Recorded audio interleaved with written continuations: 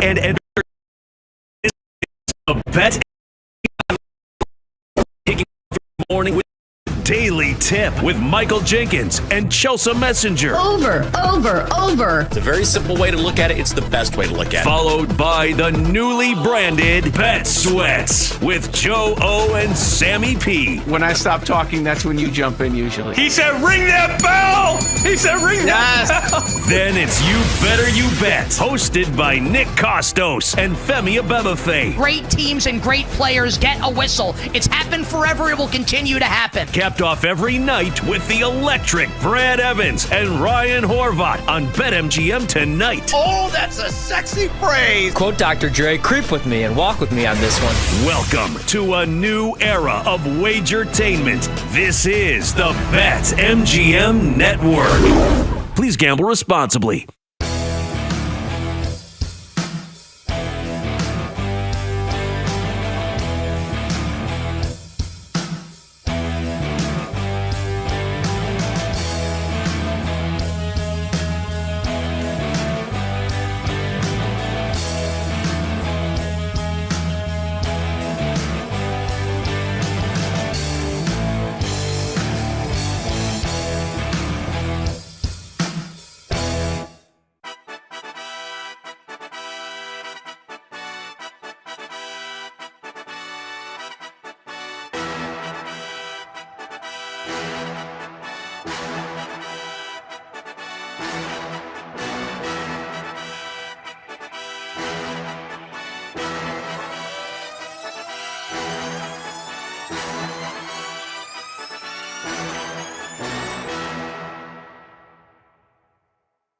Get ready to experience the ultimate fusion of wagering and entertainment. This is the BetMGM Network. Kicking off your morning with the Daily Tip with Michael Jenkins and Chelsea Messenger. Over. It's a very simple way to look at it. It's the best way to look at it. Followed by the newly branded Bet Sweats with Joe O and Sammy P. When I stop talking, that's when you jump in usually. He said, ring that bell! He said, ring that bell!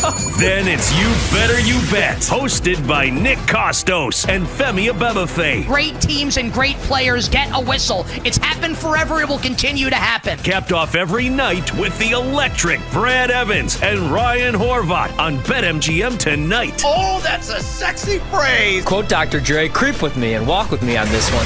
Welcome to a new era of Wagertainment. This is the BetMGM Network. Please gamble responsibly.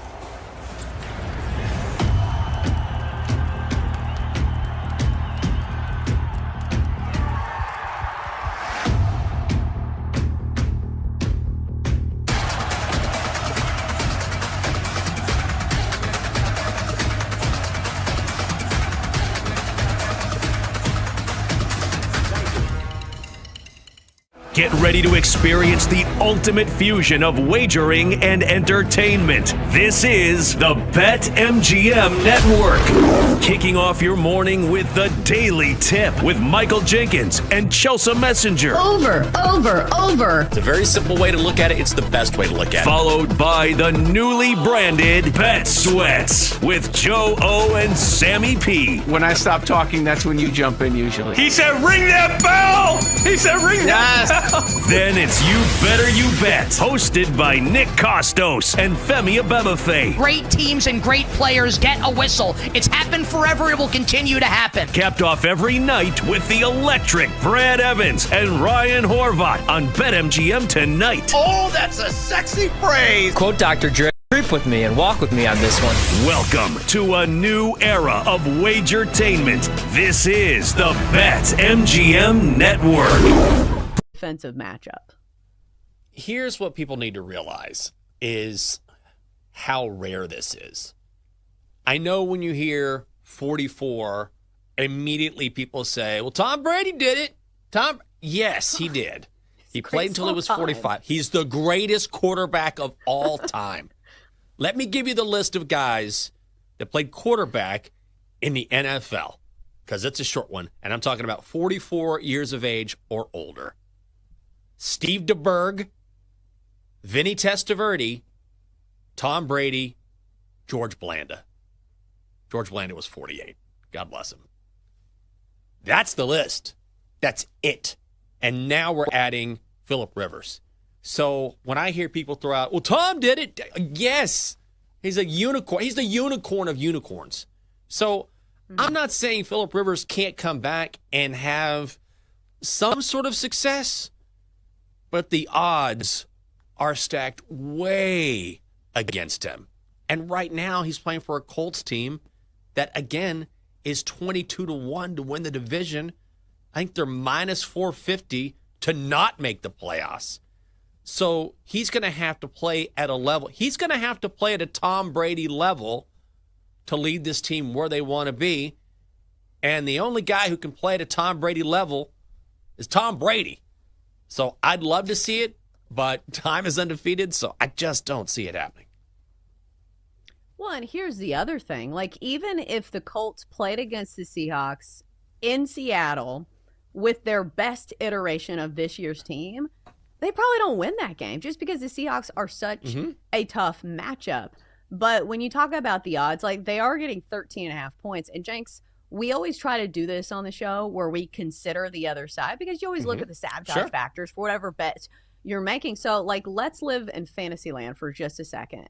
In what way can we see the Colts at least covering the spread? Because, you know, that's what we're asking people to do when it comes from a betting standpoint. Is there a way that the Colts stay close in this game? Because I will say there are some advantages to having a crafty veteran quarterback that, you know, he's going to learn the playbook pretty easily. He knows the nuances of the game. He can manage a game. Like, you see this with young quarterbacks all the time where, you know, at the line of scrimmage, there's a lot that's going on. And at least Phillip Rivers has how many years of experience? He played, let's see, 2004 to 2020. Like, that is a lot of experience at the quarterback position. So, like, he does have something to give there. And if Jonathan Taylor can get going again, you know, he doesn't have to throw it 40 times in a game. You can hand it off to Jonathan Taylor and rely more heavily on that. And there was a time where the Colts defense was decent and good. I know it hasn't been a good stretch, and some of it has to do with, like, complimentary football and, you know, when Daniel Jones isn't out there. But do you think there's a pathway to the Colts covering the 13.5? I mean, if the entire Seattle locker room gets horse flu or something, maybe. Horse flu. I just don't think so. And I'm big on. Look, it's a huge number. Okay, it's a huge number. Yeah. So if we're talking about the Colts covering, sure. I mean, they could backdoor this thing. But what I think is interesting is, I'm not saying you give up. You certainly don't want to give up either Colts. But the path to them, to the postseason, is just remarkably difficult. And this week is a perfect example of that. So do I think the Colts could cover? Sure. 13.5 points. You know, this game could be put away in the fourth quarter, and all of a sudden Seahawks have a 20-point lead. Colts get a late touchdown. They lose by 13. They cover by the hook. Always possible, which is why I don't like betting big numbers like this in the NFL. But the path for them to win, which is the real key for Indianapolis here, man, I don't know. I think they could cover, maybe, but it could also be an absolute disaster, too, where Phillip Rivers comes back and he looks like a quarterback who hasn't played in 5 years, and he looks like a quarterback who is 44 years old. He gets eaten alive in one of the most difficult road environments in the National Football League. Right. There's a pathway where he doesn't even finish the game. Think about taking a hit. We haven't been on an NFL field in 5 years. It's going to hurt. It's not going to feel good. And Anthony Richardson's just going to be like, yeah, just take yourself out of the game. It's fine. I did it. Right. I was tired. Because if you look at their schedule for the rest of the season, it's one of the tougher schedules in the entire NFL. Like, you start on the road at Seattle, you host the Niners, and then you host a Jacksonville team that's gaining steam, and Trevor Lawrence actually looked good last week. And then you end the season on the road at Houston, which, look at that defense. That defense has made some of the best quarterbacks in the NFL look absolutely mortal. Look at what they did to Patrick Mahomes and look at what they did to Josh Allen. How do you think that's going to go against Phillip Rivers if he makes it to that game? We just want him to make it out alive. You can do it, Phil. That's what we're hoping for. I hope he can make it. Also, is he going to be in good shape or not? Because Diana Rossini from The Athletic put this on X. She says a source close to Rivers describes a player who looks in better shape now than when he played. With the source also saying this, it's a no-brainer for who gives them the best chance, essentially, to win. And then earlier in the show, we were talking to Kevin Bowen from 107.5 The Fan in Indianapolis, and he says that Rivers himself said, well, maybe I'll put on a few pounds. So which is it? I tend to believe, I don't know, Phillip Rivers himself. Best shape he's been in than 5 years ago, or maybe a bit of a dad bod. I don't know. I just don't think it's trending in the right direction, but I do hope, like you were saying, that he survives. Yeah, I will say he's not somebody who has relied heavily on being a dual threat quarterback. So maybe he doesn't need to be that fleet of foot because, like, think about some of these older quarterbacks when they were at the end of their career. Like, nobody was looking at Peyton Manning at the end of his career and be like, wow, that guy's going to win in a foot race. No, like, a lot of it depends on really good protection. And, they're true pocket passers, and that's fine. But I don't know if we've mentioned this yet. Do we know if Phillip Rivers is going to start? Because Brett Rippon's also on the roster. So, like, it's not a foregone conclusion, I would assume, that it's going to be Phillip Rivers in all of these games. Like, have they announced it yet? To me. They haven't. He's on the practice squad. I mean, let's be honest. Would you rather have Brett Rippon or a 44-year-old Phillip Rivers? I think I'd rather have Phillip at 44. Am I wrong? I don't know. At least Brett Rippon's played in a game, in this half decade. So I don't know. Like, they'd have a decision to make, but I would imagine they don't pull somebody out of retirement for nothing. You get what I'm saying? Like, you don't yank his chain if you don't guarantee playing time, because he's somebody who has, like, an absolute legacy. And I know it doesn't feel like a huge deal to leave, like, a head coaching job of a high school football team, but, like, I feel like he wouldn't go there unless there was, like, a pathway for him to play. If there weren't the connection to Shane Steichen, this isn't happening. Do you know what I mean? They just roll with Brett Rippon or find someone else that they could sign and just say, well, we're just going to do our best here. But this is sort of their best option based on that relationship. We'll see how it goes. 13.5-point dogs to the Seahawks this weekend. Coming up next on the show, Eagles are a mess. What's next for the Birds? We're going to ask Jack Fritz from WIP in Philly next on the Daily Tip.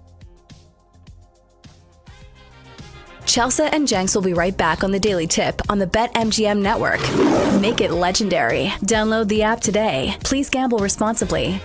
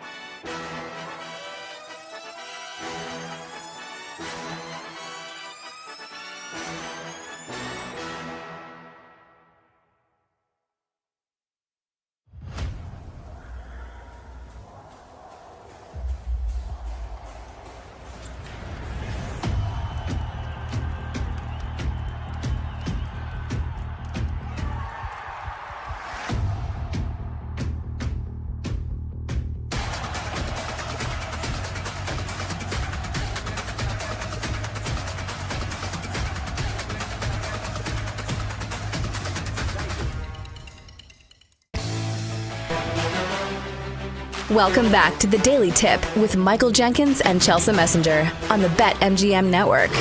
Make it legendary. Download the app today. Please gamble responsibly. Welcome back to the show. It is Daily Tip on the BetMGM Network. Coming up, we'll continue talking NFL. The Eagles are the defending Super Bowl champions, so what has gone so wrong over the past few games? We will ask Jack Fritz from WIP in Philadelphia. Let's bring in D-Day for a second here. Day's like, what? Huh? What is this story with LaShawn McCoy? Please explain this to me because I'm reading it and I'm like, come on. What are we doing? LaShawn McCoy went on a podcast. I believe this is hosted by Emmanuel Acho. Maybe it's their joint podcast. I don't know. It's tough to keep track of some of these guys once they get let go from Fox. But he went on a podcast and said that the Eagles need to fire their offensive coordinator or he wants out of the Hall of Fame. Now, it's important to point out he's not actually in the Hall of Fame yet. He's just now up for contention of being in the Hall of Fame. And I don't know if he's talking about exclusively the NFL Hall of Fame or like the Philadelphia Eagles Hall of Fame. But I don't believe he's getting in the actual NFL Hall of Fame. Right. Maybe he gets into the Eagles one, but it felt like that ended on bad terms when that ended. So I don't know what Hall of Fame he's threatening to strike from, but I don't know that that's going to be enough to get Philly to fire their offensive coordinator. I love this. So Kevin Patullo, Eagles OC, and I say that because this is the quote from LaShawn McCoy. Take me off. Nobody has ever asked, well, I believe that. I'm going to say, Mr. Lurie, it's either me or Kevin. If Kevin is not fired, put 25 back out there on the street. Okay. Well, you weren't going to make the Hall anyway, but just in case. Nobody asked, but just in case you were thinking about it. He wants out. That's the demand. We have to demand answers from Jack Fritz from WIP Radio, host of the High Hopes podcast as well. Wow, this really changes the calculus, Jack. I mean, what is going on with the Eagles right now? They seem sort of a mess, and I know that's kind of a nebulous question, but is it one particular thing or is it a number of things? Well, it's the main reason is the offense. The offense can't get out of its own way, and it kind of feels like now they're dug in or they don't really know what the answer is. Last week, Saquon's talking about how it's a group focus issue. That's all it is. We're not focused enough. And then after the game, Cam Jurgens is talking about how they're not locked in enough during the week. I don't really know what's going on with the offense. Maybe they're not as good as we thought they were. Maybe that is what is happening.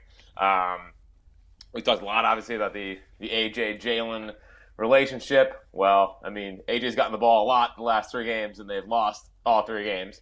So they can't run the ball. Offensive line's not as good as it was last year. Quarterback is struggling to see the field, it seems like, and I don't know. I don't think the vibes on the offense certainly do not seem very, very positive. Whereas the defense, everyone seems like they're on the same page, flying around, playing great football, and generally getting along. But that is certainly not the case with Eagles offense. Yeah, it's wild to me that the Eagles almost won that game against the Chargers, despite Jalen Hurts throwing for 0 touchdowns and 4 picks. The Eagles still almost won the game. Like, that's wild to me. But I feel like in sports radio, where you have callers, I feel like people want to blame somebody. How much of the blame is on Jalen Hurts, like, according to your listeners? Not enough. Not enough. There's a lot of copium happening right now in Philadelphia where they're looking for it's definitely the offensive coordinator. Poor guy's getting his house egged. And the thing is, the passing offense has kind of looked the same for the last 3 years. It's been a simple offense for the last 3 years where, Kellen Moore came in last year. Kellen Moore is a pass-happy, pass-first, Dak Prescott, 5,000-yard, 40 touchdown. That's what he wants. And they didn't do that. It was a very simple passing offense last year. And because they were dominant in 2 games, I think everyone just forgot in a way. They were the 29th or 28th ranked passing offense last year, the lowest ranked passing offense to win a Super Bowl. So this is not something new. It's just that Jalen doesn't have the best offensive line in football, the best defense in football, the best running back in football, and a duo of the best receivers in football. And when Jalen has all that stuff, he's fine. He's a quote unquote winner. But when he doesn't have that stuff, he's a fine quarterback. But what makes him have the record that he has and has the Super Bowl, and the reason why people were putting him in the top 5 consideration for quarterback rankings was because mostly of the talent around him, and he did a decent job managing it, even though a lot of it was just handing the football off to Saquon. So is Nick Sirianni going to continue to insert himself more in the offense? We heard that last week, that he's a part of the game planning now. He's spending more time being vocal with the players. Is that just a bunch of malarkey? Is it really happening? Does it make a difference at all? So I think it's mostly just give the fans something, a little bit of what they want, of hey, we're trying. I don't think that they view Nick Sirianni or Kevin Patullo as the issue. I just don't. I think they view it that way, that Patullo would be out of here, and I think they view it as Jalen's not running the offense. And what I thought was interesting on that game on Monday night was almost because they tried different things. There was more motion, there was more crossing routes, there was more quote unquote modern offense, right? Like it looked different than the Eagles' offense had looked this entire year. And my read on it was, the coaching staff is showing everyone why they can't do this stuff, why they can't do all the crossing routes, why they can't put a passing offense that has it throwing over the middle of the field, why they've been so obsessed with not turning the football over. Because when they asked Jalen to put the weight of the offense on his shoulders in a way, he turns into a turnover machine. I mean, he's got 7 turnovers in his last 4 games. He had 2 turnovers in 1 play. It's like the butt fumble. But and this is exactly what 23 was like. 23, they couldn't run the ball by the end of the year. They said, Jalen, go be Superman, put on your cape, and he had a record amount of turnovers to end that year. So my tinfoil hat conspiracy theory about Monday's game is the Eagles offensive coaching staff was trying to show the world we can't do it. we can't do the stuff that you want. We got to do the simple stuff. We got to do the keep it simple, stupid, run the football.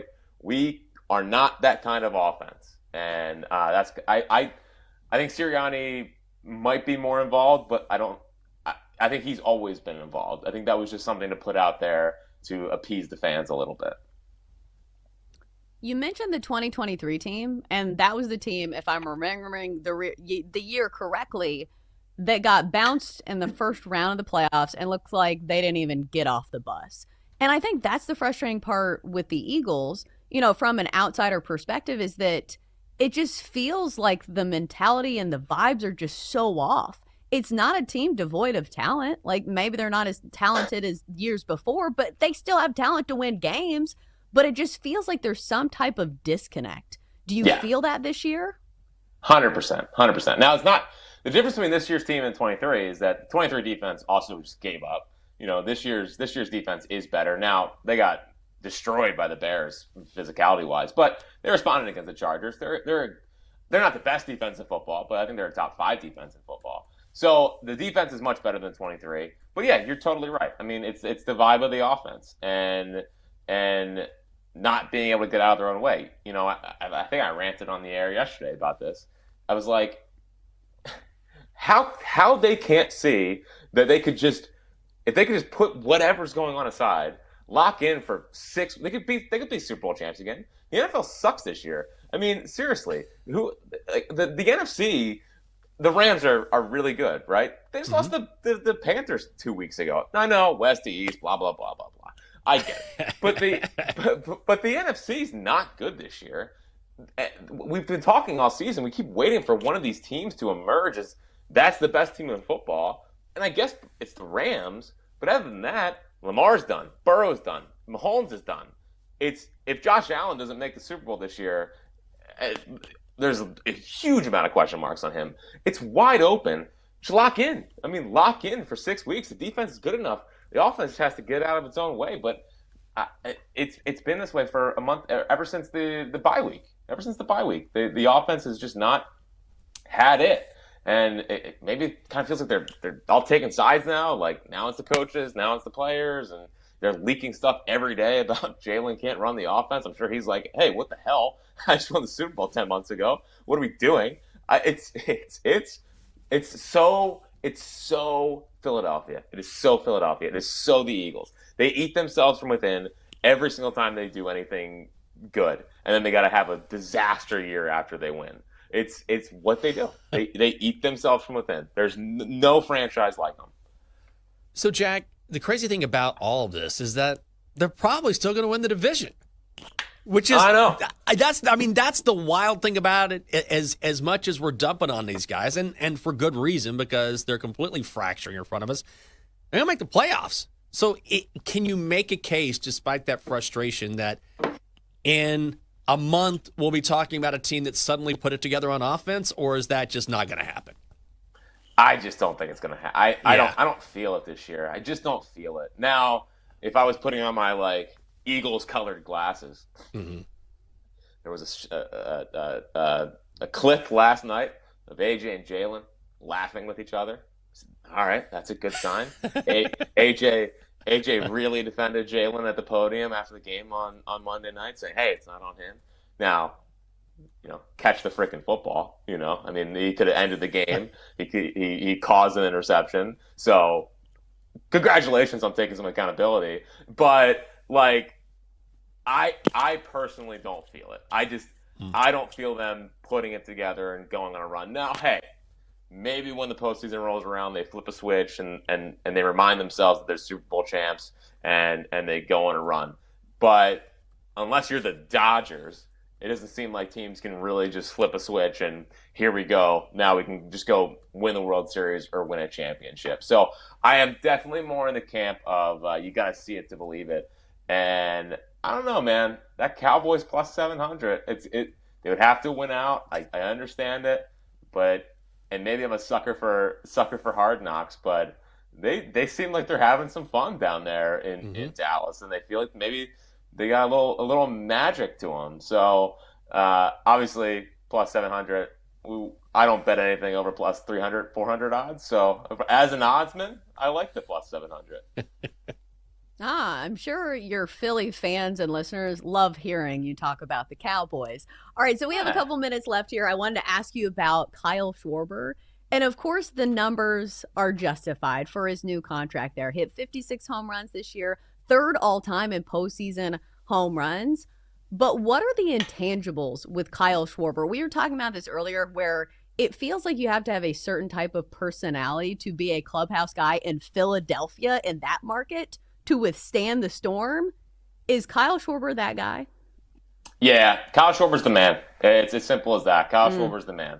And he was that in Chicago too. I mean, now that team had unbelievable leaders. I mean, they had Rizzo and him and Jason Hayward, and Dexter Fowler, David Ross. I mean, I'm sure he learned a lot from just being in that clubhouse, and it certainly has translated to here. But he's someone who you cannot find anyone that will say a bad thing about Kyle Schwarber. You just can't do it. Fans love him. The owners love him. The players love him. The manager loves him. I think he's someone that brings everyone together. I think he's a big together guy. And I think the biggest thing that Kyle Schwarber does is baseball is a game of failure. Everyone knows that. And I think he does a really good job of, hey, you're a great player. You're good. You've got it. And I think that he's just someone who gives good advice. I think he's someone that the young players lean on. There's an old baseball, really sports in general. You have to deal with hazing, rookies, you got to do all the nonsense. And I think that Kyle Schwarber has built here a very, welcoming clubhouse. And, Dave Dombrowski, who's been in baseball since 70s or 80s, I don't know, a really, really long time. And he's someone who has gone out and he's acquired some of the best clubhouse guys in baseball. In 1997, he traded for Darren Daulton, who was a Philly and widely regarded as an unbelievable clubhouse leader. He got there in Dalton in '97 at the deadline. They won the World Series. He's built teams that have gone to World Series champions, all that. And he said that in his years of baseball, Kyle Schwarber is the single best clubhouse leader he's ever been around. So do I have all the answers as to like what he does? I don't. But if Dave Dombrowski and Rob Thompson, who was with the Yankees with the whole heyday, all revere this guy, he's pretty important. He is Jack Fritz, afternoon host on WIP Affiliate and also host of the High Host Podcast. Jack, great stuff as usual. Thanks for being with us. Of course. Thanks, guys. You bet. Coming up next on the show, Donksters fired up again, and our best bets locked in and ready to go. All that and more coming up next on the Daily Tip. It is here on the BetMGM Network. Coming up, Jenks and Chelsea give out their best bets here on the BetMGM Network. Make it legendary. Download the app today. Please gamble responsibly.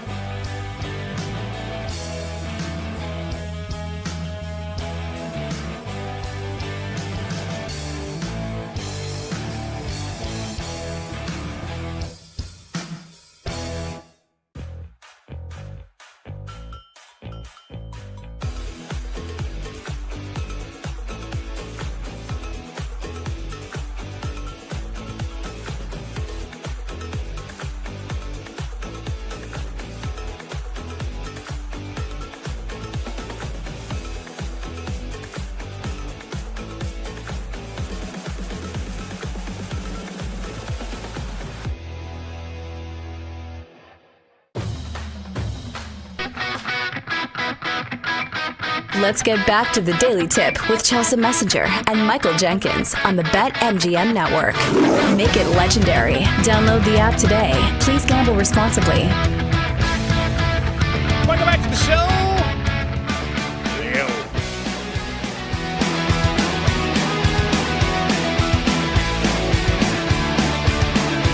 Great to have you with us on Wednesday. Daily Tip on the BetMGM Network. I'm James. She's Chelsea. Coming up on the show, that's bets, Dogster time. We got it all. Something like that. LaShawn McCoy and his threat. I mean, that's hilarious. I know we touched on that a little bit with Jack in our previous segment. Have you ever made a threat that ended up being like a real empty threat? And you're like, oh, I'm never following through with this. Like, I'm never doing this again. And a week later, you're doing it. Well, I do this all the time in parenting because I try to make threats. I'm like, listen, well, I don't want to say this in case, kids are listening. I'll go a different direction. So I'm like, okay, if you're not good, you're not going to get an ice cream bar later. So for my 6-year-old, Blake lives and dies by these ice cream bars that are actually like Greek yogurt. So they're not that bad for her, but like she loves these. This is the highlight of her day. So I always use this threat when she's not doing something. But, like, I'm not actually going to take it away from her because most of the time she does correct her behavior. But, like, parenting is full of threats and bribes. Like, that's the way to go. Like, I know people are like, you shouldn't do this and you need to do all these strategies. No, bribes work. Like, I know we're talking about threats, but bribes absolutely work. If I want Blake to do something, we can go to Target after this and she will absolutely do it. So, bribes, they work. Slip her a 20.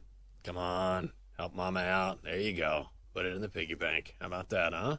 You're building that bank account. Got to help me out here. Nothing is worse to me when I see bad parenting. Oh, my God. Yesterday on TikTok, I saw something that made me want to throw my phone. And what makes me so angry is when people, I wonder, are you doing this because you're just a bad parent or you think this will be funny and you're doing it for the gram or doing it for TikTok and you're damaging your child in the process? And she put headphones, this mother, on her child and told her child, and put the headphones on like the wrong way, or like one of the earphones or the ear covers was on her forehead, and convinced her child was a lie detector. And I saw that. Yeah. And the first comment, which got the most likes, was, if she's actually telling you the truth, you're damaging her. Because the girl was crying. I'm like, why would you do this to your child? Like, you're intentionally inflicting emotional damage and harm on your kid. Are you really acting like, is this what you do? And also you're letting us see it like it's funny? And I immediately was like, nope, don't want to see this. I think the worst part is the fact that you took a video of it and posted it on social media. That's what I mean. Like, that's the most egregious part to me. And it's wild to me what people will do for likes and attention. Like, this is your kid. Yeah. The internet's forever. Like, because I think about that a lot, too, that we're living in a different era where even posting your child's image on the internet, like, holds consequences. So let alone, like, embarrassing your child on the internet for millions of strangers, it doesn't feel right to me. So, like, maybe you do this in your own home, but, like, why do you need to post it? Feels mean. It was mean. And I'm like, your child is clearly hurt. Your child is clearly upset and crying and saying, but I'm saying the truth. I'm telling the truth. And regardless, like, whether or not your kid is telling the truth is irrelevant because you're ignoring what your child is feeling in the name of, I bet I can get a lot of likes here. Or I bet if I post this, this will go viral. And it was. I mean, it came up on my feed. I wasn't following this random person. And I'm not on TikTok all the time, but I got on yesterday. It was one of the first things I saw. I was like, what is this? And then I was like, I don't want to see this. I looked at the comments. I'm like, yeah, good. At least people were saying this is harmful. And then I moved on. That kind of stuff I don't like and I don't want to see on a regular basis. And I hope that my hope is, and this is probably pie in the sky, is that the parent will look and say, oh, I'm doing this wrong because a lot of people are pushing back on what I thought they were going to say. Well, and just be a good human being. Yeah. Like, it is wild to me that you can sit there with your phone up while your child is crying. Like, my first instinct, if Blake even, like, starts to pout, is, like, I want to go and hug her, right? Right. Like, I'll give you an example of something where Jake said something to Blake when we were driving home from church. She was acting like she was asleep. He was wake her up, and he was like, Blake, our neighbor's in the yard, Easton. He's waving at you. He's waving at you. And Blake still wouldn't open her eyes. Oh, Easton's crying now because you won't wave back at him. She won't open her eyes. So the other day, she tells me, she's like, I have to go apologize to Easton because I made him cry. I said, honey, Dad was making that up. Like, he was just joking because Jake does this. He's a big jokester. But she believed it. And, like, that's the thing. Like, kids are gullible. Like, I know that's not breaking news, but even when you think that you're joking, they take it to heart. So, like, people need to realize that. And, like, obviously try to learn that before you post it on the internet. So just, like, have a little sympathy. Yes. Oh, I totally agree. The one kid I did see the other day on TikTok was the parent was filming. It was very funny. And this girl was upset. And I think her dad or mom was like, what's wrong? She's like, I just got a lot going on. And I want to chill. And there's just not a lot of time to chill. And I was like, I agreed. There's not enough time to chill. We could all chill. Yes, relatable. I get it. I understand the struggle there. Well, coming up on Bet Sweats, more betting, more sweating, more Joe O, more Sammy B. So if you're looking forward to sweating some bets, they got all that for you. All right, it's time for us to hand out our best bets. 1-1 night last night. 1 and 2 if you count the Donkster. He doesn't really count, but he's here as well. Let's get to it. Time to place your bets. Oh, look at this. You asked me about the NBA Cup, about pro basketball, and here you are going to the association.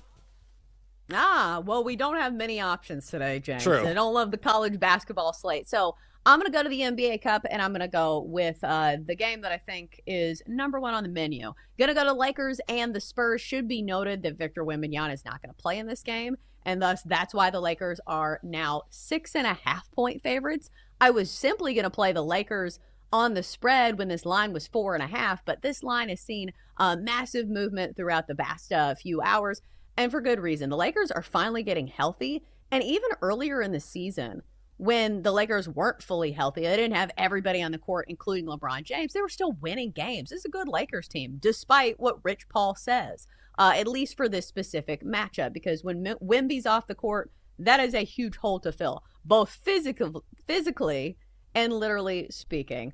So I think you look at this game, and I'm going to go Lakers on the money line, and then we're going to go LeBron to record 5 rebounds, because without Wemby on the floor, there's going to be some more rebounds up for grabs. And also, LeBron's sneaky a good rebounder.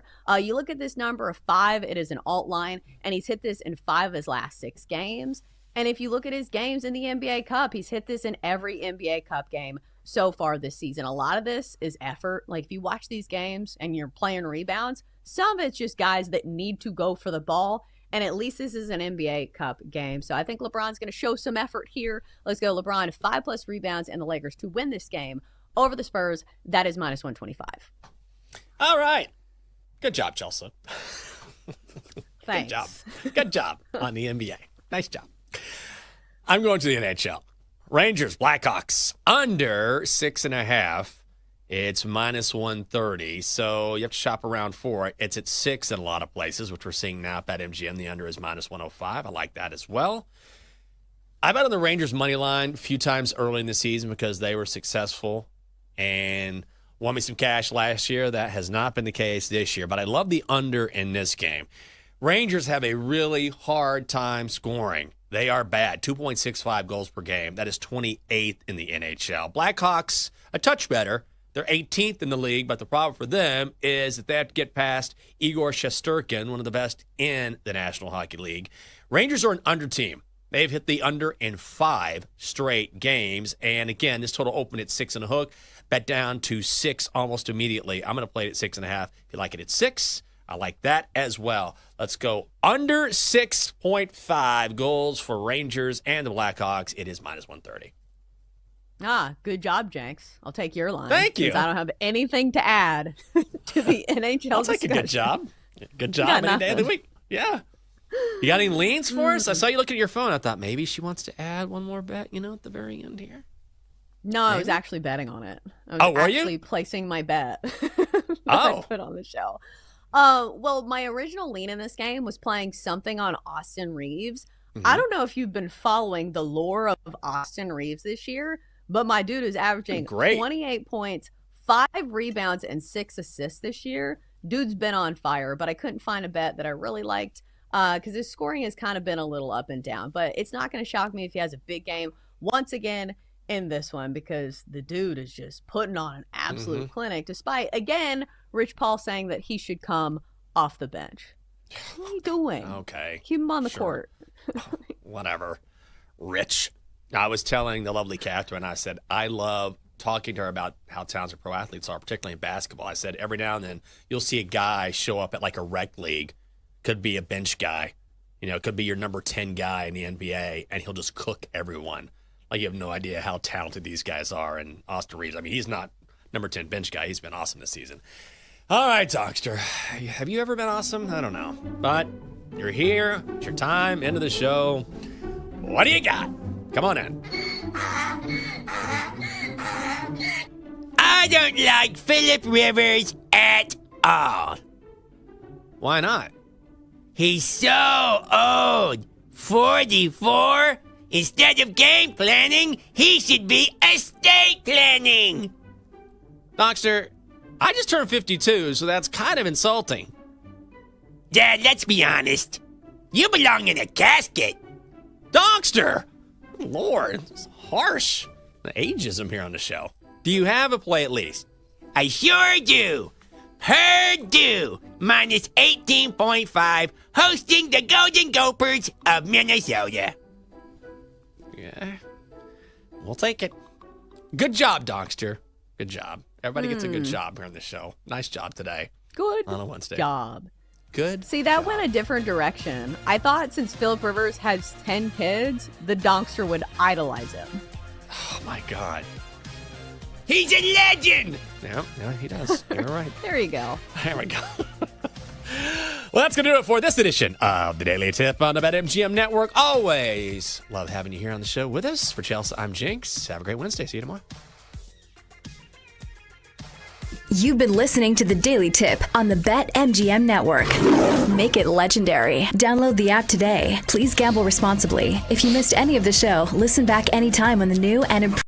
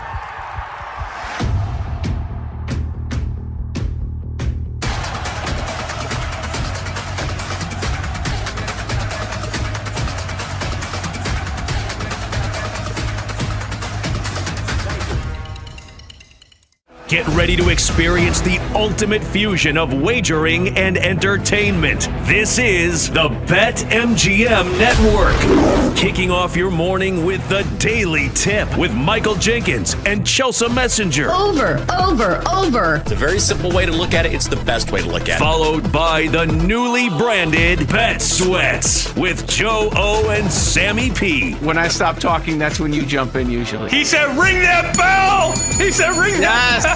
Then it's You Better You Bet, hosted by Nick Costos and Femi Abebefe. Great teams and great players get a whistle. It's happened forever. It will continue to happen. Capped off every night with the electric Brad Evans and Ryan Horvat on BetMGM tonight. Oh, that's a sexy phrase. Quote Dr. Dre, creep with me and walk with me on this one. Welcome to a new era of Wagertainment. This is the BetMGM Network. Please gamble responsibly.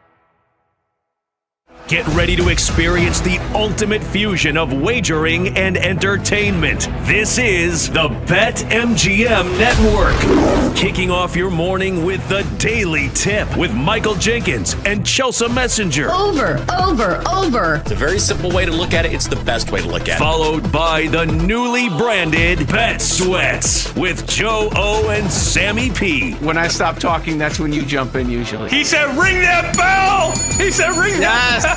Then it's You Better You Bet, hosted by Nick Costos and Femi Abebefe. Great teams and great players get a whistle. It's happened forever. It will continue to happen. Capped off every night with the electric Brad Evans and Ryan Horvat on BetMGM tonight. Oh, that's a sexy phrase. Quote Dr. Dre, creep with me and walk with me on this one. Welcome to a new era of Wagertainment. This is the BetMGM Network. Please gamble responsibly.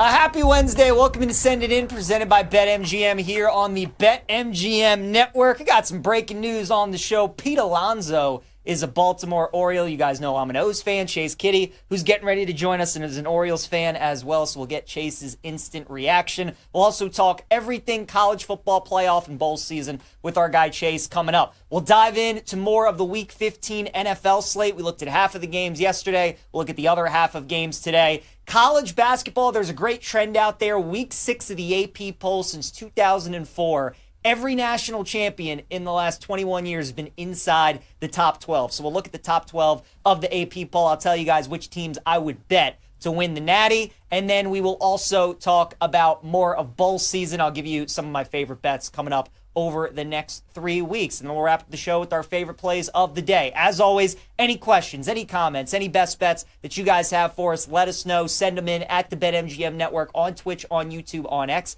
And if you guys miss any part of the show today, make sure you check out the Send It In podcast, which is available wherever you get your podcasts. Let's get rolling. On a Wednesday, Glasses in session. We go to the Glass or Guest line, check in with our guy Chase Kitty. Give him a follow on X at Chase A. Kitty. Writer for BetMGM and JMU graduate. His Dukes are in the playoffs. Chase, before we get to your Dukes and the college football playoff, your initial reaction here to Pete Alonso going to the Orioles?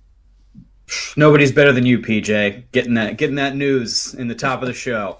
What I just said off the air was, I guess we got to win every game 15-14 because the bats look nice. Still don't have any pitching, but I think that's the narrow case. Broadly, you have to be happy that the front office is ready to spend money, and this is obviously a franchise that historically maybe has struggled in that department. So. Good on you for going out and getting Alonso. Still think you need some arms.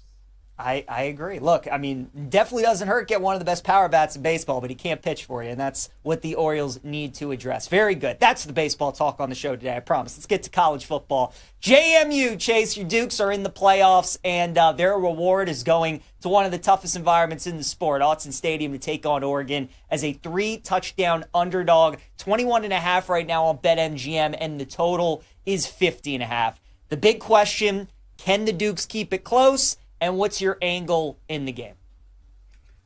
Okay, can they keep it close? I think anybody can play a scrappy half when you've got a really good defense. So that's kind of what my thought process is. I don't really know what the offense is going to do. I think Oregon's defensive line is going to have a lot of success in preventing them from getting any kind of push. I think JMU has been kind of a slow starter in a lot of games anyway, so that's not a great trend you want to see if you're a massive underdog. I think the thing you feel good about is if you've watched JMU in the Chesney regime, so really just the last 2 years, when they have a bowl game, a game with extra prep time, a game against a Power 4 conference opponent, Chesney and the coaching staff have total custom game plans that they come up with. They are really creative.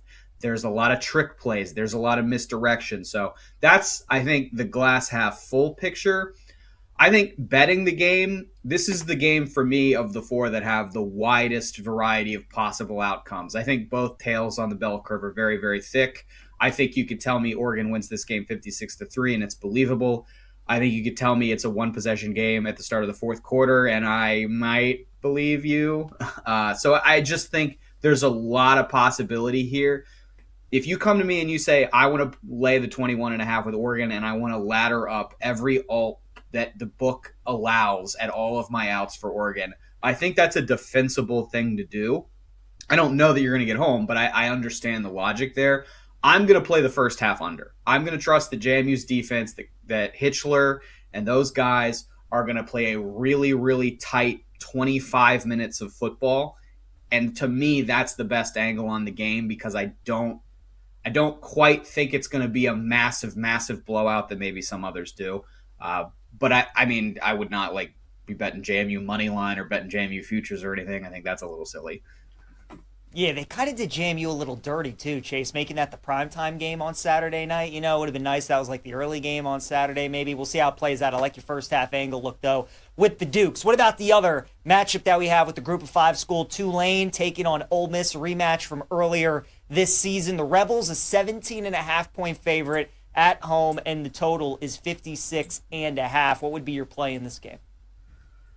I might be letting personal bias sort of cloud my judgment here, but when I looked at this game, one of the things that I really thought of as an analog was the 2008 Fiesta Bowl. This is West Virginia loses the Pitt game, misses out on the national championship. Rich Rodriguez goes to Michigan, which is the important part for this conversation.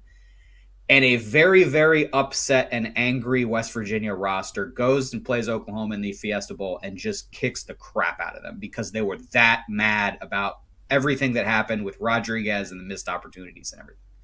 I think you're going to get a very motivated Ole Miss team. From everything we've seen, from the players posting on social media about Lane Kiffin leaving and what Lane Kiffin said and all that, I think you're going to get a motivated Ole Miss team that says, we don't need you. And they're going to go And they don't have to play an Oklahoma team that was quote unquote better than they are. They get to play Tulane as a 17.5-point favorite. I think they are going to really show up. They're going to score a lot of points. We've already watched this game this year in the first place, and Ole Miss won by 35. So I'm pretty comfortable laying the points here. I would look at alts as well. We're talking with Chase Kitty here on Send It In, breaking down the college football playoff. 2 games down, 2 games still to go. 7-10 matchup in College Station. A&M's a 3.5-point favorite against Miami. Total in the game is 51.5. Miami gets in the playoff chase. You think they make the most of their opportunity next Saturday? This is the one I have very little feel for, and I haven't made a bet to this point. I might get there on 1 or 2 bets, but to this point I haven't made one. I think, again, who's more motivated and why? Texas A&M's 11-0 going into the game in Austin. They lose, and now all of a sudden, not only are they not undefeated anymore, they're out of the SEC championship. They don't get a first-round bye, and now you got to play at home against a Miami team. So is that enough for a really strong performance because you're super motivated? Maybe. I don't know. That's the angle that I would be looking to play. I think you're going to have 2 defensive fronts that are really good at breaking what the opposing offenses want to do. So I think the under here is a look as well. That's kind of how I would be looking to play it, is minus the small number with A&M and then under, but I haven't made a bet yet. Bama travels to Norman to take on Oklahoma. Low total in the game at 40.5. Oklahoma beat the Tide in Tuscaloosa middle of November. Bama trying to return the favor in the first round of the college football playoff. Pretty much a pick 'em, Chase. Who do you like to win the game? Yeah, and Oklahoma beats them in 2024 too, when they weren't even really that good. And I'm trying to not overread those data points, but it does feel a little bit like Venables has some kind of schematic advantage against what DeBoer is doing. I would defer to you maybe on that because you probably have more understanding about what the Crimson Tide are trying to do there. But to me, it's very hard to bet on Alabama on the road when they are not healthy, when Ty Simpson's play has been really regressing over the last 6 or 7 weeks. It just feels like this is an Oklahoma game for me. The thing that gives me pause is it feels like the number is moving in that direction, and it's moving toward 3, despite some two-way signals from we're still early in terms of the betting information, but looking at what the betting information is inside BetMGM, and then looking at some of the other marketplaces like you can get with Action, I feel like I see 2 different angles on the game, and so it's another one that I'm not super confident yet, but I do have a small position on Oklahoma at this point. Yeah, I think when Bama played Oklahoma last year with Jalen Milroe, when Bama played a good run defense, when he couldn't run the ball, they struggled. So I think that matchup really hurt them. And then I've been talking about on the show all week, when they played earlier, it was really all about the turnovers. Bama outgained them by 200 yards, but they turned it over 3 times. So it's kind of similar. I think if Bama takes care of the football, it's a big if, but if they do, I think they should probably get out of Norman with a win. Chase, looking big picture, the entire bracket. Whose path do you really like? When you saw the bracket play out, you saw Indiana's draw, Texas Tech, Ohio State draw, all these teams. Who was the team that you were like, yeah, they should be pleased with how that worked out? There's some talk about the structural advantage that the 5 seed has in the current layout, and I do think that's real. I think when you look back at last year, we only have 1 year of data about what this 12-team playoff looks like. But you had a 5 seed. You had the 5, 6, 7, and 8 seeds all advanced to the semifinals. All 4 of the first round bye teams lost. So if you believe in a rust over rest application to this bracket, you really have to feel good about the 5 seed who gets to play a little warm-up game against a G5 team, then gets to go against the quote-unquote worst of the top 4 seeds in the number 4 seed. So I think there is something real to believing in Oregon's path. I'm just a big Texas Tech believer. I just think they probably have the best defensive front in football. So I can't personally get there on an Oregon bet in the futures market. But I do think when you look at the futures market, there's a reason there are 5 teams handicapped kind of tightly, and then there's a big departure, and then the 7 teams on the bottom. I don't think that's the market saying, yeah, we think Oregon is just as good as Georgia and Indiana and Ohio State. I think that's the market saying, look at that path. We like that path. Chase, you can still change your answer. The first games still don't take place for another week and a half. But as of right now, who would be your pick to win the national title? Indiana. I mean, how do you not pick the 13-0 undefeated team with arguably the best coach in college football right now? Probably the Heisman winner. If you look at the market, the numbers certainly say Mendoza is going to be the guy, although I think Pavia still might have something to say about it when all the votes are cast.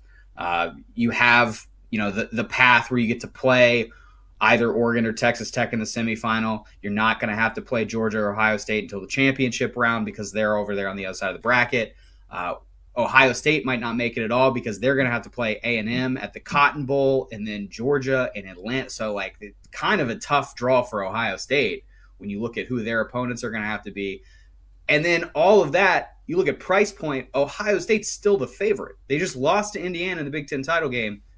You get to buy Indiana at essentially 50 cents more value because right now Ohio State's $2.25 and Indiana's $2.75 at BetMGM. So I think when you put all of that together, just give me the undefeated team that's proven they're the best over the course of this season. I do think if you want to bet for value, A&M is an interesting case because they do get a pseudo home game against Ohio State if they advance to the second round. And then, once you draw Georgia in the semifinal, who knows what can happen. So, 17-1 against the other numbers you're getting with those top 5 teams, I think that's your value case. But for me, I just don't get too crazy here. Like Indiana, and you don't even have to pay top of the market. That's the bet. Talking with Chase Kitty here on Send It In. Give him a follow on X at Chase A. Kitty, writer for BetMGM. JMU graduate. We'll have Chase on next Wednesday. Talk more about bowl seasons. We get more news on these opt-outs and who should be in and out of all these bowl games. Chase, always appreciate the time, my friend. Have a good rest of your week. We'll see you next Wednesday. Yeah, you guys too. All right, thanks, Chase. Good stuff. Let's keep it rolling here on Send It In. Let's dive into the NFL. Week 15, look at the other half of games that we did not discuss on the show today. Let's start with the Texans and the Cardinals. And I really am liking the Cardinals in this game, especially if we can get a 10. I still lean that way at 9.5, but if we can get a 10 with Arizona, I'm going to be on that side against Houston. The Texans have won 3 straight games as an underdog, right? They beat Buffalo, Indy, and Kansas City as more than a field goal dog in all of those games. Now they're a massive favorite, laying 9.5 points. I know that defense is awesome. But again, laying 10 points with that offense against Arizona, who's been stingy as a dog this year. They played a lot of teams close. I think the Cardinals can keep this within the number. I think it's a nice spot to fade Houston, so we'll take the Cardinals plus the points against the Texans. Packers and Broncos, one of the marquee games of the day on Sunday. Maybe a Super Bowl preview. Green Bay, a 2.5-point favorite on the road. Total in the game is 43. Feels like the Packers are probably the wise guy play here. The line is certainly telling you to take Green Bay. 11-2 Denver Broncos team that is an underdog at home to the Packers, who've not been a very good team away from home this season, that are coming off 2 massive divisional wins against the Lions and the Bears. The Broncos, though, fraudulent kind of team. 5 straight wins that have been decided by 7 points or less. 4 of those games have been by 4 points or less. And a lot of those games are against bad competition. Now they're stepping up against one of the top teams, maybe the top team in football in the NFC. And Green Bay, in big games on the road, has been pretty good this year. They beat the Lions. They went into Pittsburgh and beat the Steelers. So I like the Packers in these big games that they play on the road. I think that pass rush, getting after Bo Nick's going to make some turnovers. They lean on Josh Jacobs. I'll take Green Bay minus 2.5 against Denver. Lions at the Rams. Total is 55.5. Rams are a 5.5-point favorite in the game. Earlier in the week, I told you guys, maybe look at the under in the game. I'm starting to come off that, though, a little bit. The Lions, all those injuries that they have in the secondary going up against that Rams offense definitely concerns me. This is going to be the kind of game where you're going to see Dan Campbell go for it a lot. His hand wasn't forced to do that in the Thursday night game against Dallas. I think it is in this game against the Rams. They actually haven't been very good on 4th down, so I think they're due for some positive regression, which obviously is going to help the over if they convert a bunch of those 4th downs. So I like the under earlier in the week at 55. Would probably get off that now. Not saying I would bet the over, but definitely making me a little nervous, and I would lean towards the Rams in this game. I don't think they're going to be looking ahead to the Seattle game coming up next Thursday and how massive that game is. They want to take care of Detroit, try and knock this team out of the playoffs. So, and Matt Stafford, of course, going up against his former team. I like the Rams in the game minus 5.5. Panthers, a 2.5-point favorite on the road, taking on the Saints. Total in the game is 40.5. Line would certainly tell you to bet New Orleans, right? 2.5-point dog at home against a 7-6 Panthers team who's coming off a bye week. But you guys know I love betting the Panthers at home. I hate betting them on the road, especially as a favorite. It does worry me that the Saints did beat them earlier this season. It's tough to beat a team 2 times, but the fact they opened this game up at 2.5, they didn't even open up at 3. They opened it up at 2.5.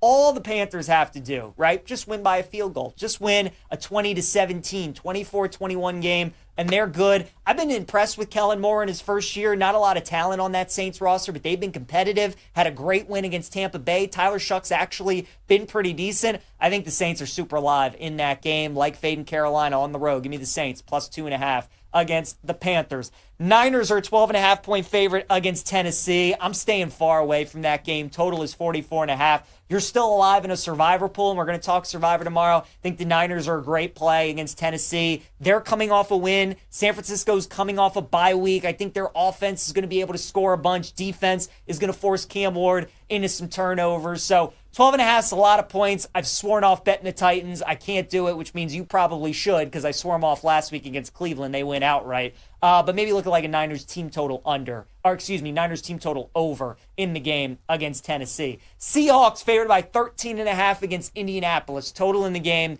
is 42.5. Concern with Seattle looking ahead to the Rams and that game on Thursday night. Phillip Rivers, as we know, might start this game for Indianapolis. I would just wait. I don't think there's any rush to bet the Colts right now, because if Rivers does end up playing, this line probably jumps to 14.5, 15 potentially. Indy's battling for their playoff lives. I would look at like a first half under in this game, or maybe like a Colts first quarter bet. Again, the key with Seattle, if you can just survive the first quarter against them, more often than not, you can hang around in the game. I know last week against Atlanta, that game was tied at halftime, and then they blew the doors off in the second half. That's not usually how Seattle games have been going this season. If you can hang around in the first quarter, first half, it's normally a close game throughout. So as long as the Colts can do that, especially if we get to 14, I would probably look at betting Indy against Seattle. Cowboys a 6-point favorite at home against Minnesota. Total in the game is 48. I like the over. I think Brian Flores' blitzing defense and against that offense with Pickens and Lamb on the outside, I think is going to be tough for Minnesota to deal with. And then vice versa, Dallas's defense, it looks like they were turning a corner, but these last couple games, they've kind of reverted to their old ways. So I'm a little concerned about Dallas's defense moving forward. I think this is a good over game. I think we see some points, so over 48 on Sunday night between the Cowboys and the Vikings. And then Monday Night Football, Steelers, a 3.5-point favorite at home against the Dolphins. Total in the game is 42. Dolphins are red hot. They're playing really good football, but do you really trust them in this spot? Prime time, on the road, outdoors, in cold weather. These are the kind of games they never win. Tua never wins these games. Mike McDaniel never wins these games. And yes, the Steelers are fighting for their playoff lives, but the Steelers are as well. They're trying to hold off the Ravens in the AFC North. So maybe I could be talked into betting Dolphins plus the points. I couldn't get there with the money line. I do think Steelers money line, put it in a parlay, tease it with something, is a good bet. I like the Steelers to win the game, and honestly, I'm hoping it goes down to 3. If it does, I would look at Pittsburgh -3 against the Dolphins. All right, let's talk some college basketball here on the show as we look into our glass ball. We had Isaac Shade on the show on Monday, and we were live reacting to the AP poll, Week 6. This is the poll. If you're going to look at an AP poll all year in college basketball, this is the one. Because going back to 2004, every national champion has been in the top 12 in the Week 6 AP poll. So by now, we kind of know who the best teams are. We've gone through Feast Week. We're 9-10 games into the season. We've kind of seen all these top teams go up against at least 2 or 3 other really good teams. And this is the closest we're going to get to March Madness, right? When we get into conference play and these teams are playing at home or on the road, it's not the same as to when these teams are at NBA arenas or when they're traveling, they're playing back-to-backs against teams that they really aren't familiar with. So This is why I think the stat is so successful, because this is kind of the closest thing we get to March Madness. So we'll run through the top 12 teams, and I'll tell you guys who I would bet to win the title. Number one team right now in the AP polls, the Arizona Wildcats. They're 10-1 to win the title.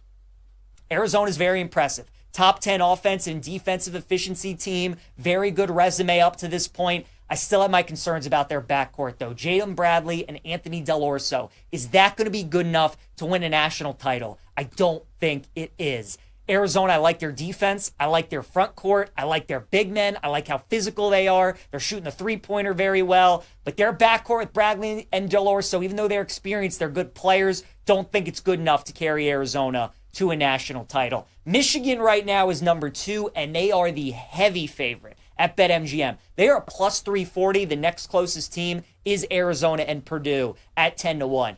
Don't buy Michigan now at plus 350. If you're betting Michigan at this price, that is insane. You could have gotten them at way better numbers. You're also getting Michigan at their peak. They're playing as good as you could play right now. It's unsustainable what they're doing in all of these games. They're up like 30 at halftime at every game. They're winning every game by 30, 40 points. It's just not sustainable. Big Ten's a good league. Purdue, Michigan State, Illinois, you got some good teams in there. They're going to drop some games. They're going to lose some matchups. They're going to drop in the rankings. Their numbers going to drop. Don't bet Michigan at plus 340. They are good enough to win it for sure, but I'm not betting them at the current price. Duke is 11-1 right now to win the ACC. I've been impressed with Duke.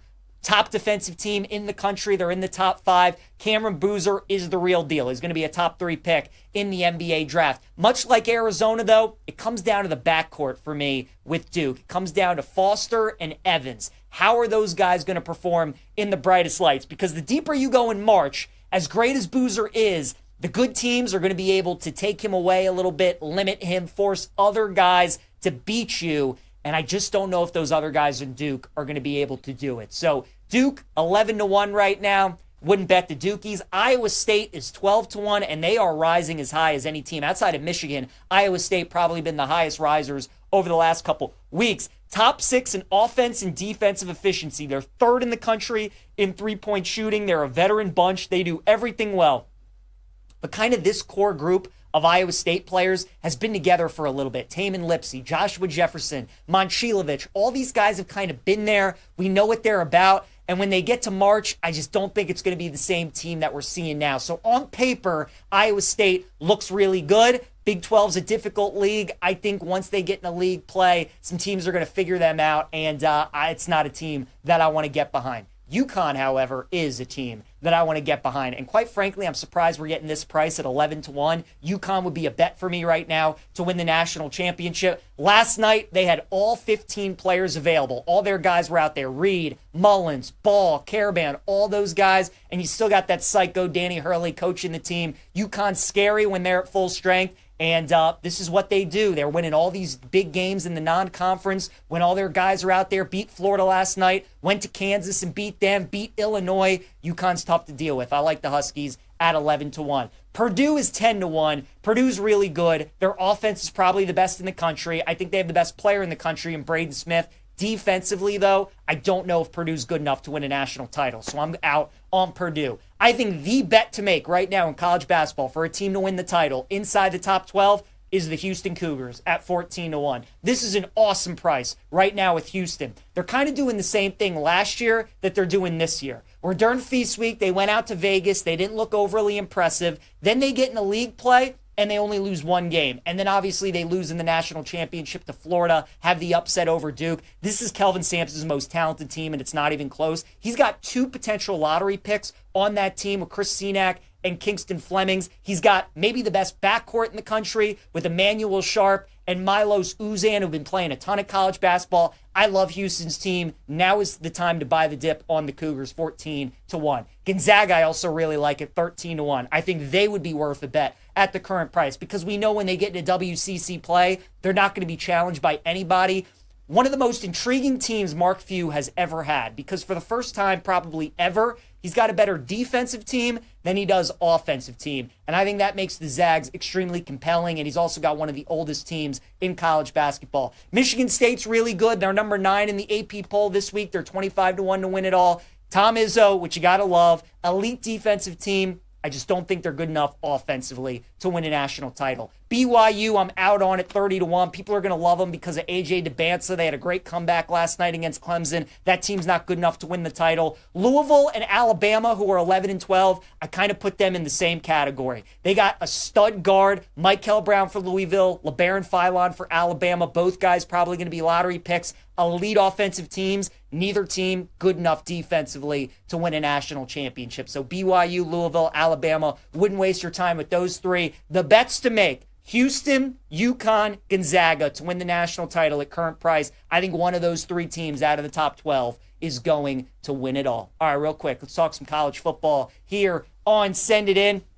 Getting to some of my favorite bowl games that I like. We're going to start with the favorite that I like the best. That's going to be Army. -3 against UConn. UConn's head coach, Jim Mora, moved on to Colorado State. So, again, this is part of bowl season. Historically, you look to fade the teams who have the head coach moving on. Army, we know they're going to show up. We know they got nobody opting out. They're going to try. I like Army -3. Best underdog that I like is going to be Georgia Tech +4.5 against BYU. I would expect Haynes King to play in that game. Brent Key has been awesome as an underdog in his career. I like the Rambling Wreck +4.5. The over that I like the best is going to be the Duke Mayo's Bowl between Mississippi State and Wake Forest. Two offenses that at times have been very prolific this year. Both run a pretty good tempo. Should get a lot of possessions in that game. I'll take the over in that one. I'll take Clemson Penn State under 48.5 in the Pinstripe Bowl. Who knows how many players are going to opt out in that game, but you're talking about two teams whose strengths are on defense. And then give me TCU outright +190 against USC in the Alamo Bowl. Lincoln Riley is a 6.5-point dog away from LA. TCU's got a good roster, great quarterback in Josh Hoover. Give me the Horned Frogs all day, +190 against USC. All right, a promo we got to tell you about from BetMGM. It's a Pro Football No Sweat token.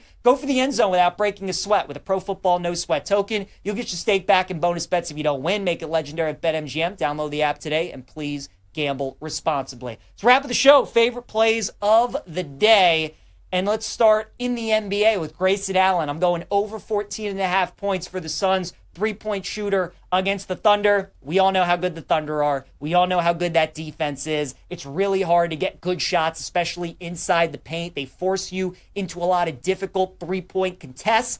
Well, that plays into the hands of Grayson Allen. I'll take his over 14.5 points tonight against OKC. The other NBA game we have tonight, I'll take the Spurs +7.5 against the Lakers. Even without Wemby, I think San Antonio is going to be competitive in this game. I think it's too many points. I'll take the Spurs at +7.5 against the Lakers. And then my best bet is going to be a future. Give me Houston, 14-1 to win the national title this year in college basketball. They opened the season at about 10-1. Yeah, they went to overtime with Syracuse. They lost to Tennessee, but they beat Auburn. And I think when they get into Big 12 play, they're going to figure it out, and they're going to look dominant. Houston's price is going to drop. 14-1, I think, is going to be one of the better numbers you're going to get probably all year on Houston. So take advantage of it and bet that price on the Cougars. Thanks again to Chase Kitty for joining us today. Appreciate you guys tuning in. Have a great rest of your day, and we'll see you tomorrow.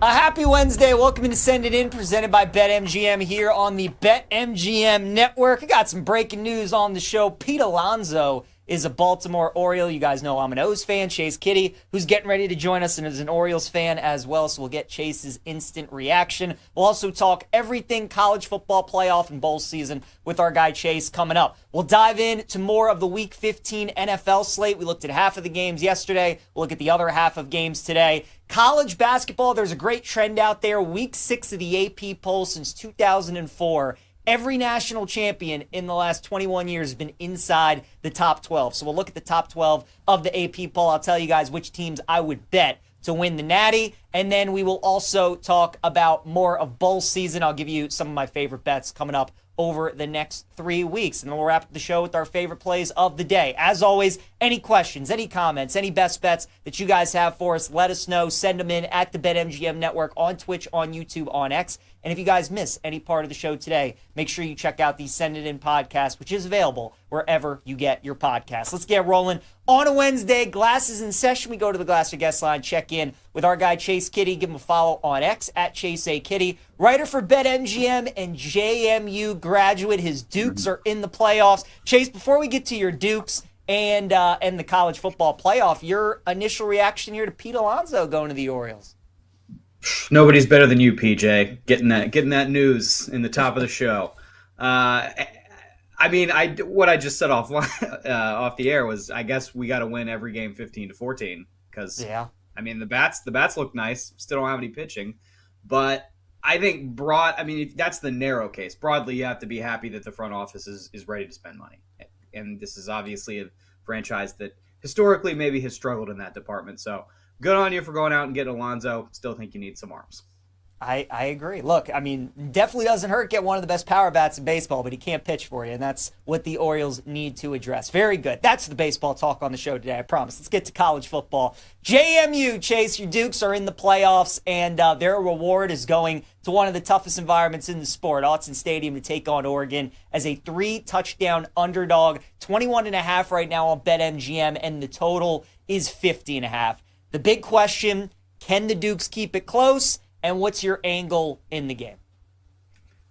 Okay, can they keep it close? I think anybody can play a scrappy half when you've got a really good defense. So that's kind of what my thought process is. I don't really know what the offense is going to do. I think Oregon's defensive line is going to have a lot of success in preventing them from getting any kind of push. I think JMU has been kind of a slow starter in a lot of games anyway, so that's not a great trend you want to see if you're a massive underdog. I think the thing you feel good about is if you've watched JMU in the Chesney regime, so really just the last 2 years, when they have a bowl game, a game with extra prep time, a game against a Power 4 conference opponent, Chesney and the coaching staff have total custom game plans that they come up with. They are really creative. There's a lot of trick plays. There's a lot of misdirection. So that's, I think, the glass half full picture. I think betting the game, this is the game for me of the four that have the widest variety of possible outcomes. I think both tails on the bell curve are very, very thick. I think you could tell me Oregon wins this game 56-3 and it's believable. I think you could tell me it's a one-possession game at the start of the fourth quarter, and I might believe you. So I just think there's a lot of possibility here.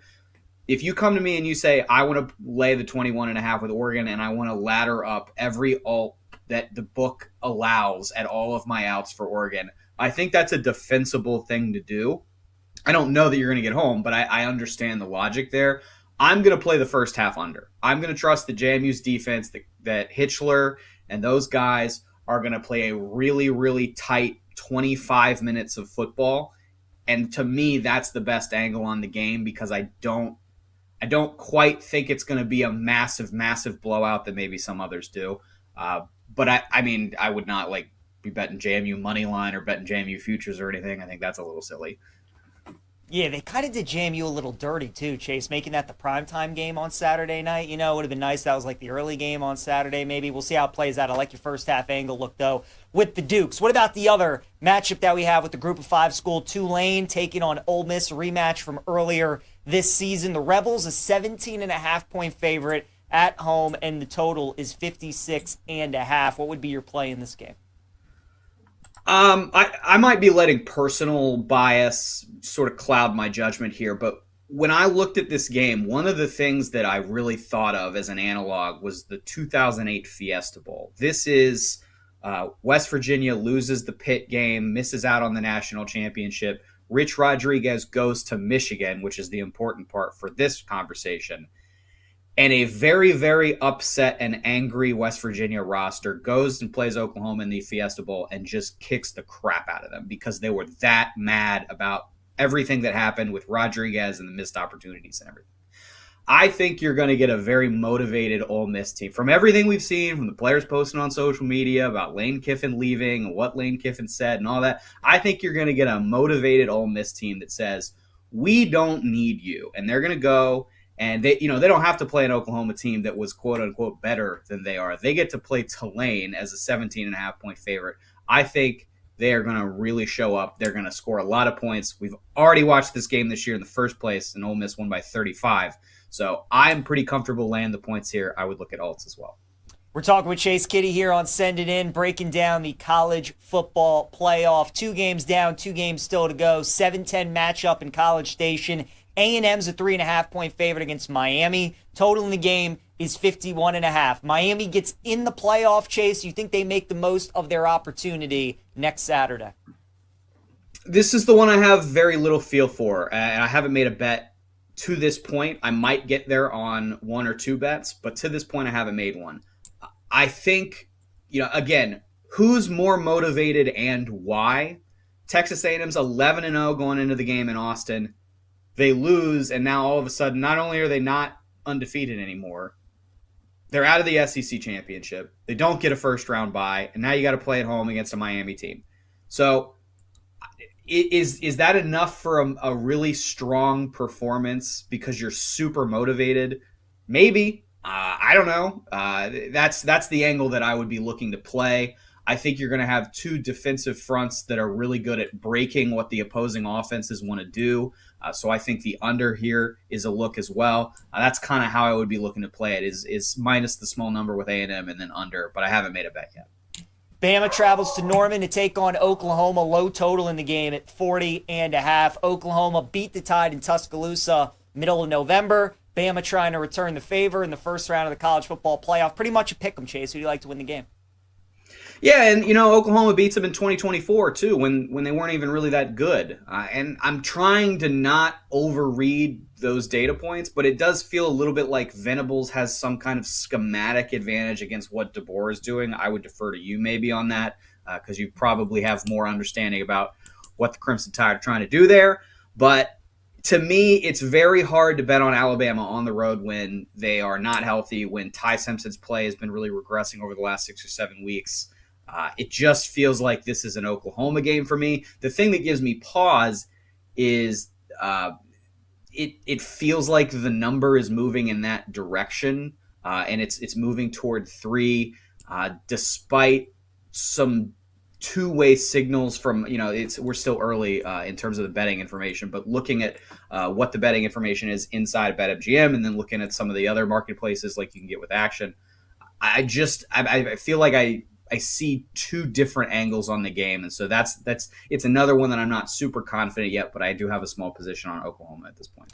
Yeah, I think when Bama played Oklahoma last year with Jalen Milroe, when Bama played a good run defense, when he couldn't run the ball, they struggled. So I think that matchup really hurt them. And then I've been talking about on the show all week, when they played earlier, it was really all about the turnovers. Bama outgained them by 200 yards, but they turned it over 3 times. So it's kind of similar. I think if Bama takes care of the football, it's a big if, but if they do, I think they should probably get out of Norman with a win. Chase, looking big picture, the entire bracket. Whose path do you really like? When you saw the bracket play out, you saw Indiana's draw, Texas Tech, Ohio State draw, all these teams. Who was the team that you were like, yeah, they should be pleased with how that worked out? There's some talk about the structural advantage that the 5 seed has in the current layout, and I do think that's real. I think when you look back at last year, we only have 1 year of data about what this 12-team playoff looks like, but you had a 5 seed. You had the 5, 6, 7, and 8 seeds all advanced to the semifinals. All 4 of the first round bye teams lost.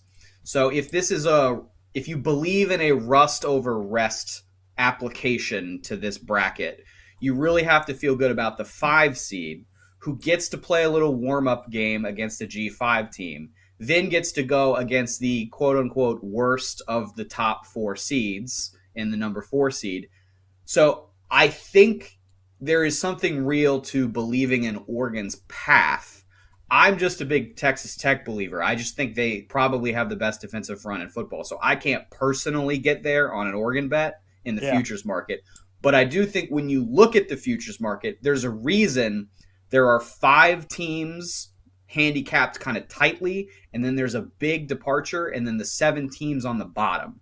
I don't think that's the market saying, yeah, we think Oregon is just as good as Georgia and Indiana and Ohio State. I think that's the market saying, look at that path. We like that path.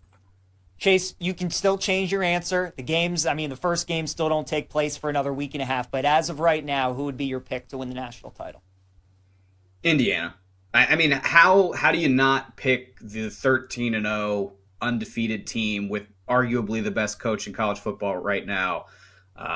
Probably the Heisman winner. If you look at the market, the numbers certainly say Mendoza is going to be the guy, although I think Pavia still might have something to say about it when all the votes are cast. You have the path where you get to play either Oregon or Texas Tech in the semifinal. You're not going to have to play Georgia or Ohio State until the championship round because they're over there on the other side of the bracket. Ohio State might not make it at all because they're going to have to play A&M at the Cotton Bowl and then Georgia and Atlanta. So, it's kind of a tough draw for Ohio State when you look at who their opponents are going to have to be. And then all of that, you look at price point, Ohio State's still the favorite. They just lost to Indiana in the Big Ten title game. You get to buy Indiana at essentially 50 cents more value because right now Ohio State's $2.25 and Indiana's $2.75 at BetMGM. So I think when you put all of that together, just give me the undefeated team that's proven they're the best over the course of this season. I do think if you want to bet for value, A&M is an interesting case because they do get a pseudo home game against Ohio State if they advance to the second round. And then, once you draw Georgia in the semifinal, who knows what can happen. So, 17-1 against the other numbers you're getting with those top 5 teams. I think that's your value case. But for me, I just don't get too crazy here. Like Indiana, and you don't even have to pay top of the market. That's the bet. Talking with Chase Kitty here on Send It In. Give him a follow on X at Chase A. Kitty, writer for BetMGM. JMU graduate. We'll have Chase on next Wednesday. Talk more about bowl seasons. We get more news on these opt-outs and who should be in and out of all these bowl games. Chase, always appreciate the time, my friend. Have a good rest of your week. We'll see you next Wednesday. Yeah, you guys too. All right, thanks, Chase. Good stuff. Let's keep it rolling here on Send It In. Let's dive into the NFL Week 15. Look at the other half of games that we did not discuss on the show today. Let's start with the Texans and the Cardinals. And I really am liking the Cardinals in this game, especially if we can get a 10. I still lean that way at 9.5, but if we can get a 10 with Arizona, I'm going to be on that side against Houston. The Texans have won 3 straight games as an underdog, right? They beat Buffalo, Indy, and Kansas City as more than a field goal dog in all of those games. Now they're a massive favorite, laying 9.5 points. I know that defense is awesome, but again, laying 10 points with that offense against Arizona, who's been stingy as a dog this year. They played a lot of teams close. I think the Cardinals can keep this within the number. I think it's a nice spot to fade Houston, so we'll take the Cardinals plus the points against the Texans. Packers and Broncos, one of the marquee games of the day on Sunday. Maybe a Super Bowl preview. Green Bay, a 2.5-point favorite on the road. Total in the game is 43. Feels like the Packers are probably the wise guy play here. The line is certainly telling you to take Green Bay. 11-2 Denver Broncos team that is an underdog at home to the Packers, who've not been a very good team away from home this season, that are coming off 2 massive divisional wins against the Lions and the Bears. The Broncos, though, fraudulent kind of team. 5 straight wins that have been decided by 7 points or less. 4 of those games have been by 4 points or less. And a lot of those games are against bad competition. Now they're stepping up against one of the top teams, maybe the top team in football in the NFC. And Green Bay, in big games on the road, has been pretty good this year. They beat the Lions. They went into Pittsburgh and beat the Steelers. So I like the Packers in these big games that they play on the road. I think that pass rush, getting after Bo Nick's going to make some turnovers. They lean on Josh Jacobs. I'll take Green Bay minus 2.5 against Denver. Lions at the Rams. Total is 55.5. Rams are a 5.5-point favorite in the game. Earlier in the week, I told you guys, maybe look at the under in the game. I'm starting to come off that, though, a little bit. The Lions, all those injuries that they have in the secondary going up against that Rams offense definitely concerns me. This is going to be the kind of game where you're going to see Dan Campbell go for it a lot. His hand wasn't forced to do that in the Thursday night game against Dallas.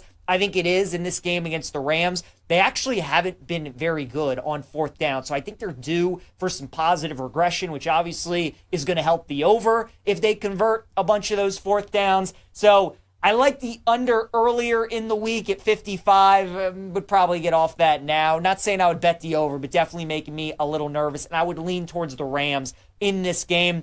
I don't think they're going to be looking ahead to the Seattle game coming up next Thursday and how massive that game is. They want to take care of Detroit, try and knock this team out of the playoffs. So, and Matt Stafford, of course, going up against his former team. I like the Rams in the game minus 5.5. Panthers, a 2.5-point favorite on the road, taking on the Saints. Total in the game is 40.5. Line would certainly tell you to bet New Orleans, right? 2.5-point dog at home against a 7-6 Panthers team who's coming off a bye week. But you guys know I love betting the Panthers at home. I hate betting them on the road, especially as a favorite. It does worry me that the Saints did beat them earlier this season. It's tough to beat a team 2 times, but the fact they opened this game up at 2.5, they didn't even open up at 3. They opened it up at 2.5. All the Panthers have to do, right? Just win by a field goal. Just win a 20-17, 24-21 game, and they're good. I've been impressed with Kellen Moore in his first year. Not a lot of talent on that Saints roster, but they've been competitive. Had a great win against Tampa Bay. Tyler Shuck's actually been pretty decent. I think the Saints are super live in that game, like fading Carolina on the road. Give me the Saints, plus 2.5 against the Panthers. Niners are a 12.5-point favorite against Tennessee. I'm staying far away from that game. Total is 44.5. You're still alive in a survivor pool, and we're going to talk survivor tomorrow. I think the Niners are a great play against Tennessee. They're coming off a win. San Francisco's coming off a bye week. I think their offense is going to be able to score a bunch. Defense is going to force Cam Ward into some turnovers. So 12.5 is a lot of points. I've sworn off betting the Titans. I can't do it, which means you probably should, because I swore them off last week against Cleveland. They went outright. But maybe look at like a Niners team total Niners team total over in the game against Tennessee. Seahawks favored by 13.5 against Indianapolis. Total in the game is 42.5.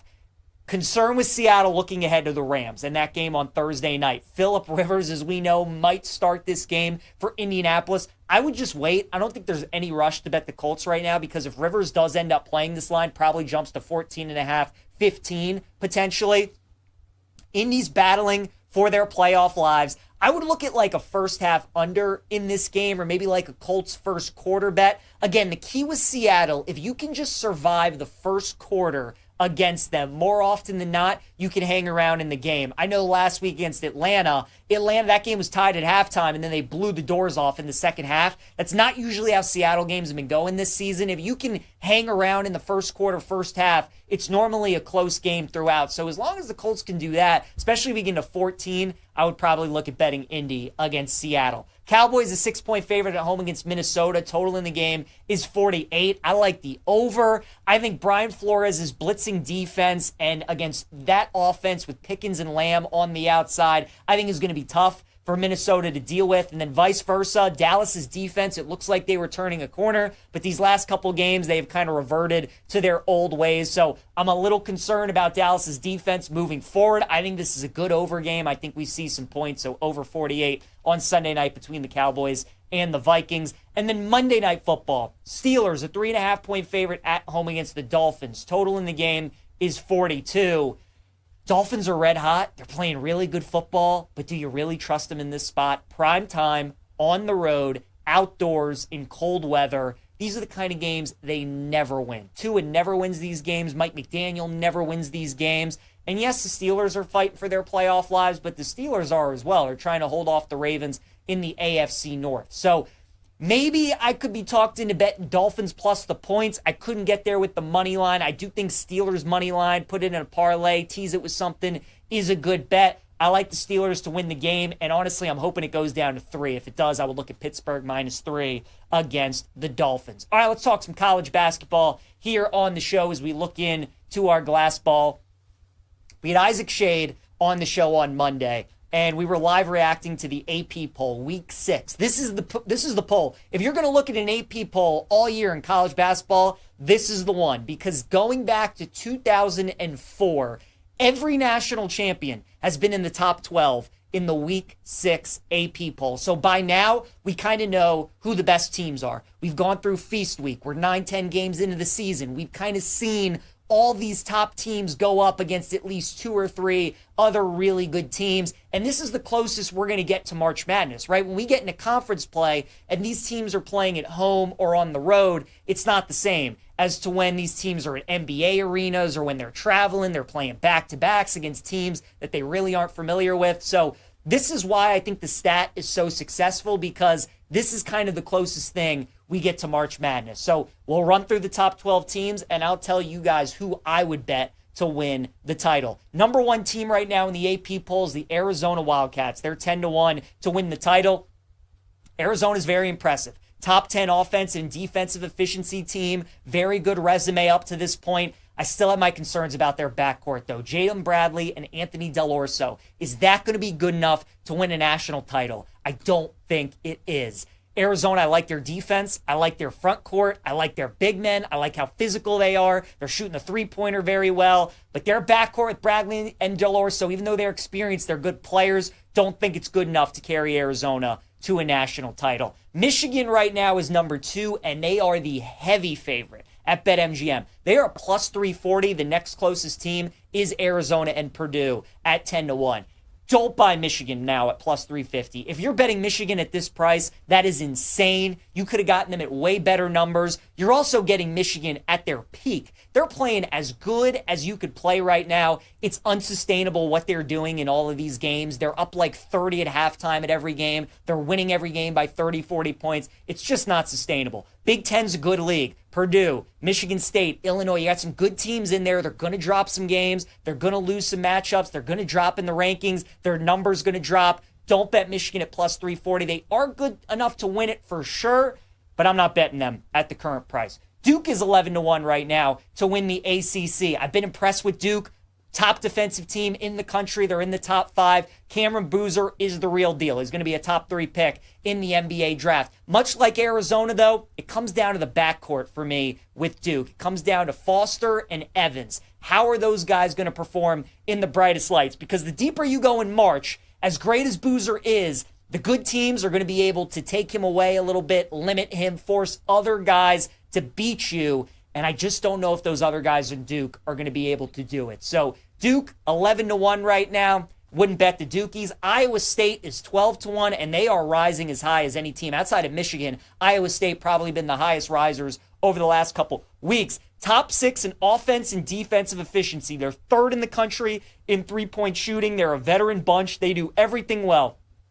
But kind of this core group of Iowa State players has been together for a little bit. Taman Lipsey, Joshua Jefferson, Momcilovic, all these guys have kind of been there. We know what they're about. And when they get to March, I just don't think it's going to be the same team that we're seeing now. So on paper, Iowa State looks really good. Big 12's a difficult league. I think once they get in a league play, some teams are going to figure them out, and it's not a team that I want to get behind. UConn, however, is a team that I want to get behind. And quite frankly, I'm surprised we're getting this price at 11-1. UConn would be a bet for me right now to win the national championship. Last night, they had all 15 players available. All their guys were out there. Reed, Mullins, Ball, Caravan, all those guys. And you still got that psycho Danny Hurley coaching the team. UConn's scary when they're at full strength. And this is what they do. They're winning all these big games in the non-conference when all their guys are out there. Beat Florida last night, went to Kansas and beat them, beat Illinois. UConn's tough to deal with. I like the Huskies at 11-1.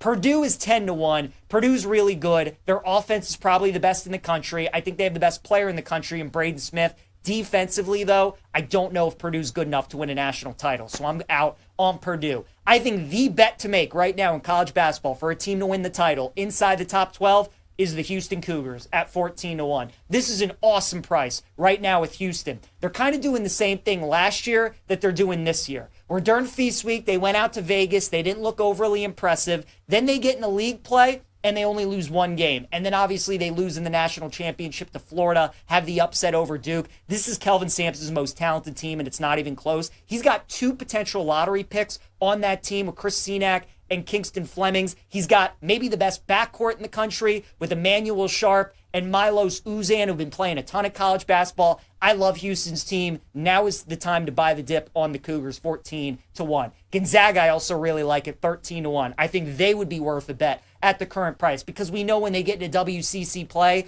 they're not going to be challenged by anybody.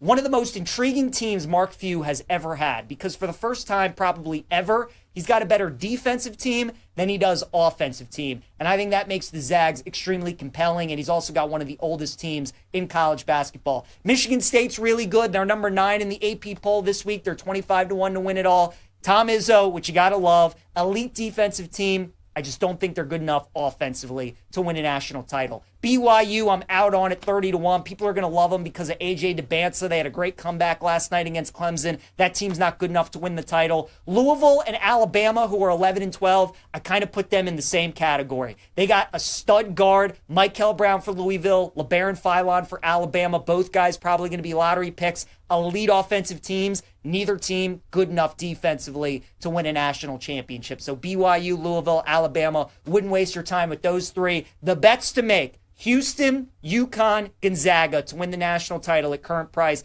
I think one of those 3 teams out of the top 12 is going to win it all. All right, real quick, let's talk some college football here on Send It In.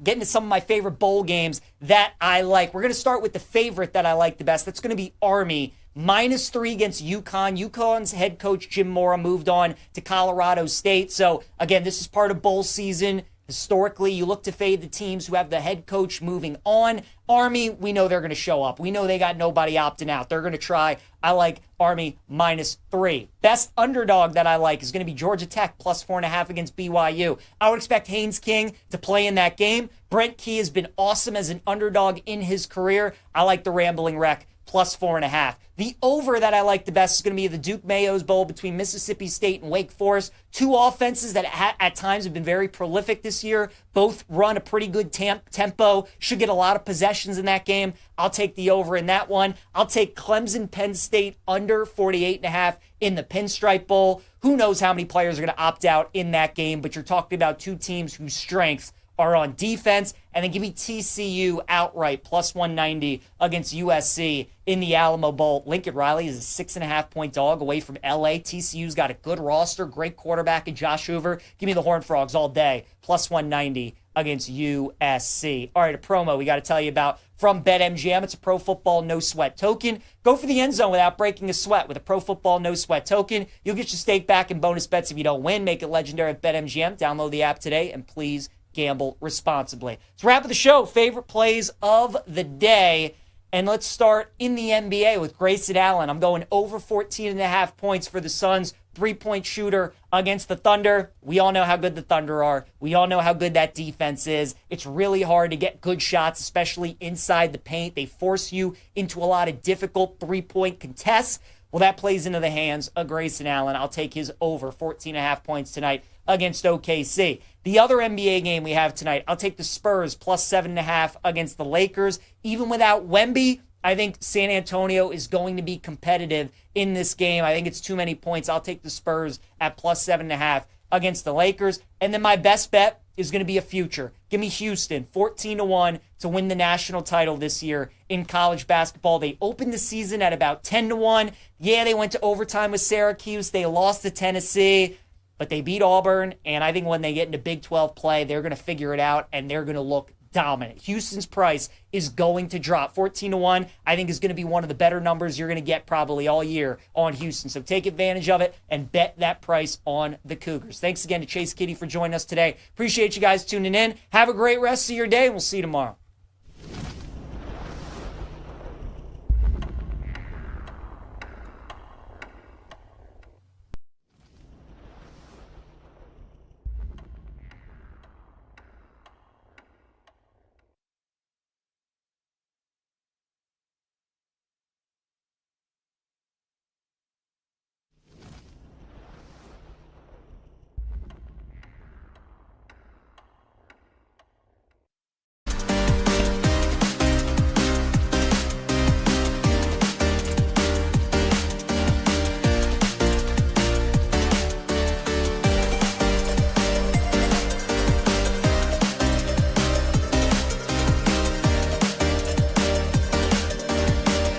Bet Sweats with Joe O and Sammy P on the BetMGM Network.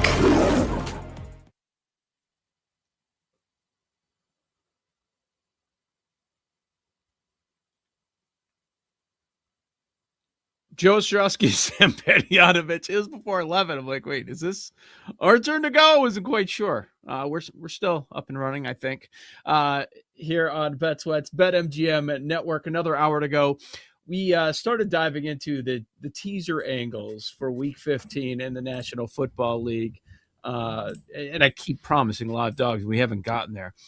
Sam, as I go over the list, like I was unsure, okay, when I start looking at these games a little bit more, there are so many big spreads that maybe it would be a short list of live dogs. And then after looking at it a little closer and the numbers, fairly early in the week, my first reaction was, oh no, I think there's a handful of games, even though much of the story this year has been the big favorites winning. You'll get like one big upset a week. And for the most part, we don't have these weeks where it's a crazy amount of upsets in years past. Like people that used to do these underdog parlays all the time, you don't hear them talking about them anymore because they don't hit. They're very difficult. Sometimes you won't even get 2 or 3 underdogs winning in a week. Like we've seen times where that happens. But with the numbers this week, even though there are a number of large point spreads, I still found quite a number of dogs where I could see being live this weekend. How about you? Is it a short list or maybe a little bit longer than you expected?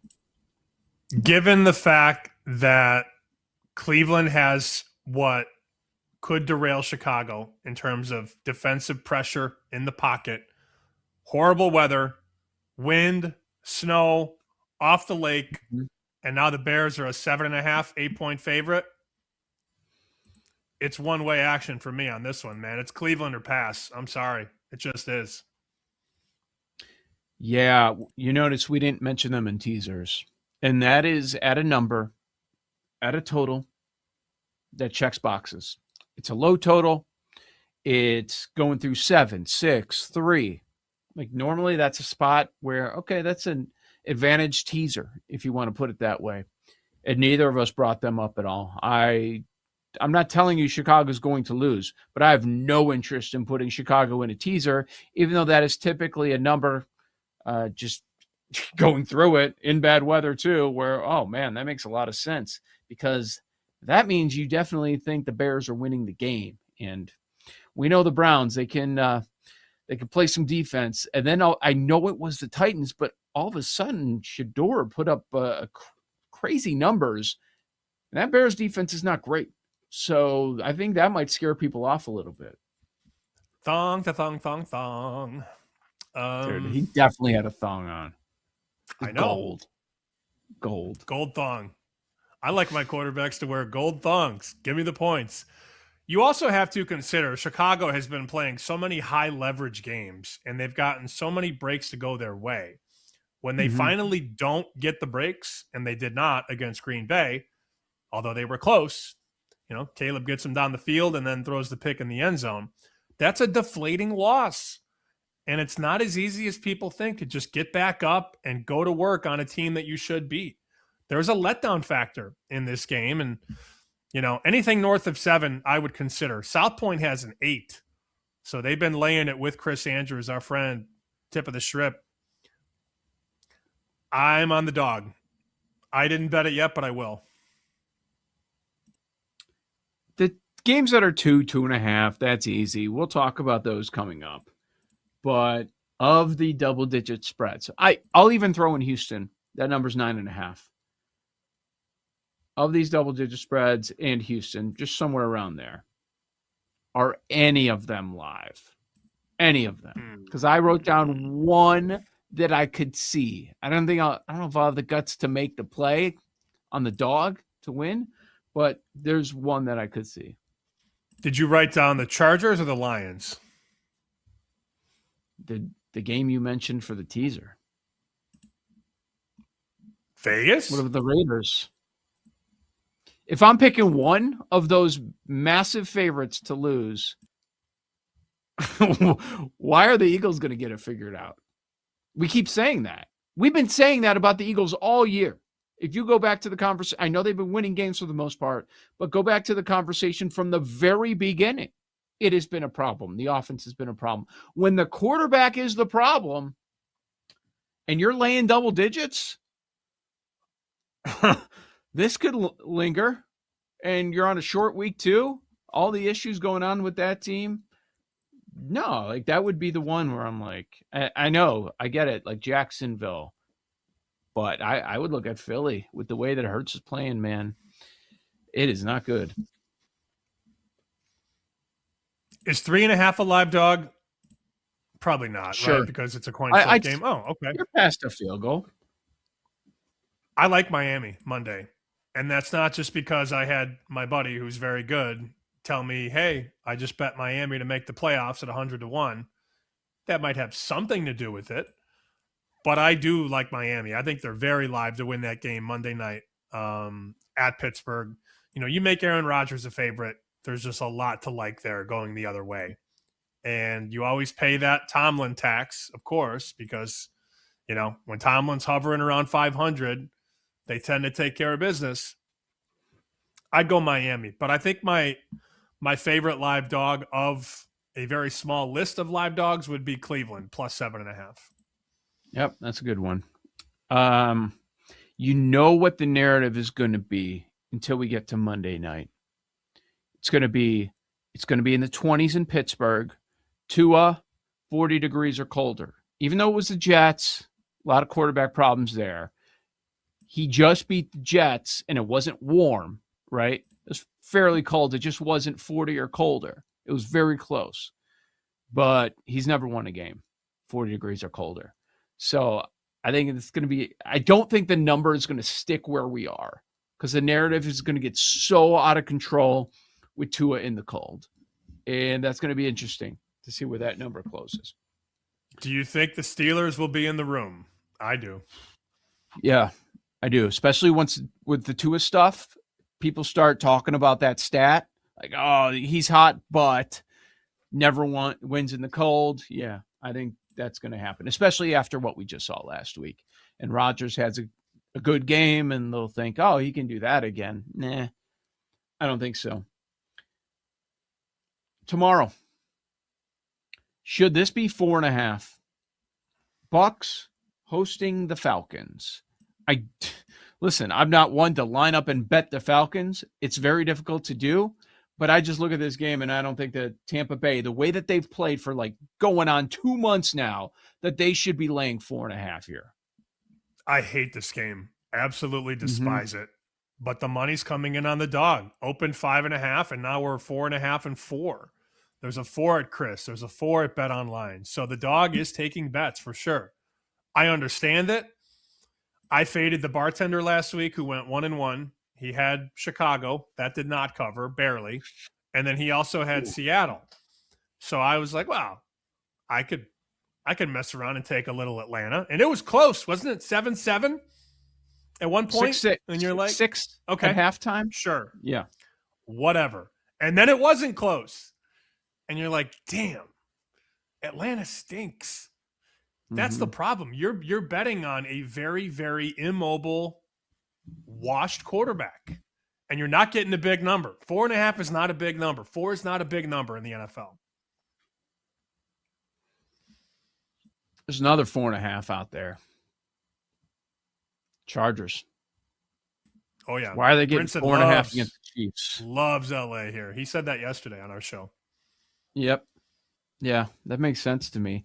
I just don't know how you can lay 4.5 with Kansas City right now. And now you got a divisional matchup. Chargers just finding ways, as you put it. And Harbaugh said it's one of the greatest moments of his life. It rivals his wedding, the birth of his children the other night. It's like the Chargers will find a way. And then are the Chiefs going to find a way? It's tough to believe that right now. So, of course, Chargers plus 4.5, that's a live dog. Schwartz is saying it's over. It's over. And he's the biggest Chiefs homer there is. And he'll tell you. Are you talking this year or like this for year. A couple years? Okay. No, some of the fans, though, if you went on social media after that Chiefs loss, we're just a bad organization. We can't handle adversity. I'm like, these people are insane. They've been to 7 straight AFC championships, played in 5 Super Bowls, won 3 Super Bowls. Do you know how tone deaf you sound as a Chiefs fan when you say that we got to fire Andy Reid or we got to move on from Mahomes? He doesn't have it anymore. How stupid can you be? That did not. People were sick. It happened all night on Sunday. All night. My God. Idiot. Was Alex Gold We're one just of them? not a good organization anymore. I saw that all night. That is crazy. That is crazy. Have you disconnected from reality? I know you forget how the other half lives a little bit, but come on. Fire Andy Reid? I could see him retiring if it's going to be this iteration of the team is now over. And maybe you struggle for a year. Let's rework the offensive line. They had all those injuries this year. Like, come on, but they're completely done. You know, it would be done if Reid were to retire and then they promote Matt Nagy, because that's what Reid wants. That could be a problem, but I don't think they would want to make that mistake. That's a joke. That's a joke to even suggest any of that. And Mahomes is actually playing well. He just doesn't have any help. So, I mean, that's just a crazy, crazy reaction. I know the idea. Go ahead, Paul. Real quick. I know the idea of Andy Reid retiring has been brought up multiple times. I just don't think that guy knows how to do, wants to do anything else. I don't see him retiring till the end, man. Like football, it's always been he might end up. Look, it's not going to end in Kansas City right now, at least the way it ended in Philly. But that thing went for over 10 years, and then it was a fresh start in Kansas City. They've had a lot more success in Kansas City. I just don't think Andy knows, how do I say this? It's been very clear for most of Andy's career that football is number 1, 2, and 3. Okay. I'll put it like that. Food might be 2. And 3. He turned 68 in March. Spring chicken. He'll coach till 75. Not a spring chicken. From an account. This is from Chiefs Hive. It's a fan account. 13,000 followers. Pretty decent fan account. Quote, I'll say it now. Fire Andy Reid. And if the next head coach doesn't make the playoffs with Mahomes, fire him too. If you don't make the playoffs with the most talented quarterback in NFL history, you've got to go. No context. Let's not even bring up the entire offensive line is injured. We lost all our tackles. It's insane. Kelsey's done. And you've lost. He's done. You've lost to some really good teams. You've lost. I mean, of their 7 losses, crazy to think they have 7 losses, 6-7. You lost to the Chargers, a healthy Eagles team, Jacksonville because your talented quarterback threw a 99-yard pick 6, at the Bills, at the Broncos, at the Cowboys in the shootout with Dak, and against the Texans. There aren't really any bad losses there. Maybe the Dallas lost, but aside from that, you've lost. That's a brutal schedule. It's a brutal schedule. There's a lot of teams that don't even play half that as far as quality opponents. The right? Patriots could never this year. Yeah. The Bears could never this year. The Bears would be 4-10 with that schedule. Yeah, that's ridiculous. It is a brutal schedule, and it was a stretch that was compacted where, okay, you need wins now, and oh boy, look at the next month. And they're losing those games. All those one-score games they were winning over the last few years, they're losing them. One thing goes wrong. Wow. Just don't know how to react. That's hilarious to me. Clinching spots in the playoffs. Denver, if they win, they officially clinch a spot. If New England beats Buffalo, they clinch the division. We've reached that point in the schedule. Same thing with the Rams if they end up winning, where a lot of teams week by week, even though there's a month of football left, that a lot of these games are going to be clinching scenarios, Sam. Let's see. I was just thinking about this. If Denver has already clinched, say Denver's got the 1 or the 2, and you play Kansas City in week 17, you're playing all your starters, right? You have to. Denver is? Yeah, if you have And the the- chance to knock Kansas City out, you got to play everybody. In week 17, yes. Mm-hmm. Week 18 is the question. If there was a matchup there, would you play all of your starters if you have nothing to play for? But week 17, 100% you have to. Even if it's, what if it's at that point like 3%? I still think you play your starters just to do that. You got to keep them out. You got to keep that team out. Go for the kill. Yep. Have to. Increases your chances of winning the Super Bowl. Just think of it that way. Joe O, Sammy P, Bet Sweat, still the top of the hour, right here on the BetMGM Network.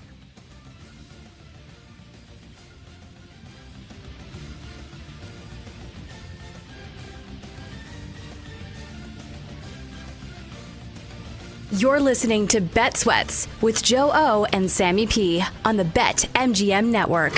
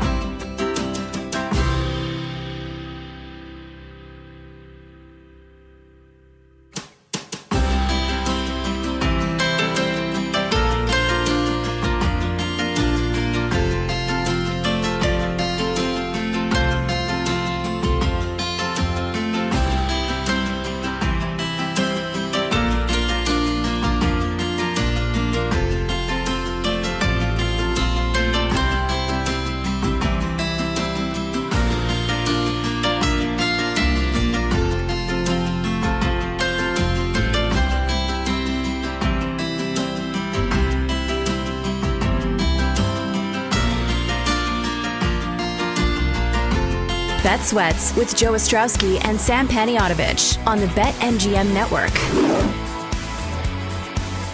It's a nickel or dime. We'll play that coming up in a few minutes. Joe host Sammy P. Thanks for hanging with us on this Wednesday. As next couple days hit us, we'll be diving deep into these NFL games. Bit different, college slate to talk about. On Monday, I noticed over the last couple of days, a lot of media. There's been a lot of attention about something we discussed on Monday, but it's been kind of ramping up, the Portnoy stuff. And then other conversations around it. And I'm talking about his video that he recorded immediately about Pete Carroll. Like, we talked about that right away before a bunch of stories were written in some of the reaction. And the interesting part to me is just not so much Portnoy, the idea of bad beats. And in our business, the sports betting media landscape, like, bad beats is the most popular thing. And we're in an age where, and we see it more and more, we know about it more and more than other people, where the hot take stuff is what everybody wants. That's what you have to have. But bad beats reactions is just that. Like, we look at it, I can't stand the bad beat stuff. Like, everything's a bad beat. Oh, this is a bad beat. That's a bad beat. Hey, we got news for you. These guys that make these numbers are really good at it.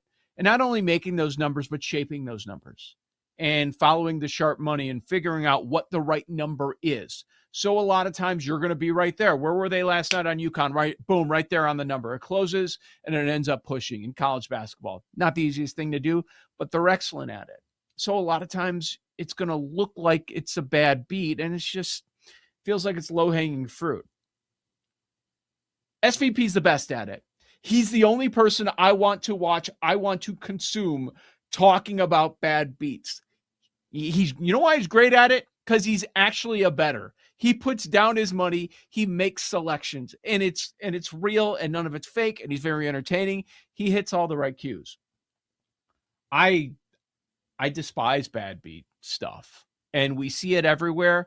It's just inescapable. And then it kind of came to the forefront with the Portnoy stuff, and that's because that's a guy that has made his career on going viral. He wants his employees to go viral. He wants to go viral, and he's also involved in sports betting, and they have DraftKings involved. Like, so he's trying to push, go over the top. What's going to go viral? And then he does it. And then it happens for all the wrong reasons. Right. I still, even if he was joking, I still don't think he should have said, I want Pete Carroll murdered. That's crazy. That can't happen because it's just not funny. Yeah. Like, if you think that's funny, you're sick. Like, those are the people that are defending Barstool. Like, oh my God, he's kidding. It's all a joke. Didn't sound like a joke. Now, do I really think he wanted it to happen? No, but you can't say that. You just can't say that. So I'm not going to defend Portnoy for saying that an NFL coach should be murdered. Joke or not, you don't say that. And, a lot of people that I respect have been saying a lot of things like that. That reaction has gone more viral than a lot of the stuff that they've done. And a lot of people that I respect are like, this is Dave. This is who he is. I don't know. I don't mind Dave at all. I see him on Big Noon Kickoff. Some people are like, oh my God, I can't believe he's on there. I think he's entertaining. Is he a little much? Of course. But so's McAfee. Like, McAfee and Portnoy, like, they were created from the same cloth. And the ESPN success, a lot of that is because of McAfee, who is clearly a little more versatile than Portnoy on the show. And Pat's been doing, kicks for charity, like the field goals and all that. And Pat has brought life to that show. That's definitely what Fox did. Well, we'll take that dynamic and that group of people, and we'll try and steal from it. We'll take the McAfee audience and we'll bring in Portnoy, and he will siphon some of those people over. That's what happened. We're the biggest sports media stars right now. McAfee, Portnoy's up there, Stephen A. Smith. Who else comes to mind? I mean, look, Mina Kimes is everywhere. Mina Kimes is everywhere. Yeah, that's true. That's true. I would say she's an exception to the rule when it comes to hot takes, right? She's not hot takey. Correct. She's like the one that's not of the names that we're throwing out Nuance. there. Like, She's there's a lot of very people that hate intelligent. him because of politics. A lot of people hate Clay Travis, but he's what they've done at Outkick from where they were Yeah. starting. He's built something. He's up there, man. No doubt. All these names, and we're surprised that everything's gone hot take. Like, we used to laugh at it, but now it is everywhere. It's touching everywhere. You know, there's the I'm anti-hot take thing. It's tough to succeed doing that. But Mina Kimes has broken through. She's broken through. Yeah, she's been very, very successful. And I believe she's Ivy League. So she's very intelligent. To your point on the hot takes and the clicks, I mean, that's what it's been morphing to over the last 5 to 10 years. And the more social media, the more short clips you want. We want this for 30 seconds and this for 60 seconds and this for 2 minutes. So it has really changed the way that things are handled. And, you know, when we came up, we were doing radio at different places, but like we wanted to do the best show. I've always wanted to do a show that I feel people would want to listen to and enjoy listening to. I don't want people to like react to me. I want people to talk with me or listen to me. I don't want you to scream at your radio, "That's an idiot take," or whatever. Like, but they want reactions now. And I've been in many meetings at Fox in the last 2 years. You know, we want you guys to get involved in the comments section. We want you to, like, gambling comments are torture. Like, that's the last thing I want to do. Last thing I want to do. Well, it's good because it helps engagement. So, like, I'm in the comments now on Instagram and YouTube, talking in a thread where people are calling me brain dead idiot, four-eyed pussy. You know, like, it's just like, it's the same thing over and over and over again. Dude, I mean, like, that's all I read. That's all I read on the internet. I saw some of it that you reposted this weekend. Yeah. It doesn't matter what you do. The most recent loss is you're an idiot, fire him. Like, they forget you're a human being. Yeah, no, it's very tough to do gambling content. And it is what it is. But, you know, this show was never built to be, oh, like, we're going to win every game, or this is a lock, or this is, you know, you have to make this bet. It was more trying to understand the business and understand how lines move, why they move, what the bookmakers are saying, what the bettors are doing, sort of like a wheel of information. And then two guys who bet it and live it and, you know, thrive in these settings. Like, it was never supposed to be anything but that. And, like, we've accomplished that. And it still isn't good enough, you know, like that. It's a very strange time for us. Well, and it's not making an excuse, and it's not just us; it's everywhere. And just look around. I mean, you were referencing the meetings that you've been in on. Like, I've said this to you many times, especially the last couple months. It's moved so much; things are changing so much. Long form doesn't work right now. Look at all the shows that are going away. It's long form. To your point about 30, 60-second clips, you're spot on. Long form in this day and age, people want to consume as much as they possibly can, but in short bits, and then they move on. Look at us. Like, and we're not even that younger demo anymore. We're scrolling through reels. We're just like everybody else. So we could complain about it, but I think we're part of it too, right? The way we consume stuff. Yeah, when Vine got hot, you know, you got 7 seconds. You got 7 seconds. And then Snapchat, and obviously Instagram has a limit on time, you know, for stories and reels and all that. So it's all part of it. I mean, our attention spans are shot. And I go to my buddies' houses when I'm back home for Thanksgiving and Christmas, and, you know, the kid's 2 years old and already has an iPad in its hand. And you're like, oh, well, this is why. Yep. Certainly living that. Believe me, getting their attention at practice sometimes and holding the attention for more than 10 seconds, that is quite a challenge. Much more difficult than it used to be. All right. Paul Aspen, unless you want to add something there, because you're a man You're in this business. You see how it's evolving and changing. We've got nickel or dime, but I mean, do you disagree with anything that we're saying just about how it's weird how the bad beat conversation has me thinking about it, but that's why it was a big deal, because what Portnoy was trying to accomplish there is kind of what we're all experiencing. Like, this long form stuff is going away. It's just about most social engagement I could possibly get. Murder this man like that. Yeah, that'll do it. And that's, I mean, it's shock value. And again, as Sam, as you said, like, he's always been over the top to a point. Like, that's part of the character that he's playing. I mean, I'm with you on the bad beats that it's gone too far, but and I agree that SVP has been the best at it. Yeah, it's especially as some people that are, let's say, in transition. It's like, how do you spray to the short content field and like what hits? So yeah, I mean, that's, for all of us, it's like, if we're gonna, I guess I'm just speaking for myself, if you're gonna keep doing this, it's like, how do you maximize that or like really spray that field? And that's something that's changing every day too. Someone that come from a sports TV background, like, I kind of lived it as Sportsnet Central, which was like the local version of Sports Centers. They started going away. The sports talk shows locally started going away.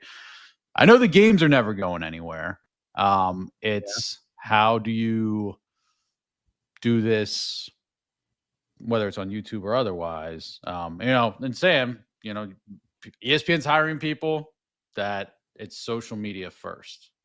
So yeah, it's a wild time. Not good or bad. Bad for us currently, like with this show, but it's just pivoting and I think it's new skill sets and all that. I mean, but in general, currently bad. Currently bad. Yes. Well, I'm into. I just lost out to a job. Like, look, we're all trying to find our next job. I just lost out on a job to a kid that's been in this space for like 4 years because he has a huge following on TikTok. Like, what?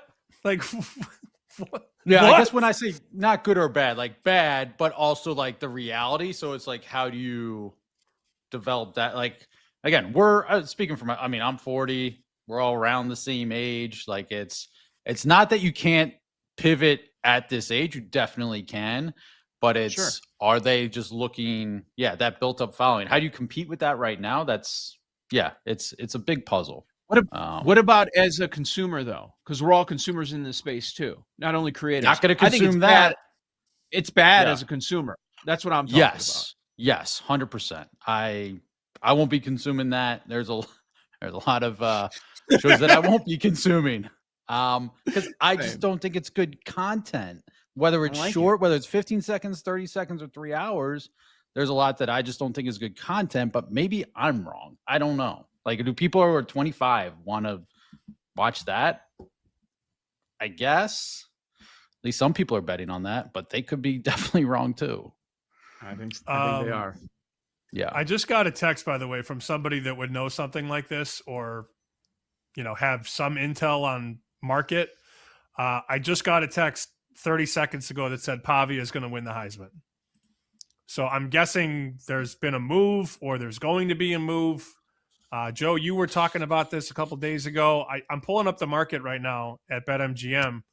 He's 7-1 now. He was 12-1 Monday or Tuesday. So there's a push coming on Pavia from somebody with some sort of idea that it's a good bet at price. Wow. When we talked about this yesterday at the start of the show, the place that was 12-1 has cut it in half. Yeah, it's plus 650. Okay. So MGM has 7. But again, this was double digits yesterday. How high was his number? How high did that number get? Like after the Texas loss? Like what was the? I think he was 50-1. Yeah, that sounds right. Somewhere around there, whether it be 40 or 60. 50 is a good North Star. He's going to get. Valika said this last week. He's going to get every SEC vote. Anything south of the Mason-Dixon line, that's going to be a vote for Pavia. Yeah. Sam, are you going to do anything with it? No, because I didn't bet 12 or 10 because I'm stupid. Yeah, but if he's going to win, and here's a free 6-1. Well, I mean, that person doesn't work on the Heisman committee. It's just somebody who has knowledge of the betting market. So he's seeing it move and he's connecting dots. Put it that way. Interesting. Very interesting. All right, we'll keep talking about that. Maybe we'll do nickel or dime. Sorry, Paul. My bad.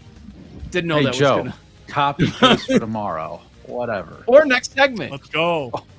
Next week. What best are Post show meeting. Nickel or dime. Here on the BetMGM Network.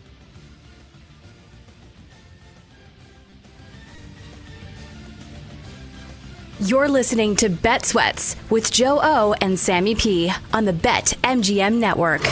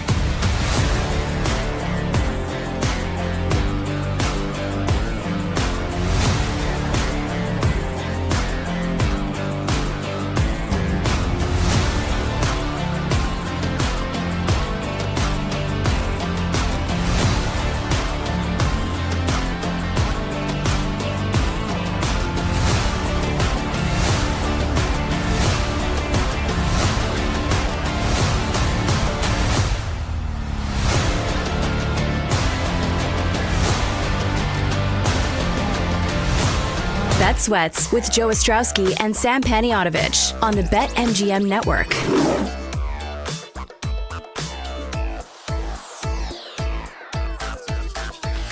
Sam, so what's the plan? Getting shortly after the show? It's the last trip to New York of the year. Not ever. I got one more next week too. One more next week. Okay. One this week, one next week, and then I think one in early January, and then no more New York for hopefully 8 months. Can't wait for the complaint. I mean, will we get a visit tomorrow from Jeff? I don't know. Without games this weekend. Oh yeah, he'll be there. He loves doing it. He loves it. It's part of his routine. Yep. You guys will maybe he won't be on the toilet during the show. You guys will have a few things to discuss. Sure. I gotta see, actually. It's funny you bring that up because we haven't made dinner plans yet. We got to go on another date tonight, me and him, because he wasn't there last week. No, he ditched me 2 weeks ago. Last week he flew in day of, and then he did the Sammy P plan where he flew in at 7 a.m. and then flew out at 7 p.m. Right. Paul, we pushed back nickel or dime. Don't want to put these to waste. Let's play a little nickel or dime before we wrap up.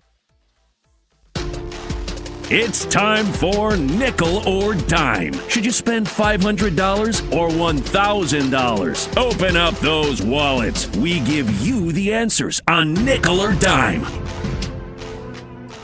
Paul, what you got?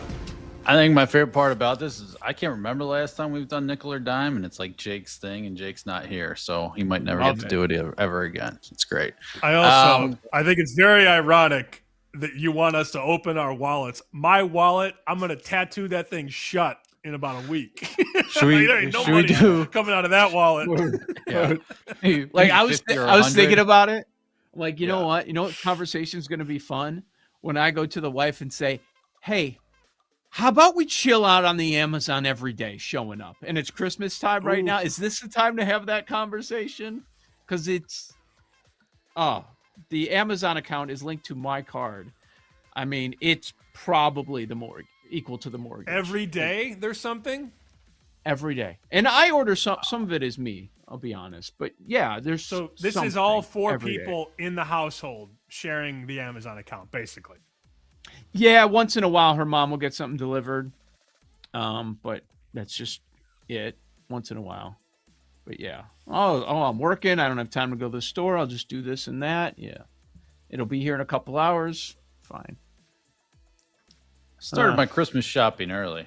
Amazon related. Did you? Yeah. Like, it's funny. I was looking back at last year. There was one from 12/24/24. I was like, oh, that's me. Just in the nick of time. Yeah. That was me before I got gambling married.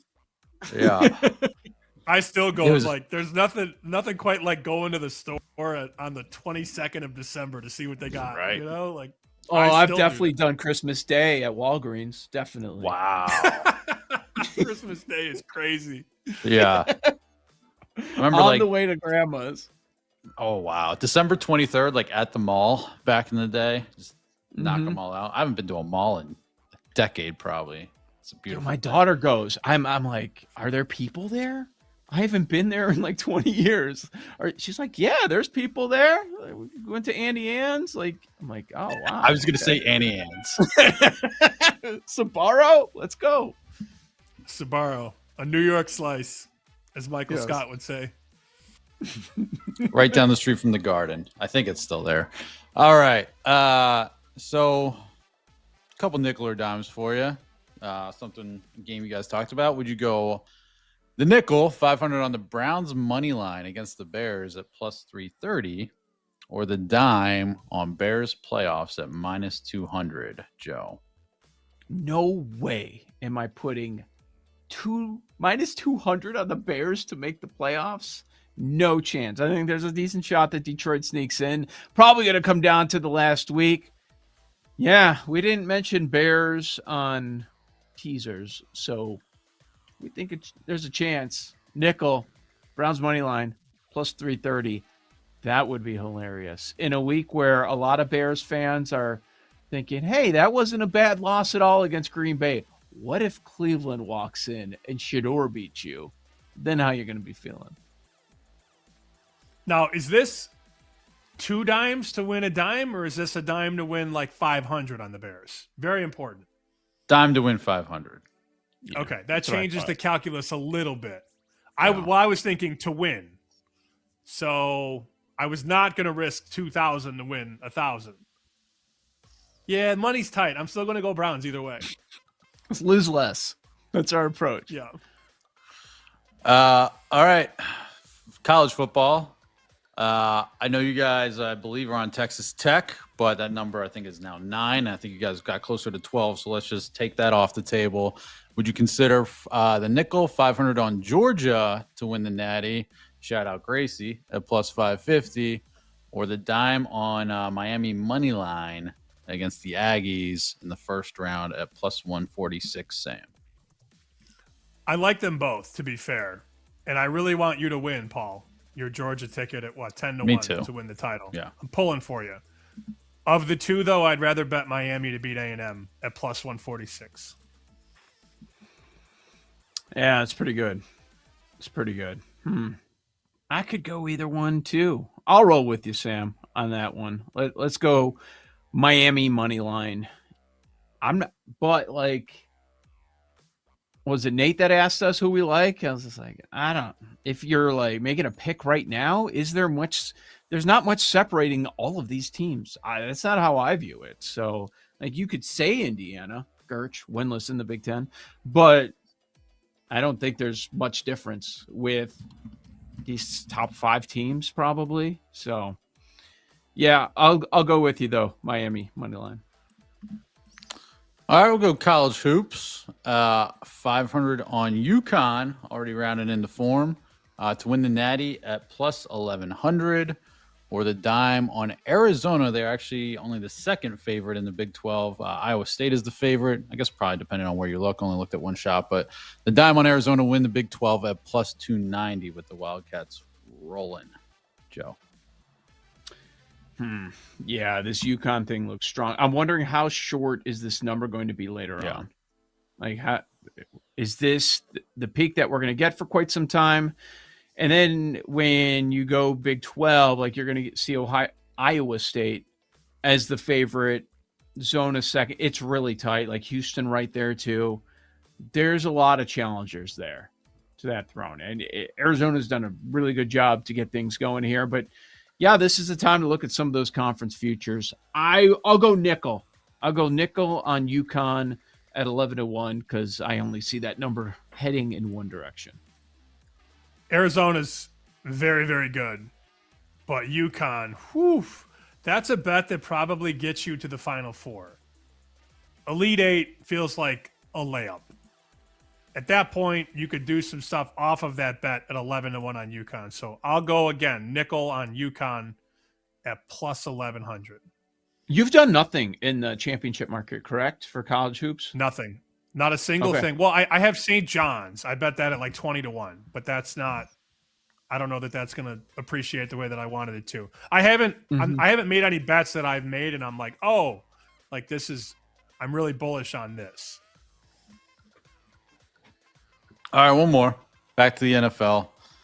My first thought was, man, that is a number's a little big on the Lions against the Rams. Plus 5.5. I believe it touched 6. But Lions money line versus the Rams at plus 220. Maybe they'll be a public dog. Or the dime on the Packers money line in Denver, minus 134. We'll put Dolphins off to the side because I know you guys think they could be live on Monday. Probably the Packers.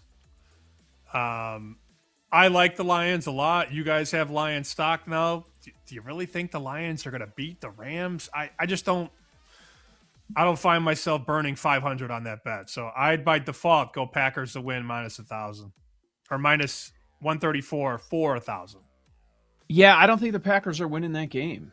So on the road to Denver, Lions have a chance here. I don't look at that game, 5.5, 6-point favorites, and think that there's no chance that the Rams lose. We just saw them lose a couple of weeks ago. If Stafford were to throw a pick or two like he did in that game, absolutely. With the way the Lions' offense is rolling right now, I could see them winning a game that's going back and forth in a one possession game, and it comes down to the very end, and then the Lions walk away with it. Sure, I could get there. So I'm going to go nickel on that one. Lions money line.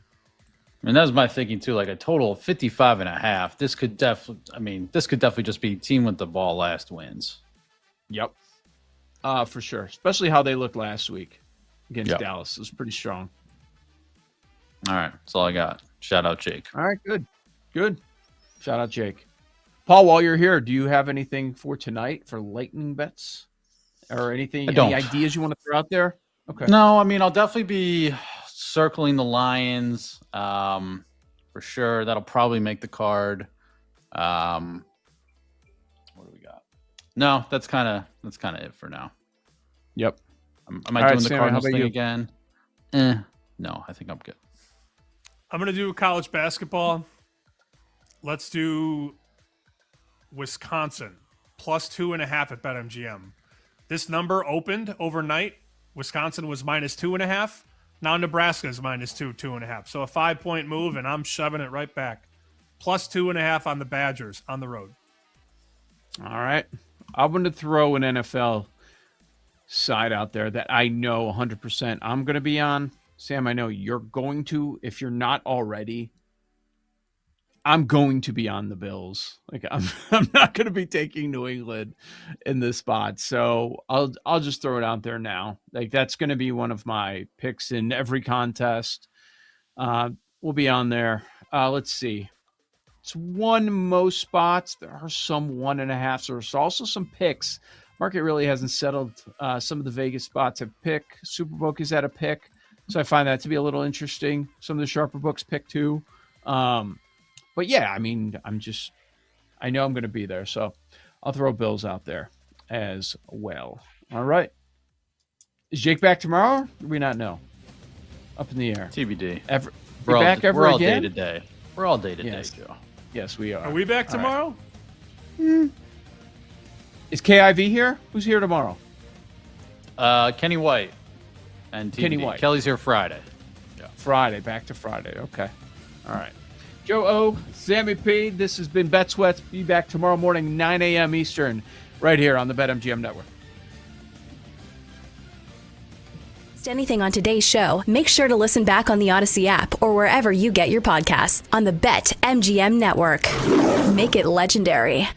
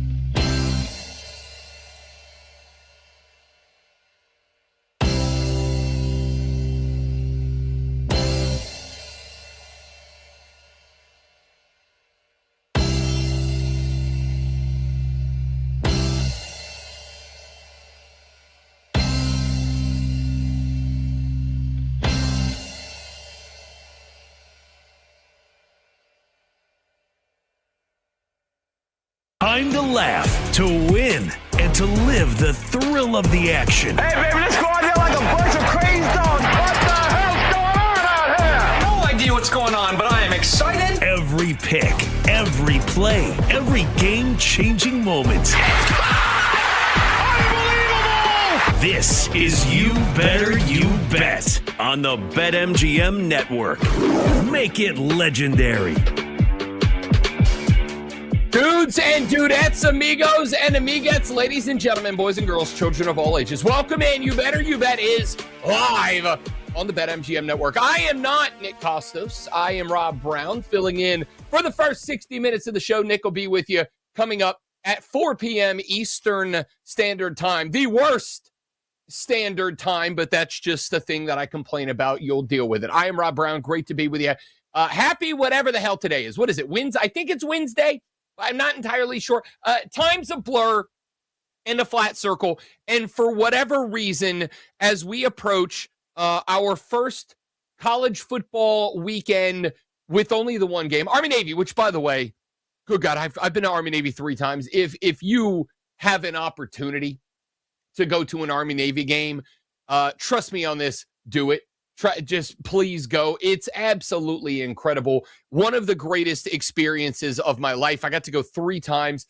It is unbelievable, the effort, the work that goes into maintaining the traditions of the Army-Navy game, and there to see them in person is just something different. But we'll go off on that a different time, because, ladies and gentlemen, it's time to talk a little college football here. We're going to talk some NFL in the final segment of this hour before I pass you back on over to Nick, but wanted to get some college football in here because, A, there is no shortage of college football to be discussed, and B, I haven't gotten to talk to you guys since the rankings dropped, so, screw it. I'm going to do that. It's my turn. All right, everybody else got their turn. It's my turn.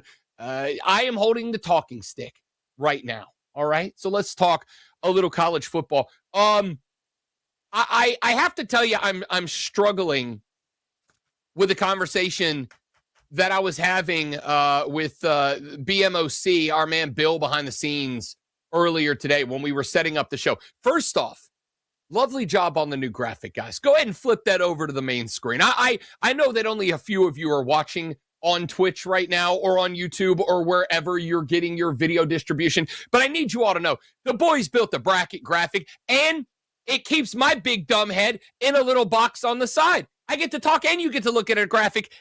This might be the greatest advance in radio since Marconi. All right, nice job on the graphic, fellas. But now that we're looking at it, let's talk a little bit about it, because I'm locked into this spot.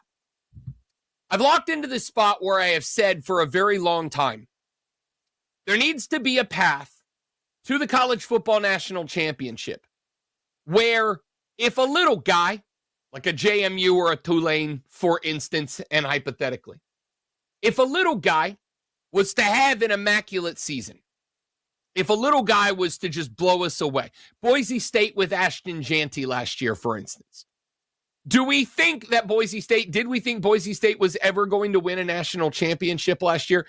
Nah, not really. At least nobody that I talked to did. But I think what we all did look at was they may not be able to win it, but they're good enough they might. Ashton Jeanty's good enough they might. There is something special, different, unique about this team that most of the little guy teams that get in, they don't have. And yes, it was all about Ashton Jeanty. And yes, we knew when one of these premier teams that have 2 or 3 or 4 NFL top 4 round draft picks on their defense get to them, they're probably going to be able to stop Boise State. But hey, maybe not. The problem that I'm having is, despite the fact that I do believe there should always be a path to the national championship for the little guy, is anybody even betting, and I mean this, is anybody even betting James Madison or Tulane to cover in their opening game? I'm not talking about win it. Are you betting it to cover? James Madison opened as like a 21.5-point dog to Oregon. And brother, when I tell you that I brought the Brad Evans hammer down on that number on the Oregon Duck side, Tulane comes into this contest against Ole Miss, and I think they were 17.5-point dogs at opening, brought the hammer down. Now, I will say this. Ole Miss is interesting. They lose their head coach. Their OC is going to stick around. Apparently, LSU is sending some of their assistant coaches to Ole Miss to help Ole Miss get ready for the bye. It's the weirdest thing, but whatever. That's not what we're talking about. ... Yet, anybody got Tulane beating Ole Miss? The point that I'm struggling with is I do believe there should be a path to the natty for the little guy. And I do believe that when the little guy has an exceptional run, and there is something about that team that is special, like Ashton Janty at Boise State last year, they should be given a crack at it. That being said, is anybody looking at the two teams that got in last? Is anybody looking at JMU or Tulane and thinking that they are special, thinking that there is a run here? Now, I had this conversation with a friend of mine the other day because we got to talking about the Notre Dame thing. And coming up here in a minute, I'm going to tell you why. And I don't know if I'm the only guy on the network. I don't know if I'm the only guy in radio. I don't know if I'm the only guy in America that has exactly and precisely zero ill will towards Notre Dame skipping out on a bowl game. But we'll come back to that. Does Notre Dame, the first out, does Notre Dame have a better chance at winning a national championship than James Madison? Yes. Do they have a better chance at winning a national championship than 11-2 Tulane? Yes. What about the other teams that got left out? What about BYU? Now, I got to keep it a buck. I have zero problem with Alabama going into the playoff format and BYU getting left out. Alabama got creamed in the SEC championship by Georgia. But I'd also like to take you back to a month and a half, 2 months ago, when Alabama went to Athens, Georgia, and beat the hell out of them on their own field. BYU had 2 cracks at Texas Tech.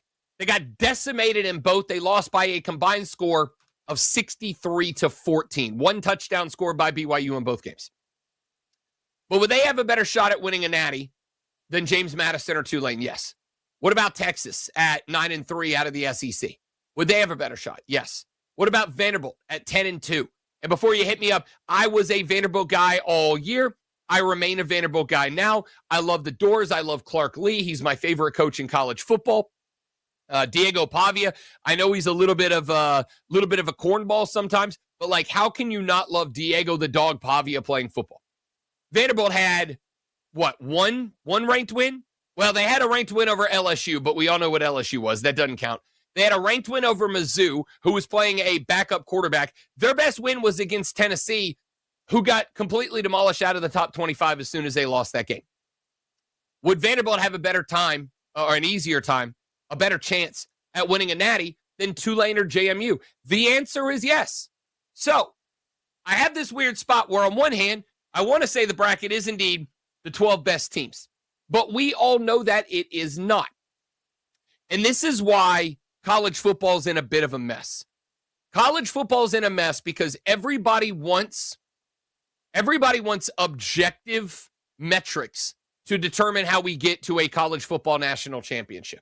Everybody wants some level of objectivity. The NFL has an objective formula for who gets in and who does not. If you win your division, you are in. And then if you are one of the best 3 teams that do not win the division, you get in. Now, that's going to sting some people. And I would make the argument that there are some years where one of the better teams in the NFL does not make a playoff spot because there's just not enough of them. However, it's an objective formula, right? Everybody wants an objective formula in college, and we've talked about this before. You can't have it. It's too big. It's too big. There is a way to have an objective formula, and the way you have an objective formula would be, instead of having the 2 conferences, I call it a power 2, because let's keep it a buck. There's no power in the ACC. There's not much power in the Big 12. It is the power 2 conferences, the SEC and the Big 10, and then it's everybody else just trying to figure out how the hell to survive. The only way you can have an objective formula is if we had a lot more conferences with a lot fewer teams, and the playoff field was just all your conference champions, right? It was just all your, if you had 16, 18 conferences. But the reality is, and this is the part about college football that I've gotten punched in the mouth with a lot, metaphorically speaking, not literally, at least not so far. We can't do that anymore because as you are learning during the run-up to the playoff, everything in college football is dictated by, everything in college football is driven by the almighty dinero, my dudes. Like, there's no way around that anymore. And as long as the SEC and the Big Ten keep getting more money by keeping getting more money, the longer that becomes, or the longer that is the truth, the longer that is the reality of the situation, the less likely anything is ever going to change. This is why I told Bill before the show started today. There is only one outcome now without there being some level of governmental insight and regulation of the sport. There is only one outcome. That one outcome is and can only be 2 major conferences that expand even further. They bring over the Clemsons. They bring over the FSUs. I see a reality where there comes a point where even Notre Dame has to drop the pride because there's just no financially responsible decision to be made other than joining a conference. You will have 2 major conferences. You will have every big dog in them. And then we'll have a third conference that I affectionately refer to as the EEC, the Everybody Else Conference. And those will be those are going to be the Wake Forest of the world. Those are going to be the I don't know. I'm trying to think of some other schools. Schools from smaller conferences, the Boise States of the world. They're all going to be living in the EEC, just trying to survive, playing a second tier of college football. That the only people who care about it will be the fans of those schools. All the blue bloods are going to be playing in a different level. So it's a weird spot that college football is in because the solution to every complaint that has been made about the college football playoff is an objective formula, like the NFL has, like the NBA has, an objective formula. If you A, you're in. If you B, you're in. If you're C or below, you're out. No questions asked. And that can't happen in college football without a lot of people who make a lot of money being willing to give up some of that money for the betterment of the sport. And if there is one thing that we have all learned about these great United States of America, which I love in my heart, I truly do, it's that more often than not, the sociopaths who find their way to positions of authority, and I mean this in politics, I mean it in sports, I mean it in religion, I mean it anywhere. The majority of the people who claim to the top and demand and pull power, they don't like to give it back. They don't like to give it back. And especially, they are not going to be willing to make financial sacrifices necessary for the betterment of everybody. College football is not the exception to the rule, man. It used to be that. College football was our escape from reality, right? It's a place where we could hole up, shelter up every given Saturday through bowl season into the national championship era. We could all just kind of hunker down and ignore the blight of the world. But the reality is the blights of the world are caused by the same problem that you are having with college football itself right now. And there is no escape. There is no way around it. There is no way to fix that. There is one more thing I wanted to say before we go to the break here. No one cares about bowl games anymore, okay? And I'm not saying that like but you should. Notre Dame said no to a bowl game. So did a lot of schools, by the way. There was like 5 and 7 schools invited to a bowl game, the Birmingham Bowl, that said no. Florida State, I know for a fact, was one of the schools that said no, we're good. We're out. The reason is because they don't matter. They don't matter. And don't put this on the portal and don't put this on NAL or anything else. You can take this one all the way back to the BCS. You could say maybe the 14 playoff, but the BCS. The thought is we have created this world where all that matters is winning a national championship. That is, and again, that's an American psyche, right? Like all that matters is being on top. We've created a world where making the playoffs is all that matters. And if making the playoffs is all that matters, why would I care about a bowl game? Especially when I know that the only positive that comes out of it is like my school makes money, right? What are all the negatives that could come out of it? I can't go in the transfer portal because it's open. I can't make NIL money somewhere else if I want to, et cetera, et cetera. Great for the school. You get all the extra practices. You get the young guys some extra reps. But the reality is, what's more important? Getting your handful of young guys some reps or making sure you're ready to work the portal? There's only one outcome. All right, we got to run to a break. When we come back in a minute, let's talk a little bit about Notre Dame deciding not to take a bowl invite, because I got to tell you, I don't blame them. In fact, quite the opposite. I think they made the right decision. We'll talk about that. We'll set up some of your first-round playoff competitions and more. I'm Rob Brown, in for Nick. You Better You Bet is live on the BetMGM Network. We'll be right back with You Better You Bet on the BetMGM Network. Make it legendary.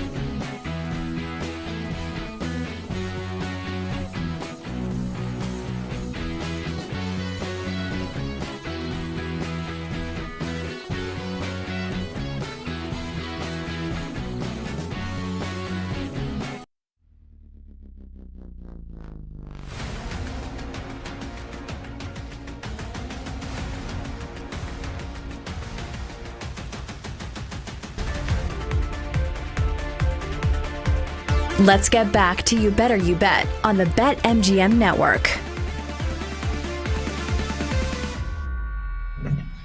Rob Brown in for Nick Costos. You Better You Bet is live on the BetMGM Network. Nick will be with you at the end of this hour, so you just got me for like 39 more minutes. You're welcome, or I'm sorry, whichever is more appropriate.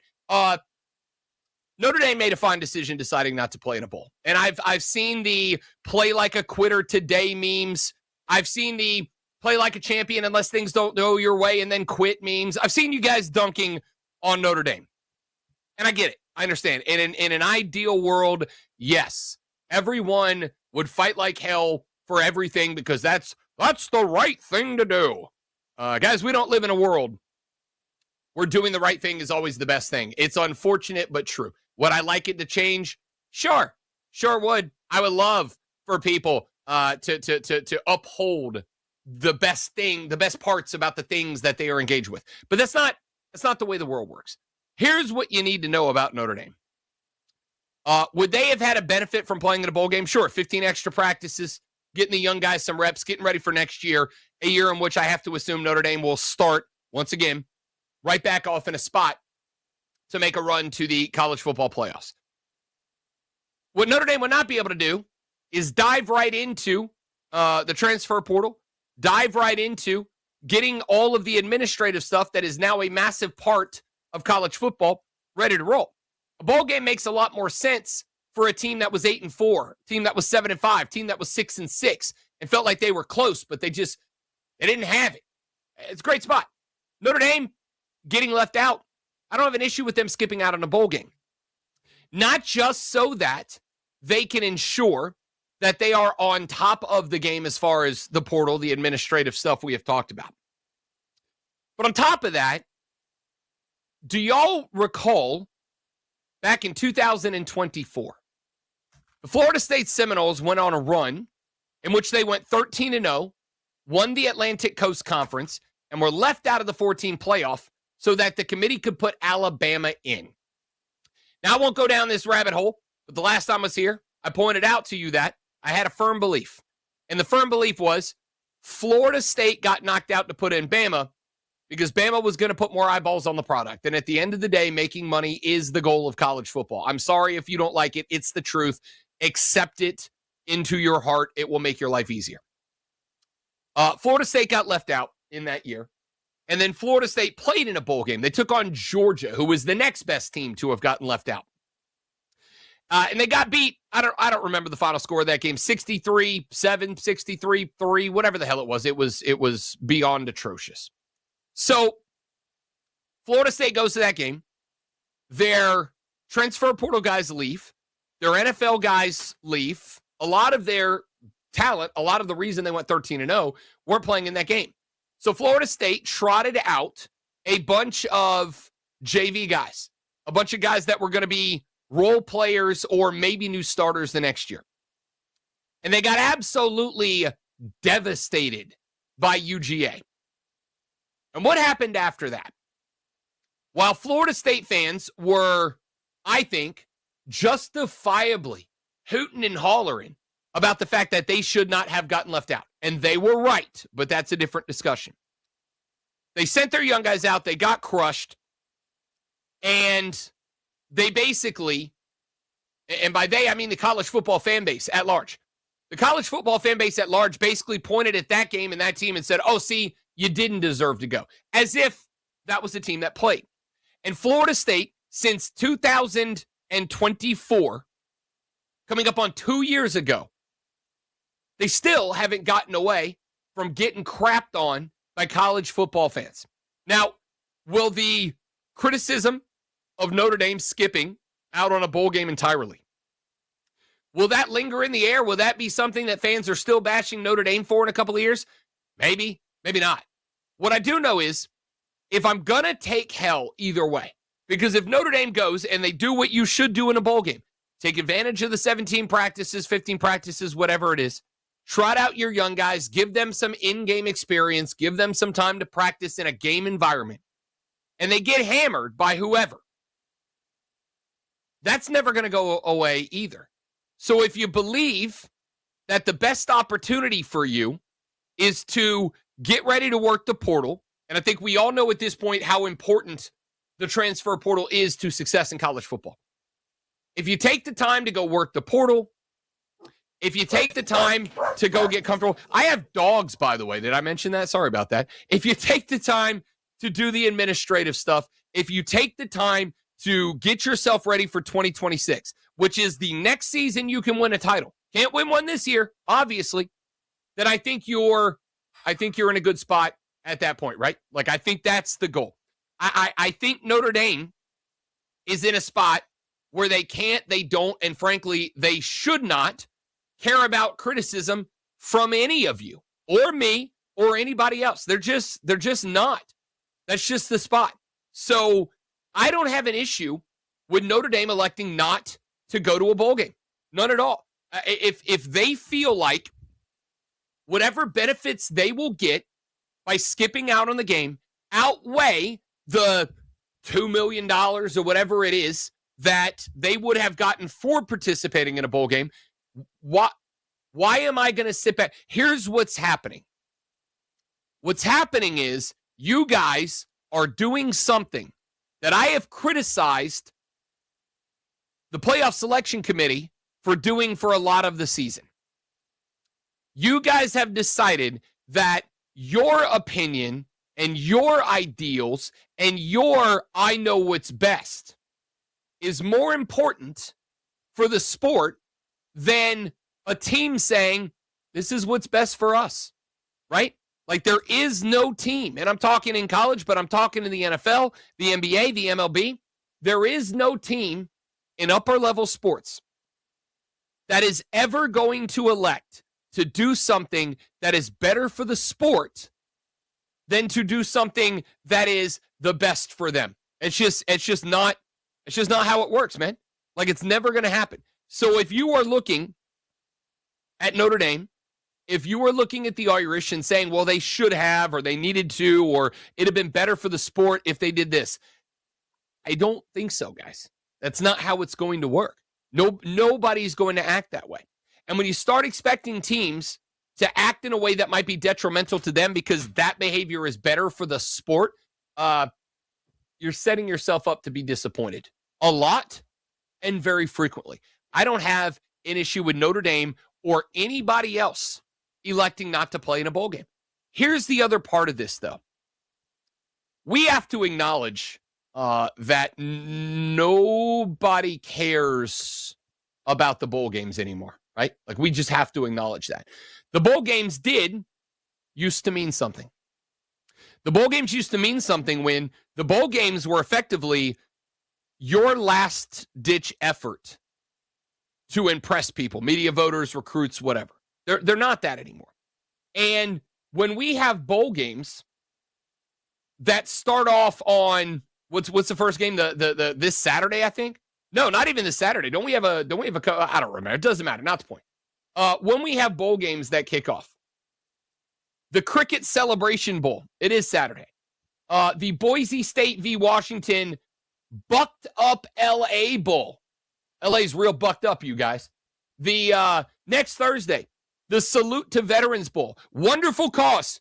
Thank you for what you do, veterans. Thank you for what you've done, veterans. We appreciate you. Are any of you tuning in to watch Troy v. Jacksonville State in Montgomery, Alabama? Right?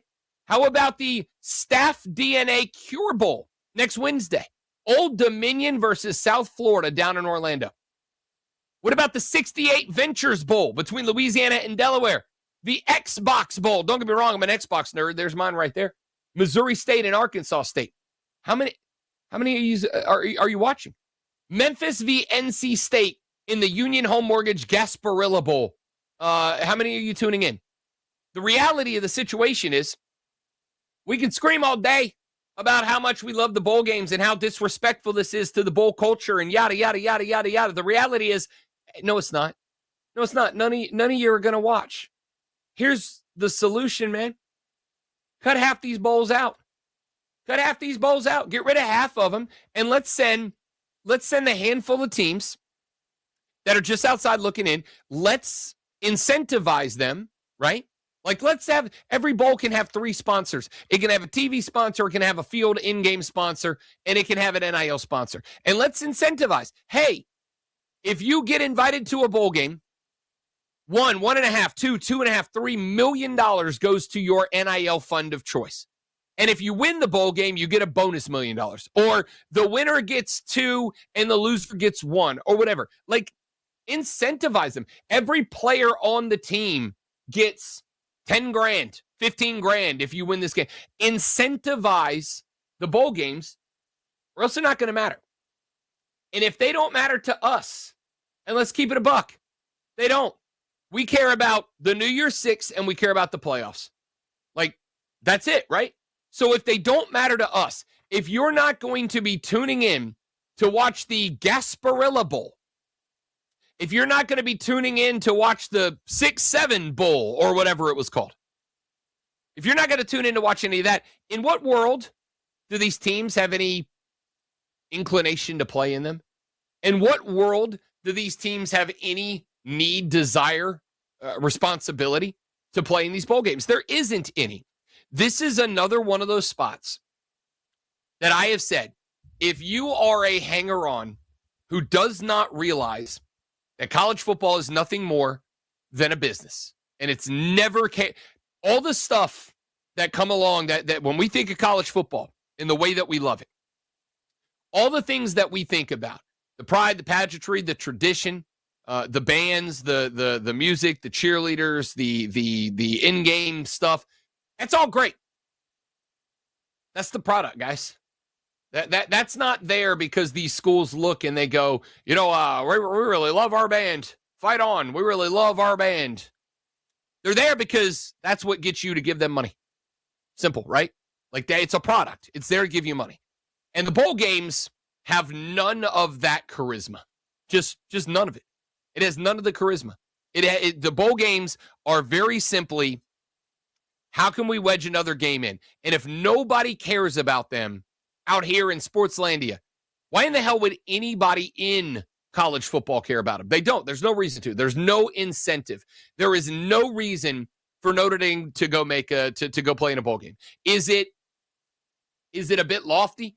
Because do I think the mindset of the Fighting Irish is, well, if y'all aren't going to give us what we want, then we will deny you the opportunity to see our wonderful football team play? Perhaps. Maybe that's it.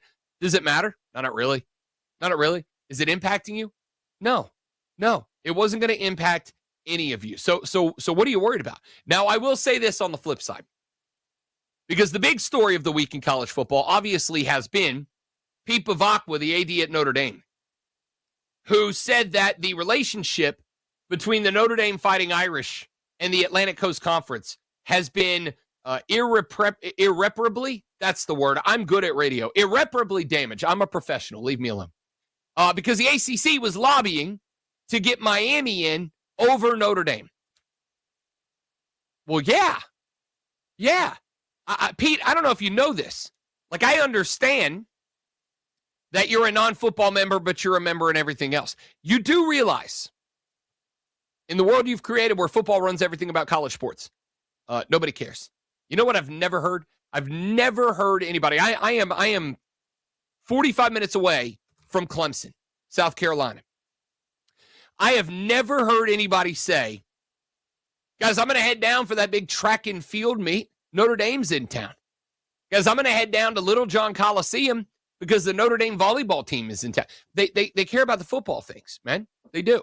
And considering the football thing is where all the money gets made, and considering if you went to the playoffs, the ACC doesn't get any of that. The ACC gets none of that. If Miami goes to the playoffs, the ACC gets a big old fat check as part of the rev share from the school going. Why would they promote you when you are not a member over a member? In what world? I got news for you.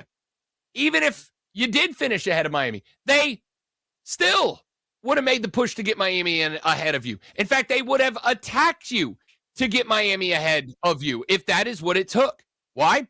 Because that's where they get the money. And if you go, they don't. That whole thing was super dumb for me. Super dumb. In fact, if anything, I was glad to see Brett Yormark, who is the commissioner of the Big 12. I was glad to see him calling out Pete Bavacqua. He said that his behavior was, and I quote, egregious. I was glad to see that because I sat here defending Notre Dame in their desire not to play in a bowl game. I will defend that. What I can't defend is Bavacqua coming out and throwing a hammer down on the ACC for looking out for his best interest. Like, what are we doing, Pete? What are we doing? All right, let's take a break. When we come back, I need you to know I'm really excited because I turned 41 in February, and apparently I'm not too old for the NFL. I'll tell you what I mean when we come back. I'm Rob Brown in for Nick Costos. You better you bets on the BetMGM Network. We'll be right back with You Better You Bet on the BetMGM Network. Make it legendary.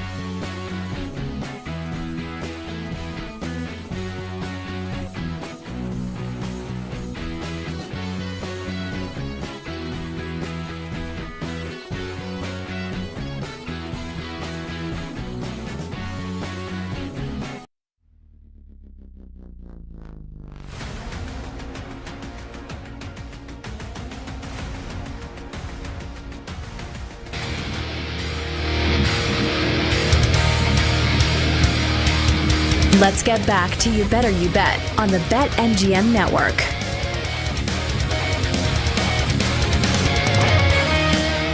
I turned 40 years old last February. I turned 41 coming up this February. And I need you to know there was a bit of a midlife crisis. All right, your boy's not going to lie. I've had a couple of them, all right? I've gotten some new tattoos. I bought some new gear for the motorcycle. I even came dangerously close to purchasing a Corvette. I was going down the standard white guy midlife crisis timeline. Fortunately, I work in radio, so I didn't really have the money to do any of that. But, the point is, I had one. And a part of where the midlife crisis came from was the recognition and reality day by day that as a 40-year-old, I can't do half the things I did as a 35-year-old. Forget the things I was doing at, 22, 23. Phillip Rivers just signed an NFL contract, y'all. Now, granted, it's a practice squad contract, and he'll be starting on the practice squad at 44 years old. By the way, younger than Tom Brady was when Tom Brady retired from the NFL, just to put it into perspective. Phillip Rivers just signed a contract at 44 years old to make it onto the practice squad and, if necessary, to be elevated. And now there are reports coming out of Indianapolis that Rivers could potentially go as far as to start. Let me say one more thing about Phillip Rivers. Phillip Rivers is a grandfather. Phillip Rivers has a grandchild. And my man just got signed to go out and put on a helmet and shoulder pads. Listen, I don't have some wild take. Here's the reality. It sucks for the Colts right now. It sucks for the Colts right now because when Danny Dimes went down, so did their chances to win a Super Bowl. And I genuinely think the Colts were I know a lot of people had started to be done with the Colts, to think, okay, that's not the team we thought they were. The reality is teams go through peaks and valleys just like everybody else. And I think the Colts were in a bit of a valley. I think they would have had the opportunity to get themselves right in time for the playoffs. When Danny Dimes went down, so did their chances to win. It's just not going to happen. It is the NFL. Unless you Drew Bledsoe your way into a Tom Brady. The reality is most backup quarterbacks in the NFL are backup quarterbacks in the NFL because they're not good enough to be starting quarterbacks in the NFL. If a guy shows even a flash that he could be a legitimately good starting quarterback in the NFL, somebody comes and gets that guy. Somebody trades for a backup quarterback. Somebody makes a move. Somebody picks him up off of free agency, whatever. It just doesn't happen. And so for 44-year-old and grandfather Phillip Rivers to step onto the football field, like, good for him. And as a fellow in my 40s years old, I'm hoping he shocks all of us. Reality of the situation is the Colts are cooked, man. Like, that's just all there is to it. You're not winning in the NFL with it. There are teams in the NFL that can't win with their starting quarterback. When you got a guy like Danny Dimes was that guy for a hot minute there. When you got a guy like that and he goes down, you're done, you're cooked, it's over. There's no way around it, man. Like, I wish it wasn't true, but there is. All right, little bit of NFL news outside of Indianapolis signing geriatrics. I'm allowed to make that joke because I'm 40, all right? I don't want to hear any of you Utes out there making fun of the boomers. I really don't. Stop. Tampa Bay Buccaneers have activated wide receiver Mike Evans and Jalen McMillan from injured reserve. The Bucs getting set to square off with the Falcons tomorrow in what is a massively important game in the NFC South. Not for Atlanta. Atlanta's cooked. I don't know what it's going to take for Atlanta to get over the hump. They're just incapable of doing it. It's big for Tampa because, and I had this conversation with my dear friend Sean Levine on Monday, Sunday night, late Sunday night. He said, "Rob Brown, what's a hot take for the rest of the NFL world that they don't see coming?" And my answer was, it's the same take I had before the season started. And I said it might take a little time to get the engine revved. If the Tampa Bay Buccaneers do not knock off the Atlanta Falcons on Thursday night. If the Atlanta Falcons figure out a way to pull the upset, ladies and gentlemen, the Carolina Panthers will be leading the NFC South. Sole possession of first place, just like that. They are my bet to win the NFC South this year. I have got a ticket on them to win the NFC South this year. I will be very happy if that ticket hits, even though I am a Saints fan, because if my team can't win, I would like to make money off of someone else's team doing so. So, getting the full receiver core back, because I think one of the things that has gone down around Tampa is people forgot how good Baker Mayfield was when he had the full complement of wide receivers, and they did not. They lost Evans, they lost Godwin, they lost McMillan. Really, Emeka Egbuka is the only guy that has been consistently there. Oh, by the way, Tristan Wirfs will come back. Missed last Sunday when the Bucs lost to the Saints 24-20 with an oblique injury. He will be back. So Baker's getting his all-pro left tackle back. He's getting two of his starting three, well, I should say two of his starting four wide receivers back with McMillan behind Egbuka. I don't think Tampa's done. And I think a lot of people fell asleep on the Tampa Bay Buccaneers because of the injuries. Well, everybody's starting to get healthy now. I am not going to be shocked after they lost to New Orleans on Sunday. I will not be shocked if the Tampa Bay Buccaneers put an absolute ass whooping down on the Atlanta Falcons on Thursday night. It has been a while since I have said this. Hammer Tampa Bay in the cover. They are -4.5 right now. I will play that line probably to the touchdown mark. I will probably pay that line all the way to the 7. If it's at 3, 4.5, 5.5, 6.5, I'll play that line. But give me Tampa Bay and the hard cover. This team is getting everybody back and healthy. It may take them a minute to get the offense truly, genuinely running. It may take them a minute to get where they want to go because of how many guys missed how many games, but they will get there. And Baker Mayfield is still that guy. Give me every bit of that. Hey, I was impressed by the Bears in a loss. Anybody else? Was it just me? 28-21 loss to the Packers. A game that did come down to the wire to the end of the game.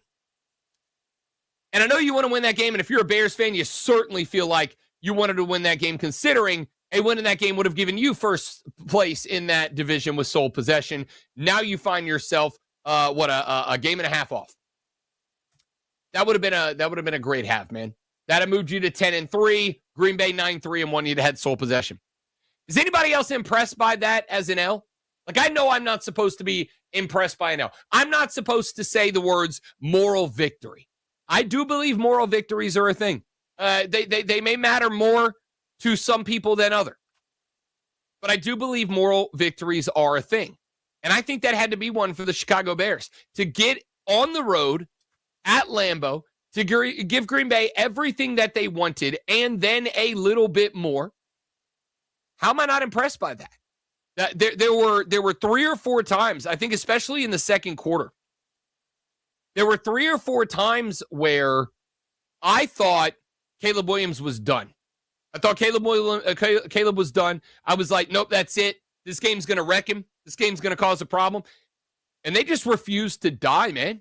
Just refused to die. I'm very in on the Chicago Bears right now. My hot take to Sean Levine is I think the Bears are going to the playoff as a wild card team, and I would not be immensely shocked if they found a way to win that division. Now, maybe that triggered something in Green Bay. Maybe Green Bay opens it up. Maybe Green Bay looks like a different team moving forward. But I like this Bears team a lot. I thought, as it goes, that was as impressive of an L as I've seen anybody take. Hey, couple more things before I let you go and hand it back over to the living legend that is Nick Costos. Anybody else impressed by Shedeur Sanders? Maybe a little bit.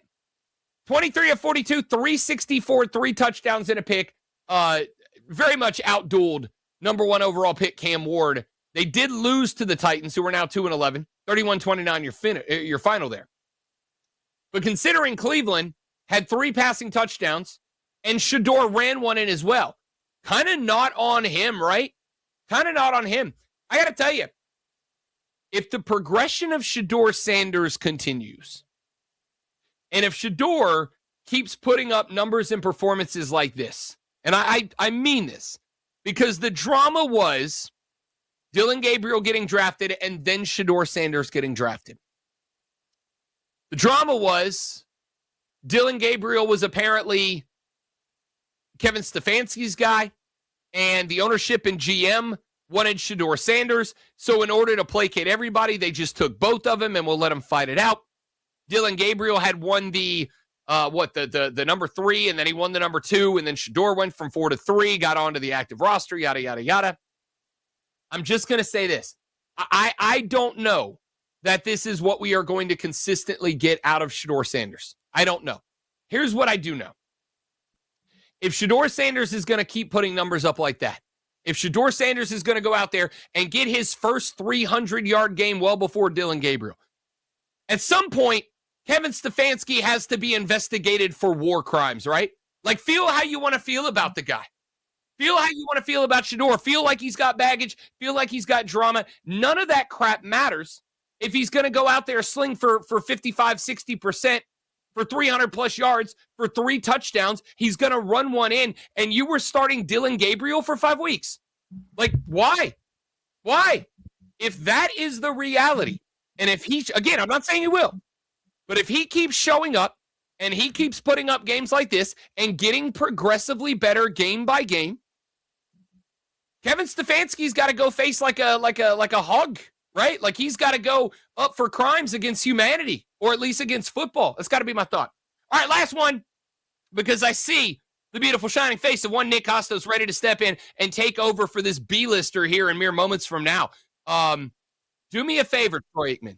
No one cares that you gave a bunch of NIL money and a guy left. Nobody cares. Nobody cares that you didn't get a handwritten thank you.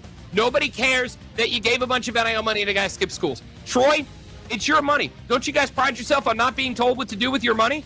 Hey, if you didn't get a card, don't give NIL money. I would like to congratulate Troy Aikman, who in a single sentence revitalized the OK Boomer meme. I'm Rob Brown. I'll see y'all down the road. Nick's up next. You better you bet on the BetMGM Network. Later. We'll be right back with You Better You Bet on the BetMGM Network. Make it legendary.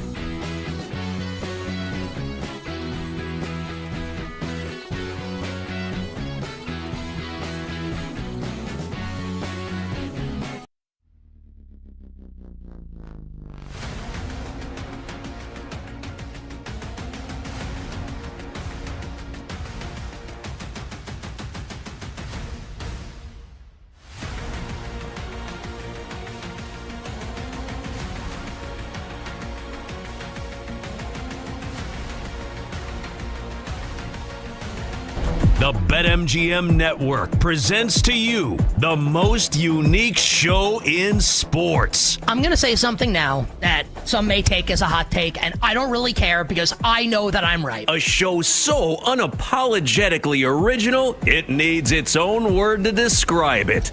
Wagertainment. Money won is twice as sweet as money earned. Featuring the prop king himself, Nick Costos. Travis Kelce, yeah, his head's in the game. In the waning moments, back-to-back plays. Mahomes puts it right on the money, and Travis Kelce can't catch. But hey, everybody, don't worry, because on New Heights this week, tune in as Travis Kelce talks to Governor of Minnesota, Tim Walz, for a wide-ranging conversation. Can't wait. I'm not trying to hate on Tulane and James Madison. Actually, I am a little bit. I have no interest in watching them in the college football playoff. Like, it's actually ridiculous. Something's got to be done here. No one needs to see James Madison as a 21-point dog and Tulane as a 16.5-point dog at Ole Miss and at Oregon, respectively. No one needs to see it. This is You Better You Bet on the BetMGM Network. Make it legendary. What's up, everybody? Happy and merry, wonderful football Wednesday to you and yours. This is You Better You Bet on the BetMGM Network. Nick Costos, our unbelievable crew, Femi Abebefe back on the show tomorrow, and you here on the Odyssey app, on SiriusXM, on YouTube, on Twitch, on radio stations nationwide. We are in your hearts and in your minds as we bring you the fastest show in all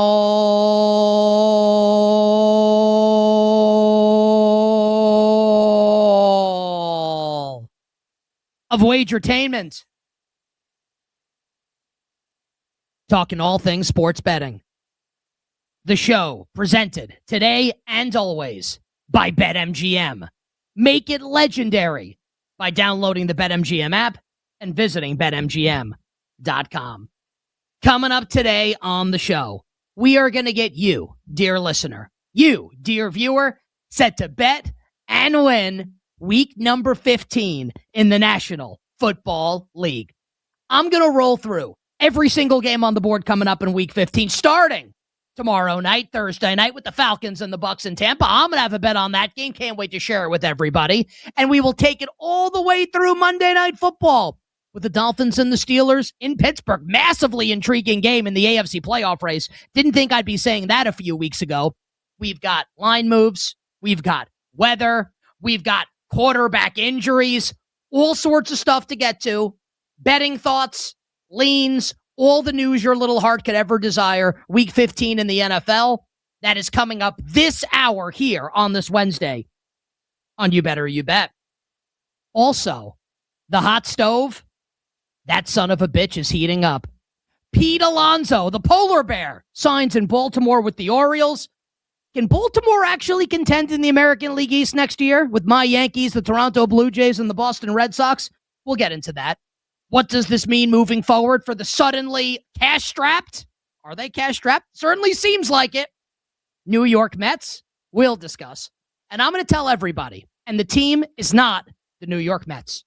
The team at the top of the odds board in the National League that I would never in a million years put even 1 cent on to win the World Series. And this is going to be a team that a lot of people are going to be interested in betting next year to win the World Series, to win the National League. I can't wait to share it with you. The team in the NL that I would never bet and why as the Major League Baseball hot stove in the winter meetings. Oh, baby, it's heating up. We're also going to talk some hoops on today's edition of the show. NBA Cup quarters tonight in the Western Conference. Give you thoughts on the Thunder and the Suns, the Lakers and the Spurs. Unfortunately, no Victor Wembanyama tonight for San Antonio. Lakers out to a 7.5 point favorite. I've got a bet on those two games that ties into a bet that I like on Sunday in the NFL. I'll tell you what that is as the show moves on here. And we'll talk about last night in the NBA Cup as well and why I can say definitively, and not just because I'm a fan, it will be an epic disappointment if my New York Knicks don't win the Eastern Conference this season. an epic disappointment if the Knicks don't win the Eastern Conference this season. We'll get into college basketball as well. I've got like 10 teams that I think could win the national championship this year in college hoops. I'll give you the team that I like the most and an off-the-radar team that's currently outside of the top 15 that could surprise as we move forward the season. Two tremendous guests will join us. Odyssey NFL insider Brian Baldinger, and first things first on Fox Sports 1's own, Danny Parkins. Danny joins us in the Power Hour, Baldy at 5 o'clock Eastern Time. Final hour, Power Hour. All our bets for tonight in the world of sports. But we officially begin Wonderful Football Wednesday with this piece of sound. I saw this today and I said, this is what we're starting the show with. How could we start it with anything else? Because we have sound here from the newest quarterback of the Indianapolis Colts, 44-year-old Philip Rivers, took to the podium today in Indy for a press conference with the Indianapolis media and the national media. What a sentence. And had this to say about coming back to the NFL. I was done playing, certainly. I wasn't really hanging on any hope of playing again. Something about it excited me. It's kind of one of those deals, the door opens and you can either walk through it and find out if you can do it or run from it. I know that there's risk involved, obviously, of what may or may not happen, but the only way to find out is going for it. I just felt almost like it was a gift, another opportunity to play, and the dream that you got to live. You may get some bonus time, and here I stand. If you're not smiling right now, listening to that Philip Rivers audio, and if you're not watching the video right now of the show on YouTube or Twitch, shame on you. Well, I guess if you're listening to the show, I very much appreciate it. I'm smiling like the Cheshire Cat. I'm grinning from ear to ear. If you're a sports fan, and I'm guessing you are, and obviously we love to bet also, and we will talk the current side and total market of the Colts and the Seahawks on Sunday, and I have a bet that I would like to make in the game. But if you're a sports fan, hell, I'm actually going to lower the bar a little bit. You don't even have to be a sports fan. Are you a human being that is currently drawing breath, alive, not dead, with a functioning brain and 2 ears that work? If that's the case, I don't know how you don't love this story. With Philip Rivers out of retirement, a semifinalist for the Pro Football Hall of Fame.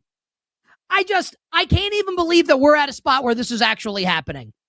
And yesterday on the show, Femi and I talked about it because Rivers officially signed yesterday to the practice squad. But now, in the immortal words of the great Kendrick Lamar, since he has now spoken to the media, it's real. It's real. It's really, really real.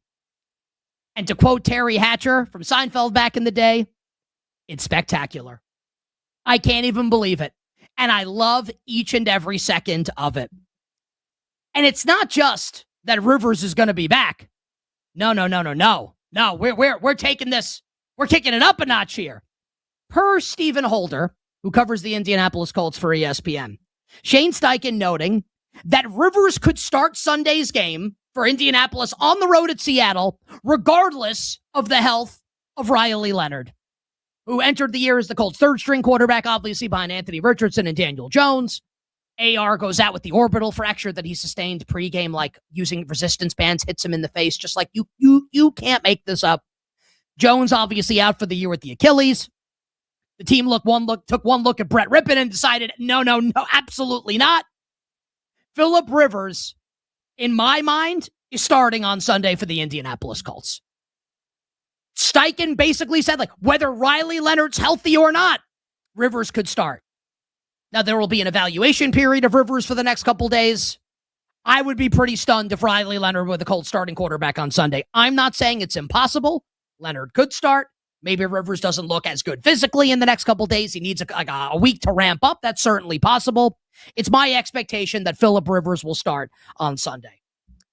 And while that sound that our friend Kenny Henderson played there was excellent, the best thing that Philip Rivers said in this press conference today was that Shane Steichen called him shortly after the Colts-Jaguars game So let's go inside the mind for a moment of Indianapolis Colts head coach Shane Steichen, right? So obviously he knows what we know, which is that the season for Indianapolis, which was once promising, is now circling the drain. It's not quite flushed down the toilet and hanging out in the sewers with Raphael and Donatello and Leonardo and Michelangelo and Master Splinter. Maybe Shredder's there and Bebop and Rocksteady. I don't know. We're not quite in the sewer yet, but the season's circling the drain. And he watches Daniel Jones blow out his Achilles. And Daniel Jones takes his helmet off and he's slamming the helmet on the turf. And you know in that moment, non-contact, that it's really bad. And if we know that, Shane Steichen knows it. And Shane Steichen then watches his team get bulldozed by Trevor Lawrence and the Jacksonville Jaguars. And I'm trying to decide, in what moments did Shane Steichen make the decision, I got to call Phillip Rivers?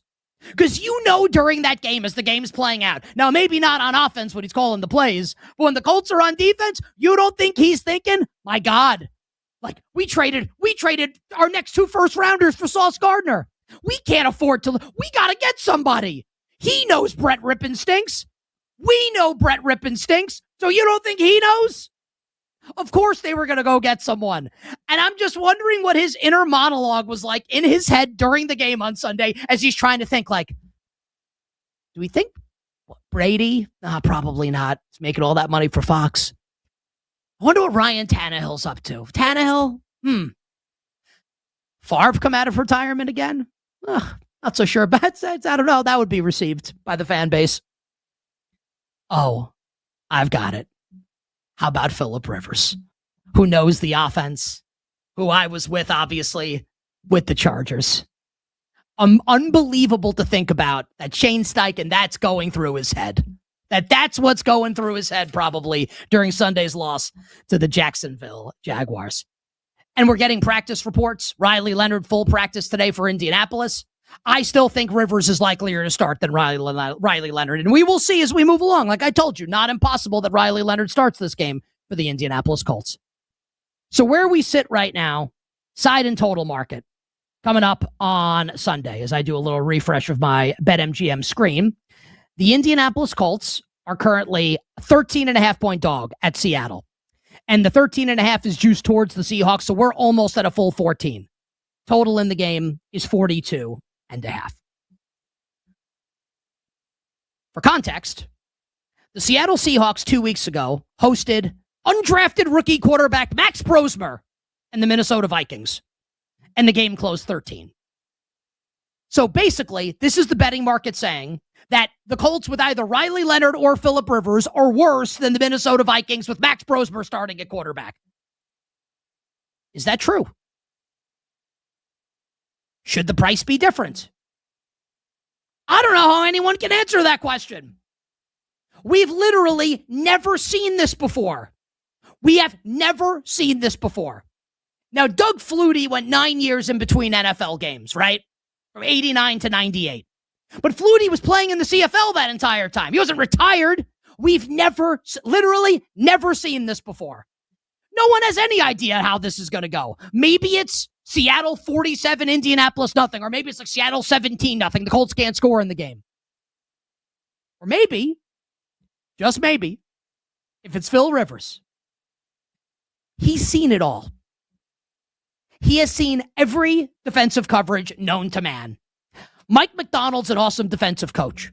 Phillip Rivers is going to be able to know like what they're doing. Now, that doesn't mean he can beat it. That doesn't mean he can physically get the job done anymore. We're going to find out. But he's going to know what's coming. Like, Riley Leonard may not know his ass from his elbow in this game on Sunday. Max Brosmer was a deer in headlights in Seattle a couple weeks ago. Like, truck racing towards him. He's just watching it with a stupid look on his face. Chucking the football to Ernest Jones going 85 yards the other way.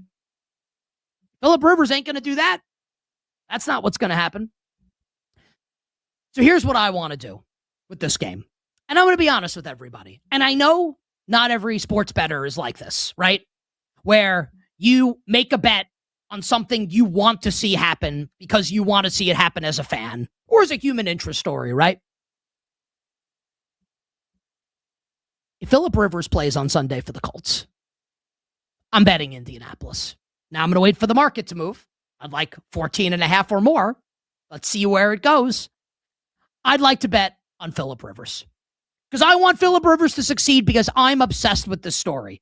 I love the story. And I acknowledge maybe it's not the best bet of all time. No, who knows what the true number should be in the game? I have no idea. But I want to see it happen. And when it's done, if the Colts cover, I want my souvenir t-shirt. Like I rode Space Mountain. I bet Phillip Rivers in the year of our Lord 2025. And I survived. I can't even believe this is actually happening. On the other side, we will roll through all the games coming up week 15 in the NFL, all the injury news and line moves your little heart could ever desire. Wednesday on the BetMGM Network. We'll be right back with You Better You Bet on the BetMGM Network. Make it legendary.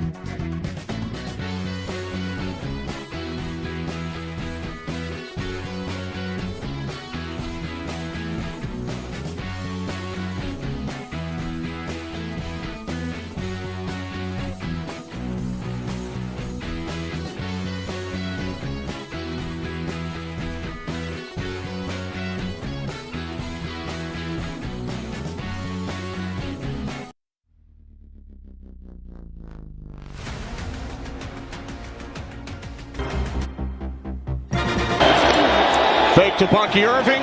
That's where Baker Mayfield wants to sets. go. He throws. It's caught. Touchdown.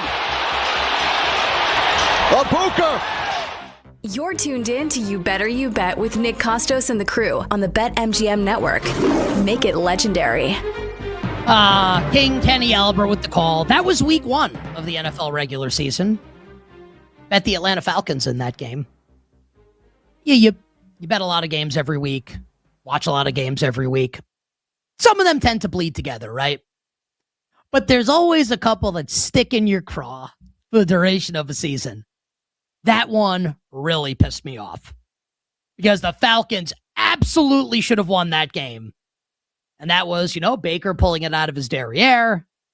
And these were better times in our country because Emeka Egbuka still knew how to catch back in week 1. Maybe not so much as of late.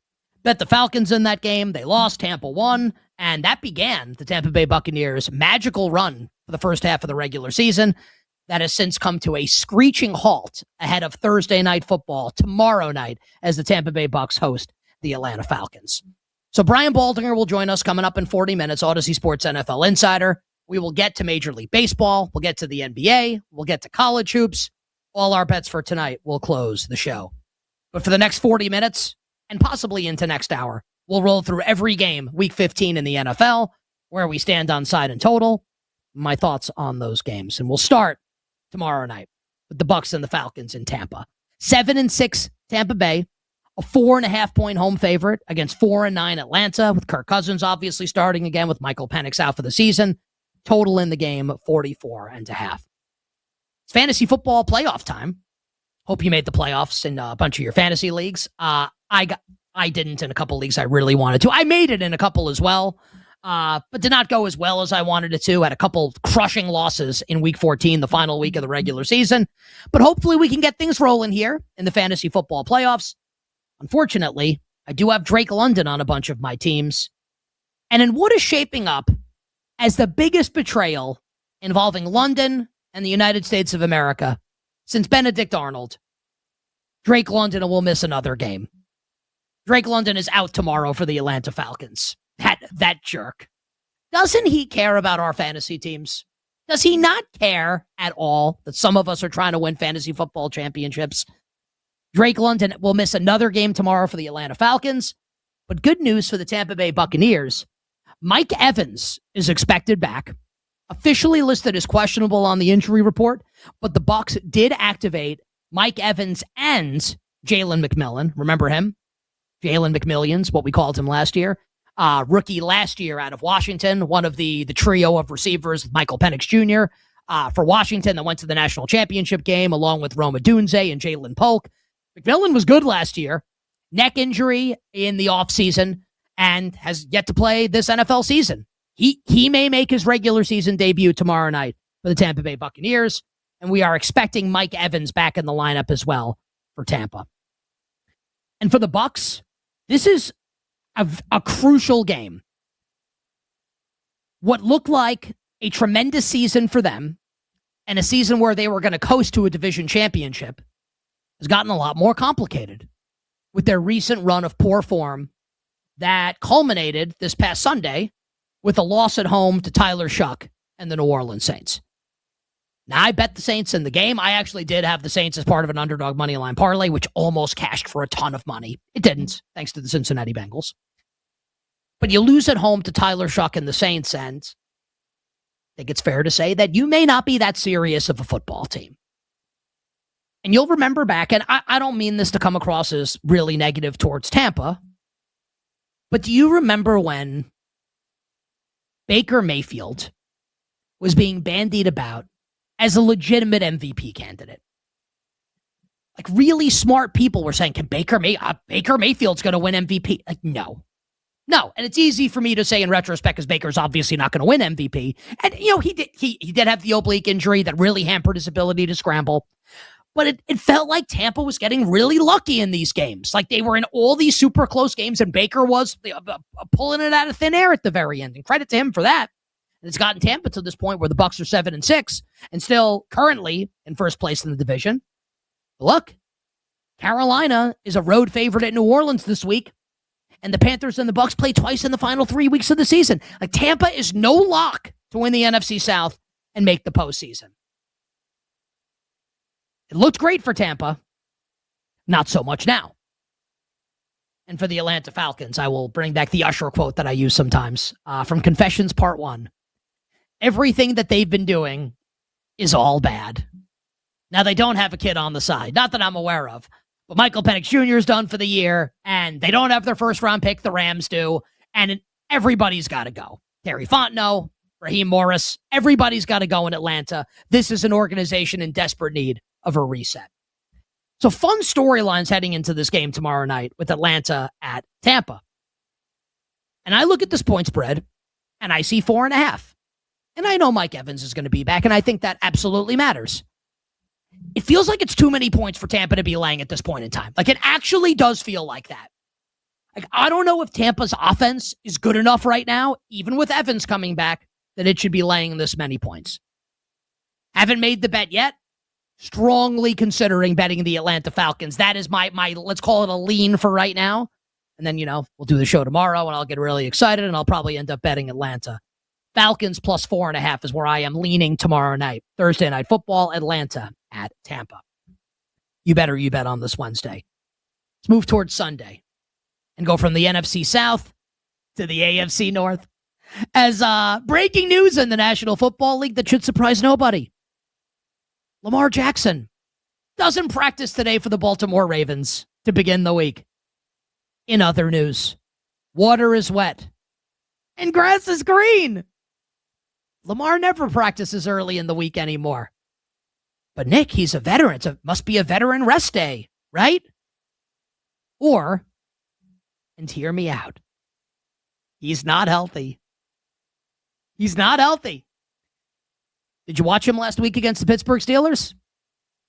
Look healthy to you? Now, early in the week on this show, last week, I said, I think I'm going to like the Ravens in the game. Lamar looked pretty healthy to me on Thanksgiving. I just thought he played a bad game. And when he didn't practice on Thursday last week for the Ravens, I said on the show on Friday, and then on the 2 shows I do on Sunday, you can only bet the Steelers in this game. And it has nothing to do with Pittsburgh. Just like Thanksgiving night had nothing to do with Joe Burrow coming back and had everything to do with Lamar Jackson and the Baltimore Ravens. So, we look at this game. Sunday in Cincinnati, where the Bengals, mathematically are still, I don't want to do this with Cincinnati. And I know some people will say, well, I don't want to do this with Kansas City, and I'm still doing it with the Chiefs. I'm not interested in doing this with the Bengals. Can they win the division at 8-9? I mean, I guess it's mathematically possible. I saw an Instagram post today that was designed to get clicks. And I contemplated clicking. Well, here's how the Bengals can host the Patriots in the first round, but 4-9 could host 11-2. Yeah, here's how it happens. The Bills win the AFC East and the Bengals win the AFC North. It's not that crazy that it could happen. I don't think it will, but I guess Cincinnati in theory could potentially do it if Pittsburgh stinks down the stretch, obviously. The Bengals win this weekend and have the head-to-head tiebreaker over the Baltimore Ravens. Baltimore, a juiced 2.5-point road favorite. So we're close to going to the Ravens, a full -3. We don't know if T. Higgins is going to play for Cincinnati. Another concussion for him last week. He may not play the rest of the season. That's a terrible job that T. Higgins finished the game on Sunday, obviously concussed in that game against the Buffalo Bills. Trey Hendrickson, out for the season for Cincinnati. Man, what a year for Trey. Did he might be the new finesse god. GAWD. Bradley Beal might have to hand the champion. This is like when Hulk Hogan handed the WWF title to Ultimate Warrior at WrestleMania 6 in a passing of the torch. Bradley Beal might have to hand the belt to Trey Hendrickson. Held out, $14 million raise this year, guaranteed money, barely plays. And when he does play, the defense stinks. Good for Trey Hendrickson. He's out for the season. So no Trey Hendrickson, maybe no T. Higgins. I would guess T doesn't play. If I'm betting this game, and I haven't yet, same thing as the last 2 weeks.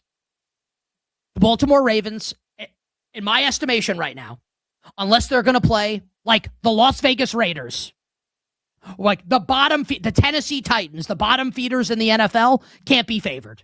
They can't. They can't be favored in games. And they can't be almost 3 on the road at Joe Burrow. They just can't. So let's wait.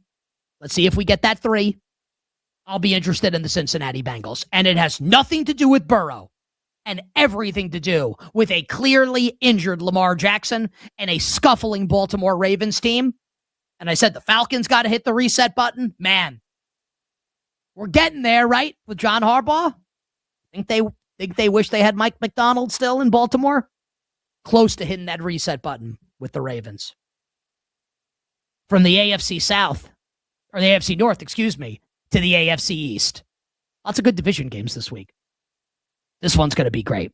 I'm a little annoyed that this is a 1:00 game on Sunday. This should be like Sunday night again. The Bills and the Patriots in New England. Where Patriots win this game, and it is a stranglehold on the AFC East for Drake May and company, as the Patriots at 11-2 come off the bye and host the Bills off the win for Buffalo last week in the snow against the Cincinnati Bengals. New England obviously beat Buffalo in Buffalo on Sunday Night Football earlier in the season. Price of the game? Pick the winner. Buffalo won at BetMGM, but the one is used towards New England. We are basically at pick the winner of the game. Total here is 49.5. I am leaning towards betting the Patriots in the game. Leaning towards it.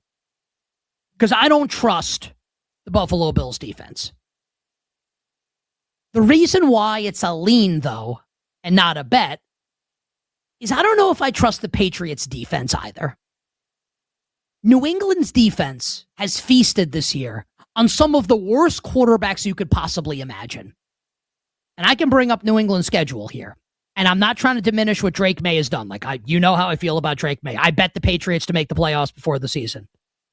Geno Smith, Tua, Aaron Rodgers, Bryce Young, Spencer Rattler, Cam Ward, Dylan Gabriel, Michael Penix Jr., oblique injury Baker Mayfield.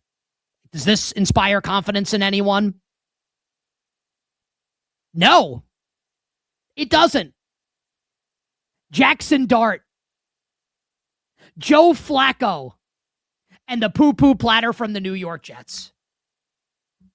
And one game against Josh Allen, where the Bills turned it over 3 times. And the Patriots won that game 23-20. Here's my guarantee for everybody. Bills are going to score in the game. Now, maybe the Patriots score more. It's possible.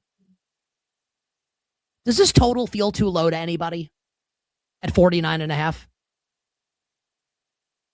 So if we acknowledge, right, and we're not, you beat who's on your schedule, right? You beat the teams that you play. Think about the quarterbacks the Patriots have played that I just laid out. You think Josh Allen's going to have difficulty scoring? I don't. On the flip side, here's Drake May against a defense in Buffalo that is eminently beatable. I think we're looking at a 27-24 final score either way. And I think the Patriots might win the game. That would be, if I had to bet it, I'd bet New England. That total feels a little short to me. Over 49.5 is a bet for me, and a lean towards the Patriots to win the game. From the AFC East to the NFC East, with the Giants and the Commanders and the Jersey Meadowlands. My Giants, a 2.5-point favorite. Total in the game is 47. We got some news today in this game. Jaden Daniels ruled out for the Commanders. We don't know if he's starting the rest of the season. And I think the people that are happiest about that news are the Philadelphia Eagles, who still get the Commanders twice this season. And Marcus Mariota is a capable backup. Obviously, it goes without saying you would much rather see Marcus Mariota than Jaden Daniels. So the Eagles might be the biggest winners here. Try and get them over the hump to win the NFC East and hold off the Dallas Cowboys. Dallas has got to play Washington also, but Philly gets the Commanders twice. So we don't know if Daniels is coming back this season. He won't play on Sunday. And the Giants got bet a little bit in this game. So this was Giants 2, and now we are sitting at Giants 2.5. 2.5. And what I told you yesterday, and I'll hold to it here. I've been saying it for years. Throughout the entirety, basically, I guess not year one of Shane and Brian Daboll. And now Daboll's gone. The New York Football Giants lose every game. Not like 100% of games, but they lose the vast majority of games. Mike Kafka, I mean, Kafka's people skills makes Joe Judge look like he's Henry Kissinger. It should be like Secretary of State. I don't know what the hell's going on with the New York Football Giants. I love me some Jackson Dart. You're going to tell me the Giants are favored? Like, come on.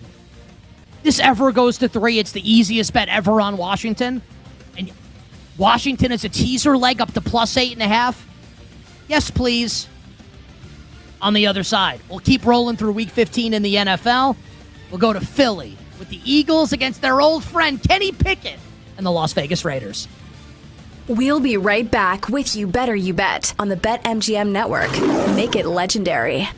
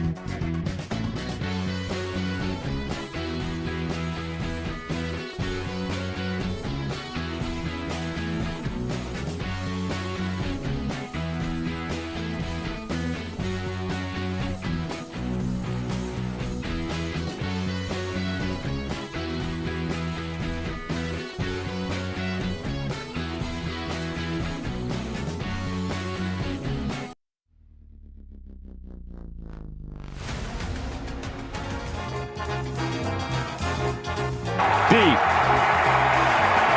Reigning national champions remain undefeated. They exorcise the demons by defeating the University of Michigan 27-9. You're tuned in to You Better You Bet with Nick Costos and the crew on the BetMGM network. Make it legendary. Gus Johnson with the call. A couple weeks ago, when Ohio State beat Michigan, knocked the Wolverines out of the college football playoff, and advanced to the Big Ten title game, where they would obviously lose to Indiana. We've got some breaking news coming out of the University of Michigan. I'm going to tell you about it in a second, but first we got to tell you about our show sponsor, BetMGM, because the NBA Cup is heating up. Today's Odds Boost token will crank up the intensity. Use your token on any NBA Cup bet to get a bigger payout if you win. Make it legendary with BetMGM. Download the BetMGM app and please gamble responsibly. The breaking news involving the University of Michigan is an absolute stunner. ESPN's Adam Schefter, along with Pete Thamel and Dan Wetzel, reporting, and this is everywhere now, that Michigan has fired head coach Sharon Moore. So again, Sharon Moore fired by Michigan on Wednesday, December 10th. Wetzel adding that the firing is for cause. So I read that as nothing to do with all the violations with when Jim Harbaugh was the coach when Michigan won the national championship. I kind of view this as being a separate issue. Trey Wallace, who covers college sports for Fox and for Outkick, tweeted, the school has been investigating a situation inside the building for the past few weeks. Here's my read on this. And again, Sharon Moore fired by Michigan. We are like way past the point on the calendar where a team and a school like Michigan should be firing a coach.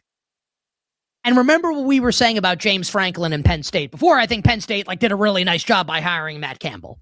But when Penn State fired James Franklin, what the school said was they wanted to get ahead of the coaching search, right? They wanted to land the best candidate. And then it took them forever. And they swung and missed on a number of candidates. And I like the hiring of Matt Campbell. But they wanted to get ahead of it, right? Because we have seen all the coveted coaches get hired.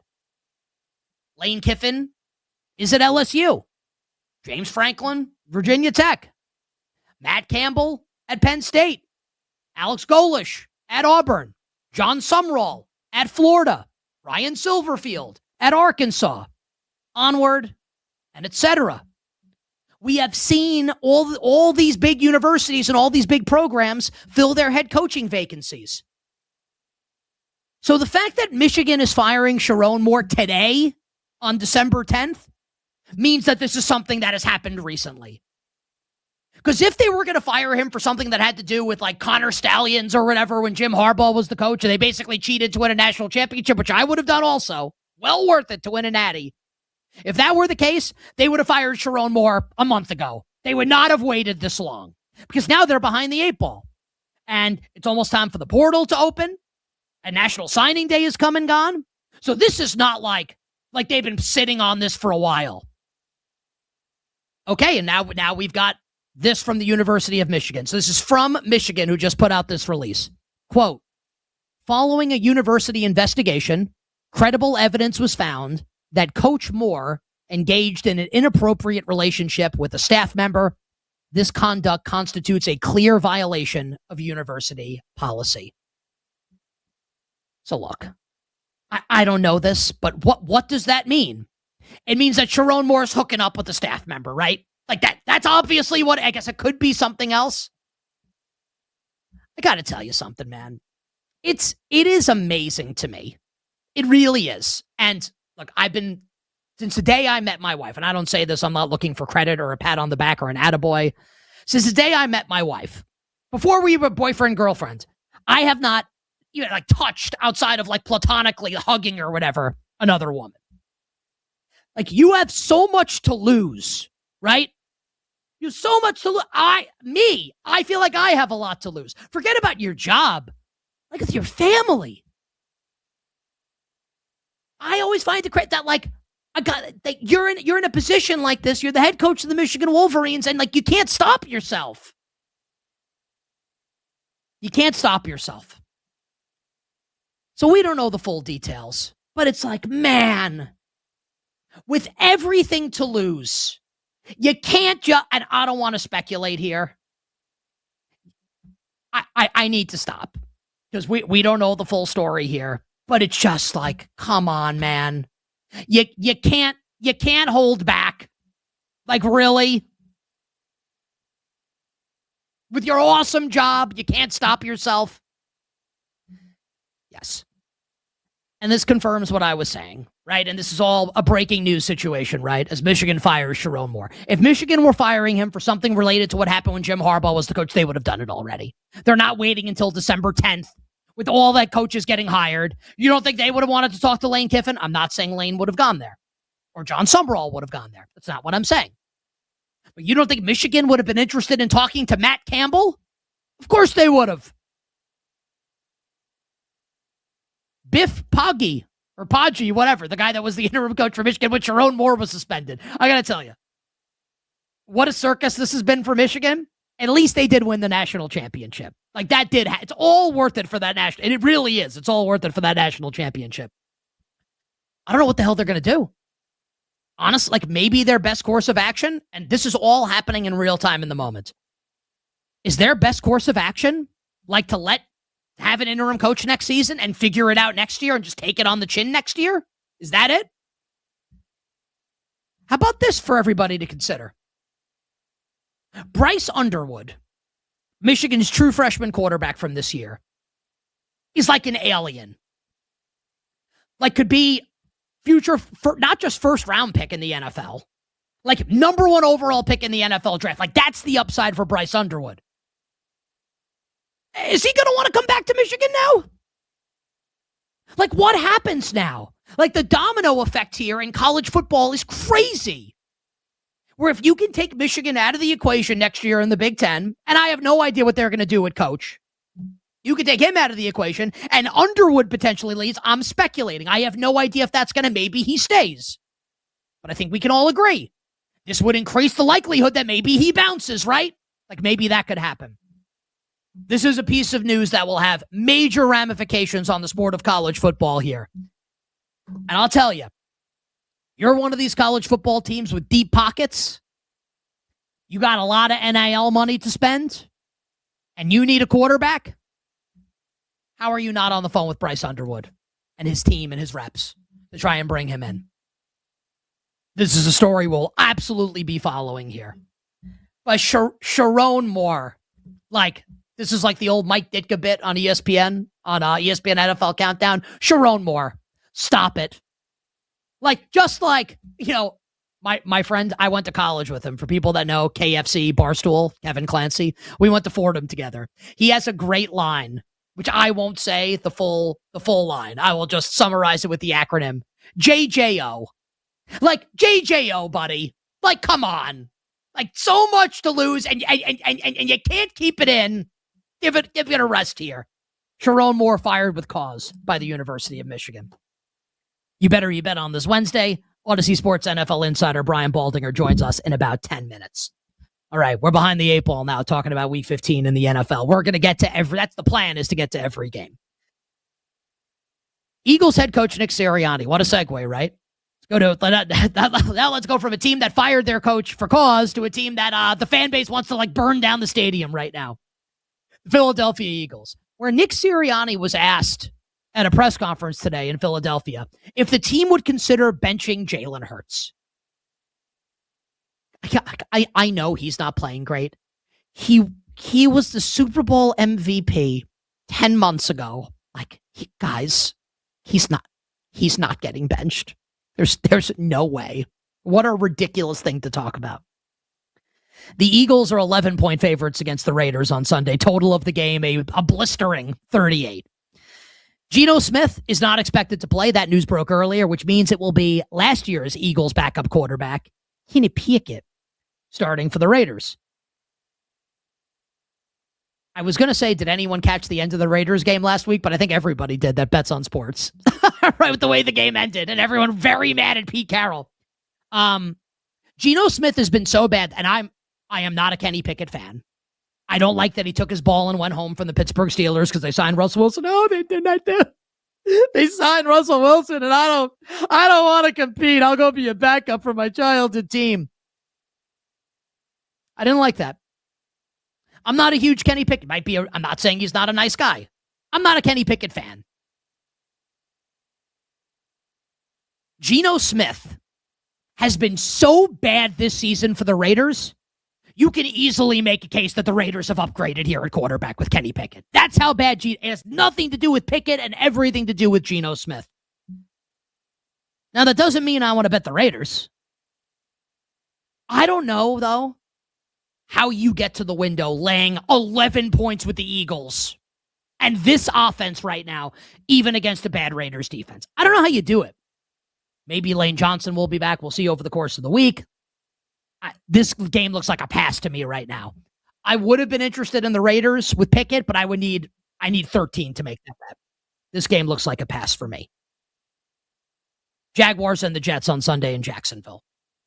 Jacksonville, a 12.5-point home favorite, total 41.5. So we don't know who the Jets starting quarterback is going to be.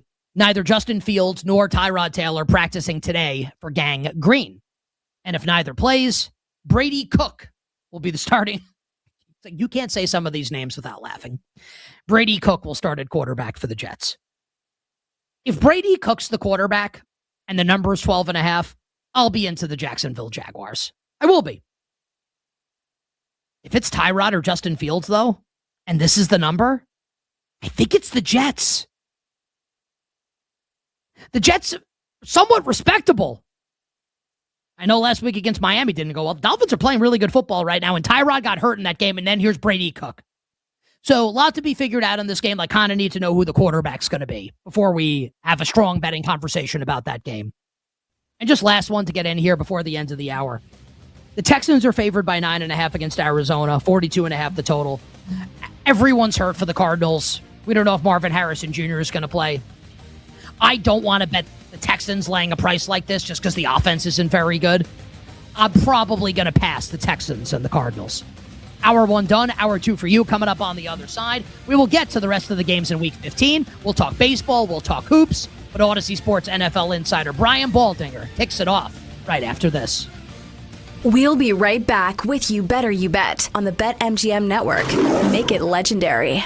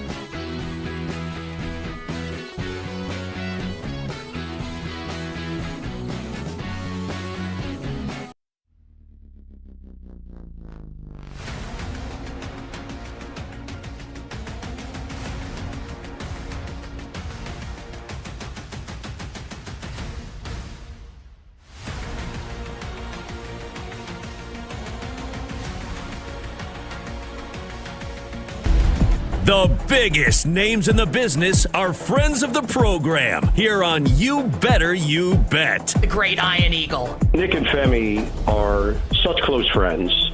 I would even consider getting divorced, even though I'm very happily married, just to get remarried, to have them as groomsmen. That's how much they mean to me. Hey everyone, it's Brian Anderson of TNT Sports, and you are listening to the great Rick and Jimmy. And these two are such close friends. And excuse me, Nick. Oh, sorry, Nick and Femi. Better bet. You should bet. No, you better bet now. Better. You bet. Nick and Femi. You better you bet. My favorites. This is You Better You Bet, brought to you by BetMGM on the BetMGM Network. Make it legendary. The wonderful Football Wednesday edition of You Better You Bet rolls on. Nick Costos, our unbelievable crew, and whoever the hell you are, here on the BetMGM Network.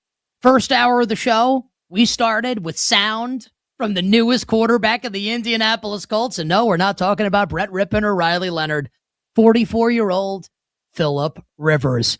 Riley Leonard, full practice today for the Indianapolis Colts, but Shane Steichen leaving the door open for Rivers starting regardless of Riley Leonard's health earlier today. I would guess it's 51% that Phillip Rivers starts on Sunday if Riley Leonard's healthy. That's my guess, is that Rivers will play because the Colts can't afford to mess around. No first-round picks for the next 2 years. Have to win. Rivers said today at the presser that Steichen called him like right after the game on Sunday, which means Steichen was thinking during the game, oh my God, season's over. I think Rivers is going to play on Sunday, and we'll see where the line goes. I might be interested in betting the Indianapolis Colts. Think about this, right? Max Brosmer in Minnesota a couple weeks ago, 13 on the road at Seattle. Indianapolis right now is 13.5. Ask yourself, is that right? And it may be right. No one knows because we've never seen anything like this before. So talked about Phillip Rivers maybe starting this week for the Indianapolis Colts. Got into a bunch of the games coming up week 15 in the NFL, including Kenny Pickett going to start for the Raiders on Sunday on the road at the free-falling Philadelphia Eagles. We'll get back to week 15 20 minutes from now, roll through the games, and that will feature the Packers and the Broncos coming up in Denver, a Super Bowl 33 rematch that the world's been waiting for. Super Bowl 32. That's 1997. My bad, everybody. So that's coming up in 20 minutes. And we also got into the University of Michigan firing Sharon Moore with cause for engaging in an inappropriate relationship with a staff member. And I think the big question coming out of this is Bryce Underwood going to be the quarterback of Michigan next year, or is he going to enter the portal and go somewhere else? This is a quarterback who could be the number one overall pick in the NFL draft in a couple of years. A massive move in college football. Michigan fires Sharon Moore that will have major ramifications on the sport heading into the 2026 season. Kicking off hour number 2 right now is Odyssey Sports NFL Insider. My friend, the great Brian Baldinger, host of the Best Football Show podcast. Insider Calls brought to you by Nationwide for your insurance and financial needs. Nationwide is on your side. My friends, what's going on? How are you, Nick? I'm just listening. Just hire Wink Martindale at Michigan. They go back and win a championship with Wink. You'll be just fine. Can I throw something out at you? Yeah. Let's say the Ravens miss the playoffs. Okay. John Harbaugh? Why would you fire John Harbaugh? Because they can't get over the hump. Well, what's the hump? The Super Bowl? Winning the Super Bowl? He's won one. How many does he have to win two? Well, he's been to the playoffs. How many times have you been to the playoffs? So here is my counter to that, right? Okay. I've been saying for a long time, and I think John Harbaugh is a great coach. I think Sean McDermott's a great coach. I'm a Giants fan, right? I would love for my team to have either guy as their coach. In the history of the NFL, Baldy, we have never seen, in the Super Bowl era, we have never seen a coach-quarterback pairing last as long, and they're the same draft, right, with the same coaches. McDermott, Josh Allen, Lamar, John Harbaugh, 2018 NFL draft, both in the first round. We have never seen coach-quarterback pairings go this long without even getting to a Super Bowl that have won one.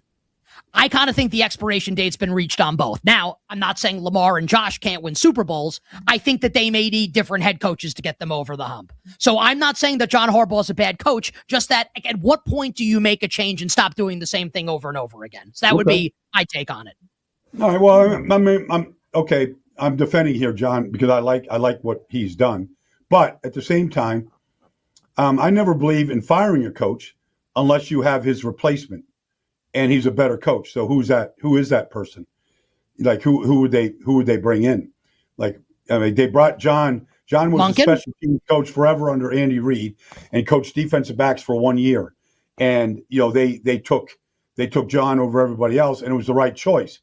Now, I don't know who's running if there's a search. I don't know who would be running the search and what they're looking for. But I mean, maybe you should start with special teams coaches. He was the best in the league at that time. And I remember that was 2008, right? And the question was, are they going to hire Jason Garrett, who was the Cowboys offensive coordinator at the time? Yep.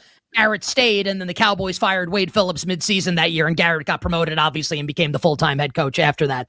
They drafted Joe Flacco. He started day one with John, and they paired that together. And to your point, went to the AFC title game year one, literally, with 2008. Won a Super Bowl in, I don't know, a couple years later. 12, yeah. Okay. Super Bowl 12, yeah. Okay. In 2012, beating the San Francisco. I mean, was that 4 years later, 5 years later? Yeah. Like it was it was in his, I think, within his first contract. I think Joe, in fact, I'm almost positive it was his fifth year, and Joe played out his contract, and he gambled on himself and was the Super Bowl MVP. And then got the huge deal as Joe Flacco elite. And I was wacko for Flacco. I bet the Ravens every game in that playoff run. Special thanks every year. I feel like I should send like Raheem Moore a fruit basket for that angle that he took in the end of regulation with Jacoby Jones and the Baltimore Ravens in that game in Denver against Peyton Manning and the Broncos. Yep. That's a story for a different time. Yes, so maybe it's just going to be Wink Martindale. Biff Poggi is apparently going to be the interim coach for Michigan. He was their interim coach when Sharon Moore was suspended for a couple games.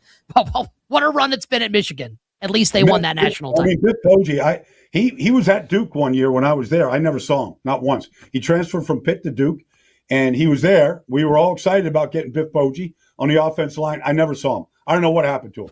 But I've known Biff since I was in college. So when I see his name pop up every once in a while, I'm like, oh, he is like, there is a real person of Biff Poggi. I just never saw him when I was at Duke. How funny that, just to think about that, right? Just like the sliding doors of life. You guys are going to be on the offensive line together in college. Now you're, and I'm not just saying this to blow smoke, one of the most recognizable and respected NFL analysts like in the world. And he's now the head coach at the University of Michigan. Just like really funny how life works, right? Yeah, it is. It's funny. And that takes us into something else that's very funny about how life works. Listen, man, I'm a gigantic sports fan and have been my entire life. Yeah. We've never seen anything like this before. No. With Phillip Rivers, hasn't played. There's no comp. What are you expecting? Well, here's the thing. I mean, you're a sport fan, right? So I believe that Phillip Rivers knows how to call play. He's played with Mo Alley Cox. He's handed off to Jonathan Taylor. He's thrown passes to Michael Pittman. Quentin Nelson's been his Pro Bowl left guard when he was there. He's got some familiarity there. He's got to build some timing, with some of the other guys, Ty Warren and Josh Downs, whatever. But I believe he can do that. I believe he knows where to go with the ball, pre-snap, etc. Here's what I think he's going to struggle with. Like every athlete, this is especially with boxers, Nick. Like what slows down is your reaction time. Like you see it, you just can't react at the same speed that you once did. Your neurons don't fire the same. Like it's just different. So I'm sure this week in Seattle, like Mike McDonald, if he sees them, like they're going to have Devin Witherspoon, they're going to have Wari. These guys are going to come after him. Like how quickly can he recognize it, see it, and react to it? Or if somebody is coming right in the A-gap, right at him, can he react the way he was used to reacting?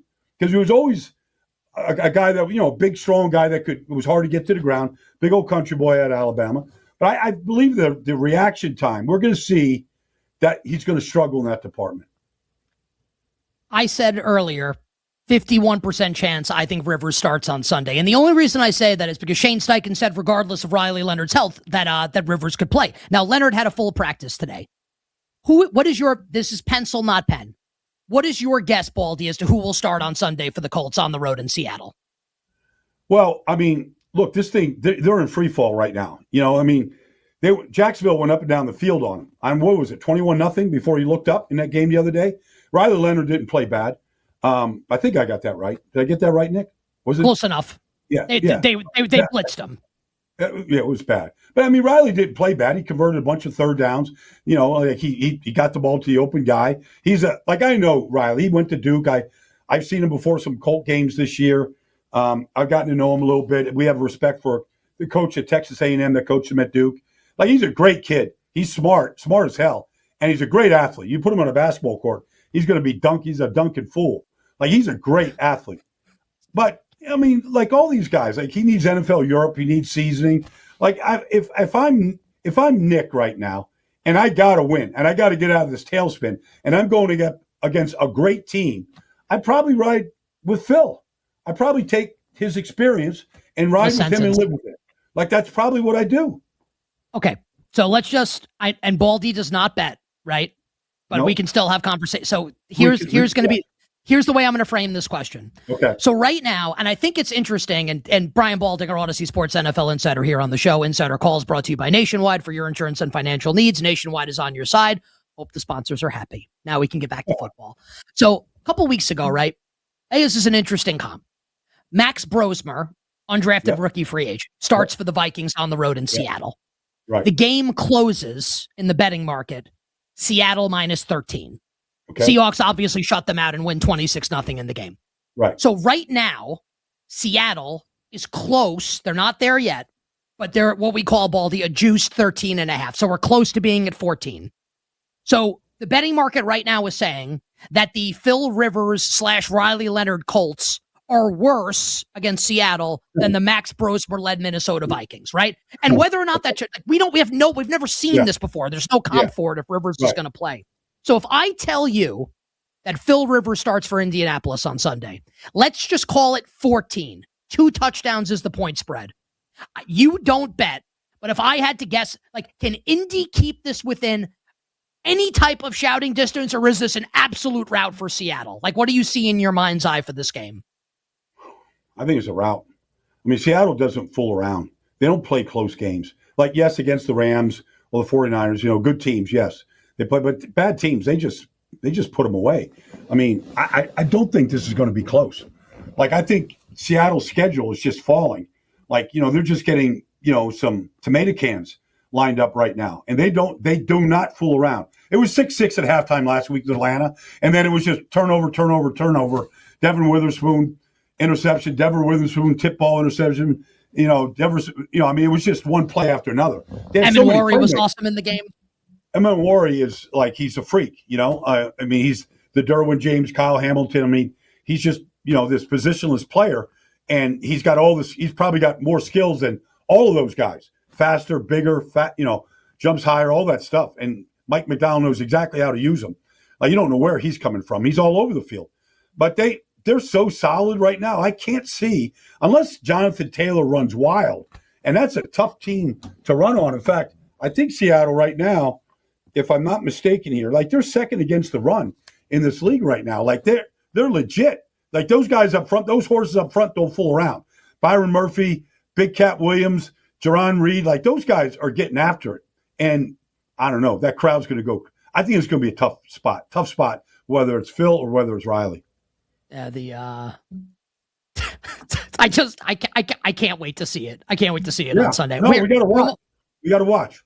Oh, you know we're going to watch. We only have about a minute. Point, though, Nick, real quick. I know you got. Yeah. Oh, no, please. I did television for NFL Europe for 10 years. I saw Kurt Warner. I saw Jake Delhomme. I saw John Kitna. Like, I saw all these guys that were nobody, literally nobody.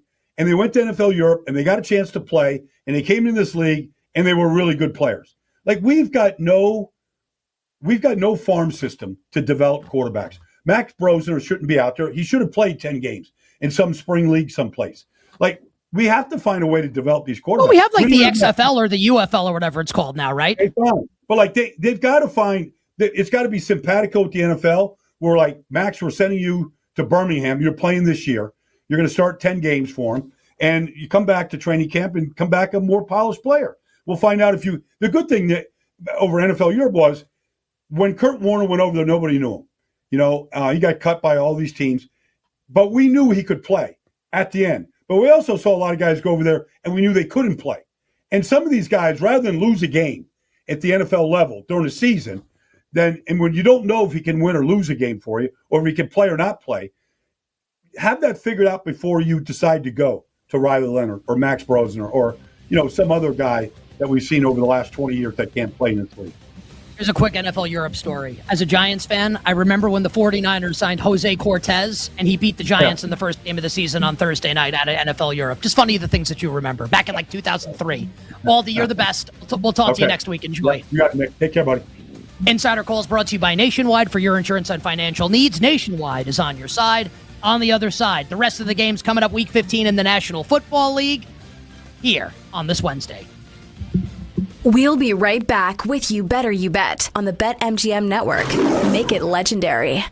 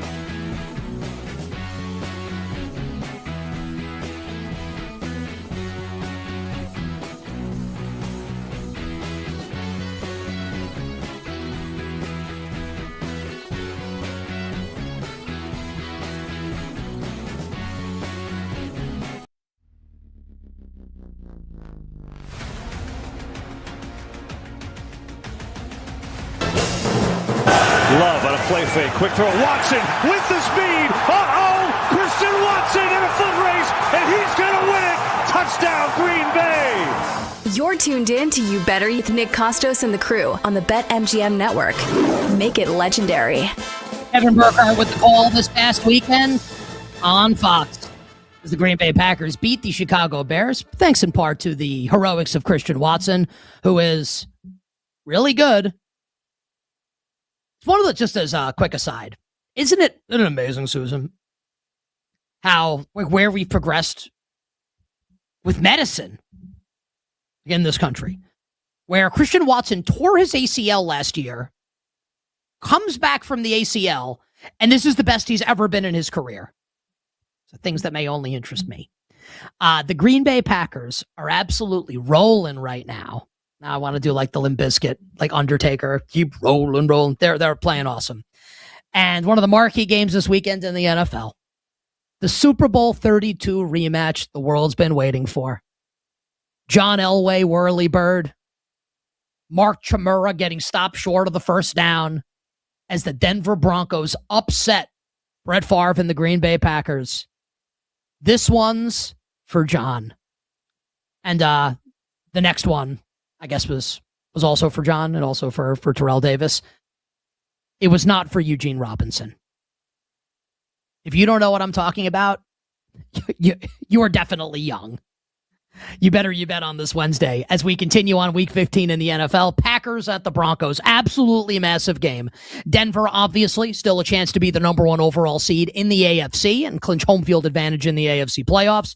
And you know that Denver will be watching the Bills-Patriots game earlier in the day and hoping that Buffalo wins that game, opening the door for Denver to have sole possession of the number one seed in the AFC by the end of the day.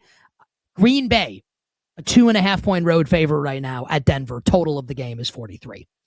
Now, some people might say, wow, like Green Bay's favored on the road in Denver. The Packers' power rating amongst people that bet, and bet like a lot of money, and shape the betting market. The power rating for Green Bay is ridiculously high. That's why we talked about last week. Like, the Green Bay was almost 7 against the Bears, who were 9-3, and they occupied the 1 seed in the NFC when that game kicked off. The Packers are just rated really highly. And for Denver, no one thinks the Broncos are bad. Like, that's not the conversation. No one thinks they're bad. Like, most of all, not me. And you'll remember, as I will take the opportunity to tout the things I'm right about, I'll also tell you when I'm wrong. I loved the Broncos this season. Bet them to make the playoffs, bet them over the win total. Like, I'm cashing both those bets. It's awesome. I don't think Denver's very good in the grand scheme of things.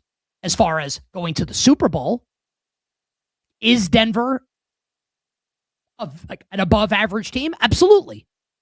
And it's possible that Denver makes the Super Bowl. It's possible if they get the right draw.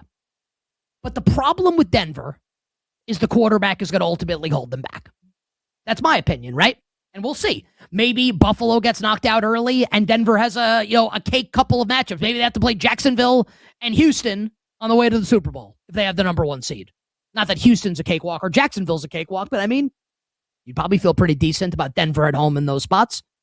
But the reason why people are not totally in on the Broncos, despite the record, despite the 10-game win streak, despite them being at home in this game, is because no one really thinks Bo Nix is that good.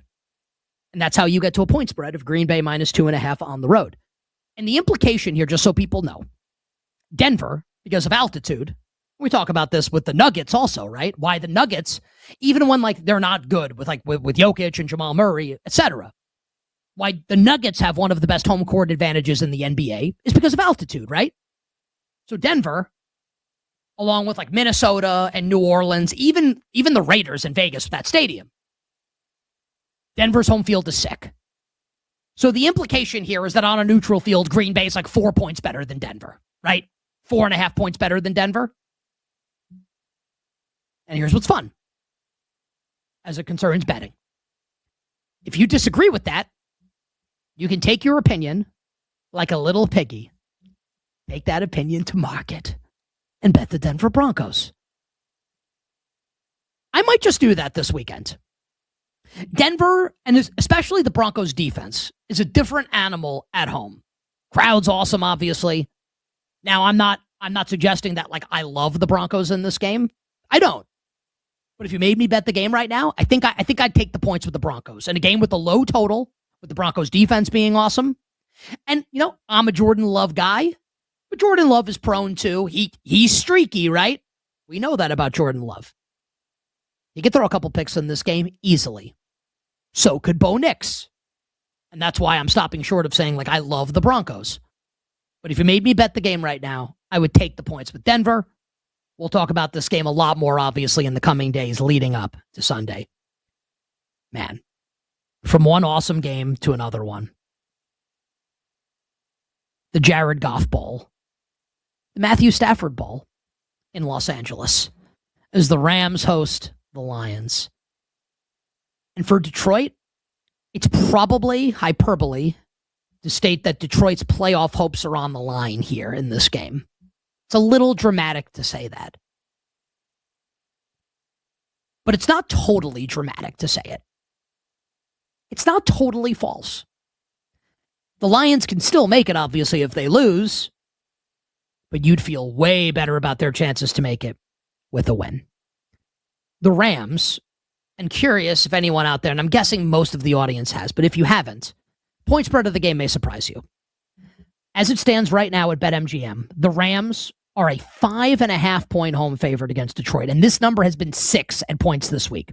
So Rams 5.5, the total a sky high 55.5. And where I come down on this game, I believe, is going to be the Lions to cover. And the reason why is I think they're going to be able to match the Rams score for score. We know Detroit loves to play a ton of man coverage, right? That was the deal with Aaron Glenn. It's the deal now with Kelvin Shepard.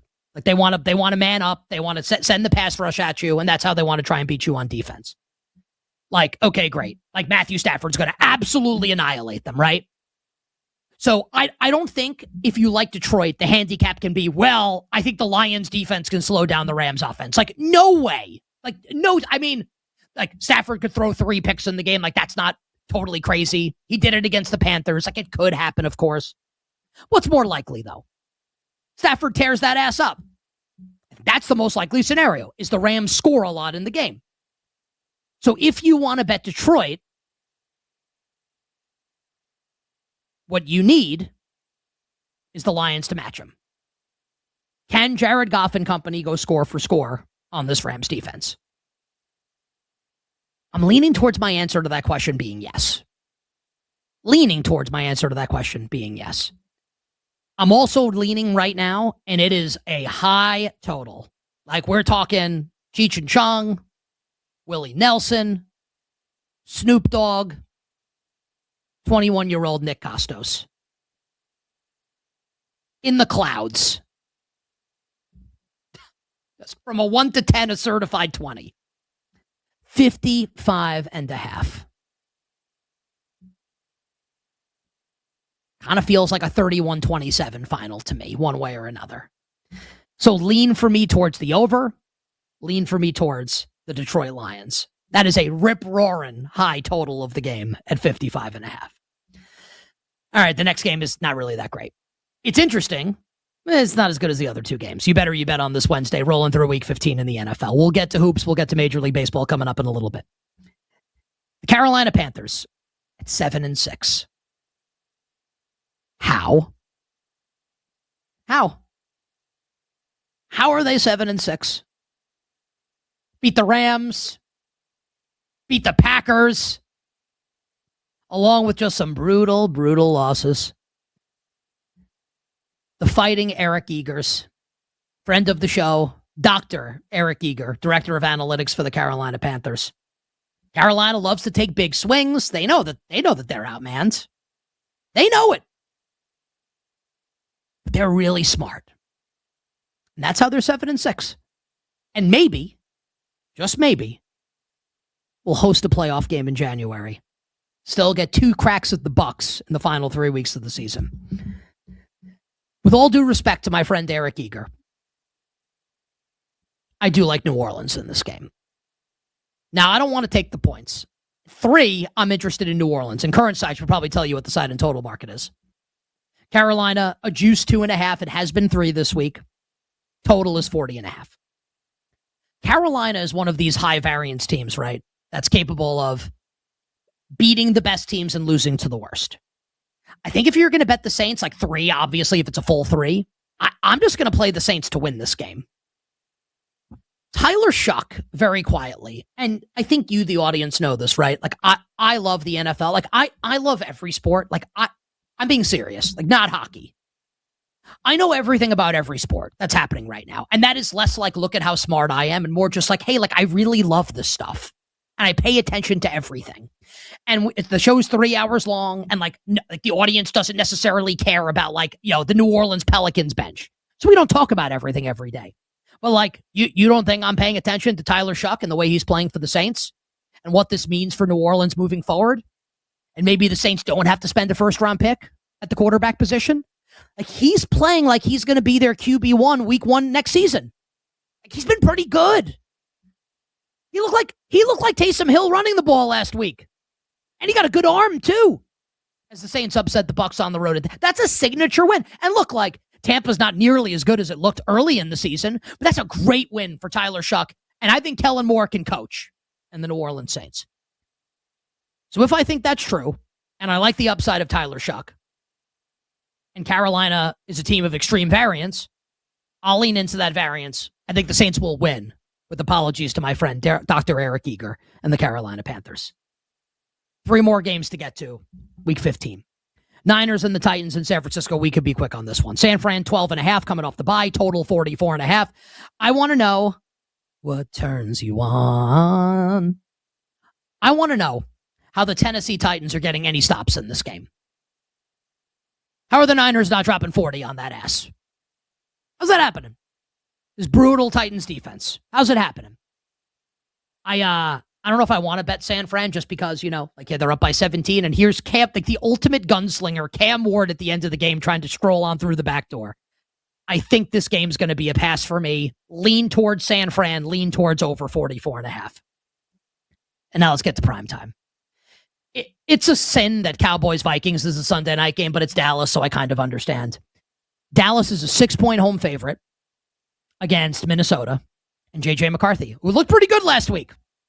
Again, to reiterate, like, we can't get to everything every day. J.J. McCarthy played pretty well against Washington, and the Vikings shut out the Commanders 31-0. Dallas 6, total 48. I may regret this, and I haven't made the bet yet. This feels like a big number for the Cowboys to be laying. Where we go from Dallas needing to cover all these games as a dog, and now we need Dallas to win by margin against a really well-coached team. And J.J. McCarthy does kind of seem like he's on the come right now. They played well last week, and maybe he sucks. And maybe this is week 2 against Atlanta on Sunday Night Football all over again. It could happen, right? And I haven't bet the game yet. I think it's probably too big of a number, though, for the Cowboys to be laying. Betting market seems to agree with me for now. The 6 is juiced towards Minnesota, so maybe we'll come off 6. I think I'm going to bet Minnesota during the break. I would like to capture a full 6 here with the Vikings. So hear me right now. I am not saying the Cowboys are going to lose. That is not what I am saying. What I am saying is I don't know if I want to bet Dallas to win a game by a touchdown or more against a team that is at least competent and well coached in the Minnesota Vikings, even if I don't love the way Kevin O'Connell has handled the quarterback position this year and the fact that they lied to us about J.J. McCarthy's ankle sprain for 6 weeks. So Minnesota plus 6 is going to be a bet that I make during the break. And we can readdress it as the week rolls on. And we'll close Monday Night Football. And I think about anyone, if I say Steelers-Dolphins Monday Night Football, anyone remember that 3-0 final score like 20 years ago in that monsoon where one of the teams punted the ball and it literally landed and didn't move in the ground because of the field was so destroyed by the rain. Anyway, Pittsburgh 3.5 against 6 and so this is 7-6 against 6 and 7. Miami's in the thick of it. I don't think Miami will make the playoffs, but man, Mike McDaniel's going to keep his job next year. Like, that's going to happen if they keep this up. Pittsburgh 3.5, total 42. We might go down to 3. I think I agree with this move down to 3. Mike McDaniel has done something really intelligent. He's completely changed this offense. Like, gone are the days of the high-flying Tyreek Hill, Jalen Waddle, high-octane, quick passing game. And they have morphed into this run-first team. And like, we think Devon Achan's going to be good to go. If the number's 3.5, and it is right now, and I don't want to bet the game right now. Let's see where things are at injury-wise. I think the bet has to be on Miami. Maybe not to win, but if the spread's going to be more than 3, I do lean towards the Miami Dolphins. On the other side, the stove is getting hotter. Pete Alonso's an Oriole. We're talking Major League Baseball right after this. We'll be right back with You Better You Bet on the BetMGM Network. Make it legendary.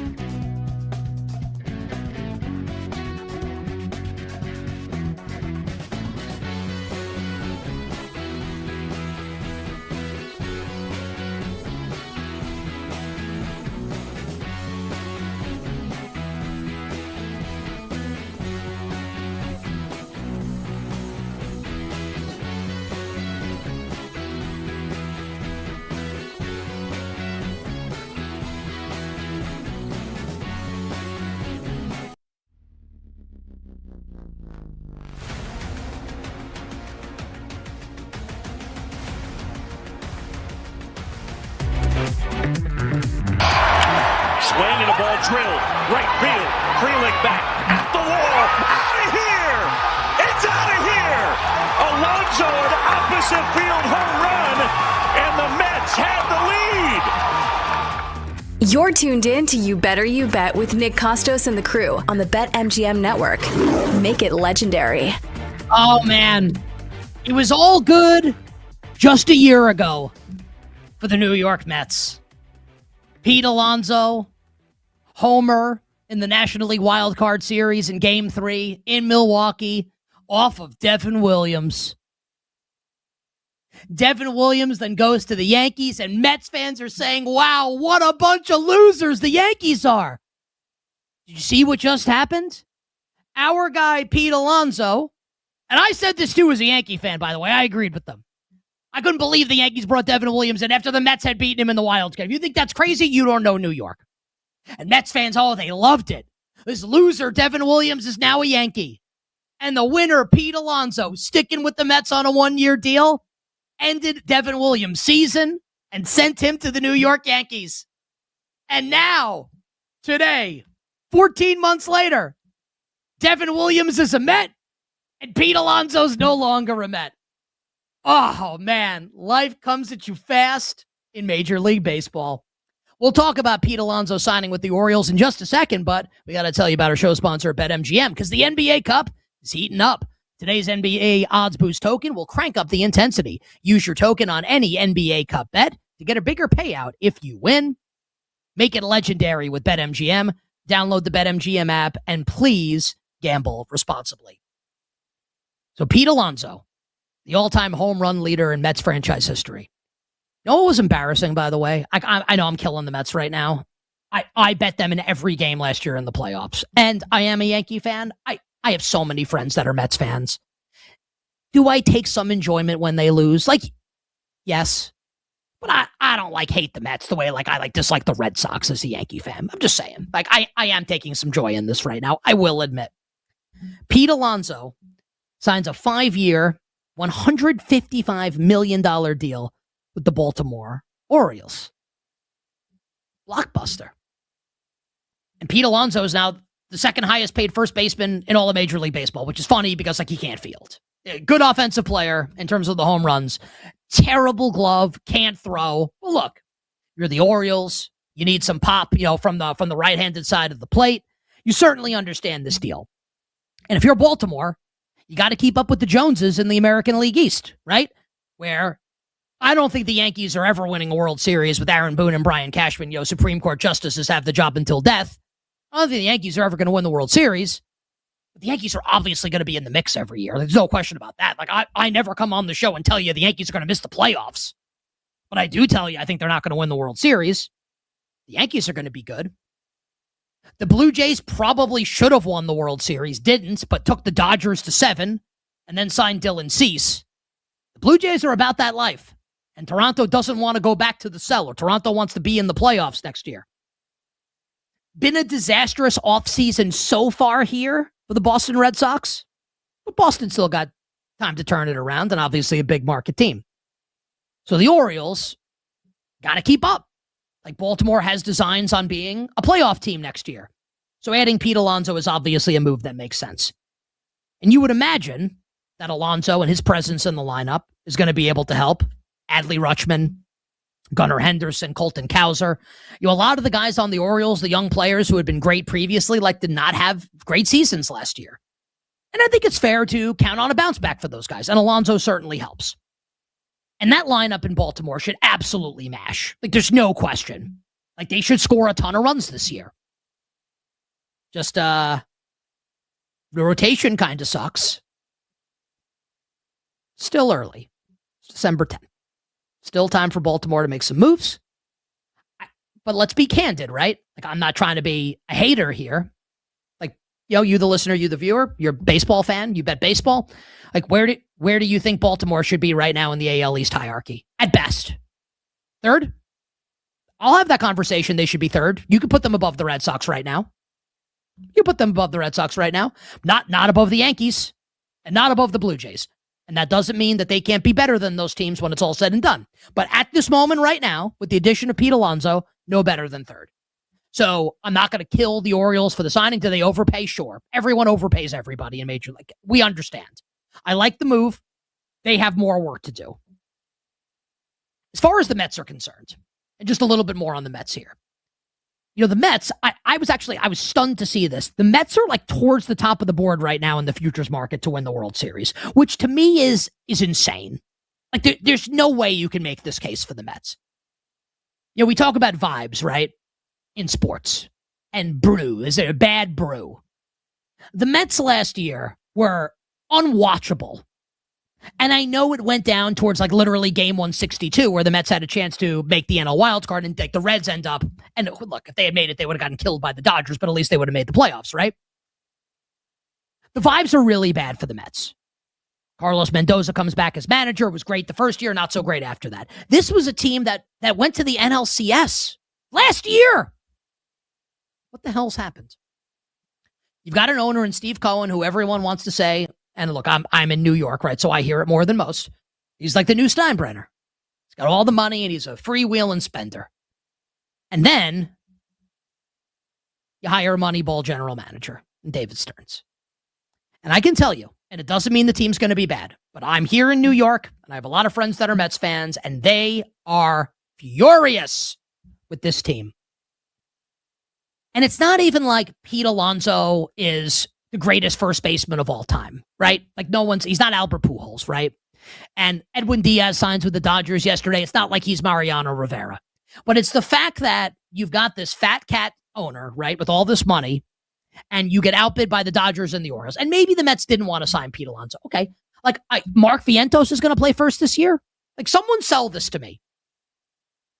They got to be able to pull this out of the fire right now, at least to win the press conference. And I understand that doesn't equate to wins and losses on the field. But the vibes right now with the Mets and Mets fans, they're in the toilet. And that's just a fact. They'll make some moves. Cohen's got too much money not to. But right now, you want to bet the Mets to do anything of significance this season? Flush your money down the toilet instead. Or, I'll say, toilet paper is really expensive. Inflation, that old chestnut.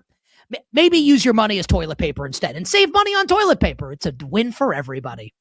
So not great right now for the New York Mets. You bet on this Wednesday.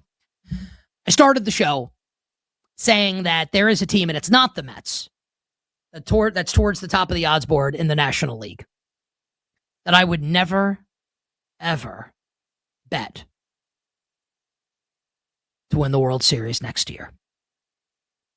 And I feel like there's a portion of our fan base and perhaps a portion of our show crew. Tyler Morales, I'm looking at you. You guys won't like it. I said this in October when the Phillies blew it against the Dodgers. And what was the pitcher's name that blew it, whose name is escaping me at the moment right now? Like everyone wants to blow, like something like a Galaxy or something. Orion Kirkring. I knew it was something to do with space. Orion Kirkring. Everyone wants to blame Orion Kirkring. The Phillies could not score in that series against the Dodgers. That's why they lost. Look, Kirkring had the brain fart to end all brain farts, obviously, in Game 4 against the Dodgers. But come on. They couldn't score in that series. I said this after they lost to the Dodgers. And, we said leading up to that series, we think the winner of this is going to win the World Series. Dodgers did end up winning the World Series. And as it turns out, I think if we got Blue Jays-Phillies, I think Blue Jays-Phillies in 2025 would have ended the same way Blue Jays-Phillies did in 1993. Maybe not with the walk-off homer off Mitch Williams, the wild thing, but I think the Blue Jays probably would have won that series, knowing what we know now, the Blue Jays pushing the Dodgers to 7 games. The Philadelphia Phillies are the National League equivalent of the New York Yankees. And that sounds good because the Yankees are always in it, right? They're always in the headlines. They're always in the playoffs. They're always there in October. The problem is that the Yankees are never going to win with this current leadership. So when the Phillies bring back Rob Thompson, the manager, and bring back Kyle Schwarber, 5 years, $150 million. By the way, the Red Sox struck out on Schwarber. The Orioles were in it for Schwarber also. And this doesn't mean that Kyle Schwarber is not an awesome player. He's great. It's not an anti-Kyle Schwarber take. But what happens now with the Phillies, right? And this is what's happened with the Yankees in this core of players, is you keep getting to October and you can't get over the hump. And they did get to the World Series. They lost to the Astros in that World Series, and I hate the Astros. I wanted the Phillies to win that World Series. The next year, you make it to the CS and you lose to the Arizona Diamondbacks. And since then, like, you lose to the Mets as a huge favorite last year. Your offense does nothing in the DS this year against the Los Angeles Dodgers. I think it reaches a point where you're just not going to win unless you make some kind of drastic change. Like, why would you think that anything's going to go differently this year for the Phillies than it's done the last however many years? And this doesn't mean that the Phillies can't win 100 games, win the NL East, be right back in the thick of it in October. But when they get there, I'll never bet them, ever. I won't have a cent on the Phillies to win the World Series this year. And I don't think you should either. Okay then, Nick. Who do you like to win the World Series right now? On December 10th. It's very early. No one in betting content ever wants to say, hey, like, you know what's probably a pretty good bet? The favorite. I don't know how the Dodgers aren't winning again. Have the Dodgers ruined baseball? I don't know, like, I keep winning money on them. I don't think so. You know what will blunt the feeling that you have as a baseball fan if the Dodgers win again? If your bank account grows as a result. In 1998, the Yankees won 1 million regular season games, beat the Padres in the World Series. In 1999, the Yankees beat the Braves for the second time in 4 years. In 2000, the Yankees beat the Mets in the Subway Series and three-peated. A couple years ago, Dodgers beat the Yankees. This October, the Dodgers beat the Blue Jays. Next year, I don't know who they're going to beat, but the Dodgers are going to three-peat. Plus 270, it's going to pay, even if we don't like the price. Final hour, power hour coming up next. We start the hour talking hoops, the NBA Cup, and college basketball. We'll be right back with You Better You Bet on the BetMGM Network. Make it legendary.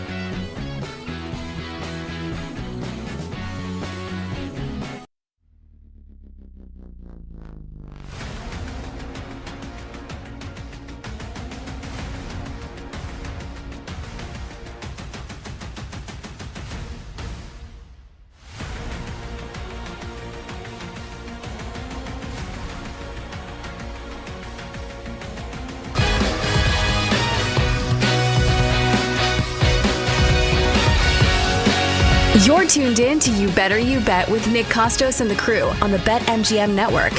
Make it legendary. Bring it up, Penny.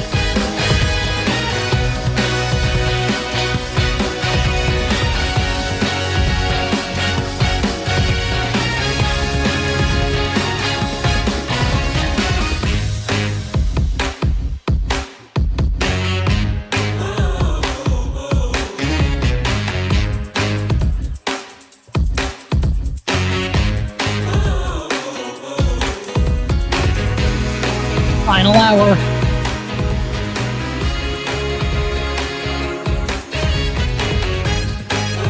Hour. You Better You Bet on the BetMGM network. Nick Costos, our unbelievable crew, whoever the hell you are. The Power Hour and every hour here on You Better You Bet, brought to you by BetMGM. Make it legendary by downloading the BetMGM app and visiting BetMGM.com. Coming up 20 minutes from now, friend of the show, Danny Parkins, First Things First on Fox Sports 1, will stop by. We'll talk to Danny about his Chicago Bears. They lost to Green Bay over the weekend, heading into Sunday's game. I didn't do Bears-Browns, by the way, right? I missed it. I skipped over it in my notes.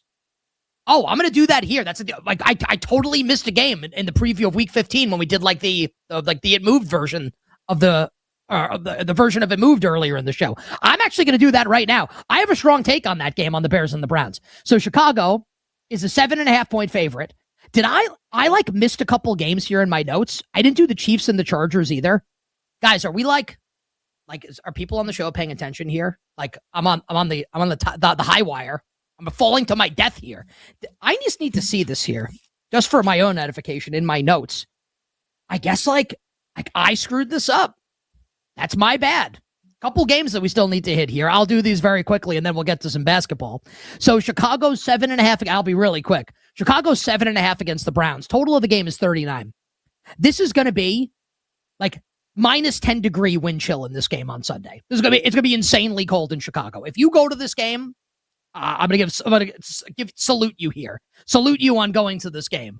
Our friend Sam Panayotovich tweeted from his Twitter account at SB Shoot, anyone going to go to this game, if you got free tickets? I'll take it a step further. Not only would I not go, let's say I don't live in Chicago, but Giants game. Not just free tickets. If you gave me $1,000 to go sit outside in minus 10-degree weather to watch a bad and the Bears are good, to watch that game, I would say no. I don't even know if I do it for $5,000. I hate sitting out in the cold. I've done it for some Giants games. I never want to do it again.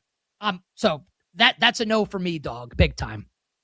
And as far as betting the game goes, think about how the Bears like to play. They want to run the ball down your throat, right? Cleveland's defense is pretty good. Does that strike you as a team you want to bet laying more than a touchdown? Not me. Browns or pass for me in that game. And Chiefs Chargers. Actually, I will save my thought on that game, and I will get to it when we talk about the NBA coming up in a moment here. As weird as that sounds, I promise that I will make that make sense and save my thought on the Chiefs and the Chargers for a couple minutes from now. And now we've hit on every single game in Week 15. So Danny Parkins coming up in 20 minutes. Best bets for tonight will close the show 40 minutes from now. Big stories of the day today. Phillip Rivers gave his press conference in Indianapolis today. Shane Steichen saying that Rivers could start on Sunday regardless of Riley Leonard's health. Riley Leonard full practice today on Wednesday for Indianapolis. My guess is, and Odyssey Sports Insider, NFL Insider Brian Baldinger joined us last hour. Baldy said the same thing I did. He thinks Rivers is going to start on Sunday. So do I. Not a guarantee. I would say 51% Rivers starts on Sunday. So slight lean for me towards Rivers starting. Baldy thinks if Rivers starts, the Seahawks will blow them out. I think if the number is 14.5, I'd actually consider betting Indianapolis in the game. The context that I keep giving, Max Brosmer and the Vikings closed 13 on the road at Seattle a couple weeks ago. Now it's Rivers and the Colts, and it's impossible to price this because we've never seen it before, and the number is going to be 14.5 or more. It'd be a small bet for me on Indianapolis, mostly because I want to root for Rivers, and if they cover, I want my souvenir t-shirt like I survived the Tower of Terror at Disney World.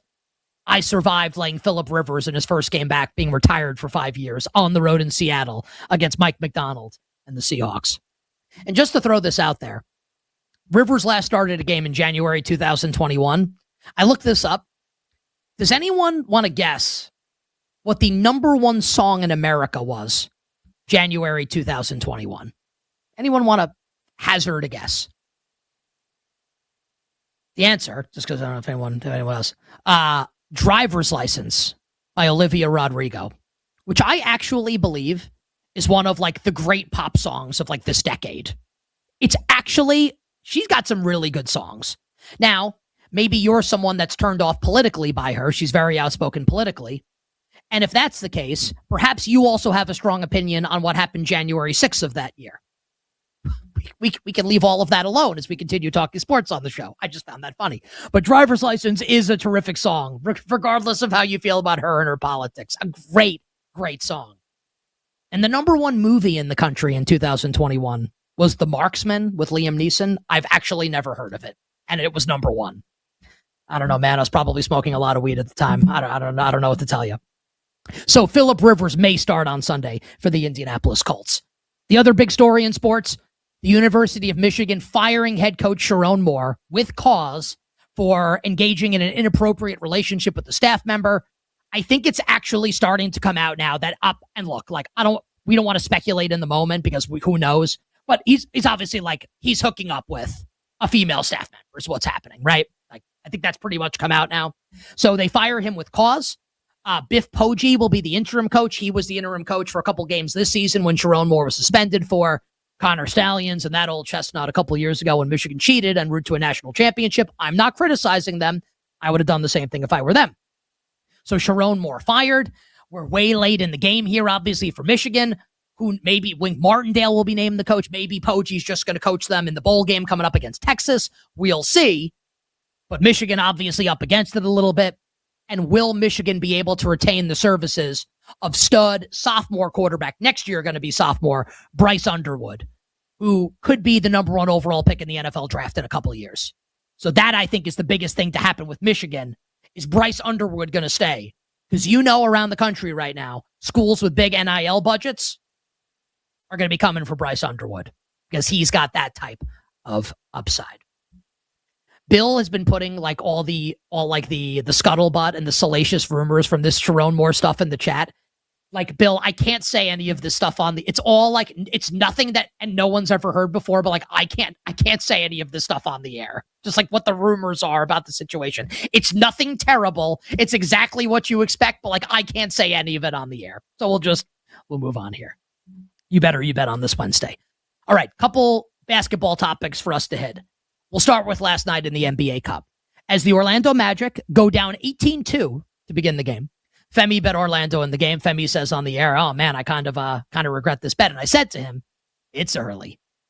And we were both right because Femi agreed with me because the Magic come back to win 117-108.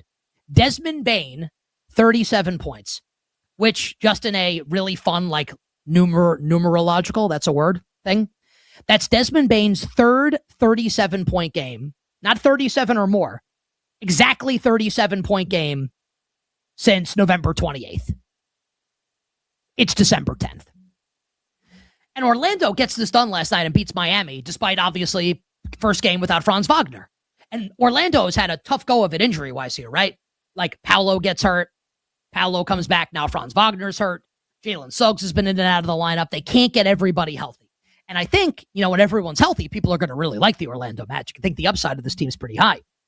My takeaway from this game with Orlando against Miami last night is kind of like Orlando is kind of a little bit Heat-esque in the way that they don't let things like get to them, right? Like another injury to a star player, they keep on chugging. This is like, it's not like Heat culture. I don't really want to call it that. But Orlando's kind of got a little bit of that toughness about them now, right? And you got to give Jamal Mosley a lot of credit for instilling that in them. So I give the Magic a ton of credit for winning that game last night, advancing to the semis in Vegas this Saturday, where they will play my New York Knicks, who ransack, it's a good word, right? Ransack the Toronto Raptors last night on the road, 117-101. We told you yesterday on the show, Matt Moore bet it. He was our guest yesterday from the Action Network. Femi bet it. I bet it. Loved it last night. The Raptors are not the same without RJ Barrett in the lineup. As crazy as you think that might sound, the numbers bear it out. It's the truth. Jalen Brunson, 35 points, absolute monster. OG Anunoby on the defensive end is a menace last night in the game. The Knicks are now 17-7, right? And I'm going to say something now, and then I'm going to kind of not disagree with my own thought, but I'm going to try and make this make sense to everybody. So the Knicks right now are -4 against Orlando this weekend in the semis. It's a neutral court game, obviously, right? The Knicks just played the Magic over the weekend. They beat them 106-100. That's the game where Franz got hurt and Desmond Bane spiked the basketball on OG Anunoby early in the game, like he was Rob Gronkowski catching a touchdown and spiking the football. And good for OG Anunoby not like swinging it. It was ridiculous from Desmond Bane to do that. And I'm not just saying that as a Knicks fan. Like, watch it. It was like there was no need for it. Magic kept the game close, though. I think I'd actually take the points with Orlando, and I think the number's going to go up. I do think that. I actually don't even know if I believe this.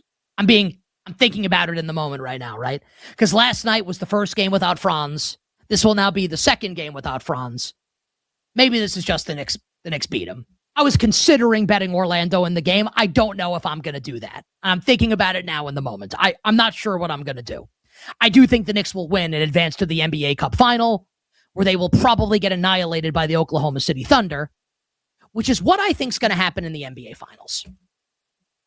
I do think the Knicks will make the NBA Finals. And the big sports take, and there is a betting application of this also, which is to bet the Knicks to win the East. There's actually no excuse for the Knicks not to win the Eastern Conference this season. None. As long as the starting lineup's healthy, same thing we said about them last year and for a couple of years now. If they're healthy entering the postseason, they are the team in the East with the highest upside. And I'm not just saying that as a Knicks fan. Like, it is the truth. It is. The Cavs are scuffling, 14-11. They've kind of devolved into Donovan Mitchell and the Mitchettes. That's kind of what they are. The Celtics are playing way over their skis right now. I don't take the Celtics seriously as far as like winning the East. Pistons feel like they're a year early. The Raptors feel like they're a year early. Maybe the Magic can get it together. The Hawks are going to have to figure it out with Trae Young back. The Knicks are actually the best team. They actually are. I think they're going to the finals. I do.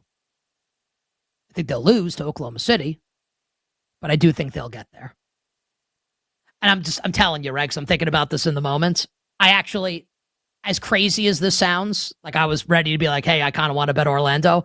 And then like, well, second game with Franz being out, maybe the Knicks are just going to blow them out. So, I like my Knicks. I promised earlier in the segment that I was going to talk about the Chiefs-Chargers game when we discussed the NBA. And probably made no sense to people. I'm going to make it make sense right now. And this will kind of give away my opinions on the games coming up tonight in the Western Conference in the NBA Cup. As the Lakers host the Spurs, and unfortunately Victor Wembanyama is not playing, which sucks because this game would have been so much fun with Wemby playing, with like a berth in Vegas on the line, right? A trip to Vegas in the semifinals. Lakers out to 7.5, 241.5, and the Thunder a 2-touchdown favorite against the Phoenix Suns. And I'm just going to do a refresh of our friends over at Basketball Monster, who do a great job of updating the injuries. Devin Booker ruled out for the game tonight, so Devin Booker will not play. I don't know what's going on with like my odds board here, but I've been having difficulty with it all day where like I can't get all the sports on the screen at the same time, and it's really frustrating me. Okay, here we go. Thunder 15.5, Lakers 7.5 are the numbers. I think the Thunder are probably going to cover. I think the Lakers are probably going to cover.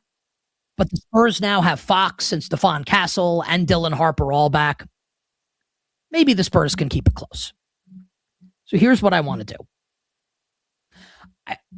Even if the Spurs keep it close, like the NBA knows where its bread is buttered, right? The NBA is going to want Lakers Thunder on Saturday. And why wouldn't they? No college football, it's a huge showcase for the NBA on Saturday for the NBA Cup semis. You've got the Knicks in one game, even if the Magic aren't like a huge draw, no disrespect to them. You got the Knicks in one game, and then you have Lakers Thunder in the other. Like, that's awesome. So even if this game's close, you're going to see like Luka shoot 500 free throws tonight. I think the Lakers are going to win. And maybe the Suns can cover. They've been very plucky this year. Matt Moore talked about that yesterday on the show. But I think the Thunder will win. And by the way, improve to 24-1, and they're going to win 74 games this year, I've been telling you since the start of the season they're going to win 70. Now a Lakers Thunder money line parlay, you're still laying like about minus 200 for that.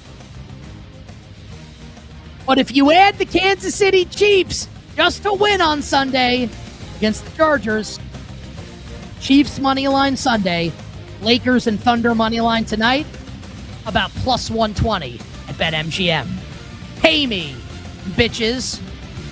Coming up next, Danny Parkins joins from First Things First on Fox Sports 1. College basketball and bets will close the show. We'll be right back with You Better You Bet on the BetMGM Network. Make it legendary.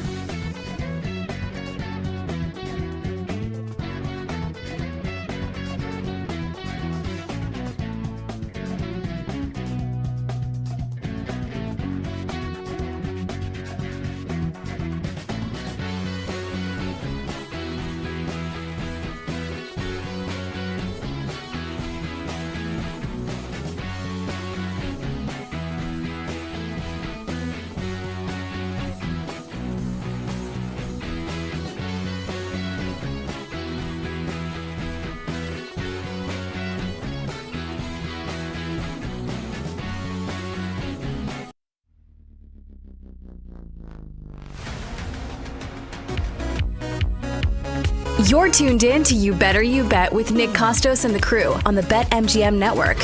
Make it legendary. All right, we'll get into last night's college basketball slate 20 minutes from now and why I think there are legitimately 10 teams that can win the national championship right now in college hoops. And I think this is shaping up to be the best college basketball season of my lifetime. It's been amazing already, and I think it's going to get even better. And I've got one team in mind that I think is going to emerge and cut down the nets and win the title.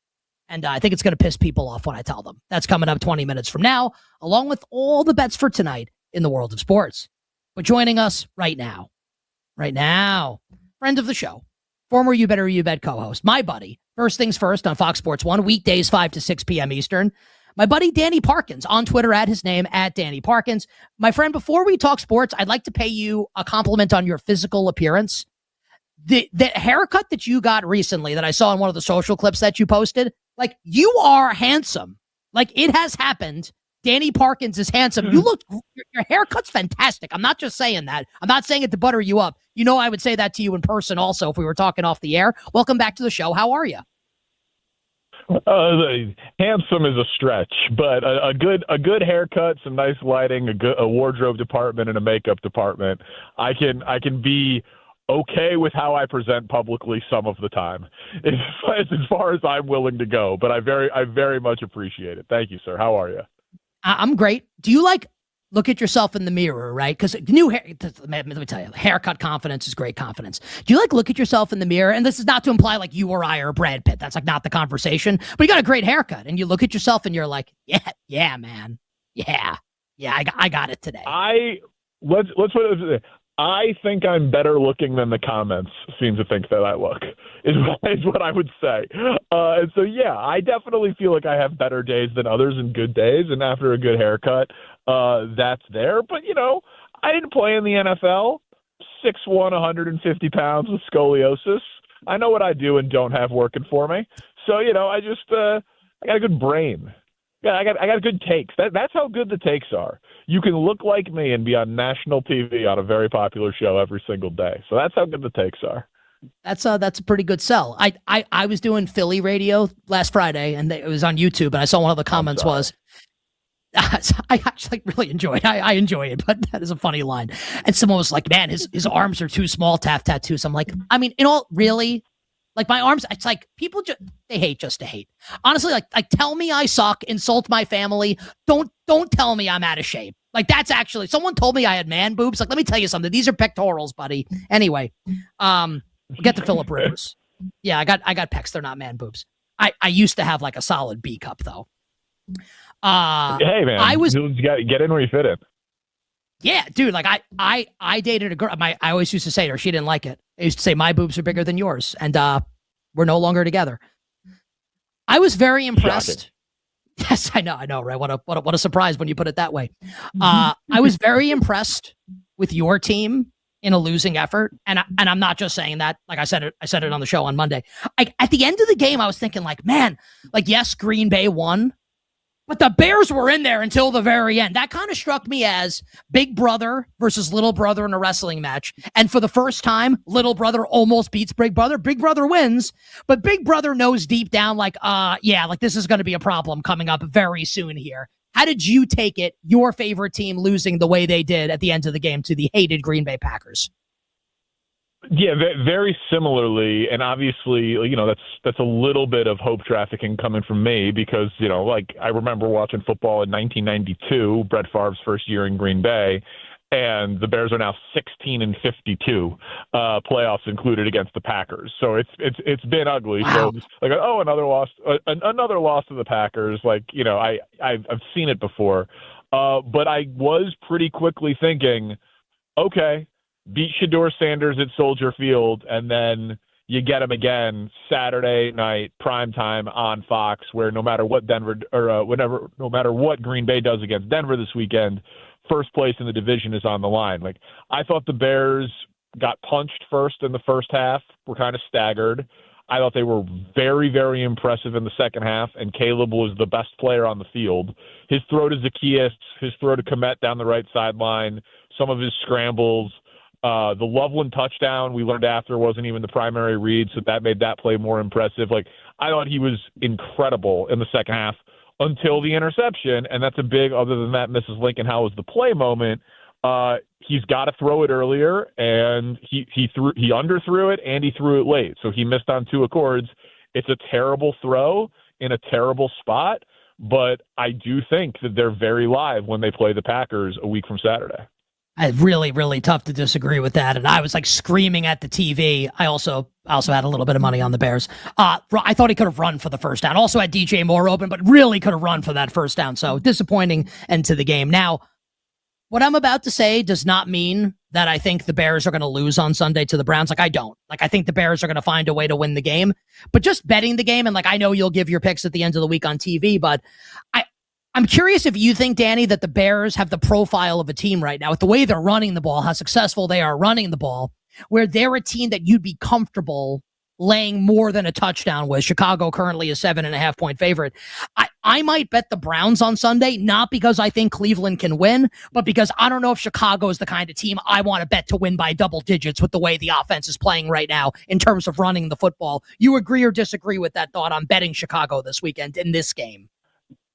Yeah, I tend to agree. I think it's a stay away from me. The formula, though, for the Bears to blow out Cleveland is a pretty simple one. It's supposed to be one of the coldest games in Soldier Field history, right? So they're talking about 15, 20 degrees below zero on the wind chill on the lakefront. It's supposed to be absolutely miserable. The Bears are the best running team in football since their bye in week 5. So that in theory, the conditions should play more to running the ball than passing the ball. If the Bears can run on Cleveland and get a lead, and then Shedeur has to throw the ball in those conditions against a team that leads the NFL in takeaways, I do think there's a path there for Shedeur to have a couple of interceptions and the Bears to blow them out. But all signs point to this being a pretty ugly, low-scoring game. And while the Bears best Cleveland in takeaways, everything else, Cleveland's defense is better than the Bears at, obviously. So I don't feel terribly comfortable laying a big number, but the game script that I just laid out is the only way the Bears blow them out. You bet on this Wednesday. BetMGM Network. Danny Parkins, the guest. First things first on Fox Sports 1, weekdays 5 to 6 p.m. Eastern, on Twitter at Danny Parkins. All right, so you mentioned the weather in the game coming up. I went to a Giants-Packers Sunday night game in 2012. That was, I want to say, like 12 degrees. And it was so miserable that I remember in that moment thinking, like, I may never go to a football game again, like even in like Southern California. It was so miserable. Like, would you go to this game on Sunday? And I know you're not going to go, you live in New York now, but like if given the opportunity, would you go to the game? And if not, what is the dollar amount that you would need to sit outside at a Bears game in minus 10 or minus 15 degree weather? Dude, great minds think alike. I did my hit on the score today, and I brought up this exact question. I would not go to the game. Luxury box or press box, obviously different situation, but that's outside like the least relatable comment ever. Yeah, outside is right. the question. Outside is the question. With the unwashed masses, of course. Shout out to our audience. I love it. Saying, yeah. Exactly. I think it's $4,000 in cash. I think that's, and then like someone's like, well, really, if I give you $3,000, you went down, like, maybe, I don't know. But like it was just, I certainly wouldn't enjoy it and think I had made a good decision for any less than $4,000 in cash on the spot. What about you? 10. I don't think unless you've done this before, and maybe you're one of these people, like, I don't know, like these, you see like these freaks, man. I don't know if it's like they're just wasted or the tolerance you have that like take their shirts off at these games. Do people have any idea how cold that is? Like, you are going to be miserable. Yes. A person lost a finger at that Chiefs-Dolphins playoff right, game. The Peacock game, yeah. Yeah, a couple of years back. Like, I would be miserable. I would certainly not be shirtless. I would be wearing many, many layers. I would try to have some cocktails. I'd have hand warmers and hot chocolate and everything that I possibly could do. I was at Packers-Lions at Lambeau for the last game of the year. the game where for the Lions to go 0-16, and it was like 2.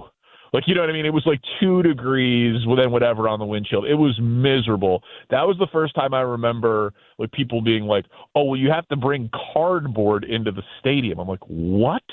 They're like, "Yeah, we bring boxes, rip them up in the parking lot, carry in the cardboard so that you could so you could have a layer between like your boots or your shoes and the concrete of the stadium because the game is too cold for your shoes to stand on or sit on for the entire game." I'm like, this is stupid. This is just a dumb experience. But I guess I remember it all these years later. But yeah, and I survived it. So I've gotten bougie enough where I think my answer is $4,000 in cash. Yeah, but this is like, dude, how about like I would, when I was making like $30,000 a year producing radio, I think I would want $10,000 to set. The cardboard thing is like, is this like, are you trying to survive a zombie apocalypse or like pay to go to a football? I don't understand. Anyway, okay.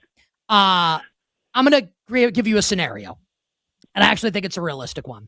So let's say Friday, because it won't be tomorrow if it happens, probably, right? Friday, the Colts announced that Phillip Rivers is starting on Sunday. Just like what a sentence. What a world we find ourselves in. Phillip Rivers is starting on Sunday on the road in Seattle. The betting market moves to, let's say, 14.5. It's 13.5 right now. Let's say the betting market moves out. Would you have any desire to bet the Indianapolis Colts and Phillip Rivers? And how do you think the Phil Rivers 44-year-old experience is going to go? Elder abuse. That's what I think. I would have a moral quandary of gambling on that game because it would feel like I was taking advantage of an elderly person. It is insane. It is reckless. I'd be like, "Oh, he's been working out with high school kids." Okay. And then I read the article on the Full Report, and it was like, he had an impressive workout, but, he had to get his wind up. Yeah, you think? He's a grandfather. He's been playing with kids. He's a Hall of Fame semifinalist this year. He didn't take a snap of football in the NFL during the Biden administration. Like, it is just so preposterous. And it's not like they're the 1 seed and they have no quarterback options. They're the 8 seed and they have Seattle left and they have Houston left, like 2 of the most fearsome defenses in the NFL. It's dangerous. I find it to be completely absurd. I would not bet the Colts plus 20.5, 21.5. I maybe start to think about it, and I lose my moral issues with it because, you got to take advantage of value. But no, man, it's tackle football. He doesn't get to play with flags. He's going to, in theory, at some point have to move. And people are like, "Oh, well, Tom Brady did it," or, Joe Flat, or, Vinny Testaverde did it at 40. Okay. They were continuously playing football until that age. They didn't sit around for 5 years and then come off the couch on a Monday to play on a Sunday against the top 3 defense in the NFL. It's ridiculous. I don't believe it. I don't believe it. I think they will play Brett Rippon if Riley Leonard can't go. I do not believe this is a real story, even though I saw the B-roll of him at practice. Oh, I think it's 51% that he starts on Sunday. I actually think it's going to happen, and I may bet them. And if I do, and they cover, I want a shirt. Like if you go to Disney World and you ride like I survived Space Mountain. Like I survived betting Phillip Rivers and won money on the road in Seattle. I want my souvenir T-shirt. I hate teeing you up on something like this because we're running out of time. Because I'm sure you have a lot to say about it. We literally have like 45 seconds for this. Are the Kansas City Chiefs dead? 5 seconds. Yeah. Absolutely. Like, they can win out and miss. Like, they need to win out and get help, and we've seen nothing from them that suggests they are going to win out. And the Chargers, Herbert's playing, listen, he didn't have a great statistical game, but that was a gutty as hell performance against Philly. I think the Chargers are live in this spot on Sunday as a 4.5-point dog against Kansas City. Yeah, I have no reason to believe that the Chiefs are about to make this run. None whatsoever. Yeah, it's pretty. I'm gonna lose some money here on this. It's pretty sad. It's no fun. But what can you say? They keep losing. Lost money? Oh yeah. Oh yeah. Absolutely. I did money line just in case you're interested. You think they're going to lose on Sunday? Because I have a money line parlay for you. Oh, let me hear it. Yeah. Okay, so NBA Cup games tonight. Lakers against the Spurs, no Wemby. Thunder a huge favorite against the Suns. Money line parlay: Lakers, Thunder, Chiefs just to win, not to cover, plus 120. That tickle your fancy? No, I don't. I mean, listen. I respect betting on the NBA Cup, obviously, but no, I don't. What gives you faith in the Chiefs on Sunday? It's just at this point, all you can say is stupidity. Danny, you're the best. We'll catch up with you next week on the show. First things first, Fox Sports 1 weekdays, 5 to 6 p.m. Eastern Time. On the other side, all our bets for tonight on the world of sports, and I'll give you my national championship prediction in college hoops. We'll be right back with You Better You Bet on the BetMGM Network. Make it legendary.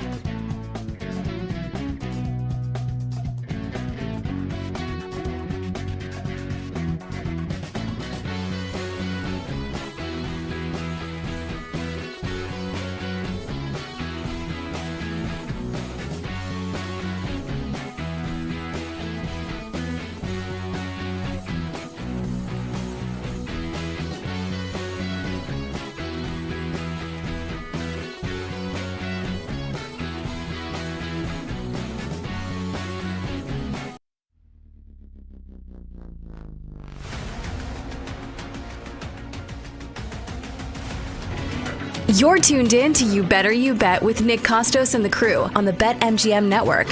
Make it legendary. All right, have some thank yous to dole out before we wrap up the wonderful Football Wednesday edition of You Better You Bet with all our bets for tonight in the world of sports. Two tremendous guests joined us on the show today. Odyssey Sports NFL insider Brian Baldinger, who, great story with Baldy, that Biff Poggi, who will be the interim coach at Michigan after Sharon Moore fired for, hooking up with someone he shouldn't have hooked up with on the Michigan staff. I think it's pretty much like come out that that's what happened. They were on the offensive line together at Duke in college, and now Baldy is one of the most respected and well-known NFL analysts in the world, and Biff Poggi is the interim coach at Michigan. Just funny, the sliding doors of life. And our friend Danny Parkins, first things first on Fox Sports 1. Danny said he would need $4,000 cash to go to Bears-Browns this weekend in Chicago, -10, -15 degrees with the wind chill. I think I'd need double that. And I'm really not saying that for reaction. I hate being out in the cold. And if you go to a cold football game, and I actually don't have fun doing that. It's a miserable experience. I would need to be well compensated for it. And I'm not saying that for reaction. I actually mean it. Our executive producer is Bill Zimmerman. Our technical director, he's 31 years old. Is he a man? That remains to be seen. The great Tyler Morales. Our engineer, in for Jake the Snake Hassan, the wonderful Kenny Henderson, a.k.a. Kenderson, who rudely reminded me earlier that the Yankees lost the World Series in 2001 to the Diamondbacks. Thank you, Kenny. I am aware. And our video producer, God's Perfect Creation, downtown Mike Brown.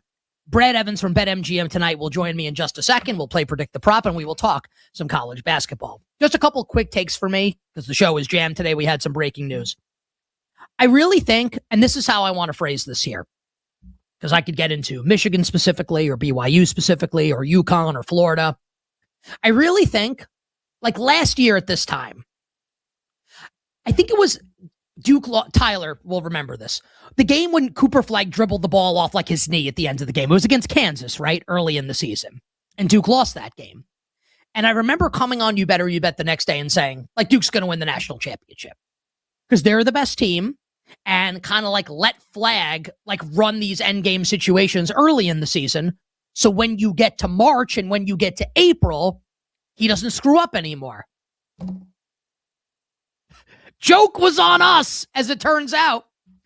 But I felt all year last year in college basketball, and because I was on the show, you watch the show, you listen to the show, and we have new members of the audience all the time, and you can confirm this with old listeners and old viewers.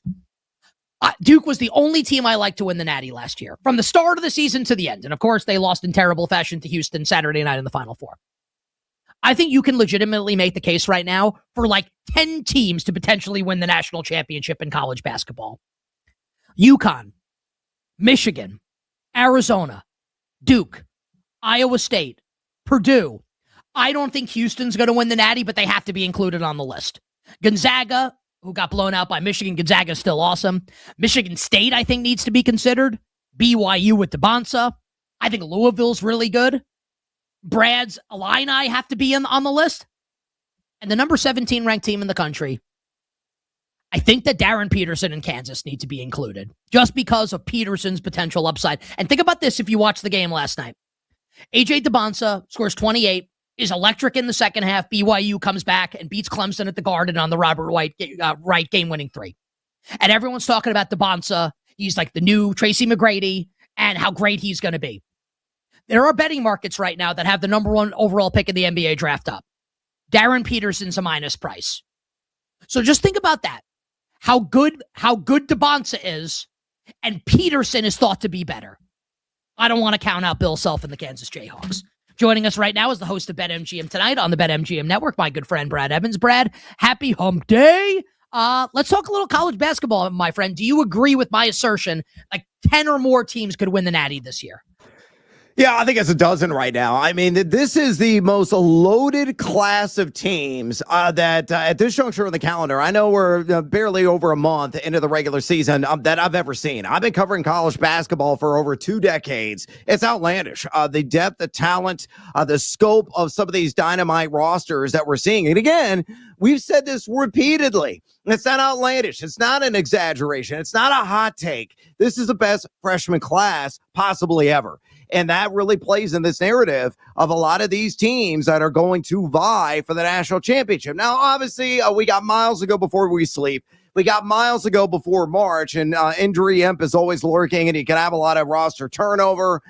Guys just enter slumps, and you see teams enter kind of a debacling of sorts. But I don't think that's going to be the case. I think come March Madness, I think come Selection Sunday, we're going to sit down. We're going to analyze the brackets. We're going to be slicing and dicing and scribbling on the lines. Team A going here, Team B possibly going this distance. I think there are going to be 10 to 12 teams, realistically, that could win the whole enchilada. This, my friend, I believe is going to be the greatest college basketball season of our lifetimes. And I've been saying that verbatim on the show as well, so I definitely agree with you. Two thoughts on that. Number one, I've never heard debacle used as a verb. I enjoyed that, debacling. The other would be, I did enjoy, as someone who I was way better at English class than I was at math. That's what probably a betting corollary there. I did enjoy the Robert Frost reference there. I always enjoy more than the miles to go before I sleep, the road less traveled. I always enjoy more the line from James Taylor's song Sweet Baby James when he says, with 10 miles behind me and 10,000 more to go. Just wanted to throw that out there. If I had to pick a national championship winner right now, Brad, and we could do this for like 30 seconds and then we'll do maybe a little predict the prop. I know we're running up on your show starting. I do like Purdue. Really? I do, yeah. I think Kaufman-Wren may not be like Dabonsa or Peterson or Cam Boozer as far as an NBA prospect goes, but he's a badass college basketball player. I want Fletcher Lawyer to be a little more consistent, but Braden Smith's a monster and can control the tempo of games. We saw that in the Alabama game. I will say that I'm feeling more lukewarm on that bet that I made as I keep watching these NBA studs play every night in college hoops. I'll stick with Purdue for right now. You had to pick one team right now. Who would it be and why in 30 seconds? Yeah, it's Michigan. Look, they're an absolute wagon right now. They have no weaknesses. The Axel Lindeborg is a guy that could beat you off the bounce. He could beat you outside. Could steal the rock from you. Mara's at 7'3". He's just a lane clogger. And Cadeau's even playing better. And he started to hit some threes. And that was a question mark for them, was the guard play. And they're shining brightly right now. Pound for pound, in my estimation, Michigan is the best team. If you gave me a second choice, I think it's Iowa State. I still cannot believe what they did. They blew out Purdue last week. Yes. Yeah. Right. Can't believe it. Still stunning. And they got veterans and they galvanized. And TJ Otzelberger, I think, is the most underrated head coach in the nation. This is his third year at Iowa State. His third year or his fourth year? I think it's his third season there. And Sweet 16 in each of the first 2 years, and as a Final Four caliber team this year. Like Iowa State's been absolutely ridiculous. And I did bet Michigan last night. I said they win all these games by 40. I was wrong. They only won last night by 28. And Villanova's like not so like this is not like the Villanova team that beat Michigan in the 18 title game, obviously. But Villanova's not bad, and Michigan just destroyed them. Michigan's awesome. Big Ten's going to be a lot of fun this year. You want to do predict the prop, or you got to go to do your show? You just want to give us a bet and bounce? We do predict the prop. What do you want? A wide receiver? You already know. Here we go. I'm going to go with Nico Collins. I think we did him last week, but I love the Lion again this week. Take it on the Arizona Cardinals. Receiving yards. Predict the prop. All right. 75.5. Ding! Correct and almost exactly right. The actual number is 73.5. So what's the call here? Over or under? Over. Arizona's defense is in dire straits right now with all the cornerback injuries. But I would ladder this sucker. Yeah, it's crazy. That number's way too low. You know what my bet's going to be, though? I bet Jaden Higgins over receiving yards every week. So that's going to actually be my bet. I don't know if you've seen it. I looked. Do you know what Mike Evans' receiving yards prop is tomorrow night in Bucks Falcons? I actually looked during the break. Do you know what it is or no? I did see it at, I think at BetMGM earlier today, but we're going to compare notes. If you already saw it, let's talk about it. Well, do you want to guess what it is? 46.5, I believe, if my memory serves me correctly. It's 43.5 now, which is interesting. I think it's it might be like there. I think Atlanta's going to cover tomorrow night. I got to give the bets. You've been more than gracious with your time. I appreciate it. Have a great show tonight. What's the best bet for tonight? And give us the I'm out. Nebraska. I got them last night at plus money on the money line. I'd still lay right now the 1.5 against Wisconsin. I'm out. Brad Evans coming up tonight. BetMGM tonight, following us here as it does every night on the BetMGM network. Thank you very much to Brad. Always love talking college hoops with my buddy. All right. We'll drop the dope ass beat. We'll give you my bets for tonight. Please, Kenny, take it away. The NBA Cup. That son of a bitch is heating up. Today's Odds Boost token will crank up the intensity. Use your token on any NBA Cup bet to get a bigger payout if you win. Make it legendary with BetMGM. Download the app and please gamble responsibly. So we saw last night the Knicks and the Magic win in the Eastern Conference to advance to Vegas for the semifinal. Winner of that game will play the Western Conference winner next Tuesday, so 6 days from now, in the NBA Cup final. So Oklahoma City is a 15.5-point home favorite against the Suns without Devin Booker, 221.5 the total. The Lakers, a 7.5-point favorite against the Spurs. No Victor Wembanyama tonight. Wemby is out for San Antonio. Total in that game is 241.5. I just want to make this really simple. I think the NBA desperately wants the Lakers to win. So the Lakers will win, and the Thunder will win and improve to 24-1. They are on the road to 70 wins, as I told you they would be before the season. So I want to moneyline parlay the Thunder with the Lakers, and I'm going to pair it with the Kansas City Chiefs on Sunday against the Chargers just to win. About plus 120 at BetMGM. If you don't like the Chiefs, I would understand why. Take something else you like, another money line to get this at plus money. So as I think we get the Lakers and the Thunder both winning tonight, to get to one more bet to cash the bet, whatever you want to pair that with. So Lakers and Thunder money line for me, parlayed with the Chiefs coming up on Sunday. And in college hoops, there's Nebraska-Wisconsin's the best game on the board tonight. I don't want to bet the Purdue-Minnesota game. I'm with Brad. I'm going to bet Nebraska. This is Wisconsin's first true road game of the year.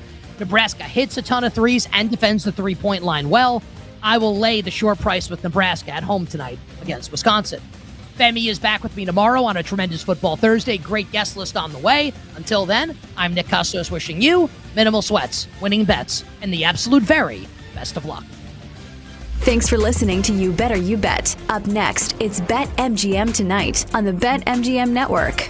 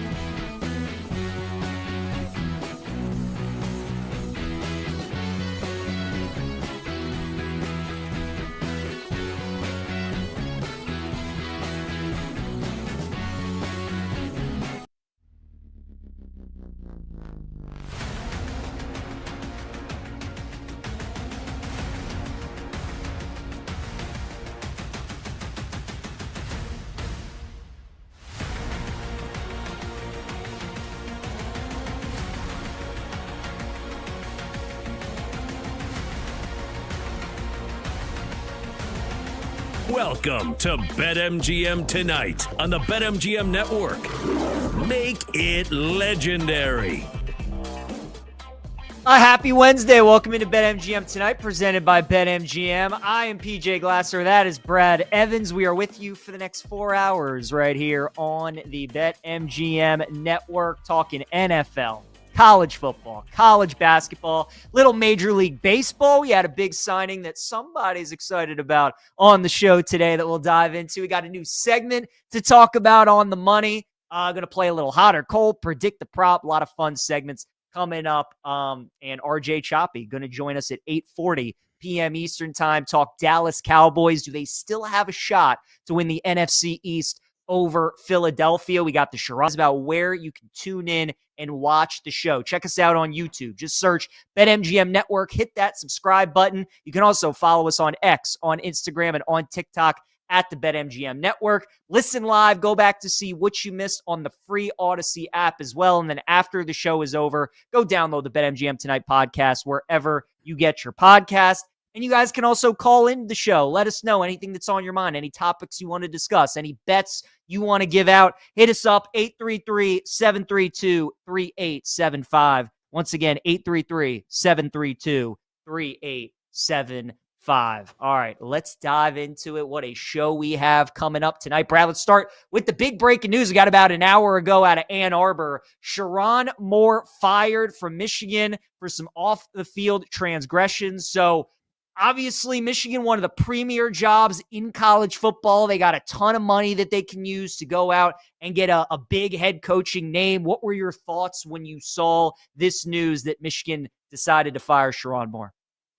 Well, isn't that convenient? Man, that might have been a little bit on the hot seat at Michigan. A lot of the boosters, big money spenders at that fine institution probably want him out of town. And, well, they got the reason because they got cause.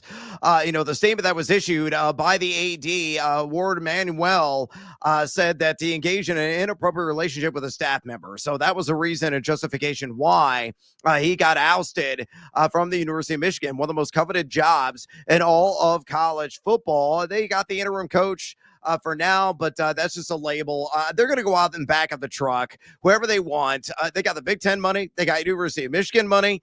My guess is they're willing to spend maybe upwards of $13 to $15 million a year. And I did see Nicole Auerbach, friend of the show, who works for NBC Sports. She said Caleb DeBoer is likely going to be top of the wish list for Manuel and this front office there at the University of Michigan and try to pry him away. But as you and I were talking pre-show, it's complicated, right? With Alabama, the college football playoff, if they win a game, that extends the timeline. Like, are they willing to exercise patience? Are they going to put on the old GNR classic and whistle like Axl Rose in that song and just wait for everything to play out with Alabama? Then go get their man, go get their guy. We shall see. Even if he is on the short list, again, that's just Nicole's belief.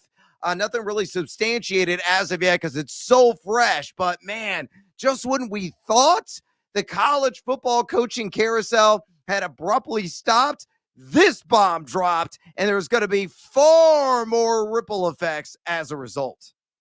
100%, Brad, especially if DeBoer leaves, right? Because if he takes off for Michigan, then you're talking about a job that probably most people would view as an even better job than that one in Alabama. So somebody pretty high profile is going to take that job. And like you said, the ripple effects that would come off of that are going to be massive.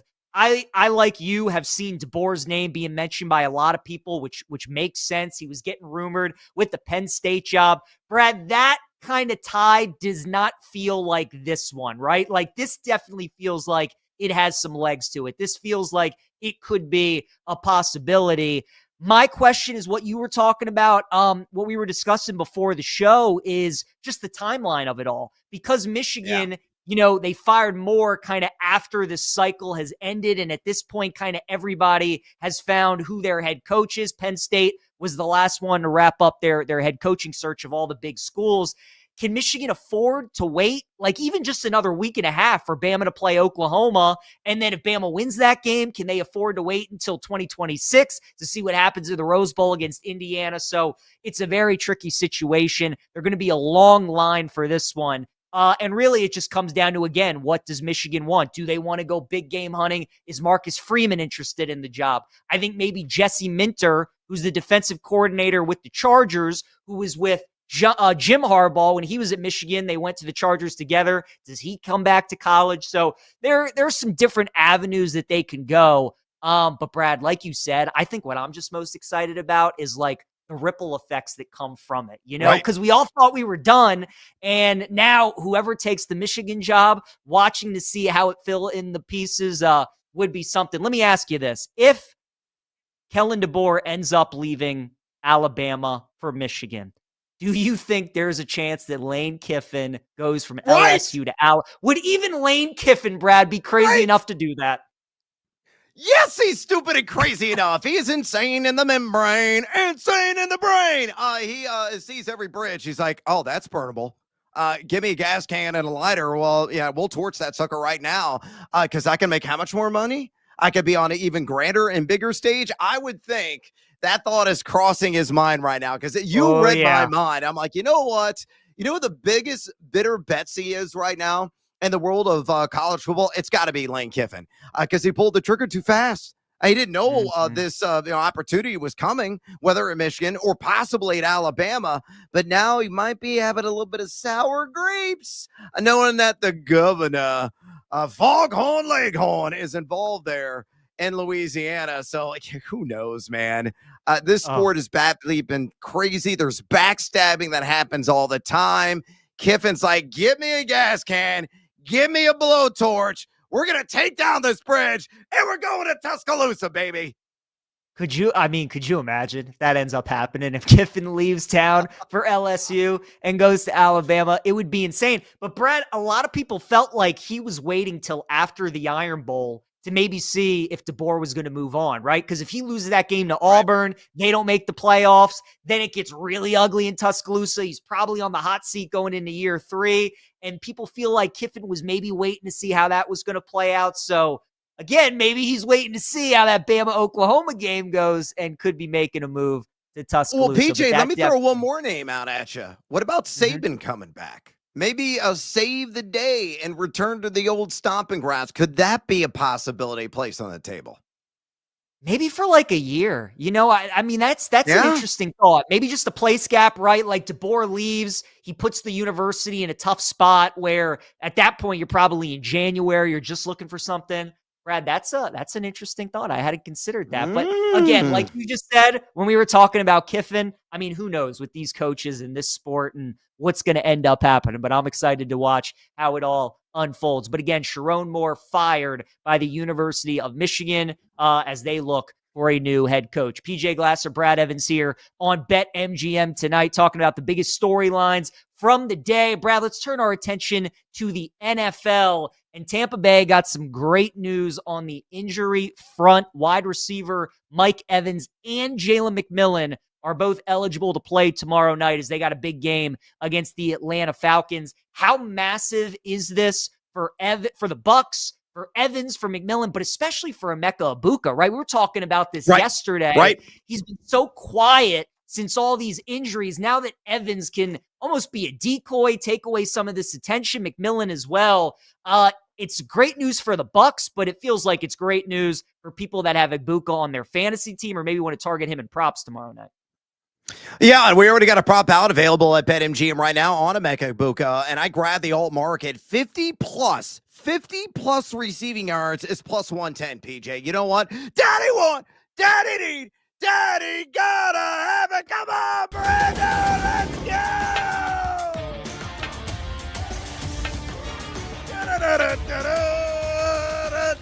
It's all because my cousin, Mike Evans, is going to be back in uniform. You mentioned it, easing the burden of the top cover corner that Evans is likely going to draw. And some of the bracket coverage that Emeka Egbuka has struggled to battle through here last handful of weeks. I mean, he flourished. He blossomed when Evans is on the field. You bring in McMillan, another guy could really stretch the field as well. That's another wide receiver to weapon that the secondary for Atlanta has to contend with. And they've been well below average over the last handful handful of weeks and really the entire season in drop back EPA defense. Must-win situation.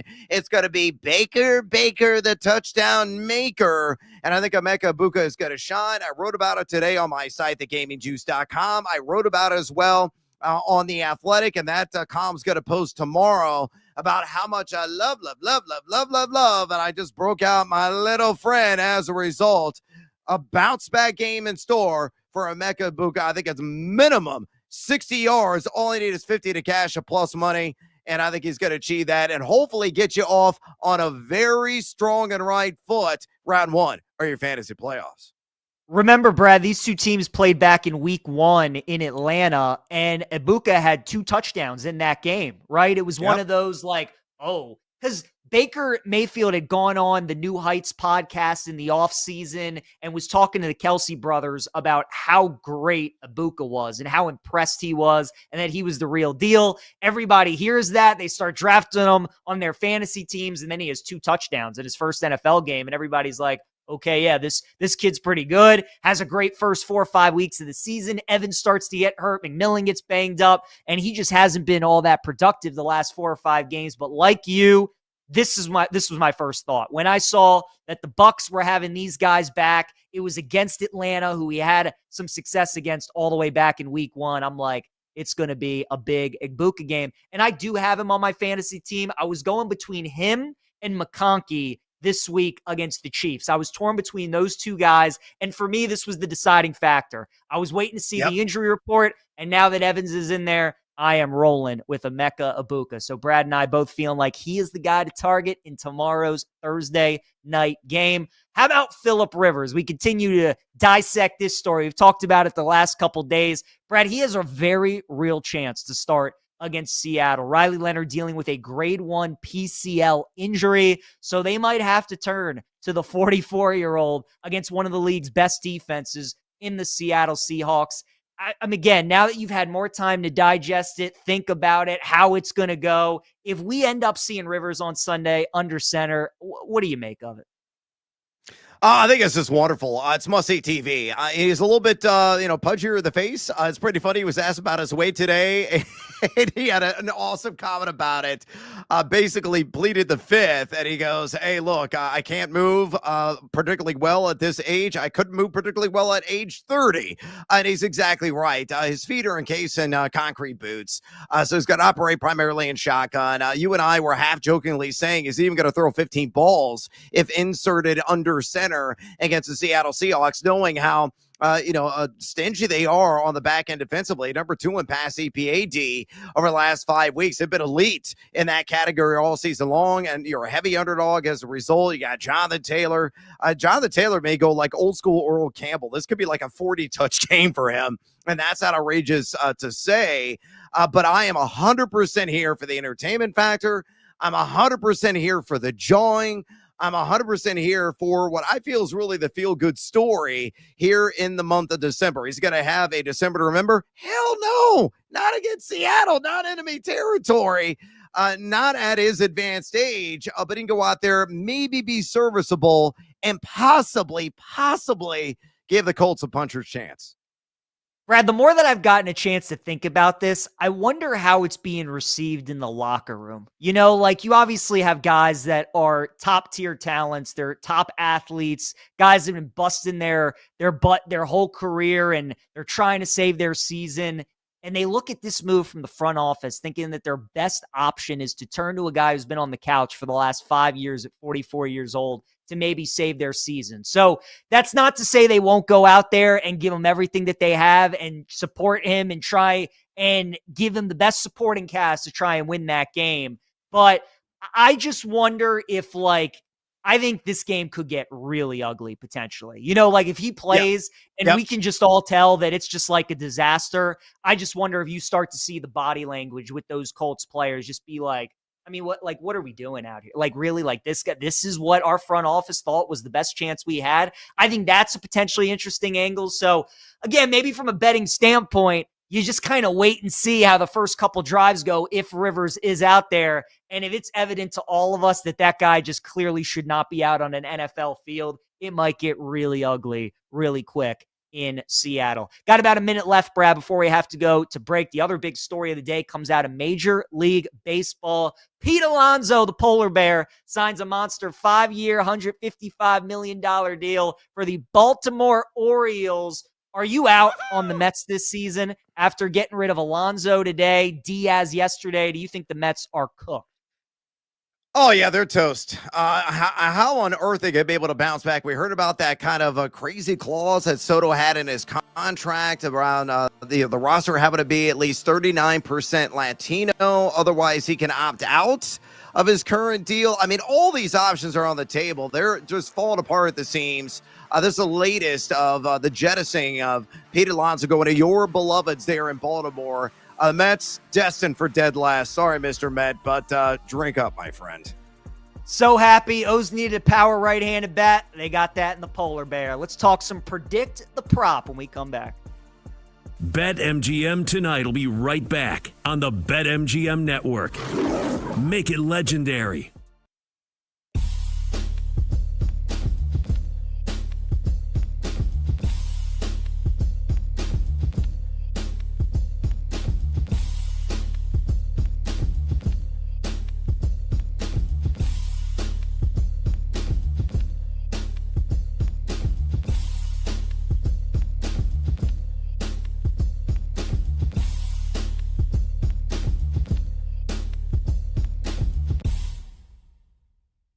And I know there's always that teammate or two that says, we're not going sleeves. How does that conversation go in the locker room?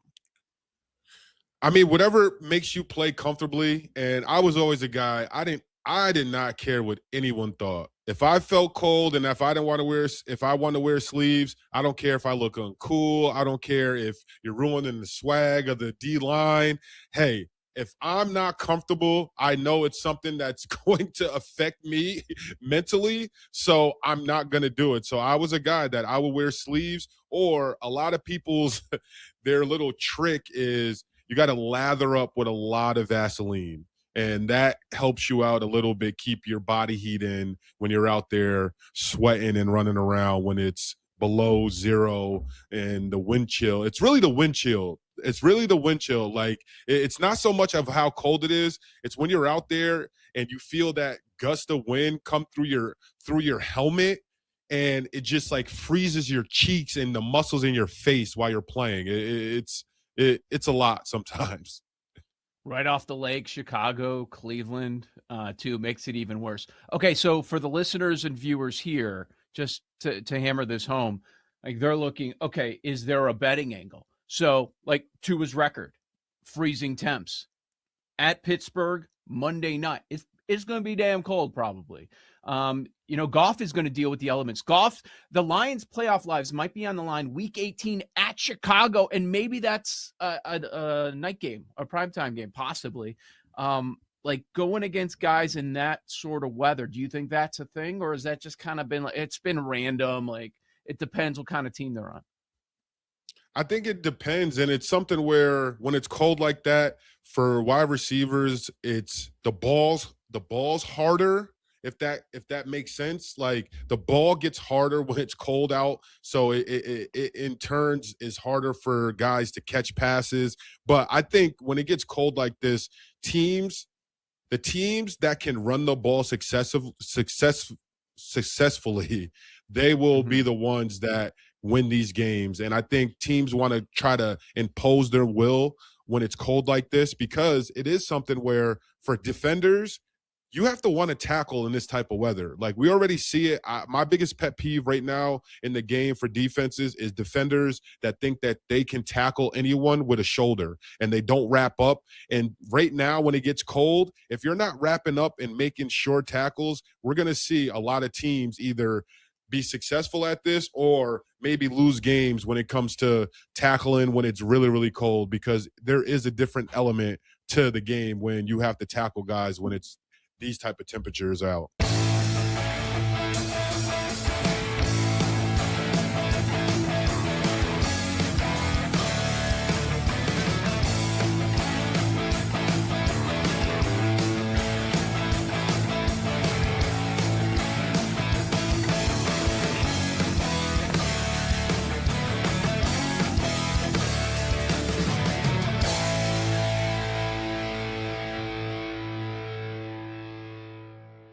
if you went on social media after that Chiefs loss, oh, we're just a bad organization. We can't handle adversity. I'm like, these people are insane.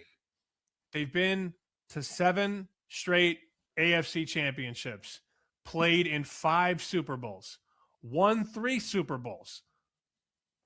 Do you know how tone deaf you sound as a Chiefs fan when you say that we got to fire Andy Reid or we got to move on from Mahomes? He doesn't have it anymore. How stupid can you be? That did not. People were sick. It happened all night on Sunday. All night. My God. Idiots.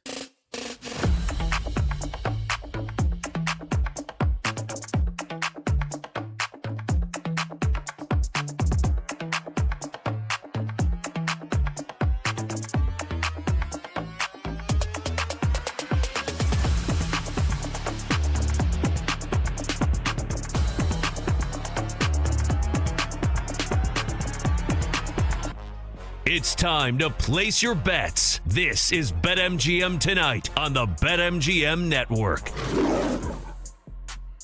PJ Glasser, Brad Evans here with you. BetMGM Tonight on the BetMGM Network. A lot to get into on the show today. We're going to talk some college basketball coming on later up in the show. On the Money, debuting a new segment, which we're going to kick off in about 40 minutes to start hour number 2, hot or cold as well. So a lot of fun still upcoming here on BetMGM Tonight. As always, any questions, any comments, any thoughts that you guys have, we'd love to hear from you. It's an interactive show here on BetMGM Tonight. Please give us a call, 833-732-3875. Once again, 833-732-3875. But in this segment, let's play a little Predict the Prop. Brad, I've done the last couple Wednesday shows with you. I've always enjoyed doing this segment. I feel like I've done pretty well. It's pretty fun trying to figure out what the books are going to put these props at. So I'm excited to hear what players and what markets you have for me this time around. So let's do it. Predict the Prop, my friend. What do we got?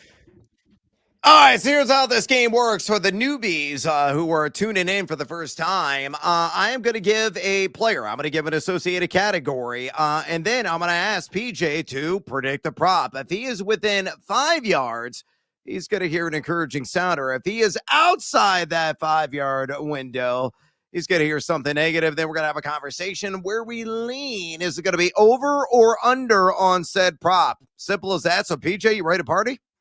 Let's do it, Brad. I'm ready. All right, let's start off with the tender-handed Justin Herbert. Pass yards on the road in Cowtown, taking on Kansas City. PJ, predict the prop.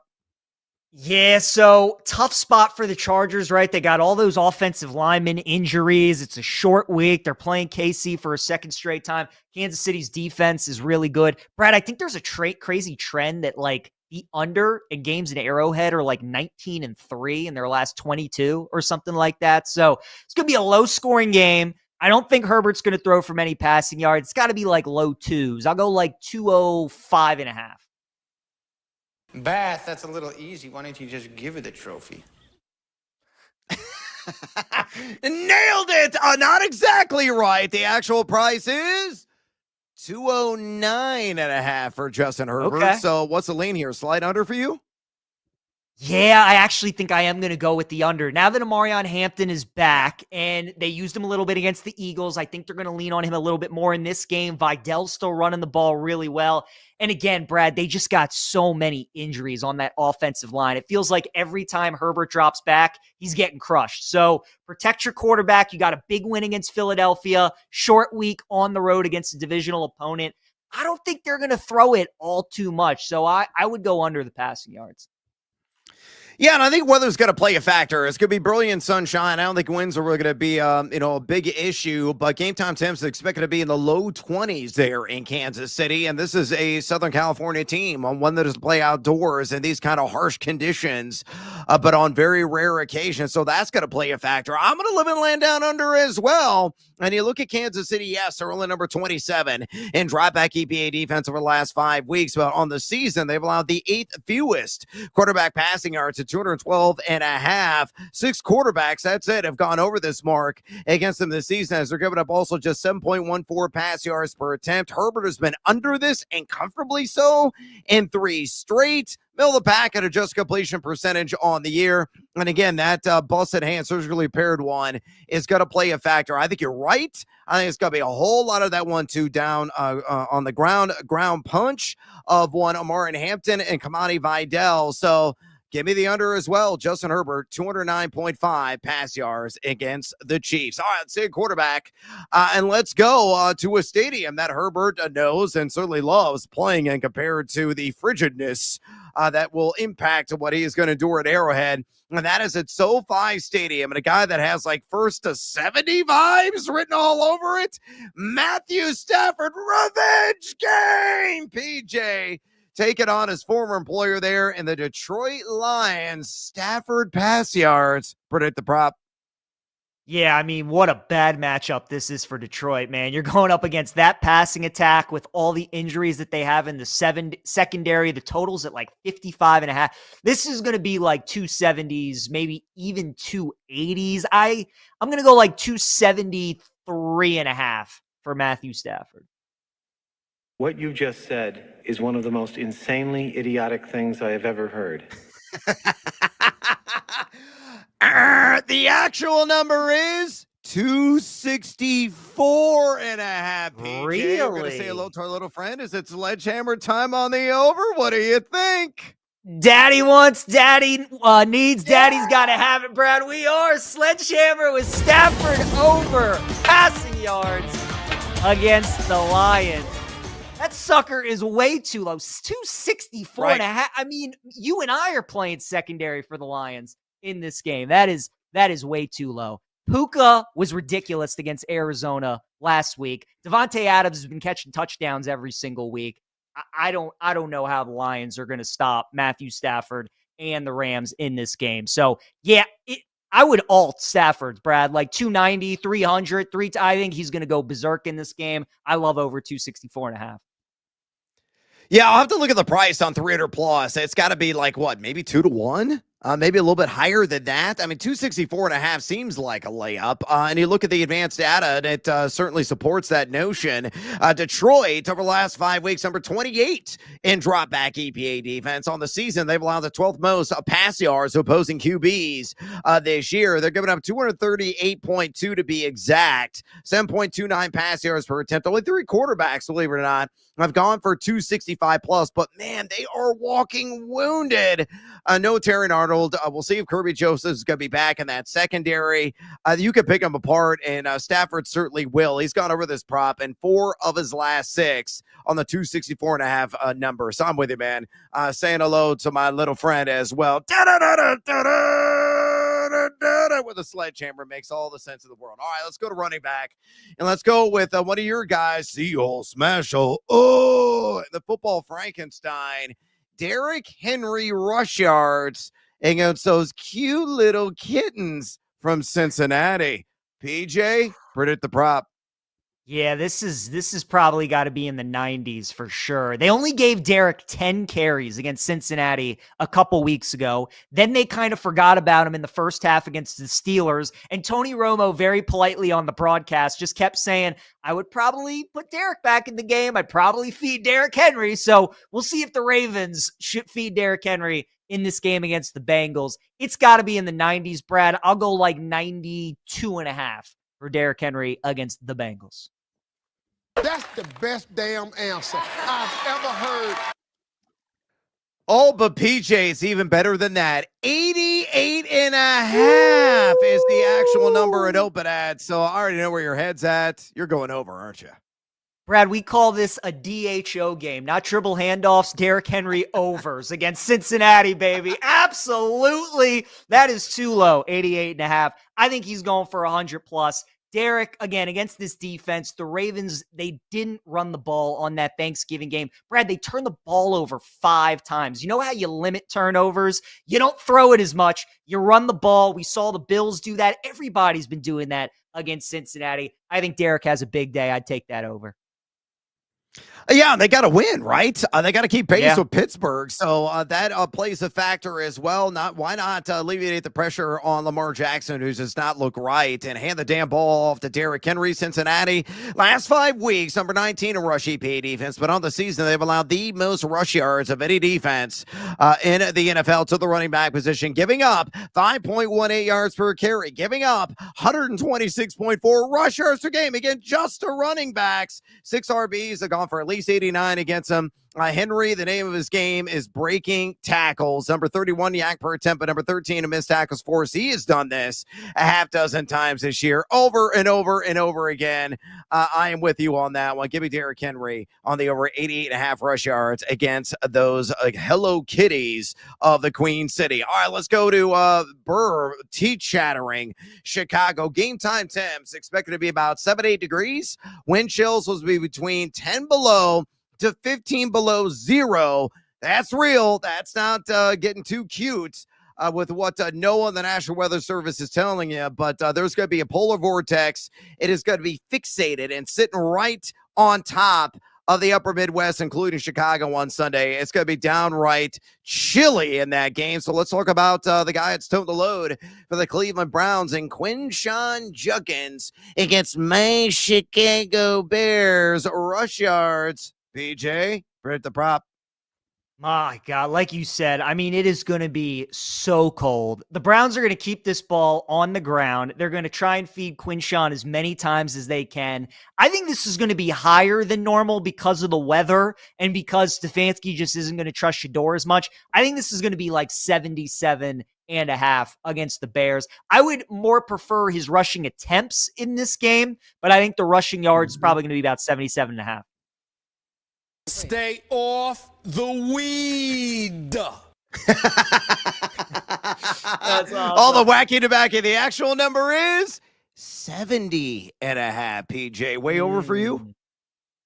Again, I would lean over, but Brad, I just feel better about the rushing attempts. You know, this does feel a game where there's going to be a lot of 2-yard carries, 3-yard carries, 2-yard carries, 3-yard carries, just a whole lot of that. But I think they're just going to keep chipping away. The Bears, I would expect to do the same thing. A lot of Swift and a lot of Monungai. That's just what the weather calls for. It's going to be -10 with wind chill. Nobody wants to tackle in that kind of weather. So you give it to the running backs. And yeah, I'll lean to the over rushing yards, but I think the attempts would be the play for me with Judkins.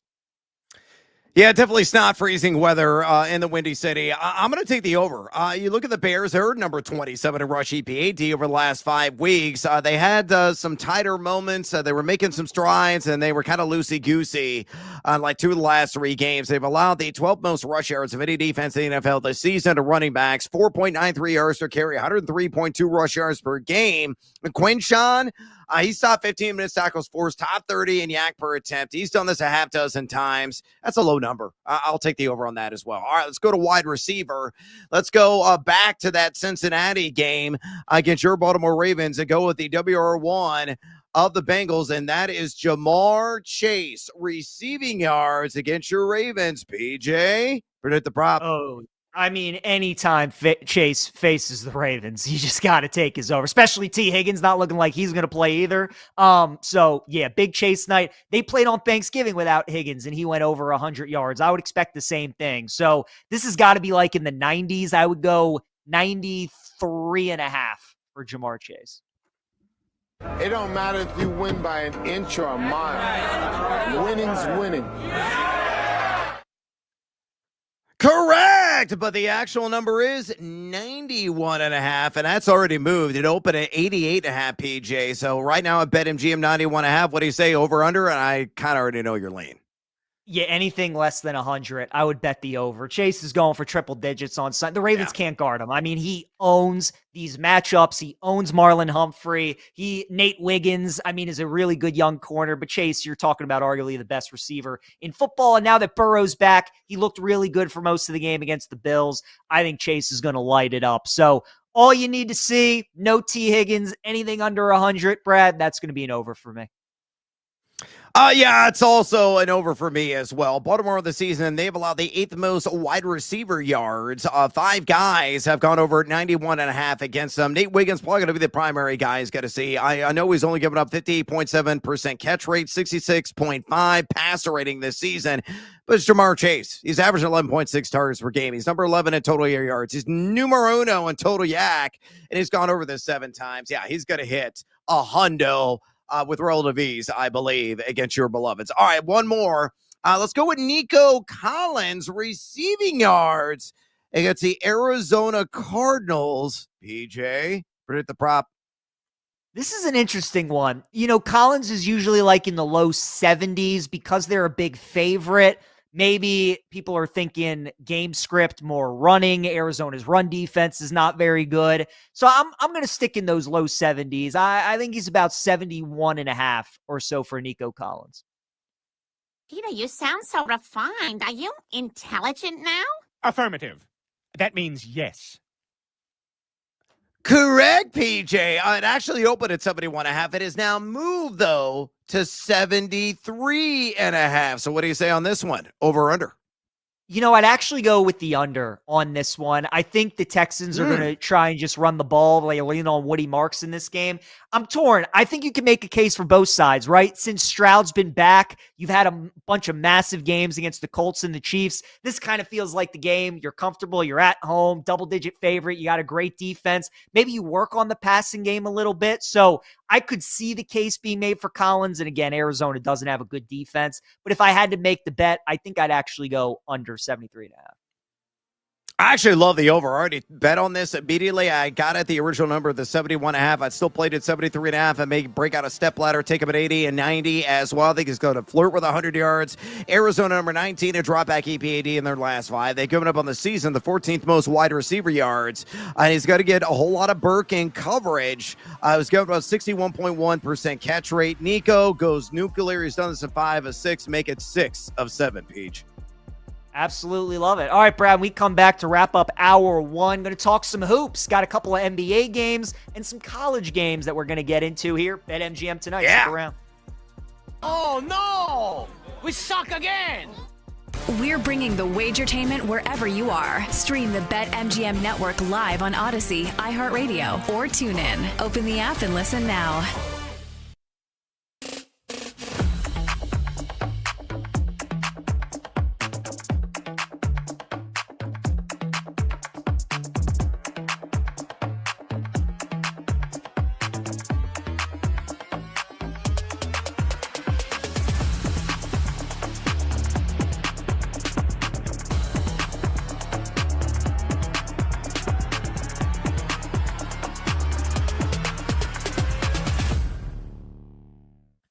I don't know what the hell they're going to do. Honestly, like maybe their best course of action, and this is all happening in real time in the moment, is their best course of action like to have an interim coach next season and figure it out next year and just take it on the chin next year? Is that it? How about this for everybody to consider? Bryce Underwood, Michigan's true freshman quarterback from this year, is like an alien. Like could be future, not just first round pick in the NFL, like number 1 overall pick in the NFL draft. Like that's the upside for Bryce Underwood. Is he going to want to come back to Michigan now? Like what happens now? Like the domino effect here in college football is crazy. Where if you can take Michigan out of the equation next year in the Big Ten, and I have no idea what they're going to do with coach, you could take him out of the equation, and Underwood potentially leaves. I'm speculating. I have no idea if that's going to maybe he stays. But I think we can all agree. This would increase the likelihood that maybe he bounces, right? Like maybe that could happen. This is a piece of news that will have major ramifications on the sport of college football here. And I'll tell you, you're one of these college football teams with deep pockets. You got a lot of NIL money to spend, and you need a quarterback.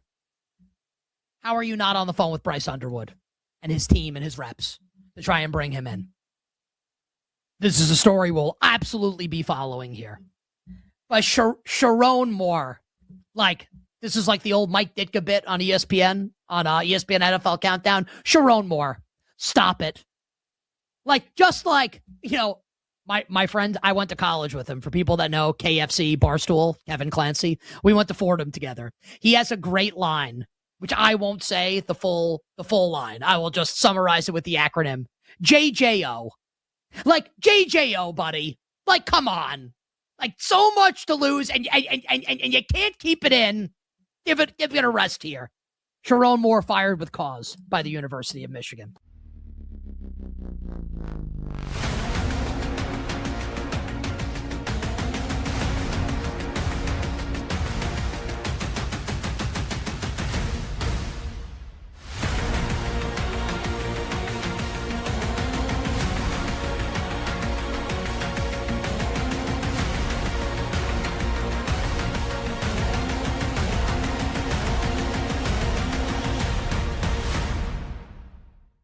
What is going on with the Eagles right now? They seem sort of a mess, and I know that's kind of a nebulous question, but is it one particular thing, or is it a number of things?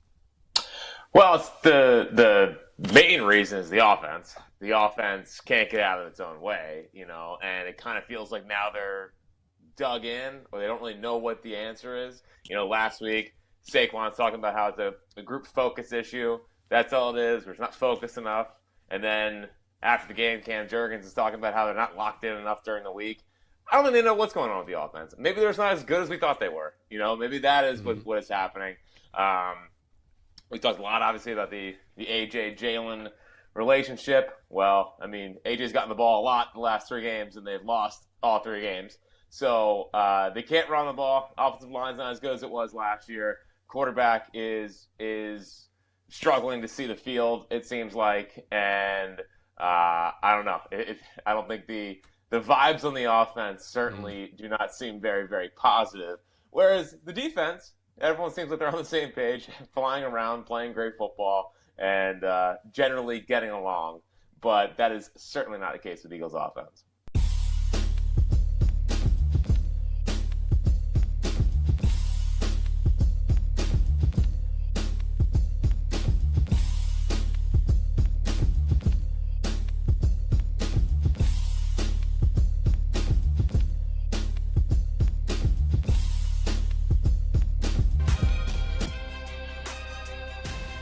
It's time to place your bets. This is BetMGM Tonight on the BetMGM Network. Got a promo to tell you about from our friends at BetMGM. The NBA Cup is here, and this odds boost token will crank up the intensity. Use your token on any NBA Cup bet to get a bigger payout if you win. Make it legendary with BetMGM. Take advantage of that great promo. We're getting ready to talk about the NBA Cup here coming up in a little bit. 2 games that we got going on tonight in the association. I am PJ Glasser. That is Brad Evans. We're also going to dive into some of the college basketball games that we have going on tonight as well. But Brad, quickly, Thunder and Suns tonight. OKC, 14.5-point favorite. Total in the game, 225.5. Before we dive into the game itself, how good is this Thunder team? They are 23-1. How do you beat this team? Because seemingly nobody can.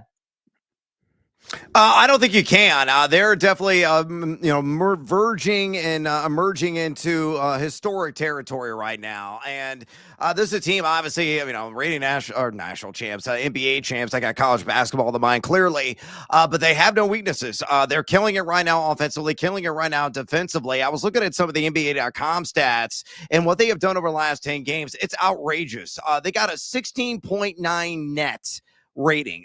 If you compare that to the second best team in the NBA over the same stretch, which is the Knicks, they've been playing outstanding basketball. They won 8 of their last 10 games. They bested by nearly 4 full points in that category. That's how elite they are playing right now. And a team that obviously has all the bells and whistles, the pedigree, and they've already galvanized. They won a title last year, so I think they're just going to keep riding this gravy train down the road and potentially finish with 75-plus wins. As crazy as that may sound, I think that's entirely doable. It could be a very boring, yawn-worthy season if that were the case, because they're going to dominate everybody and probably cut down the nets yet again. I mean, they're such a machine. They're so well built. They're so good defensively. They just check so many boxes. SGA's a star, obviously won MVP last year and then finals MVP. I mean, they're a terrific team. They're well coached and they're only getting better. So that's what makes it tough, Brad, is just how good they are defensively. And it just makes it tough because there's just no off nights with them. And they have so much depth on their team. And what's scary is they're only going to get better because of all the first round picks that they've accumulated from all those trades from years back. They're just going to continue to acquire talent. They are a 14.5-point favorite in the game tonight against the Suns. As I was mentioning, is that game is just tipping off now in OKC, 7-2. Oklahoma City on top there, 2 minutes into the game. Brad, I know you have a player prop in this game that you like. What is it? Yeah, I really do like a number of player props in the NBA on occasion, and this is certainly one of them. I took Chet Holmgren. You might have heard of him. 19-plus points. It was even money at plus 100. Holmgren's already bested this against Phoenix earlier this season. In a game back in late November, he scored 23. He's gone over this prop in 4 of his last 5. And you look at Phoenix, yes, they've been better than advertised offensively. They've only given up 112.2 points per game. That's a 7th lowest mark in the NBA over the last 10 games. They've been inside the top half of the league for much of the season, adjusted defensive efficiency, but it's Chet. He's hot. He's already done this against Phoenix. I'll ride, especially at plus money, him getting to 19 points tonight, my favorite prop in this contest. I like it. I took Grayson Allen over 2.5 3-pointers at about minus 125. Look, OKC's defense is great. They're so tough to score on in the paint. If you're going to score, usually going to have to do it with contested 3-pointers. And we know when Grayson's in the game, he's looking to shoot. He's struggled in his last 2 games, Brad, 1 for 7 against Houston from downtown, 1 for 8 against Minnesota. So I think there's some positive shooting regression coming his way, even though he has to face this tough Oklahoma City defense. But I did take a piece of Grayson Allen over 2.5 threes tonight against the Thunder. So that is one of the NBA games we have going on tonight. The other one is going to be the Lakers favored by 7 against the Spurs. You like San Antonio on the money line, plus 225. The total in the game is 240.5. Of course, no Wemby tonight for San Antonio. So, Brad, what is the player prop that you like?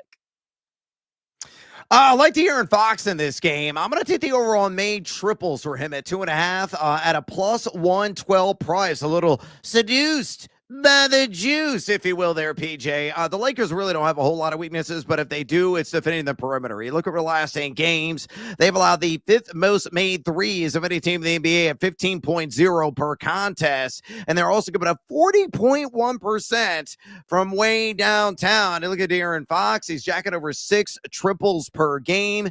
He's averaging 2.4 makes per game from along the perimeter. And he has done this, a handful of times here in his last 7 games. So I like this prop quite a bit, especially with the associated plus 112 price. And again, that's De'Aaron Fox over 2.5 made threes against the Lake Show.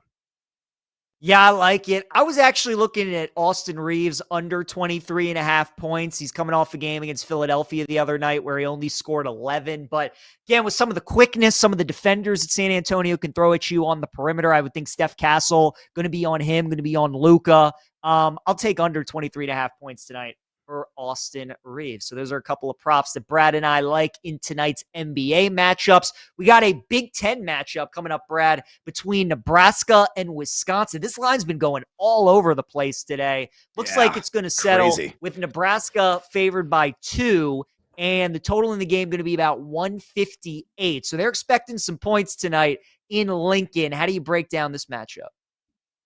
Yeah, congratulations to the fans there at Pinnacle Bank. You got a ranked team nationally right now. That may be flying under the radar of a lot of people. Yeah, Nebraska's number 23 in the country right now. According to the AP poll, they're unblemished. They're undefeated. They have not been touched yet. And I think their unbeaten streak is going to continue. Wisconsin, not exactly what we have seen similar versions of under Greg Gard's direction. Historically, there in Madison, they're playing at a much more brisk tempo. You look right now, they're number 15 in the country in adjusted tempo. This is not a Wisconsin team. Typically is like kind of a grind it out, slow it down, bleed the shot clock type of squad.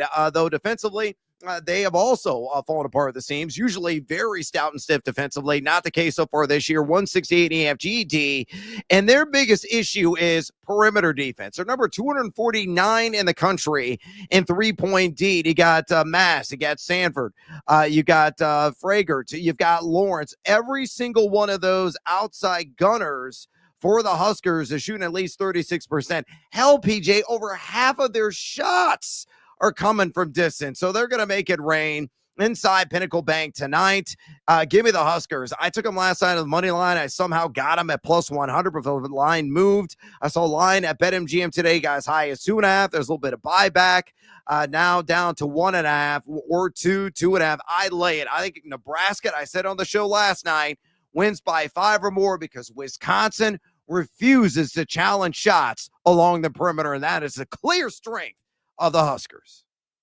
Yeah, I like it. Look, Nebraska, they're tough to beat at home, man, inside Pinnacle Bank. You know, Nebraska ball is a real thing when they're on their home court. So they can fill it up, like you said. They normally got a decent offense, but this year their defense has been pretty solid. Like you said, I'm interested in the tempo in this game because this isn't, you know, your Bo Ryan, Wisconsin's teams, or even your early Greg Gard. I mean, these guys like to push it. They like to run a little bit, but I think Nebraska being favored at home, it feels like this should be closer to about the 2.5, 3. So now that it's gone back down to 1.5, it's minus 120 on the money line. I think you're getting a nice price there on the Huskers. So I agree with you, Brad. I like Nebraska tonight at home against Wisconsin. PJ Glasser, Brad Evans here, BetMGM tonight, rolling through some of the college hoops teams whose stock up and our stock is going down right now. Brad, let's start with some teams whose stock are up, and we'll start with the Vanderbilt Commodore. I just want to give a shout out to the James Madison athletic director that at one point on campus had Kirk Cignetti coaching the football team and Mark Byington coaching the basketball team. Because, my God, are both of those guys doing really big things. Cignetti obviously got things rolling to Indiana, but what Byington's been able to do, Brad, and already a year and now 10 games in with Vandy, takes them to the tournament last year. They're a top 10 team right now on KenPom. They got a really good squad and one of the best offenses in the country. Yeah, 9-0 so far to start this season. I played Brisbane, so number 65 in the country in just a tempo. I mentioned KenPom, where they're number 8. Torvik, they're number 7. And that's viable, folks, because they look at the per-touch efficiency data. They're number 5 in the country in EFG offense. They're shooting 63.7% inside the arc and 38.8% outside of it. So very balanced in their scoring attack. They really beat you in transition off the bounce. Pretty good defensively. Number 44 in EFGD so far, giving up 46.1% from 2 and 31.1% from 3. You look at the schedule so far this season. They have, quarter one at UCF, not outstanding, but still counts right now as a Q1. And then neutral wins. At the battle for Atlanta's against VCU, St. Mary's also took down SMU at home. That will probably be at least a Q2 win come Selection Sunday. I look at Turner Miles. He's shooting over 42% from distance. They jack a lot of threes. They don't have a lot of size. The small forward, and center positions are along the front line, 6'7", 6'7", and you guess it's 6'7". So bigger physical teams that can run with them will be a challenge. But so far, so damn good for Vandy. I think they're going to overachieve in the SEC and be better, yes, better than the Kentucky Wildcats, because probably over half the league will be. Yeah, I don't think that's a hot take at all. Vandy's got a really good team this year, and I think they're only going to continue to get better. Another team I would expect to continue to get better is UConn. We saw them in action last night against Florida. I like the Huskies a lot, Brad, especially when they're fully healthy. I think Dan Hurley's got himself another team that is good enough to win a national title. Where do you kind of put UConn right now in terms of the pecking order of some of those top teams right now in college hoops? Well, you made the argument that there's like 10 or 12 teams that could cut down the nets. We're about a month and a half into the regular season. We have a decent enough sample size, but, only a piece of the puzzle so far. But UConn is checking every single damn box imaginable. Eye test, advanced analytics test. KenPom, they're number 7. Torvik, they're number 6. They're 9-1 this season. And you look at the key wins. You beat BYU. You beat my ILL. And you beat them handily, really, inside the MSG. You win in Kansas. Now, Pearson Anderson didn't play in that game, but still a key win. And then you fought hard and you knock off Florida last night. And they actually had some decent guard play with Xavier Lee actually showing up for one. So UConn has the goods to win another national title. They're incredible. They certainly are. Hour 2 of BetMGM tonight. On the way next, we debut a new segment, On the Money. We'll tell you about it. Stick with us. Wherever you go, we're there. Listen to the BetMGM Network live on Odyssey, TuneIn, and now on the iHeartRadio app. Wagertainment for every fan.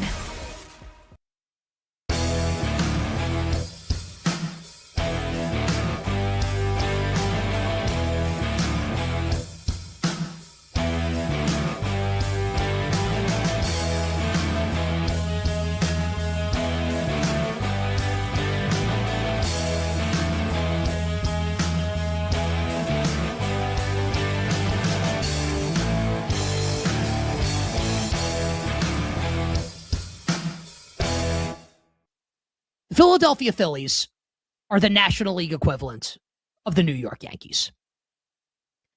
And that sounds good because the Yankees are always in it, right? They're always in the headlines. They're always in the playoffs. They're always there in October. The problem is that the Yankees are never going to win with this current leadership. So when the Phillies bring back Rob Thompson, the manager, and bring back Kyle Schwarber, 5 years, $150 million. By the way, the Red Sox struck out on Schwarber. The Orioles were in it for Schwarber also. And this doesn't mean that Kyle Schwarber is not an awesome player. He's great.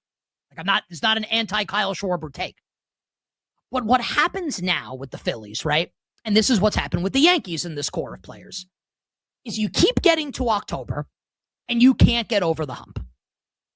And they did get to the World Series. They lost to the Astros in that World Series, and I hate the Astros. I wanted the Phillies to win that World Series. The next year, you make it to the CS and you lose to the Arizona Diamondbacks.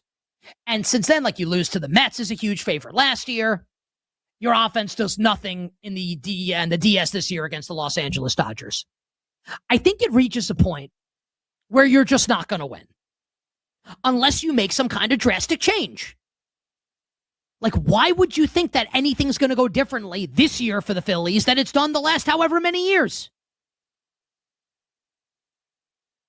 And this doesn't mean that the Phillies can't win 100 games, win the NL East, be right back in the thick of it in October. But when they get there, I'll never bet them, ever. I won't have a cent on the Phillies to win the World Series this year. And I don't think you should either.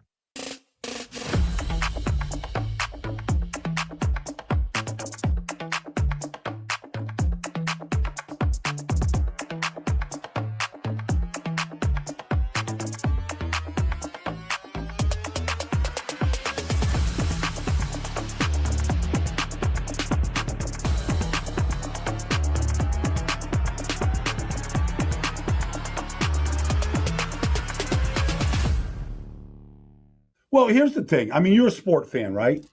So I believe that Phillip Rivers knows how to call play. He's played with Mo Alley-Cox. He's handed off to Jonathan Taylor. He's thrown passes to Michael Pittman.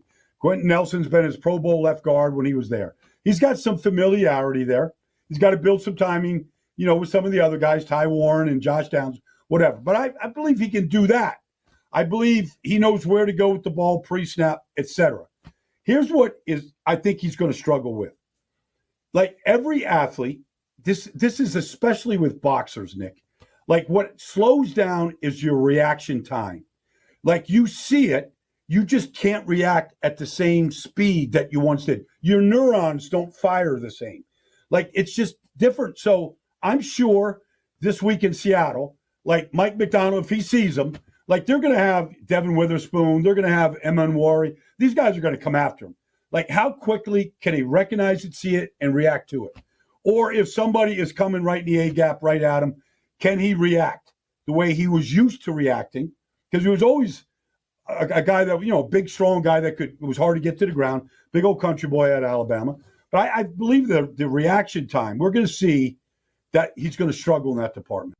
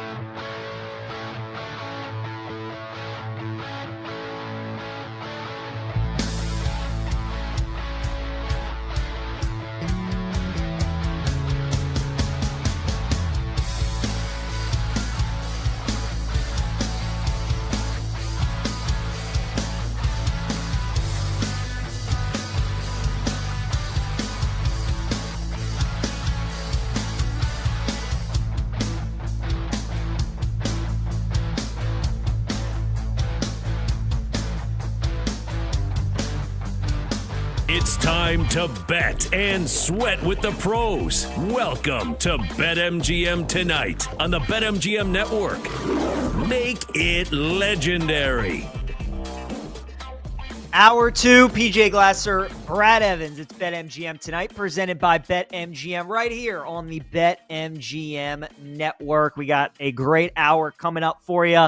Going to debut a new segment called On the Money. Then we're going to play a little hot or cold and then get to some fantasy would you rathers. Would you play this guy? Would you play the other guy? So a lot of football talk coming up here in hour number 2. You can watch and listen to the show on YouTube. Search the BetMGM Network and hit that subscribe button. You can also follow us on X, on Instagram, and on TikTok at the BetMGM Network. Listen live, go back to see what you miss on the free Odyssey app, and download the BetMGM Tonight podcast wherever you get your podcasts at the end of the show as well. We'd also love to hear from you guys during this hour and during the rest of the show. Give us a call, 833-732-3875. Once again, 833-732-3875. You want to talk college basketball, college football, NFL, NBA, let us know. Give us a call, and we would love to hear from you and answer anything that you want to talk about. Brad, let's dive in, my friend. Hour 2, debut the new segment On the Money. Excited for this one. I'll give you the floor and tell everybody what the new segment is. Yeah, I came up with this from my bird brain, and we're going to give it a shot here. So imagine you have a dollar bill, a $5 bill, $10 bill, $20 bill, $50 bill, and a $100 bill in your wallet. I know a lot of people don't carry cash. I don't think I've carried cash for like 10 years now, it seems like, PJ.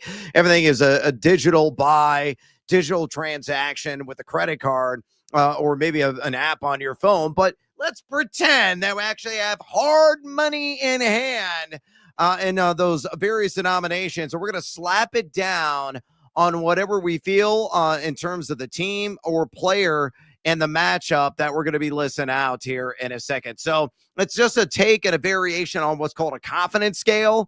If you have very low confidence, that's $1 that you're going to lay down on the money. If you're like, hey, man, this team is going to do this.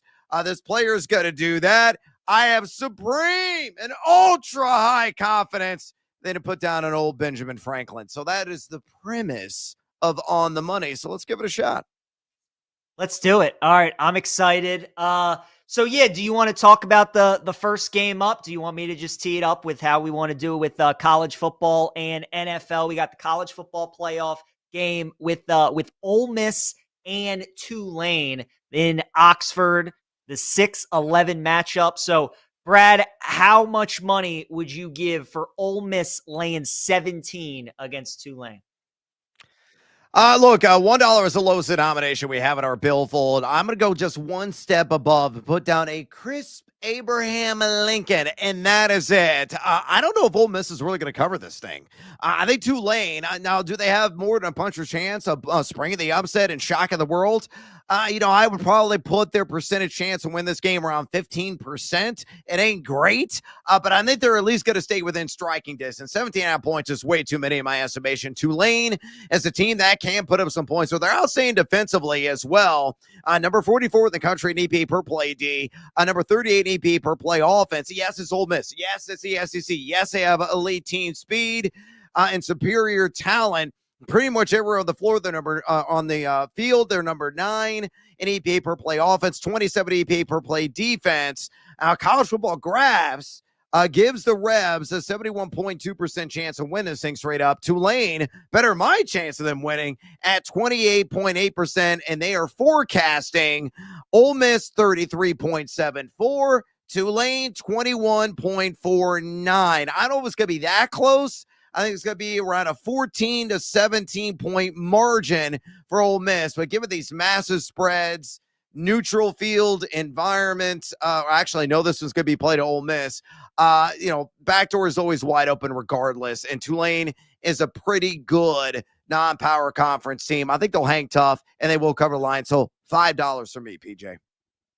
Yeah, I'll also go with $5 as well, because my concern is sometimes this perception and this narrative gets overplayed. And Brad, I think right now the general consensus is that with Lane Kiffin moving on and Ole Miss being told that they're not going to be any good without their head coach, and they've been waiting around. They get to play a group of 5 school that everybody thinks they're going to come out and they're just going to blow the doors off of Tulane, right? They're kind of going to rally around each other, play really well. But like you said, Tulane's they're a decent team. Their head coach is taking the Florida job, John Summerall. Their quarterback, Jake Retzloff, was at BYU last year. He had a really good season. They got a decent defense. So Tulane's a solid football team. 17.5 is a lot of points.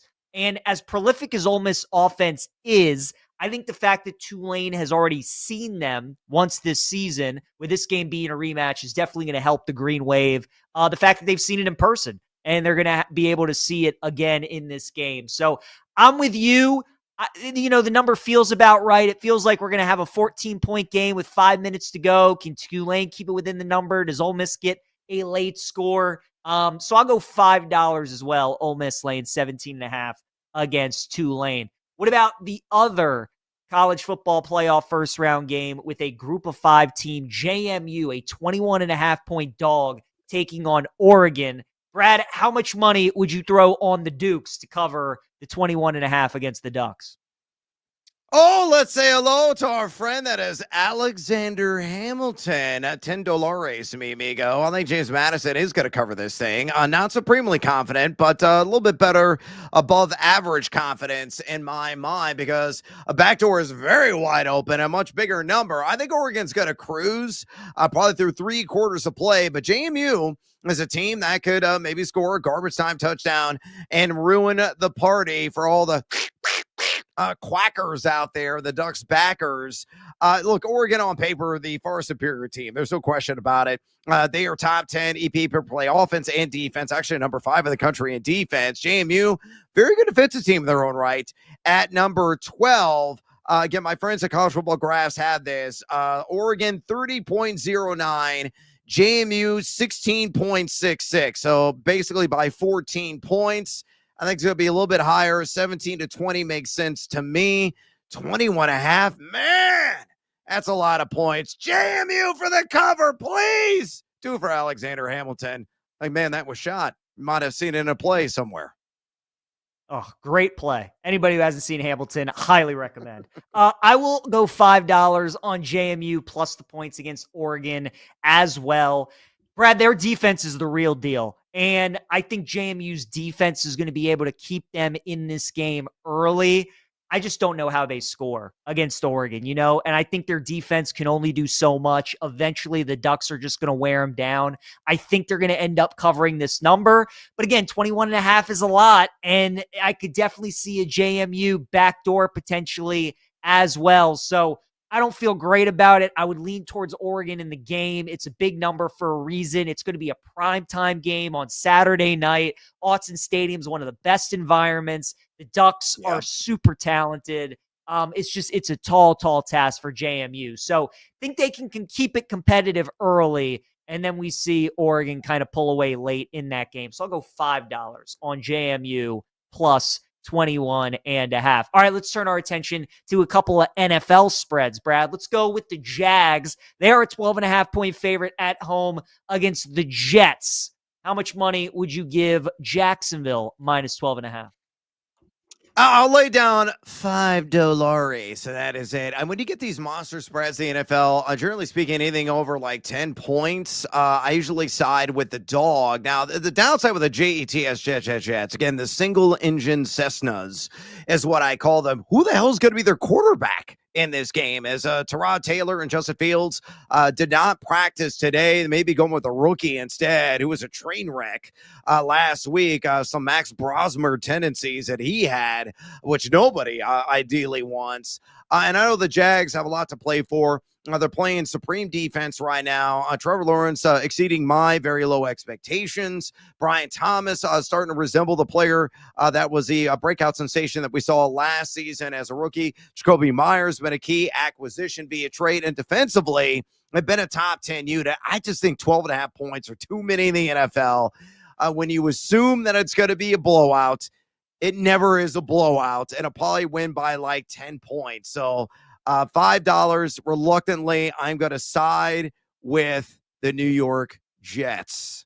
there on that one, more or less. And I'll lay the $5 on Jacksonville minus 12.5 as a result. Yeah, I'm only going $1 on the Jags minus 12.5. Laying 12.5 points with Trevor Lawrence. Yeah, I'm good on that. Brad, the look ahead line in this game was Jags minus 8.5. Now we're all the way up to 12.5.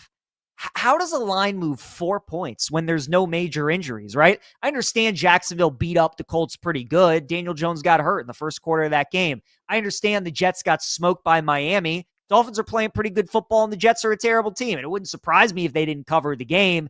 I just don't agree with the line moving 4 points. There's no value on Jacksonville in this game at all. They have massive games upcoming. They don't care if they win this game by 21 points. They just want to get out of there with a win. You never, ever see the Jags favored by this many points. And it always worries me when you get a team in this kind of situation that's not used to laying this type of number and having this kind of expectation. So I think the Jags win. Now that we're getting at 12.5, I think that is crazy. So I, like you, also like the Jets in the game, only $1 on Jags minus 12.5. What about the Titans? They are catching 12.5 against the San Francisco 49ers. Can you take the points with the Titans this week, Brad?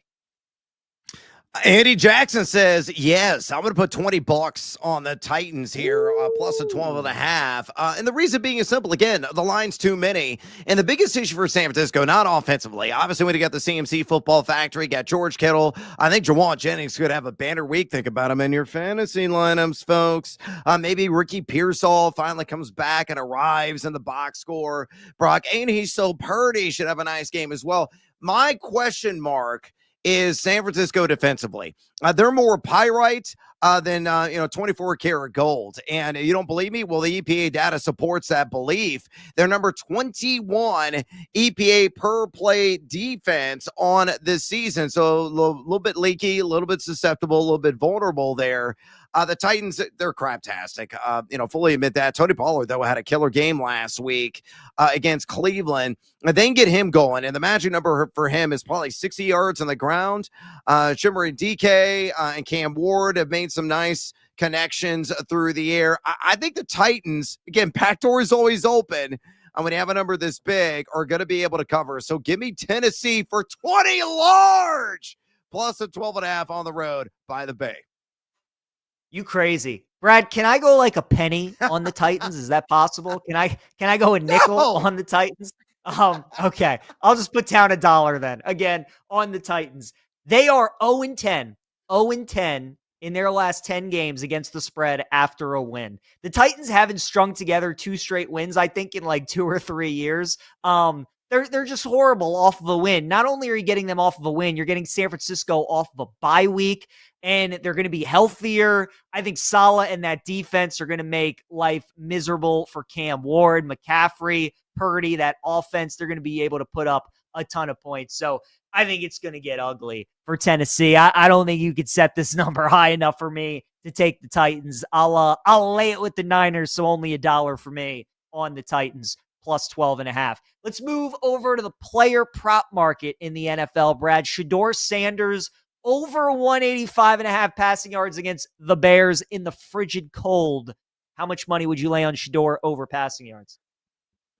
$1, and that is it because of the harsh effects of Mother Nature, as you already mentioned. Game time temps could be around 8, 9, maybe as high as 10 degrees. Balmy. Break out the shorts. Take the shirt off there, Bears fans. But you're going to have the wind chill between -10 and -20 degrees. It's going to be miserable. You're going to have to really layer up and probably drink an entire fifth before you go into the stadium to try to endure this nonsense. I think Shedeur Sanders is going to struggle. I really do. On paper, the Bears are very beatable through the air. Middle of the pack and drop back EPA defense over the last 5 games. 7.66 pass yards per attempt, giving up 235.2 pass yards per game. 8 quarterbacks have gone over this number against him, but Shedeur is still number 44 to just completion percentage. Look, I will give him credit. I'm an imbecile. I'm a moron. Shedeur Sanders has greatly exceeded my very, very rock bottom low expectations. But given the conditions, I can't back him on the over. $1. That's it. I can only go $1 on this as well with Shedeur for everything that you said. It's really about the conditions for me. Now, being a quarterback in Cleveland, he's used to the cold by now. He's played in some cold weather games the last couple of weeks, but this is going to be a different animal on Sunday. And because of the play calling and Stefanski, and I expect him to lean on the running game, lean on his defense. And I also think the Bears on the other side, they're certainly going to try and run the ball, chew as much clock as they can, just looking to get out of there with the W. That there's really not going to be many opportunities for Shedeur to go over this number. So feels too high, Brad. 185.5. The Bears' pass defense has been much better since getting some of those guys back from injury. So, like you, only $1 on Shedeur. Over 185.5 passing yards. All right, we come back. Little hot or cold. We'll talk about a bunch of different sports topics, decide whether we like them or we don't. Coming up, BetMGM tonight. PJ Glasser, Brad Evans. On the move? Take the BetMGM network with you. Catch live Wagertainment anytime on Odyssey, iHeartRadio, or TuneIn.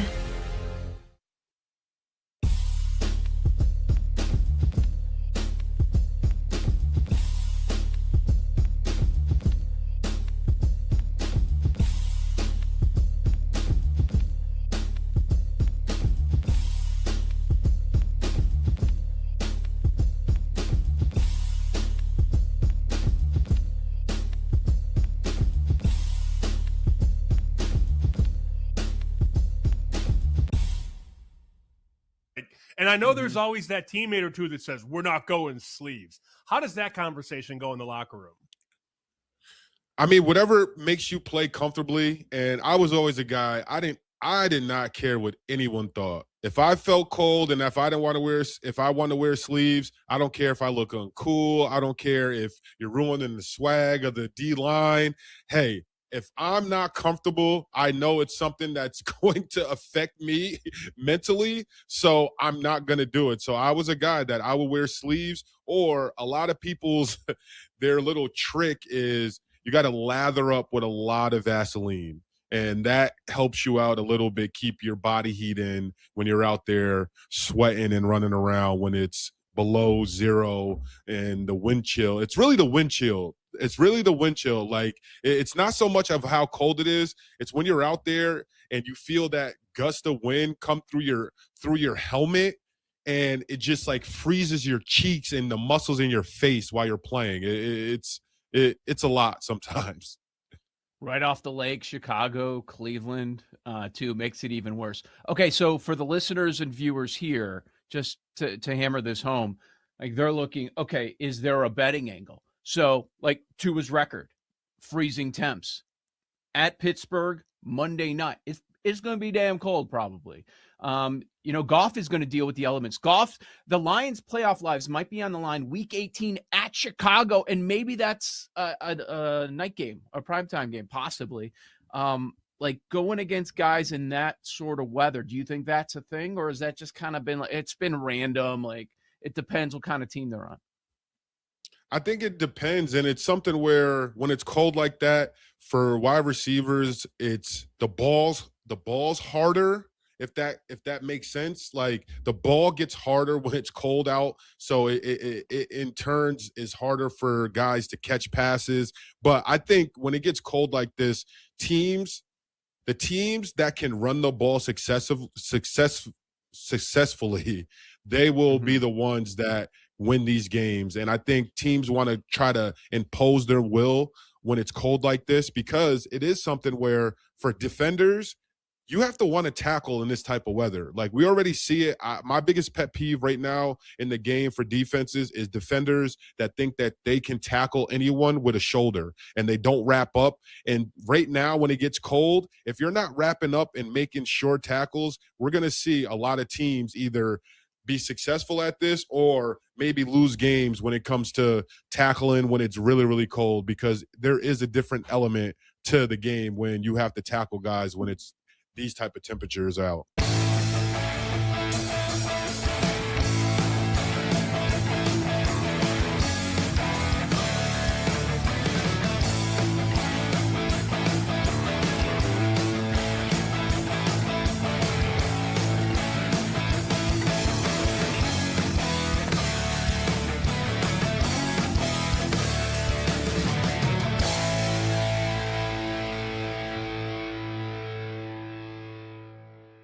if you went on social media after that Chiefs loss, oh, we're just a bad organization. We can't handle adversity. I'm like, these people are insane. They've been to 7 straight AFC championships, played in 5 Super Bowls, won 3 Super Bowls. Do you know how tone deaf you sound as a Chiefs fan when you say that we got to fire Andy Reid or we got to move on from Mahomes? He doesn't have it anymore. How stupid can you be? That did not. People were sick. It happened all night on Sunday. All night. My God. Idiots.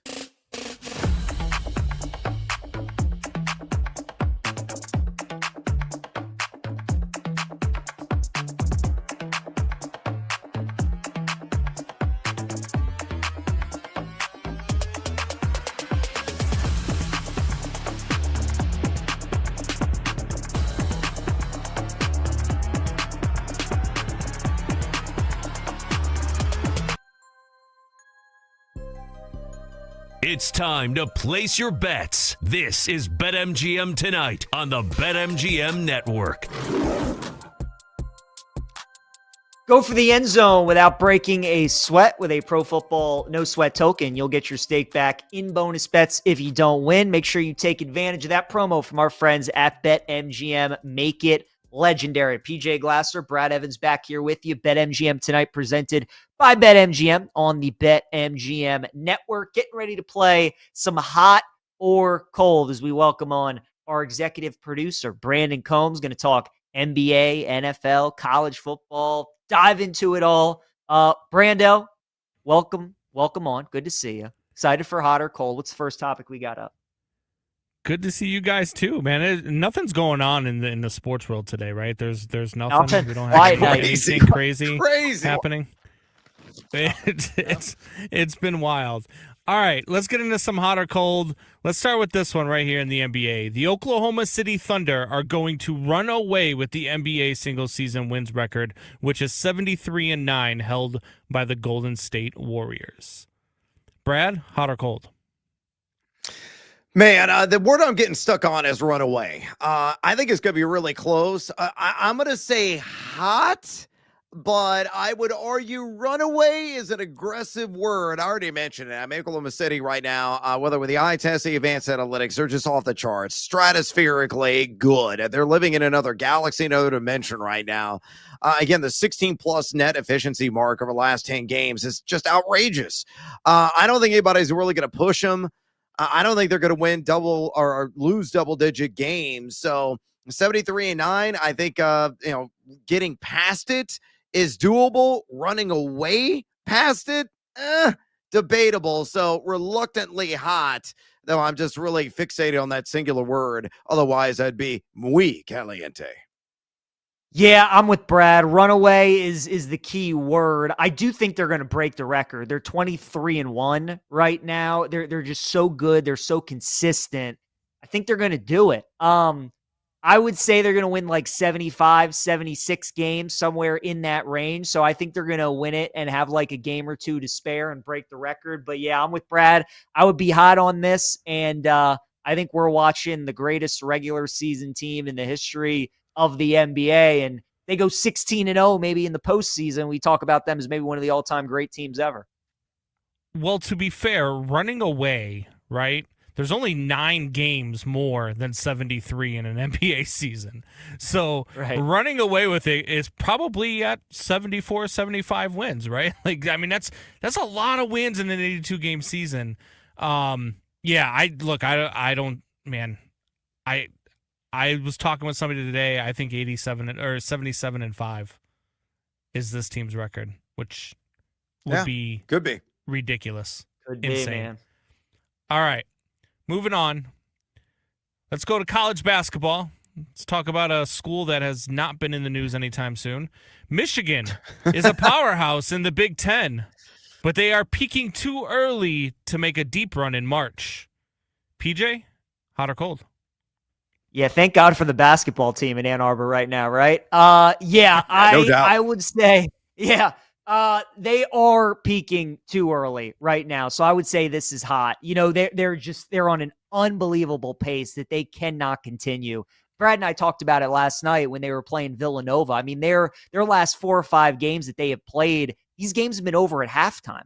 I mean, they're up 30 points at the break and then win them by 30 or 40 points. So it's not sustainable. Not saying that they can't make a deep run, win the national championship. They're heavy favorites to do so. At BetMGM, they're plus 340. The next closest team is 10-1. Now, we have seen UConn 2 of the last 3 years kind of have a similar blueprint where they're so dominant in the non-conference, get into conference play, struggle a little bit, get back into the tournament, and then they look like the team we saw earlier in the year. So if you're buying in on Michigan, that's what you're sort of hoping for. I think coming into the season, we knew how good the front court would be. We all questioned the backcourt. Right now, they're playing terrific. I don't know if they're going to be able to sustain that, though, by the time we get to March. So I think Michigan is really, really good, but I do think they're peaking too early. I'm very cold on this, bitterly cold. Are they peaking? I think they're pretty much at the top of their possibilities in terms of blowing opponents out. But are they going to be in the conversation to win a national title? That's the ultimate goal. That is your ultimate summit and reaching the peak. Can they plant a flag there? Hell yeah, they can. So yeah, they may be again at the upper crust of their level of play, but that level could be repeated come March. That's why I'm chilly on this. Look, they're going to be cut down to size on occasion. They're not going to go undefeated. But just look at the track record of wins they already have. And I know they had a close shave against Wake Forest, had to win a last-second shot there in overtime. TCU pushed them a limit as well. They only won that by 4 on the road. But you win against San Diego State neutral court environment. You beat Auburn neutral court environment. You absolutely waxed Gonzaga as well by 40+. In Vegas. And then you turn around and you destroy Villanova, and that was a true home game there in Ann Arbor. How many games realistically are they going to lose in the Big Ten? I think maybe 3 to 4, 5 max. If they are able to achieve that, they're going to win the regular season title. They're going to be number 1 seed come the Big Ten tournament. I don't give a damn if they win it and get the auto berth. They're still going to be a 1 seed overall. I mean, they're top 10 in so many different categories, offensive, defensive. They have the goods. They have a guy in Yaxel Lindenborg that can carry this team deep. The guard play's gotten a lot better here last handful of games. And they have the big man there in Mara in the middle. Michigan's for real, folks. So, yeah, they may be playing their upper stratospheric limit, but still, even if they just barely took a notch down, they remain elite. All right. Let's move to Thursday Night Football. Bet all of the overs on Baker Mayfield Thursday night. In 6 games against Atlanta, he has a 104.3 passer rating, 1,312 yards passing, 15 touchdowns, and 3 interceptions, again, in just 6 games against the Dirty Birds. So bet all of the overs on Baker Mayfield Thursday night. Brad, hot or cold?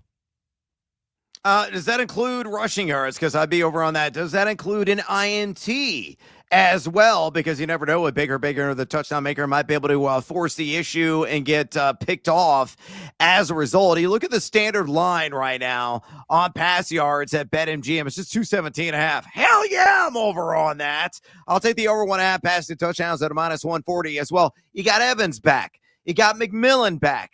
Ibuka, as we've already talked about, should be able to break out of this funk. Having his tag team partner there and my cousin Mike Evans on the field, Bucky Irving, his second game back. And they got a triumvirate in the backfield that can move the ball effectively and add balance and alleviate some of the pressure on the arm of Baker Mayfield.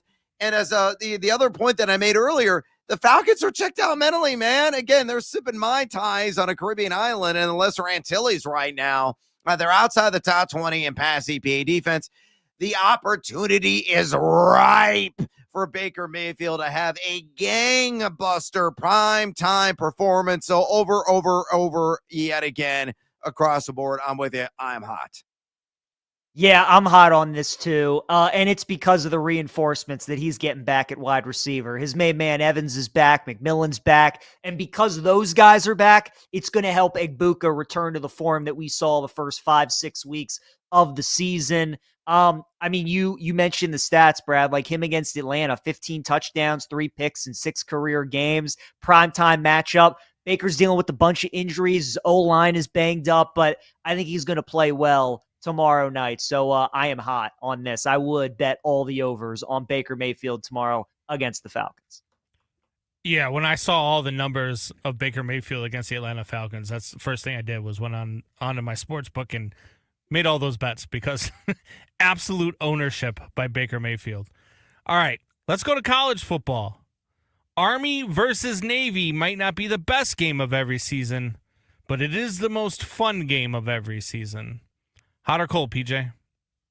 This is cold. And look, I love my country. I love the Army-Navy game. It gets its own week for a reason, but it's definitely not one of the most fun games of every season. Like, do you really get as excited for Army-Navy as you do Michigan or Ohio State or the Iron Bowl or Bama, Georgia or Texas, Oklahoma or any of these big matchups, right?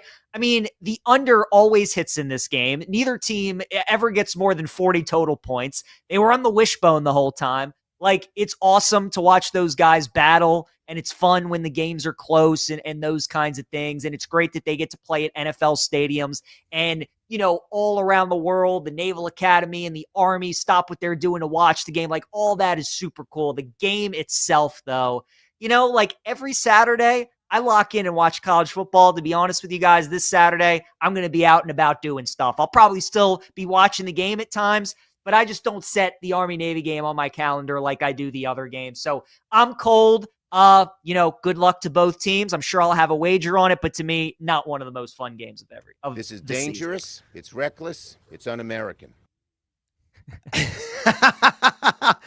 Look, I come from a military family as well, the Air Force side, but I am also cold on this. I'm not going to spend every waking moment watching it. Look, I love the passion. I love the pageantry. I love my country as well, of Army, Navy. I will probably watch a lot of the ceremonial stuff that they do before the game. That's something I try to tune in for every single year, but am I going to watch every single second of the actual game? Nah, bro, not really. In a game that usually does live in the land down under. The over-under, by the way, is at 38.5. PJ, for some sick demented reason, I kind of like the over this year. I think that Trent gets buck because Navy can actually score some points and throw the ball a little bit more than they historically have shown.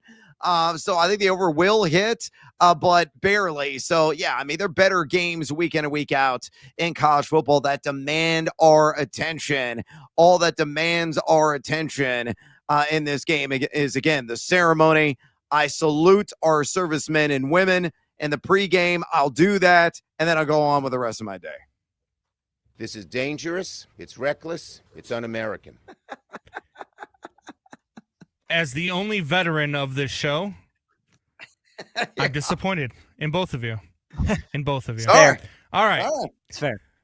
The Lions and Rams, I'm not watching that game either. The Lions and Rams will score 70-plus combined points on Sunday. Hot or cold, PJ? Man, I think this is hot. It's 50. That total's 55.5. This total's 55.5 for a reason, boys. If you like points, this is the game for you. I just don't know how the Lions are going to get stops. I mean, we saw it last year in the playoffs against Washington when they had so many guys banged up and they couldn't stop the Commanders.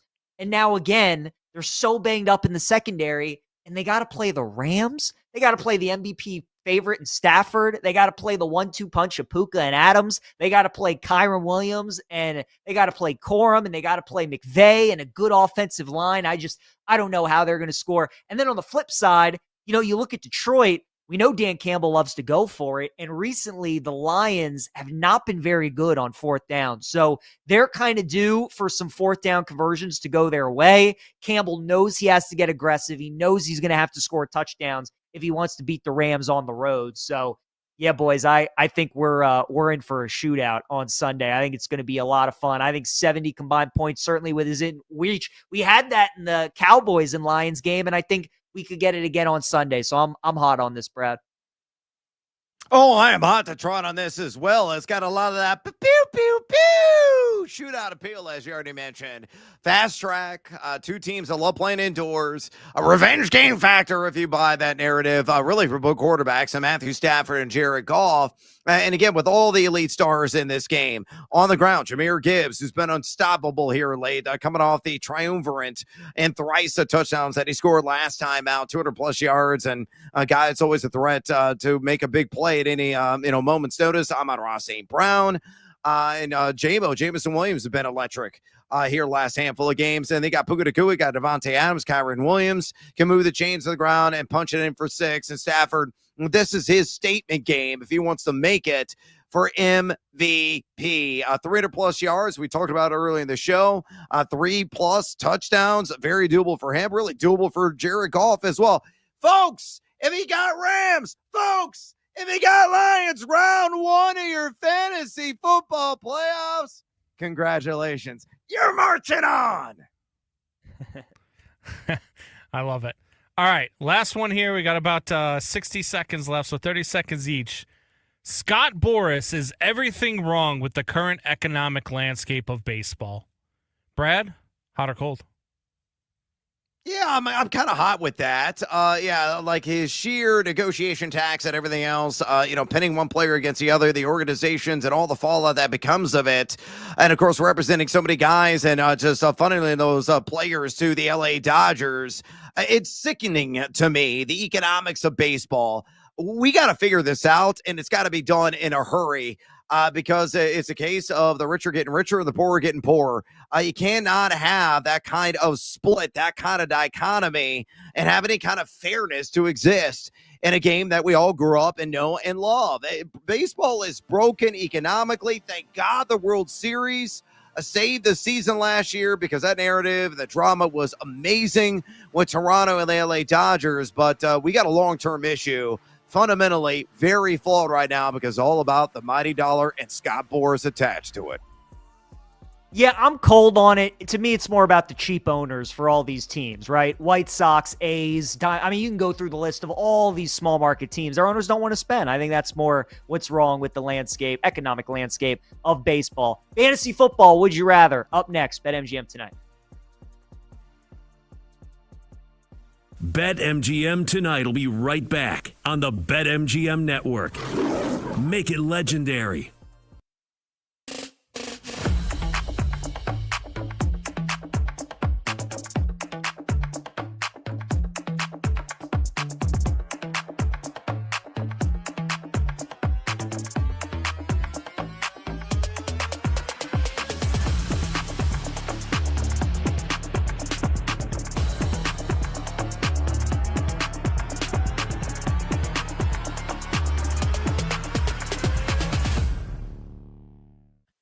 I don't know what the hell they're going to do. Honestly, like maybe their best course of action, and this is all happening in real time in the moment. Is their best course of action like to have an interim coach next season and figure it out next year and just take it on the chin next year? Is that it? How about this for everybody to consider? Bryce Underwood, Michigan's true freshman quarterback from this year, is like an alien. Like could be future, not just first round pick in the NFL, like number 1 overall pick in the NFL draft. Like that's the upside for Bryce Underwood. Is he going to want to come back to Michigan now? Like what happens now? Like the domino effect here in college football is crazy. Where if you can take Michigan out of the equation next year in the Big Ten, and I have no idea what they're going to do with coach, you could take him out of the equation, and Underwood potentially leaves. I'm speculating. I have no idea if that's going to, maybe he stays. But I think we can all agree. This would increase the likelihood that maybe he bounces, right? Like maybe that could happen. This is a piece of news that will have major ramifications on the sport of college football here. And I'll tell you, you're one of these college football teams with deep pockets. You got a lot of NIL money to spend, and you need a quarterback. How are you not on the phone with Bryce Underwood and his team and his reps to try and bring him in? This is a story we'll absolutely be following here. But Sharon Moore, like, this is like the old Mike Ditka bit on ESPN, on ESPN NFL Countdown. Sharon Moore, stop it. Just like, my friend, I went to college with him. For people that know, KFC, Barstool, Kevin Clancy, we went to Fordham together. He has a great line, which I won't say the full line. I will just summarize it with the acronym JJO. JJO, buddy. Come on. So much to lose, and you can't keep it in. Give it a rest here. Sharon Moore fired with cause by the University of Michigan.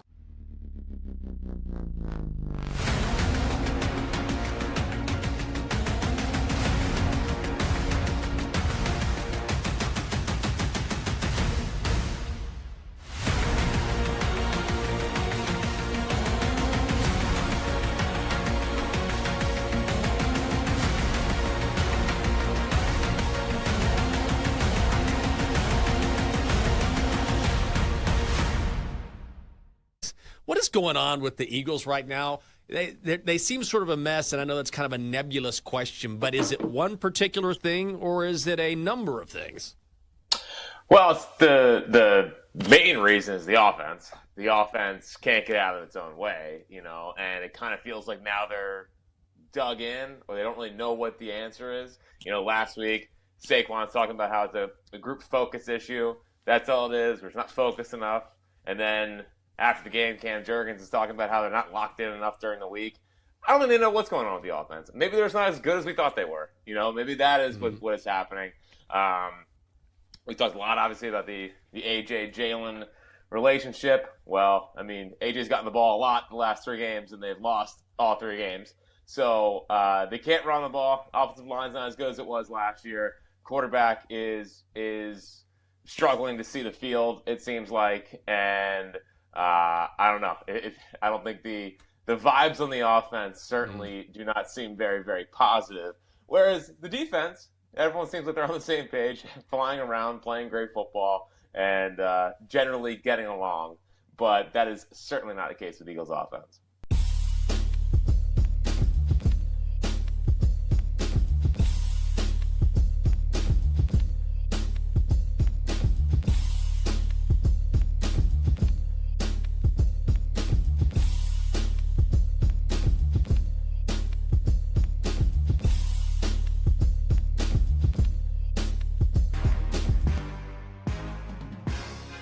It's time to place your bets. This is BetMGM Tonight on the BetMGM Network. PJ Glasser, Brad Evans, BetMGM Tonight, presented by BetMGM. Final segment here of hour number 2. We're going to start hour number 3 with fantasy football, Would You Rather? But we're going to do Smash Spot here to wrap up hour number 2, where we're talking any team, any player, any sport, whatever it may be, whatever situation where we feel like that team or that player is absolutely a bet. We're also sweating out some college basketball as well. Brad's got Minnesota plus 32.5. They were down 3 at halftime, and somehow now it is a 29-point game. So, Brad, we are giving you best wishes there. The Gophers hopefully get you home. What's the update now on Minnesota? Still 78-48. Purdue just missed a chippy. Again, they got their scrubs in there right now. A bunch of walk-ons, guys I've never seen before. They look a little bit disoriented, a little uncoordinated. So hopefully that's going to come through. But I know what's going to kill me. It's going to be a BS3 by one of these, off the bench players with about 30 seconds left, and Minnesota will just sit on it, and I lose. It's now 80-48, so it's at 32, PJ. The sweat is on. Hey, the sweat is on. Kill me now. Oh, boy. All right, Brad. Well, we'll hopefully the Gophers make a nice run for you. They cover that bet. Let's get into Smash Spots, sir. What is your first Smash Spot up that you absolutely love this week? Yeah, like New York's pointy object and Jackson Dart. Is it going to be a bullseye performance? Maybe. He got the Mother of all matchups, taking on the Washington Commanders this week. Nobody's going to watch this game except for fantasy players and gamblers. Let's be realistic. Nobody really in either one of these fan bases gives a damn about either of the franchises because they're in rebuild mode and already thinking about the NFL draft. But Jackson Dart is the guy that should go nuts. Washington, number 32 in dropback EPA defense on the year. They're also number 32 in dropback EPA defense over the last 5 weeks. They have on the season given up the 5th most pass yards, 8.57 pass yards per attempt. That's crazy high. 260.9 pass yards per game and a 26-6 touchdown interception ratio is what they have allowed. Dart has been mostly inaccurate, number 25 in adjusted completion percentage. How much is he going to run? We'll see. I think he's going to, obviously protect himself, take care of himself, given that horrific concussion he suffered in Chicago not long ago. But could he go for like 230 yards, a pair of touchdowns, maybe 20, 30 rushing, maybe a rushing TD, all on the table? He checks those boxes. You're talking about a guy in fantasy football as a surefire quarterback one. That is the potential. That is the upside. And yes, I bet on Dart over 1.5 passing touchdowns at plus 120 today at BetMGM. I like it. My first guy up is somebody we talked about earlier in the show, Jamar Chase against the Ravens. I mean, I've watched this matchup twice a year, Brad, and it's usually a really good one for Jamar Chase. And now that he's got his boy Burrow back, they looked really good last week against Buffalo. This Ravens defense, again, they were impressive when they were going against, some of these bad teams, McCarthy and Tua on the Dolphins when they were really struggling. They played the Jets. All these bad teams kind of elevated their stats a little bit. Now that the competition's starting to pick up, teams are able to move the ball. They're able to hit them with explosive plays. DK Metcalf had a couple last week for Pittsburgh. So I think Jamar Chase is going to have a big day against the Ravens, Brad. I would look to smash all of his props against Baltimore. Who else we looking at for Sunday's matchups in the NFL?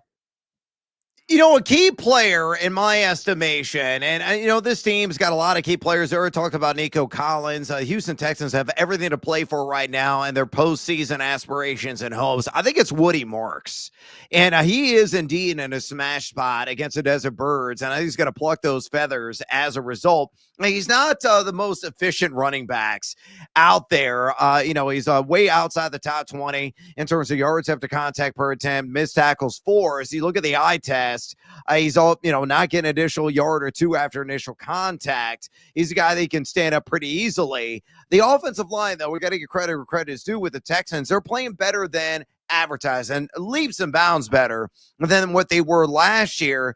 And Arizona is, again, one of those checked out defenses that you want to take advantage of right now. Over the last 5 weeks, number 26 in rush EPAD. On the season, about the 7th most running back rush yards any team in the NFL. 4.79 yards per carry, 137.0 total yards per game, 18 combined touchdowns.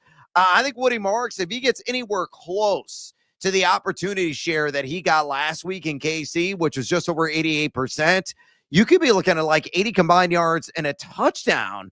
So he is somebody I think could show up and show out here in week 15, and somebody should definitely consider for fantasy football purposes. So don't forget about Woody Marks against those Desert Birds. Absolutely love that look. Yeah, 26 carries last week against Kansas City or something like that. I think they lean on him again on Sunday. I'm going with Puka, Brad. Puka Nacua against the Lions. I think this is just a nightmare matchup for Detroit with all those injuries that they have in their secondary. Brian Branch out for the year. Calvin Joseph is hurt. They got some corners that are missing. Puka, all he did last week against Arizona, 7 catches, $167. And 2 touchdowns. He averaged 24 yards a reception. This guy's just so consistent. I mean, his last 6 games, 95, 64, 75, 97, 72, and 167 receiving yards. As steady as they come. And again, I just don't think Detroit's going to have answers for him on the outside. So high numbers for Puka this week, as you would expect, but they're going to be high for a reason. I think he has a monster game against the Detroit Lions. Puka is a guy that I would look at against Detroit. Brad, who is your next player up that you like this week? Yeah, an X factor, I think, in that matchup between San Francisco and the Tennessee Titans that we already touched on is Juwan Jennings. He's had a bit of a down year. He's been bothered by a rib injury and some other setbacks. But right now, he's upright and playing pretty good football. And this is a tremendous matchup for him. Tennessee is number 25 in dropback EPA defense over the last 5 on the year. They give him the 6th most wide receiver yards. And he's going to get a whole lot of Darrell Baker in coverage, who's given up a 67.4% catch rate and 120.9 passer rating to his assignments, according to Pro Football Focus. Jennings averaging a healthy 6.3 targets per game. I know the other advanced analytics are unsightly, but this feels like maybe 55, 60 yards, a touchdown kind of game. I think San Francisco will cruise, not to a cover, but to a victory, and largely because of CMC and George Kittle, but also I think you got to tip your cap to one Juwan Jennings, who I think will overachieve based on the very low threshold that people have attached to his name. Yeah, we're going to stay in that same game, and I'm going to smash San Francisco minus 12.5 against Tennessee. As I told you earlier, Brad, as I told you earlier, the Titans in their last 10 games off of a win are 0-10 against the spread. The Titans win a game and play well. They do not come back the next week and play well. They just never do. And going up against the Niners, who are off a bye, obviously need to take care of business. They're right in the thick of it to make the NFC playoffs. They're trying to keep pace with the Rams and the Seahawks in the division, but at the end of the day, just trying to find a place in the playoffs. They got to win this game. They got to take advantage. And this is what Tennessee does. You don't want to bet Tennessee against these good teams. They don't cover in these games. They cover against the Browns. They cover against Arizona. Those are the type of games you want to bet the Titans. You don't want to bet them at these massive numbers when they're going up against bad teams. They don't win and they don't cover. And I just think it's a brutal spot for them against the San Francisco team that's going to be highly motivated. And it's going to be tough for Tennessee to get stops in this game. I think Cam Ward and the offense are going to find it tough sledding as well, going up against Saleh and that defense with 2 weeks to prepare. So San Francisco minus 12.5. Love that play this week against Tennessee. Brad, last one for you, sir. What is the smash spot that you love this week in Dolphins and Steelers?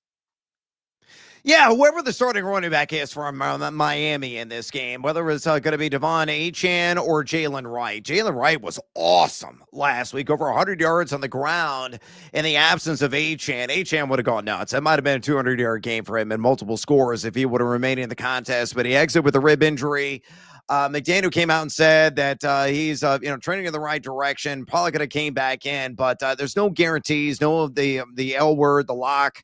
That he is going to be on the field. Again, I think he'll be active. This is a Monday night game, but maybe Wright plays a little bit bigger role in this contest. And the reason why, whoever totes the rock for Miami in this particular matchup, Pittsburgh over the last 5 weeks is just number 29 in rush EPAD. They are the definition of the soft curtain on the year. 4.42 yards per carry. They give it up to running backs. 105.8 rush yards per game to running backs, along with nearly 29 receiving yards per game as well. If it is Achane, he's numero uno right now in the NFL in the act per attempt. He's number 9 in missed tackles forced. Man, he has been incredible this year. Miami has a very minuscule chance of making the postseason, right around 1% according to NFL.com, but they still have a chance. You're saying, yeah, I got a chance? Yeah, they got a chance. And the Steelers are just so lackluster defensively. So put all together, Achane, Wright, maybe both of them go off, go nuts under the primetime lights on Monday, and maybe they do enough to get you over the top in the midnight hour in your fantasy football playoff matchup. Love it. Yeah, of course, plenty of sweats games coming down to that Monday night matchup between the Steelers and the Dolphins. Brad, I'll give the people a smash spot, one of my favorite bets for bowl season. We're taking the Sun Devils of ASU plus 1.5 against Duke in the Tony the Tiger Sun Bowl out in El Paso. I love ASU in this game. This Duke team for me has been an easy read all season, and these are the type of games when you want to fade them. I love when Duke's an underdog. I hate when Duke's a favorite, and this is the type of game where they're going to be a favorite. ASU's got the better coach with Kenny Dillingham. They got a lot of seniors on that team, and their quarterback, Sam Levitt, entered the transfer portal. He didn't want to be there, but a bunch of those other guys do. They want to go out the right way. They still had a great season. They accomplished a lot of great things. They made it to the playoff last year when nobody thought they would. So I think a bunch of those guys, there were 16 starters that returned on that team that played this season. Didn't accomplish what they wanted to, winning the Big 12 again, but I think they want to go out the right way. Duke, I feel like this is a little too much of an overreaction to beating Virginia. We know the ACC was terrible this year. The 8-5 team won that league. I think ASU takes care of business. Give me the Sun Devils plus 1.5 against the Dukies. All right, hour 3. Up next, fantasy football. Would you rather? It's playoff time for a lot of us. Myself, Brad Evans, will tell you who you should be starting and who you should be sitting. BetMGM tonight.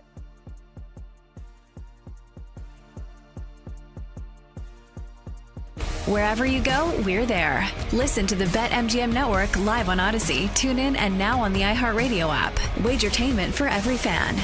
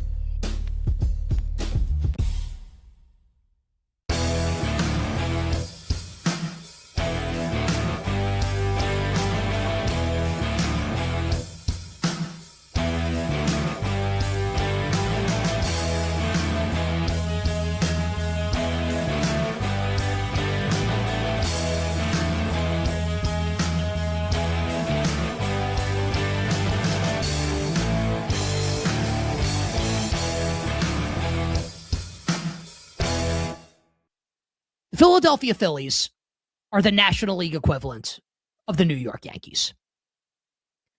And that sounds good because the Yankees are always in it, right? They're always in the headlines. They're always in the playoffs. They're always there in October. The problem is that the Yankees are never going to win with this current leadership.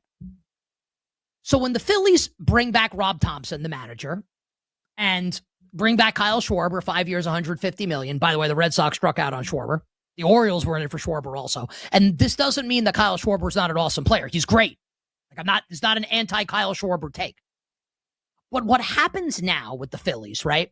And this is what's happened with the Yankees in this core of players, is you keep getting to October and you can't get over the hump.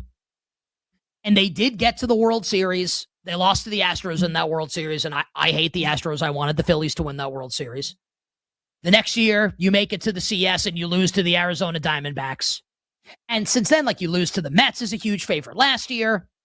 Your offense does nothing in the DS this year against the Los Angeles Dodgers.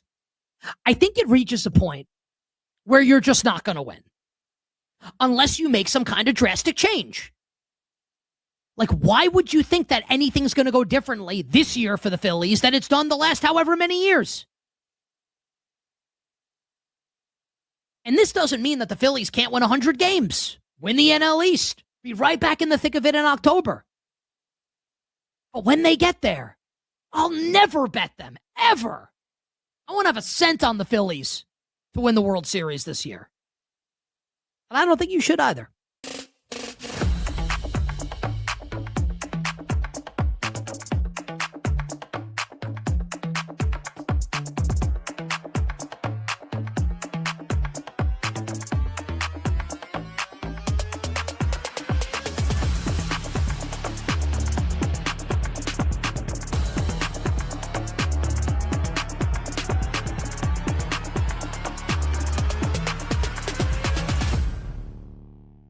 Well, here's the thing. I mean, you're a sport fan, right? So I believe that Phillip Rivers knows how to call play. He's played with Mo Alley Cox. He's handed off to Jonathan Taylor. He's thrown passes to Michael Pittman. Quentin Nelson's been his Pro Bowl left guard when he was there. He's got some familiarity there. He's got to build some timing, with some of the other guys, Ty Warren and Josh Downs, whatever. But I believe he can do that. I believe he knows where to go with the ball, pre-snap, etc. Here's what I think he's going to struggle with. Like every athlete, this is especially with boxers, Nick. Like what slows down is your reaction time. Like you see it, you just can't react at the same speed that you once did. Your neurons don't fire the same. Like it's just different. So I'm sure this week in Seattle, like Mike McDonald, if he sees them, like they're going to have Devin Witherspoon, they're going to have Eman Wari. These guys are going to come after him. Like how quickly can he recognize it, see it, and react to it? Or if somebody is coming right in the A gap, right at him, can he react the way he was used to reacting? Because he was always a guy that, you know, a big, strong guy that it was hard to get to the ground, big old country boy out of Alabama. But I believe the reaction time, we're going to see that he's going to struggle in that department.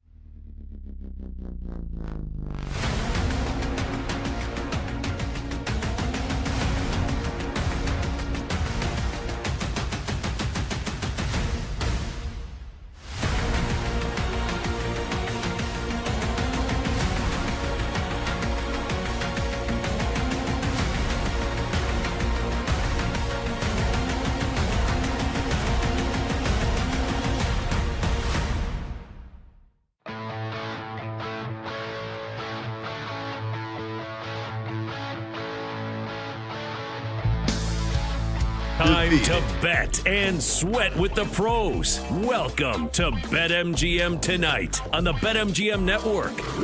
Make it legendary. PJ Glasser, Brad Evans, we are making it legendary tonight here on BetMGM Tonight. We still got 2 more hours to go with you on the show.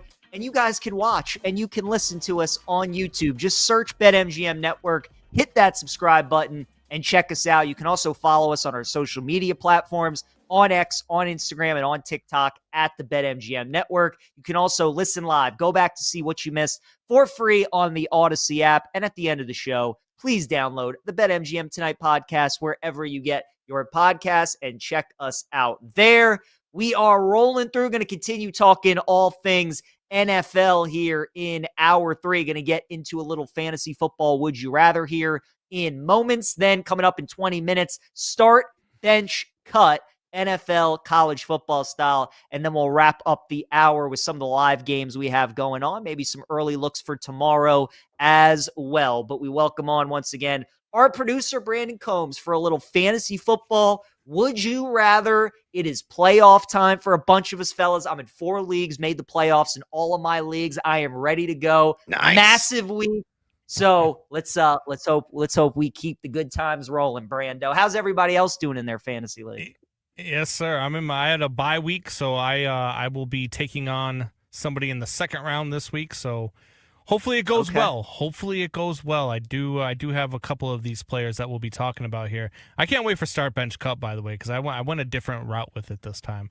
That should be interesting as well. So let's go with fantasy football. Would you rather here? All right. Brad, let's start with you. Baker Mayfield versus Atlanta or Josh Allen versus New England? If you had both, who would you rather start? Well, I'm going to look at the game totals in both these games. It is a little bit higher in that New England and Buffalo game. Look, I love Baker Mayfield. I think this is a lucky 7 situation. Really can't lose with either guy. I think Baker Mayfield's got a really good shot for, say, around 230 to 245 or so passing yards, a pair of touchdowns. He can boost the bottom line with about 15 or so rushing yards.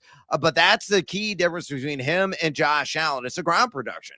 And Allen's a guy that can read, react, call his own number, score with the legs, maybe not once, but multiple times. And then he pads his bottom line with a vertical production, which I think is going to be an area of need for him in this game to keep pace with Drake May, to keep pace with the arsenal and the firepower that the Muskets are going to bring, because I think New England's going to be able to move the ball at will on the ground if the stanky side of the Bills defense, which has showed up every single week, arrives again. So slight advantage in my mind. You got to go with Josh Allen because he might have a couple of passing touchdowns and a couple of rushing touchdowns that will best anything that Baker Mayfield does.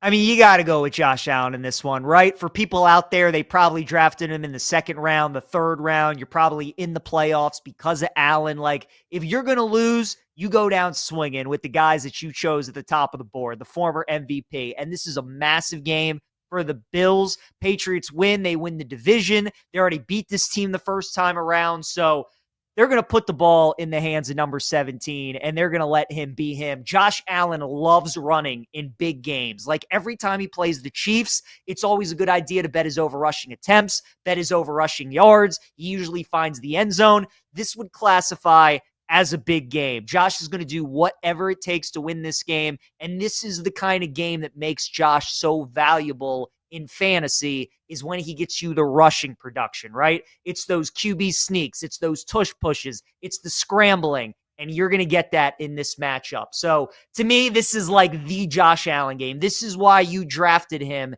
in the second or third round, was for playoff weeks like this. It's absolutely Josh Allen for me. That's unfortunate because I'm going up against Josh Allen this week. I didn't like that. Yeah. All right. You might be in trouble. Here we go.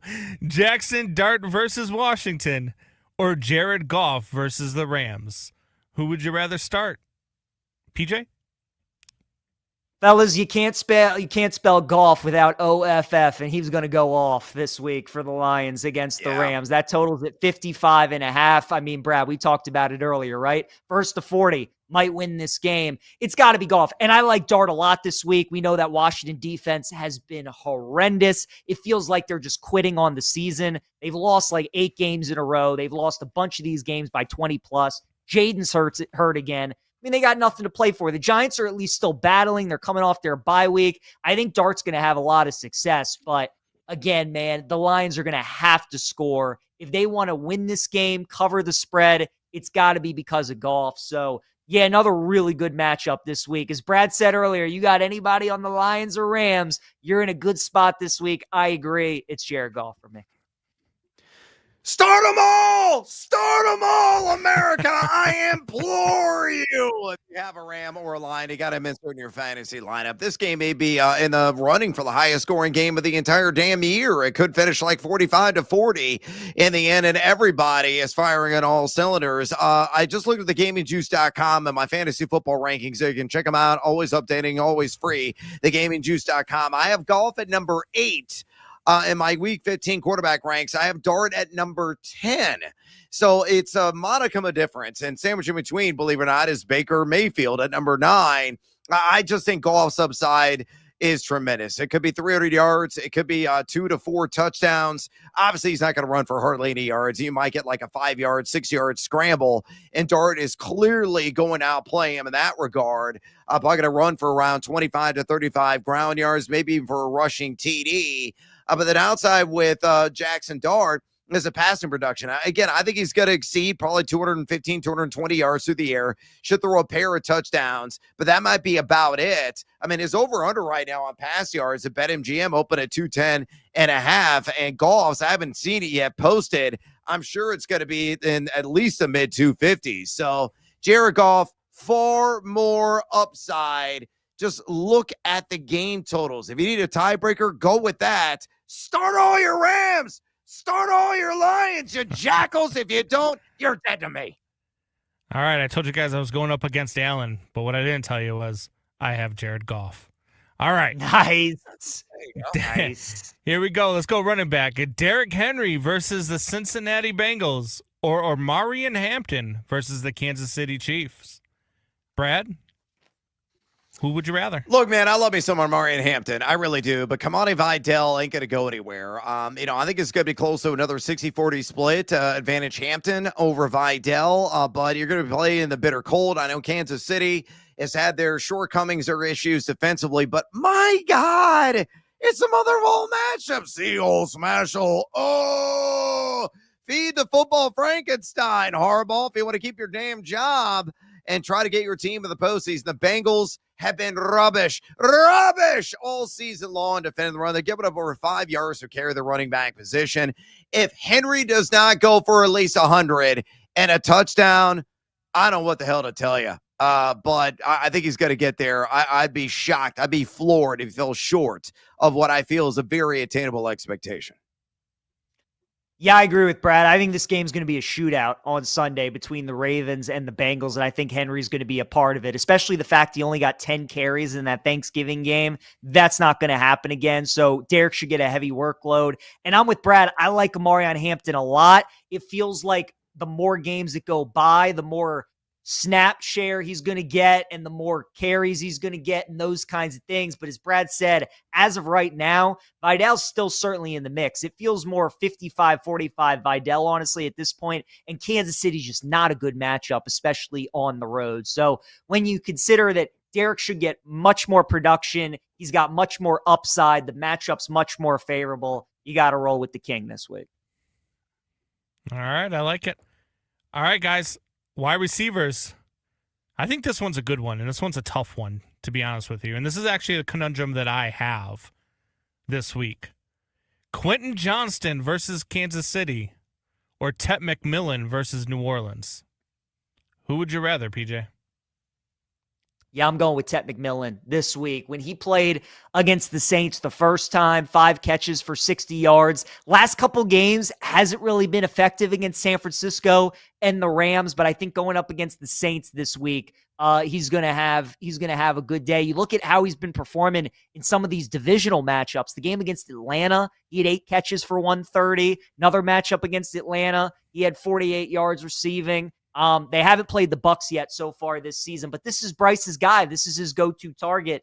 And Quentin Johnson, with Herbert and the injury that he has right now to his hand and the O-line issues that the Chargers have, it's potluck right now with the Chargers. You don't know if it's going to be Gadsden, if it's going to be McConkey. Right now, the running backs, Hampton and Vidal, are getting some of the receiving share as well. So it just feels like with Tet, he's the number one option with Carolina. There's a better chance that he's going to get you some good production. Whereas with any of these Chargers receivers, especially with Quentin Johnson, you have no idea what you're going to get. So I would definitely go with Tet over Quentin Johnson in this scenario. Brad, what about you? It's not remotely close. Why are you racking your brain over this, Combs? I mean, he obviously played McMillan. Here is how confident I am in this. I have Tedero McMillan right now at thegamejuice.com, my wide receiver rankings for this week at wide receiver 24. Where do I have Quentin Johnston? Wide receiver 42. Bro, the downside with Johnston is open up a Krispy Kreme shop, which he has done a multitude of times this season. Yeah, he's got like 80 yards and a touchdown upside, but Herbert's pass yards prop is only 209 and a half. It's going to be in the low 20s for a warm weather team outdoors in Kansas City. Meanwhile, Tedero McMillan is playing the damn fleur-de-lis. He's got to see a whole lot of Kool-Aid McKinstry, who's got like a 120 plus passer rate to his assignments. It's a romp. It is a walk. It's not remotely arguable. Ted McMillan, and you're welcome. Yeah, the reason why it's a conundrum for me is because the last time that he played New Orleans, Ted McMillan only had 11 points. And the last time he played Kansas City, Quentin Johnson had 22. So that's why I had the conundrum. I was like, I don't know where I'm at. No two but I games did have are Ted ever McMillan the in the same, starting bruh. lineup. Yeah, no, I get it. Two I games get are it. ever the same. All right, 2 more wide receivers here. Chris Godwin versus Atlanta or Troy Franklin versus Green Bay. Brad, who would you rather start? I have Chris Godwin, number 19 this week. I'm very confident in him. He's looked really good. I had a ticket on him to lead the game last week against New Orleans and receiving yards. Cha-ching at 7-1 that came through. He only had just over 50 yards in that game, but Chris Godwin is resembling the other prior versions of Chris Godwin. He's looking springy, he's looking spry, he's looking healthy. He's winning in high traffic and contested catch situations. And I like the premium matchup here, again, against the Atlanta Falcons. A guy that should be able to show up and show out, even with Mike Evans on the field, even with Emeka Egbuka on the field as well. He's going to be forgot about. He's going to get a lot of mono coverage operating primarily out of the slot, and he is going to feast in the short to intermediate field. He may not kill it in yardage in this game, but if you get like 5 for a double nickel and a possible touchdown, you'll take that all diggity day long. More upside there for Godwin, in my opinion. This is a tough one. I actually think I'm leaning towards Franklin. It feels like Godwin's probably the safer play. We've been talking about a couple times on the show, though, that Evans and McMillan are going to be back for Tampa Bay. So you got those two guys. You still got to feed Egbuka, certainly the running backs as well. I just think there's almost going to be too many mouths to feed in that Tampa Bay wide receiver room. But Godwin feels pretty steady if you want to play it safe. I think if you want to try and go for a little more upside, Troy Franklin might be a look. I mean, when the Packers have been on the road this season, they have been high-scoring games, right? The Dallas game was 40-40. Arizona, they combined for 50 points. The Steelers game, they combined for 60. We saw the Thanksgiving game against the Lions combined for 55 points. This Detroit offense, when they have been, or excuse me, this Green Bay offense, when they've been on the road, has been good, and their defense hasn't been as good. So I know people are thinking maybe we get a low-scoring game between the Broncos and the Packers this week. I kind of like the over a little bit in that game. I think the offense could show out a little bit. And Troy Franklin, in some of these bigger games when Denver's had to play up in competition, he's been pretty decent for the Broncos. So I would maybe think about Troy Franklin. Brad's probably right. Godwin's the safer play. But, if you're looking to roll the dice, it's the playoffs, you're trying to win big, I think I'd actually go with Troy Franklin this week.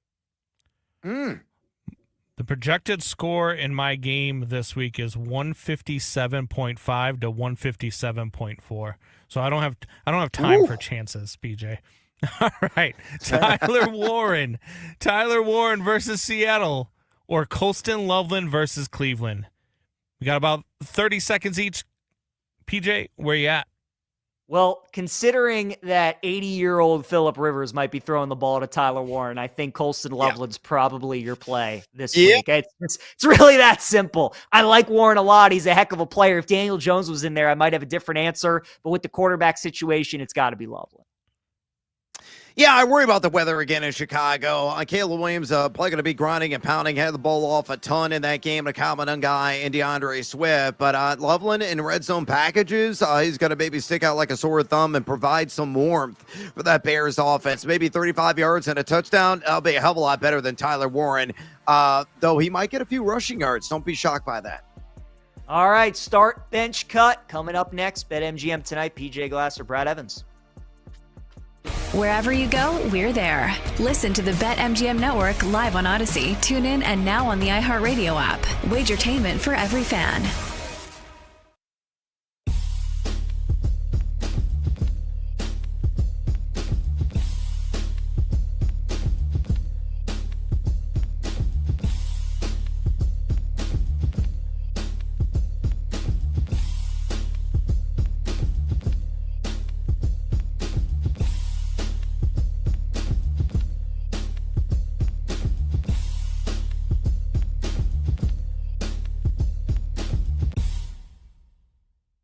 And I know there's always that teammate or two that says, we're not going sleeves. How does that conversation go in the locker room?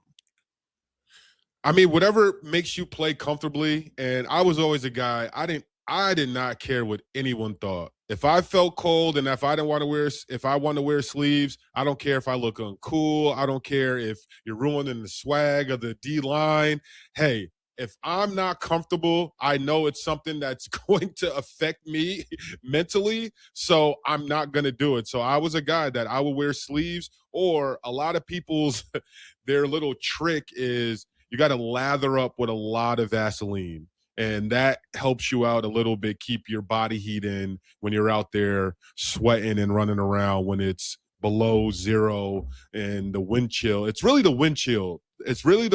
Like, it's not so much of how cold it is. It's when you're out there and you feel that gust of wind come through your helmet, and it just like freezes your cheeks and the muscles in your face while you're playing. It's a lot sometimes.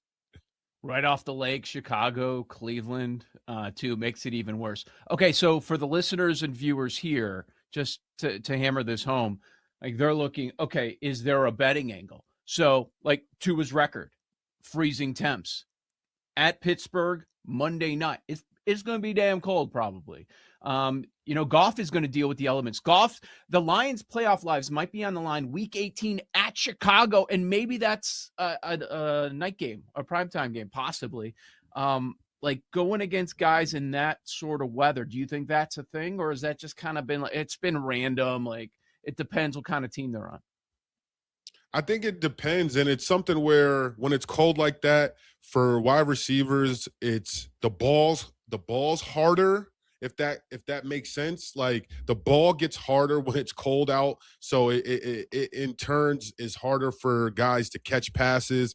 But I think when it gets cold like this, the teams that can run the ball successfully, they will be the ones that win these games. And I think teams want to try to impose their will when it's cold like this, because it is something where for defenders, you have to want to tackle in this type of weather. Like we already see it. My biggest pet peeve right now in the game for defenses is defenders that think that they can tackle anyone with a shoulder and they don't wrap up. And right now when it gets cold, if you're not wrapping up and making short tackles, we're going to see a lot of teams either be successful at this or maybe lose games when it comes to tackling when it's really, really cold, because there is a different element to the game when you have to tackle guys when it's these type of temperatures out.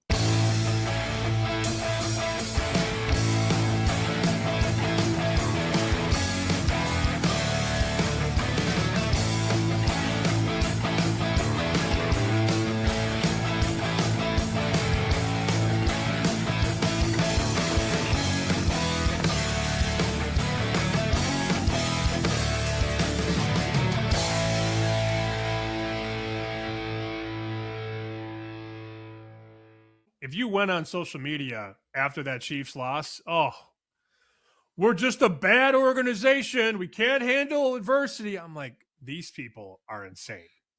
They've been to 7 straight AFC championships, played in 5 Super Bowls, won 3 Super Bowls.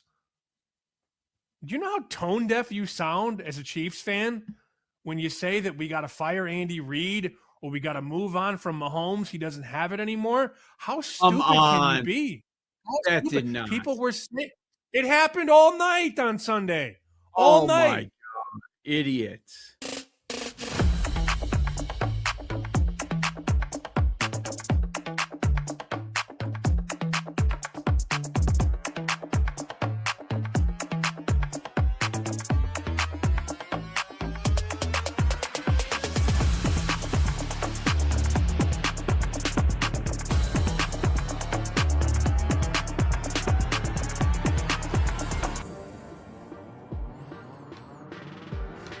It's time to place your bets. This is BetMGM Tonight on the BetMGM Network.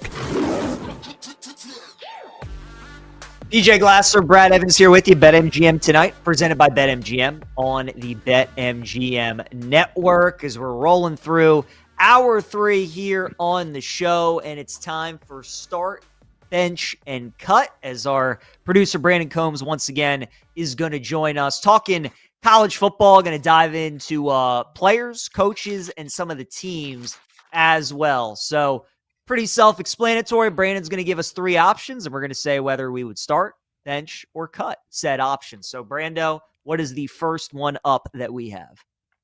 All right, boys. Let's go with the 3 of the 4 Heisman finalists here. Jeremiah Love, Fernando Mendoza, Julian Sayin. Start, bench, cut, PJ. Starting Mendoza, benching Jeremiah Love, cutting Julian Sayin. Mendoza deserves to win the Heisman, I believe. His team's undefeated. They're the number 1 team in the country. He's the quarterback. He's played well all year. And in the biggest games, he showed up. You know, the Oregon game, he threw a pick 6 to tie it against the Ducks in Eugene. Came right back and led them down on a touchdown drive, and they held on to win the game. Penn State, we all remember they were backed up inside their own 10, leads them down for a touchdown to win that game. Iowa, he had a big touchdown to give them some extra cushion to win that game. And then, of course, against Ohio State, makes that big throw in the corner to Charlie B, and then he has the game clincher to Charlie B as well. So when Indiana, when they have played close games this year, they've needed Mendoza to show up, and he has done just that. Jeremiah Love might be the best offensive player in college football. I think that he is. He's had a terrific season. He's nearly set the rushing touchdown record this year at Notre Dame as well. He's had an unbelievable year. He is benched, and then Julian Sayin should be cut. Julian Sayin, I mean, look, he's a good player. Ohio State would have had a really good season with a lot of quarterbacks this year because of how great their receiving core is, their running backs are, and certainly the best defense in the country. So I think it's pretty clear cut that Julian's saying should be cut. Mendoza, I would start. Jeremiah Love, I would bench. Brad, what about you? Yeah, exact same order for me as well. I mean, Mendoza, far and away, the guy you got to start. I mean, he is a surefire winner of the Heisman Trophy. I know Diego Pavia, a lot of people are kind of hot to try for him right now. I don't think he's going to win it.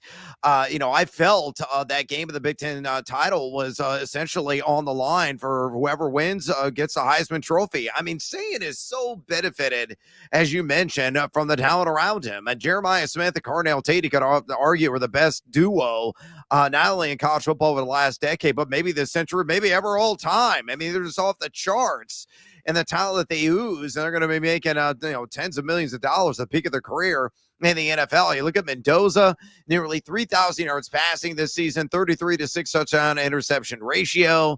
Indiana's been the feel-good underdog story of the entire season. I understand he's cheesy. I know he rubs people the wrong way, how he stares at the camera in every single interview. And it's you're just like, oh man, that's kind of lame, but you cannot dispute the production on the field and what he means to this team. Just indisputable, indispensable. He should win the Heisman Trophy. And Jeremiah Love, give him all the credit in the world. The guy's a break tackle machine. He is going to be a hoss, an absolute stud muffin at the next level, whoever gets him. Yeah, look, I love Jeremiah Love. I watched this kid carry the ball 8 times for 171 yards in a game. It's ridiculous the numbers this kid can put up, but you just can't go against Fernando Mendoza this year. He's just having one of those collegiate seasons that's just undeniable. All right, let's go to the next one, gentlemen. You guys are the committee, and you guys are deciding Notre Dame, Miami, Alabama. Start, bench, cut, Brad. Yeah, I'm going to start Miami because the head-to-head victory against Notre Dame. Only 2 losses there. I know they played a weaker conference there, the ACC, but, that's the difference because you have the head-to-head. Notre Dame is the bench because of, the accomplishments they had, a strong strength of schedule, outstanding season for them, and only a pair of losses. Alabama is the one that's got to get caught with the 3 losses. I know they had some big wins, but, man, they got boat raced in the SEC final, and I don't think they belong in the college football playoff. So it should have been Notre Dame in. Miami definitely got in because of that tiebreaker of the head-to-head against the Fighting Irish, and then Alabama should have been on the outside looking in. But, of course, they're Alabama. Let's all bow down and kiss the feet and grovel at the feet of the SEC. Yeah, that's exactly right. As you should, Brad Evans. Alabama, you got to start them. You got to start Alabama. Guys, 5 teams are in the college football playoff out of the SEC. Do you know who won the SEC regular season? That would be Alabama. You have to start that. This isn't even a conversation. They won the SEC regular season. You start them. Miami, you bench them because of the head-to-head against Notre Dame, as Brad mentioned, and then you cut Notre Dame. Their hardest 2 games of the year, they lost. The rest of their schedule was so easy. Bama and Miami would have won all the games that they did, that Notre Dame did. So it's Bama start, Miami bench, Notre Dame cut.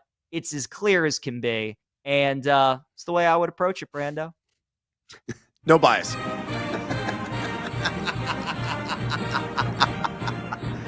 Great fight song. There it is. Great fight there song. it is. Great fight song. All right. Is? Don't even have to tell you guys what I would do, but let's go to the next one. Let's go with the 3 that were at, fighting over the bottom 2. Let's go JMU, Tulane, and Duke. PJ? Yeah, Tulane, you start them. The American is definitely the strongest of the group of 5. Tulane's a good team. North Texas is the best offense in the country. USF was good. Memphis, they had a lot of really quality teams this year. And for Tulane to go 10-2 and win the league and have an emphatic win over North Texas in the American title game, definitely deserving of being in the playoff, being the 11 seed. Start Tulane. JMU, I would bench. Sunbelt, again, not the best league, but the Dukes did go undefeated in their conference. They were clearly the best team in that league. They played Louisville. It was a close game in the 4th quarter until the Cardinals pulled away and won that game by 2 scores. But JMU benched them. And then again, Duke lost 5 games. They were 7-5 going into the ACC title game. Like, they're not a good football team. Joe DeLeon came on here and said they were awful. For them to beat Virginia tells you how bad Virginia was for going 10-2 in the ACC before that game. So, yeah, look, I mean, I think if a lot of people had it their way, none of these teams would be in the playoff. We're getting 2 of them, but of those 3, start Tulane, bench JMU, cut Duke. Yeah, I think the actual adjective that Joe used, they suck. They suck. That's exactly what he said about Duke. Yeah. And it's worded. It applies. Hey, you got basketball. The Dukies, baby. Dipsy-doo, Dunkaroo, slam, bam, jam. They're awesome. Not in football. I mean, their defense, they're outside the top 80 pretty much all season long. EPA per play D. The fact they were even in the conversation and they're the ACC title, it's crazy to me. So they're very much the cut here. I agree. It's Tulane with the start, JMU with the bench. I mean, JMU is a respectable defensive team, top 15 EPA per play D. Tulane, though, has more oomph. More firepower offensively, a pretty good defensive team in their own right. I think they're more balanced, and I agree with PJ's reasoning. The American, far and away the better league out of all, maybe 3 of these. So I go Tulane, JMU, and why the hell are we talking about Duke in this conversation? Get them out of here. They're a conference champion, baby. RESPECT, Brad. RESPECT. All right, let's go to the top half of that bracket. Let's go a tougher one.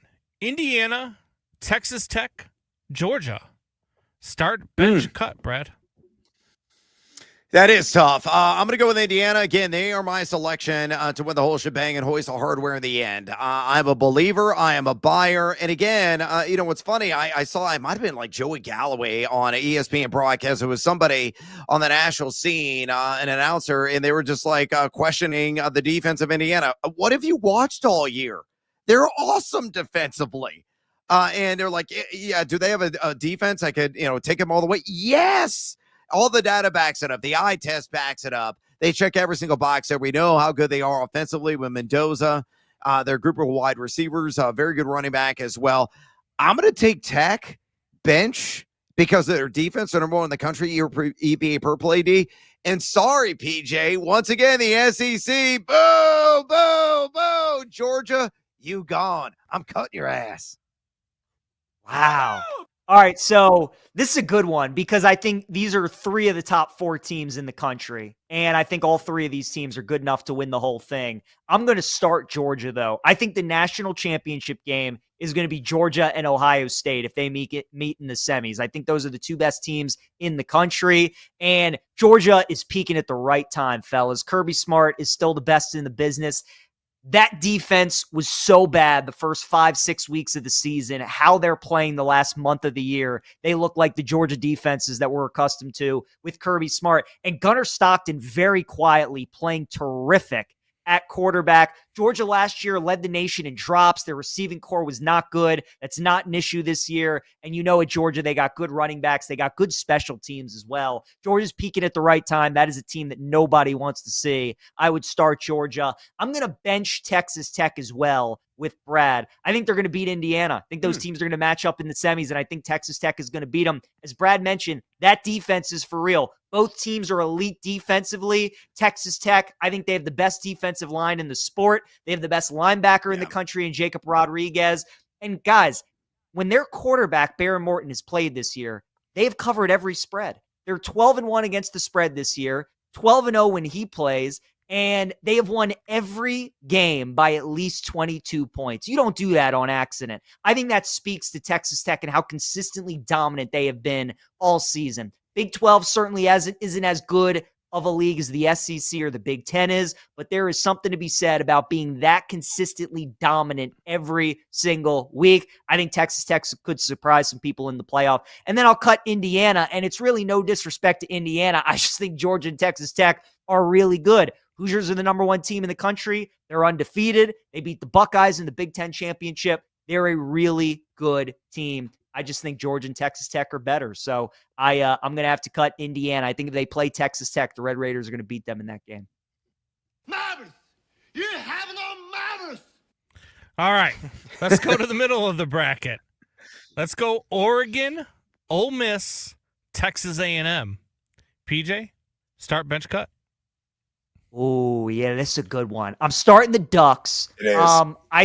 I think the Ducks are a talented group. I think Dante Moore, for my money, boys, if I was an NFL franchise, I had the number one pick, I'd take Dante Moore number one overall. I think he's going to be that good of a player. I think he's that talented. We know Dan Lanning's a terrific coach. They got a very good defensive line, athletes all over the field. Oregon's a good squad. I'll start them. I'll go with A&M next. I'll bench A&M. I like Marcel Reed, the quarterback. I think their defense is very good. They have terrific playmakers. Concepcion, Le'Veon Moss is at a running back. They got a good offensive line. Elko's a good coach. I'll go A&M, bench them, and then I'll cut Ole Miss. I think of all these teams, my biggest question mark is the Ole Miss defense, right? Oregon, good quarterback, good offense, good defense. A&M, good on both sides of the ball. Ole Miss's defense is the worst unit of all of those three teams. Even though they got a terrific offense, I think the defense is what holds them back. So I will bench the Rebels. Yeah, I got a little bit of a disagreement here. I'm going to definitely start Oregon as well for all the reasons you mentioned. I mean, you look at the advanced data, they're an incredible team. Number 8 in EPA per play offense, number 5 in EPA per play defense. Lanning's got a squad and one that could definitely make some serious noise in this college football playoff. I am going to bench Ole Miss. Outstanding offense, top 10 in the country. I'm going to cut Texas A&M.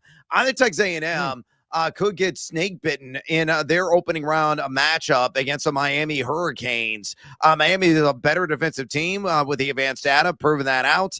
Miami's got a ton of firepower offensively as well. If they could bring their A game, if A&M has shown some cracks in the dam, some relative inconsistencies. I don't trust them. That's the problem.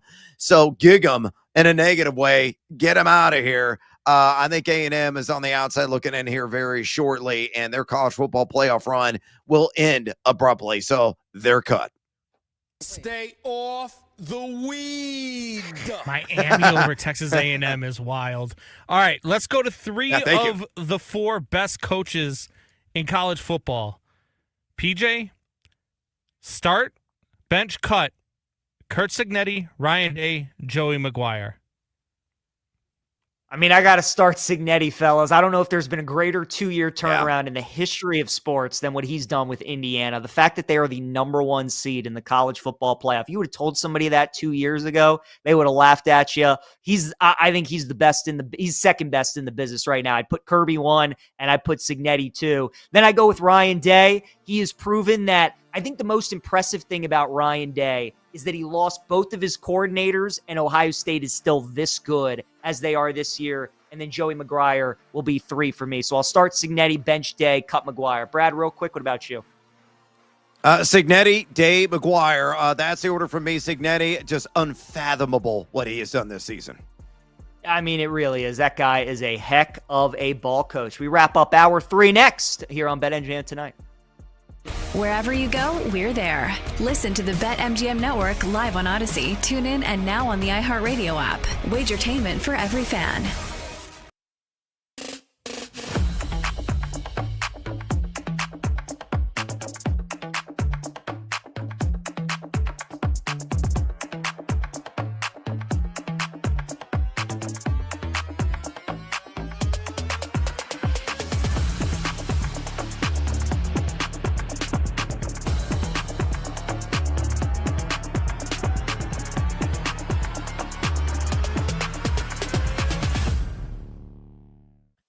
I don't know what the hell they're going to do. Honestly, like maybe their best course of action, and this is all happening in real time in the moment, is their best course of action like to have an interim coach next season and figure it out next year and just take it on the chin next year? Is that it? How about this for everybody to consider? Bryce Underwood, Michigan's true freshman quarterback from this year, is like an alien. Like could be future, not just first round pick in the NFL, like number 1 overall pick in the NFL draft. Like that's the upside for Bryce Underwood. Is he going to want to come back to Michigan now? Like what happens now? Like the domino effect here in college football is crazy. where if you can take Michigan out of the equation next year in the Big Ten, and I have no idea what they're going to do with coach, you could take him out of the equation and Underwood potentially leads. I'm speculating. I have no idea if that's going to, maybe he stays. But I think we can all agree this would increase the likelihood that maybe he bounces, right? Like maybe that could happen. This is a piece of news that will have major ramifications on the sport of college football here. And I'll tell you, you're one of these college football teams with deep pockets. You got a lot of NIL money to spend, and you need a quarterback. How are you not on the phone with Bryce Underwood and his team and his reps to try and bring him in? This is a story we'll absolutely be following here. But Sharon Moore, like, this is like the old Mike Ditka bit on ESPN, on ESPN NFL Countdown. Sharon Moore, stop it. Like, just like, my friend, I went to college with him. For people that know, KFC, Barstool, Kevin Clancy, we went to Fordham together. He has a great line, which I won't say the full line. I will just summarize it with the acronym JJO. Like, JJO, buddy. Like, come on. Like, so much to lose, and you can't keep it in. Give it a rest here. Sharon Moore fired with cause by the University of Michigan.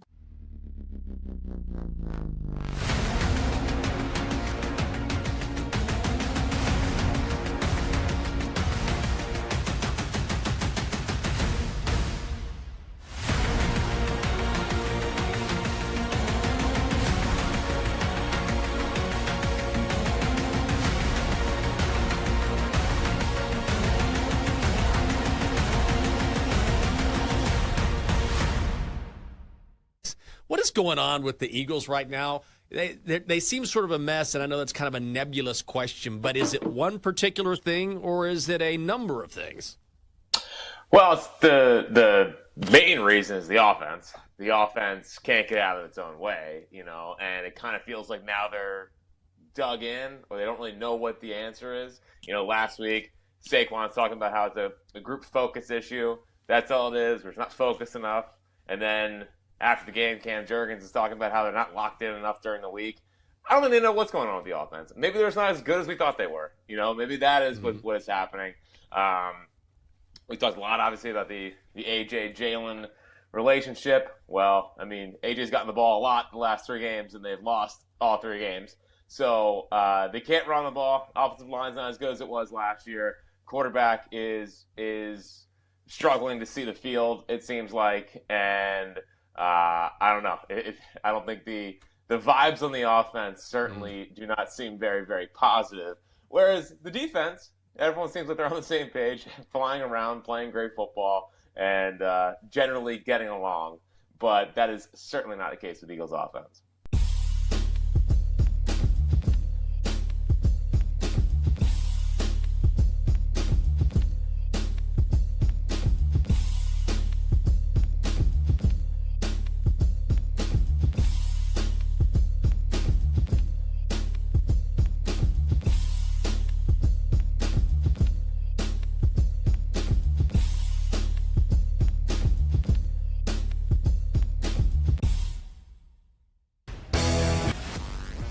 It's time to place your bets. This is BetMGM Tonight on the BetMGM Network.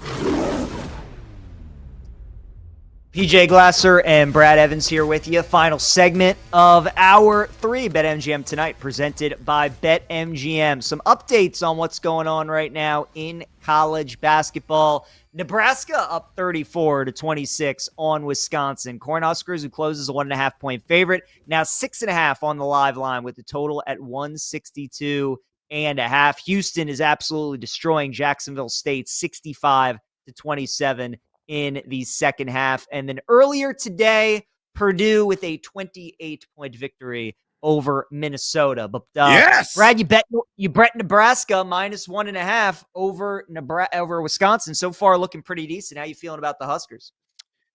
Yeah, I'm feeling good about the Huskers. A team that is worthy of their number 23 ranking right now. Unblemished, undefeated, not touched yet on the season. A perfect 9-0. But again, they make it rain from outside. They're living up to that billing. 5 of 11 from way downtown. They just hit another one right on cue, 37-28. And that's the danger of that team. Over 45% of their shots come from distance. And again, they have 4 different shooters that are shooting at least 36% from 3-point land. So the Mayor's got a pretty damn good team.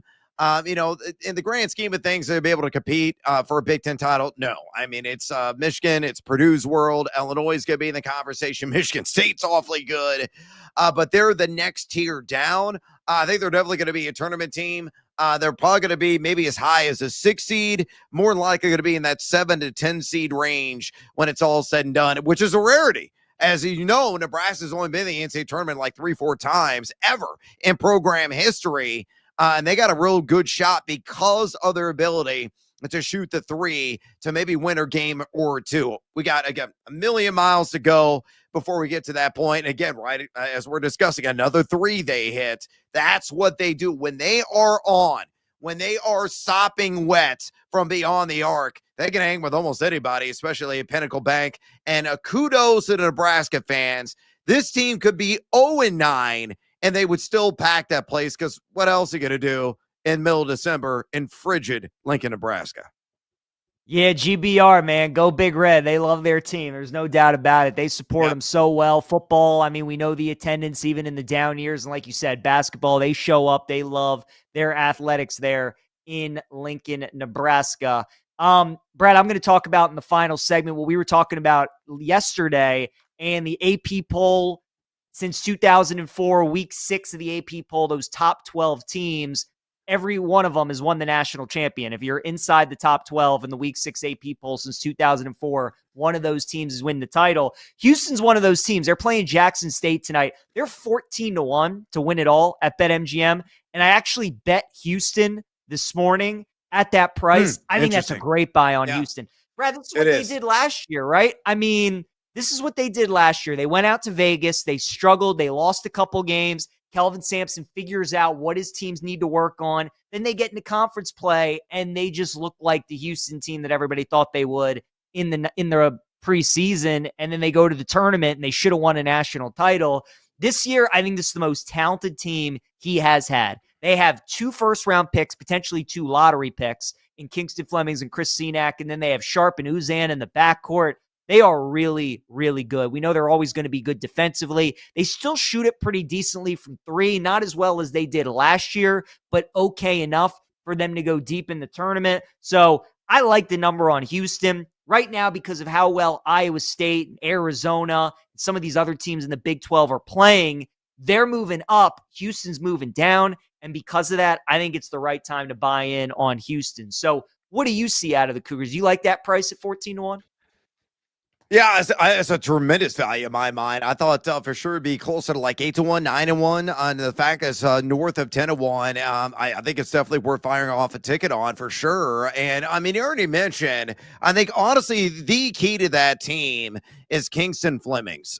He just brings it a completely different dynamic that previous iterations under Kelvin Sampson they've had there in H-Town. A guy that can beat you inside, it can beat you outside. I mean, he's shooting 56% from way downtown, and he's not taking like 2 threes.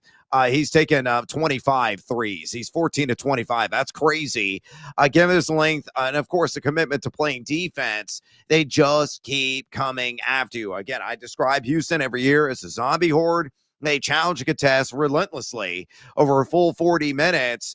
Offensively, outside of Flemings, they're not the greatest three-point shooting team, number 190 in the country, according to Torvik, in three-point percentage offense. And the only other issue that I have is a cannibalization that could occur inside the Big 12. That conference is absolutely loaded. A lot of people talking up the Big 10 possibly the best league in the land. Why not the Big 12 in the conversation as well, with the likes of BYU, and we saw what they were able to do last night inside the Garden, coming from behind and getting that victory. Iowa State is in the national title conversation. They wallop Purdue inside Mackey just a few days ago. And you got other teams there that are going to be very competitive, like Kansas. You got Darren Peterson coming back.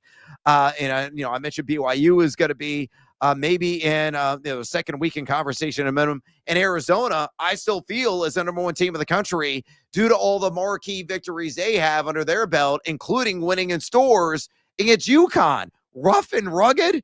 That is the epitome of the Big 12. And Houston is going to be challenged relentlessly in that conference, start to finish. No question. And the team right now to win the Big 12 is Iowa State. With the start that they got off to, we saw them on Saturday against Purdue, go to Mackey, win that game by 23 points. Brad, I mean, they're one of the best teams in the country. There's no doubt. They're top 7 in offense and defense, according to Ken Palm. They're the number 2 team right now. They're 3rd in the country in three-point percentage. There's not a lot of holes to this team. They're in action tomorrow against Iowa, laying 11.5 in the Cyhawk game at home in Ames, total 143.5. How would you maybe look to bet Iowa and Iowa State tomorrow? First, I got to get the opinion of our great Michael Montgomery, who works the video board. Proud Iowa grad. Monty, in a sentence, how would you describe your feelings of Iowa going against Iowa State in Ames? I am expecting a huge, big, fat, monstrous L. He's nothing if not honest. Yeah, he is. And he's being truthful. And quite frankly, I would have the exact same feeling he would as well. If I were a diehard Hawkeye fan, thank God I'm not. ILL all day, every day. I'm going to be going to the game at State Farm Center Saturday against Nebraska Cornhuskers, who are now up 13 with 1:36 to go in the first half against Wisconsin. Iowa State is far and away the better team. Ben McCollum has got a tournament-worthy team. Probably going to be on the 8-9 line, maybe a 10 seed come Selection Sunday. I think Iowa will make the dance. They are much improved. They're still, looking for consistency, secondary, tertiary scores on that team. But the defense, I think will steadily improve throughout the year. Offensively, they've been pretty good so far this season. And, of course, they slow you down. And that frustrates the living daylights of a lot of teams. It won't frustrate Iowa State. They can play a variety of styles. And they have bubbling chemistry. I mean, these guys know their idiosyncrasies. They know how to play together because they played oodles of games together, tons of minutes they have logged with Jefferson, Momcilovic, and, of course, with Lipsy as well. They can run deep. They defend. They can beat you at the charity stripe. They can beat you everywhere. I mean, they're just damn good, are the Iowa State Cyclones. Again, using my weather terminology, on the Fujita scale, which goes from an F0 to an F6. Right now, they're like an F4, but they have F6 capability. They could level. They could destroy any team in the country. They're that good, and I will happily lay the 11.5 inside Hilton Coliseum, where I hear, PJ, magic often happens. It most certainly does. It's one of the best environments in college basketball. And I agree with you. I think if I had to bet the game, I would lay it with Iowa State tomorrow. We saw Iowa go on the road last week, play Michigan State in the Breslin Center, another hostile environment against a good defensive team, and they really struggled. Now they're going into another hostile environment, again, a good defensive team, but they're playing an elite offensive team as well. So I think the combo that Iowa State, offense, defense, the way that they're rolling, I think Michigan showed us again last night against Villanova. When teams are on a roll, like Iowa State is right now, like Michigan is right now, it's not a train I want to step in front of. And especially when they're at home at Ames, they are really tough to beat. So if Iowa State's missing some shots and Iowa dictates the pace and they grind out that shot clock, they're able to get to the free throw line, maybe get some of those players in foul trouble, Momcilovic, Lipsy, whatever it is. Iowa can hang around, but I tend to agree with you, Brad. I would look at Iowa State tomorrow, minus the 11.5 in Cyhawk. Should be a fun one tomorrow. What about the NFL football game that we have tomorrow? Early thoughts on Bucks and Falcons. Tampa's going to be at home. They're laying 4.5 in that matchup. Total in the game is 44. It was 44.5. Now it's down to 44. Tampa needs it badly. Same record as Carolina, who's on the road favorite against New Orleans. Early thoughts. I know you're going to do a deep dive on that game tomorrow, all your favorite props and everything, but just kind of some, early thoughts on Bucks Falcons for tomorrow. divisional game in the NFL, I usually side with a dog, especially when the line is greater than a field goal. So for some reason, somehow, some way, I think Kirk Cousins and company are going to be competitive in this game. And I don't have a really strong thought of the over the under on the total. I do feel that Emeka Buka is going to come alive. We already talked about it earlier on the show. I bet on him 50 or more receiving yards at plus 110. That feels like a gift from the gambling gods with the attention being diverted off of him more so to Mike Evans. He's going to be back in uniform. Chris Godwin, who's been back here last couple of games, playing at a high level right now.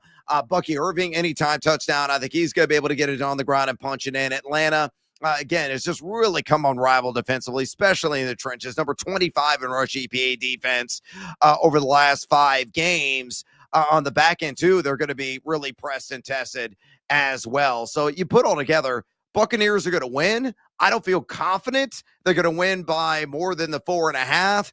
Baker Mayfield, I think, is a back-end quarterback one for you fantasy players that are out there. And do I trust anybody outside of Bijan Robinson for Atlanta? In short, no, not at all. I think that's well said. Emeka Buka, his receiving total at BetMGM is still 46.5 if you want to bet that. Brad, enjoyed it the last 3 days, man. Awesome shows. Enjoy the rest of your night, and you will be back tomorrow with Pat Boyle. Indeed, I will. And bravo, Nebraska! I'm 16 at the half. PJ, it's been a pleasure. Adios, amigos. There we go. 4th and final hour up next. On the move? Take the BetMGM network with you. Catch live Wagertainment anytime on Odyssey, iHeartRadio, or TuneIn.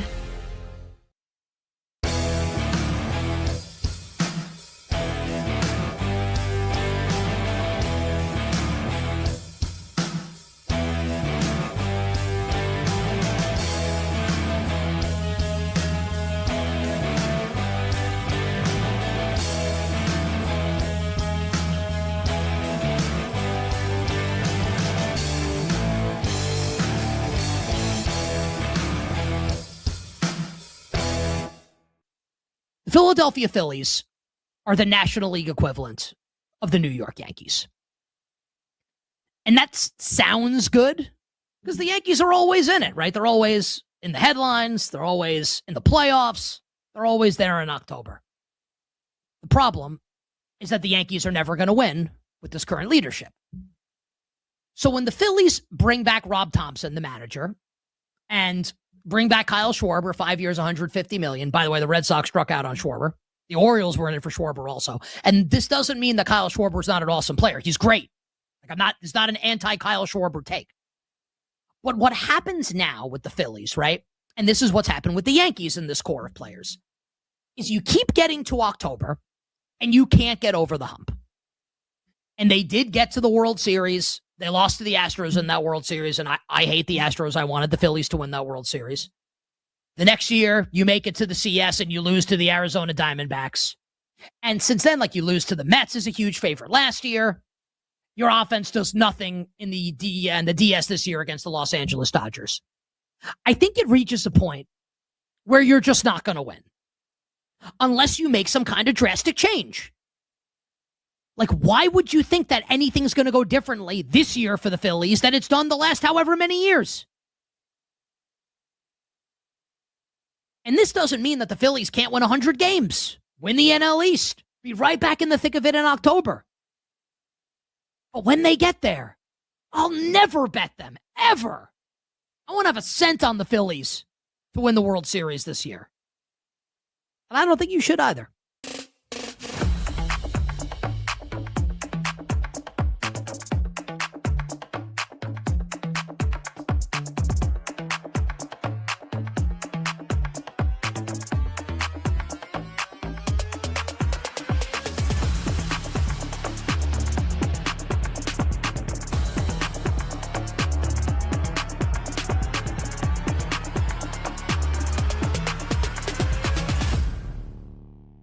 Well, here's the thing. I mean, you're a sport fan, right?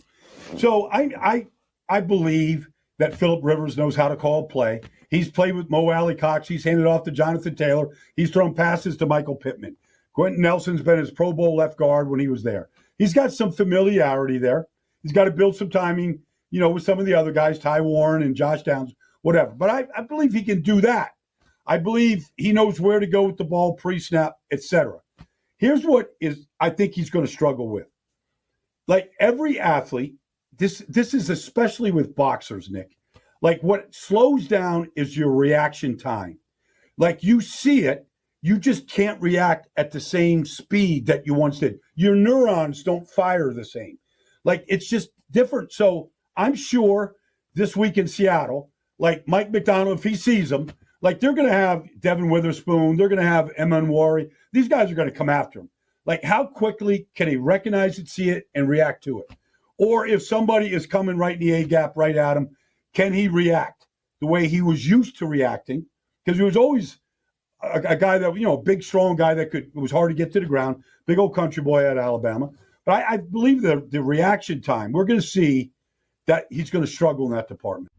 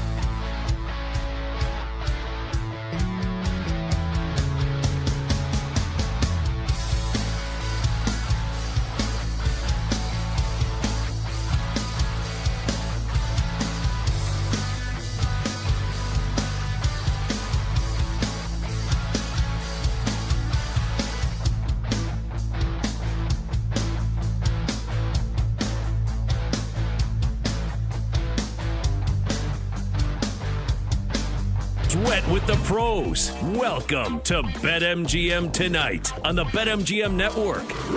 Make it legendary. Final hour, BetMGM Tonight, presented by BetMGM on the BetMGM Network. I'm your host, PJ Glasser. Got a great final hour coming up for you guys on the show. Getting ready to dive in to my AFC, NFC power rankings. I'll give you my top 5 teams in both of those conferences.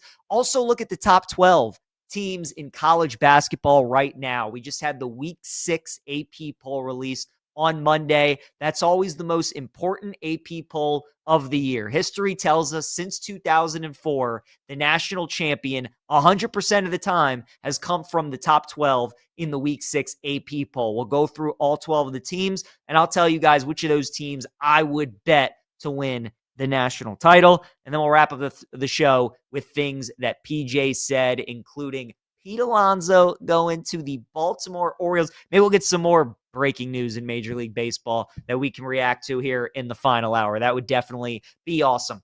But you guys can watch, you can listen to the show here during the final hour on YouTube. Search BetMGM Network, hit that subscribe button. Follow us on X, on Instagram, and on TikTok at the BetMGM Network. Listen live, go back to see what you missed on the free Odyssey app, and download the BetMGM Tonight podcast wherever you get your podcasts at the end of the show. Also, give us a call. I'm here hanging out by myself. My producer, Brandon Combs, going to join me in this final hour as well, but love to hear from you guys that driving in your car, at home, listening to the show. Anything you guys want to talk about, let's talk some ball. NFL, college football, college hoops, whatever on your mind. 833-732-3875. 833-732-3875. Would love to talk with you guys here during the final hour. But let's dive in to the NFL, and let's start with the AFC and my top 5 teams currently PJ's power rankings. We'll start with the number 1 team in the AFC. That is going to be the Buffalo Bills. Right now, I think the Bills are the team to beat in the AFC. I think they're the best team because of the experience, right? Their defense, certainly a lot of question marks, but offensively, especially with this running game, they have the reigning league MVP in Josh Allen, but with James Cook and their ability to run the football, that's what makes them special. And I think, the Ravens struggle with this too, where, yeah, it's awesome that you have Lamar Jackson, but you're at your best when you run the football. And I think the Bills are starting to realize that. We saw them lean on that in the Steelers game when they were able to get a big win on the road in Pittsburgh. They were able to use that against Cincinnati last week, and I would expect them to lean on that this week against New England as well in a massive divisional contest. But the Bills right now, this is a team that's in the playoffs every year, a team that usually wins their division every year. And now with the Chiefs likely not to make the playoffs, with the Ravens likely not to make the playoffs, the Bills, for me, going to be my number one team in the AFC. Houston Texans are going to be number 2 for me in the AFC. I mean, that defense, we all know how good it is, right? That pass rush, Will Anderson, Daniil Hunter, spectacular. But their secondary, all these guys have at least 2 interceptions on the year. You watch that Chiefs game on Sunday night. They're all ball hawks, man. I mean, they are so good in coverage. They're so hard hitting. Jalen Petrie was all over the field like a heat-seeking missile, just seeking out contact, blowing up guys. Rashee Rice, Travis Kelce, whoever was in his way, he was going to let him know. I like DeMeco Ryans a lot as a head coach. Stroud, he had a great rookie year. He regressed a little bit in year 2. Here in year 3, some ups and downs. He's been injured along the way, but a solid quarterback that I think you can win big games with. And just look at the recent stretch that Houston has been on.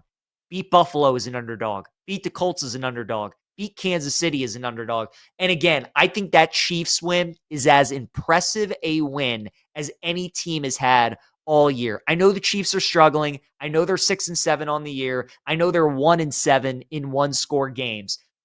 But that game was in Arrowhead on Sunday night. It was prime time. The Chiefs' season was on the line. That was an absolute must-win game for them. That was essentially a playoff game in Arrowhead. And Patrick Mahomes and the Chiefs don't lose playoff games in Arrowhead, and they especially don't score 10 points in those games, and they don't lose those games by double digits. So it's not only the fact the Texans won, it's how they won that game, how impressive they did it, and they won the turnover battle 3-0. That defense is the real deal. If they just get a little bit of offense consistently, they're going to be really solid. I'll put Houston as my number 2 team in the AFC.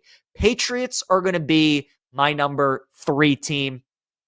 We all know the schedule. It's not impressive. What's crazy about New England is they're 11-2 this year, and their 2 losses are home against the Raiders and home against the Steelers. The Patriots so easily could be 13-0 right now this season. Now, the next 2 weeks, their schedule is going to pick up.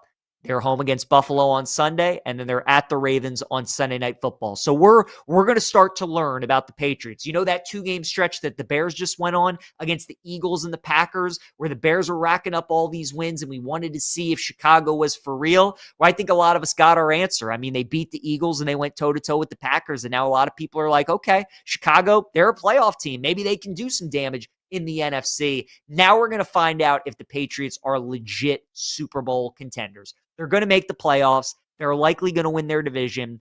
But let's find out if New England is a Super Bowl caliber team. Drake May is really good, and right now he's in the running to win MVP. Vrabel's one of my favorite coaches in the league, but they got some injuries that are starting to pile up on defense. They were one of the top run defenses in the NFL in the months of September and October.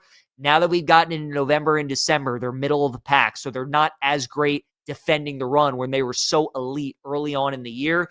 And Drake May's been able to elevate everybody around him. You know, Stephon Diggs is their marquee receiver, but at this point in his career, Diggs is a good number 2. They don't really have a true number 1.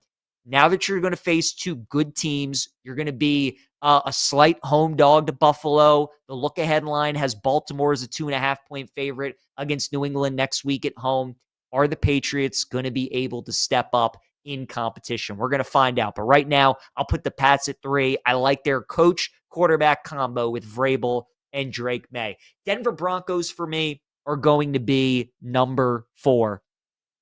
I think it's pretty telling that the Denver Broncos are at home this week in one of the best environments in football. They're 11-2, and they're a 2.5-point dog to the Packers, right? Did a show with Brad Evans yesterday. Couldn't believe that the Broncos were an underdog. A lot of people probably can't believe the Broncos are an underdog this week. But again, all the underlying metrics don't really love this Denver Broncos team. For their last 5 games, for their last 5 wins, they have won by 4 points or fewer. They're just getting by the skin of their teeth. And as we saw with Kansas City last year, great, you win all these one-score games. This year, not as fortunate. So maybe it is just one of those years for the Broncos where they're having a magical season and they're finding ways to win all of these one-score games, all of these tight games. They're pulling out last-second wins, game-winning field goals, stop a two-point conversion against Washington.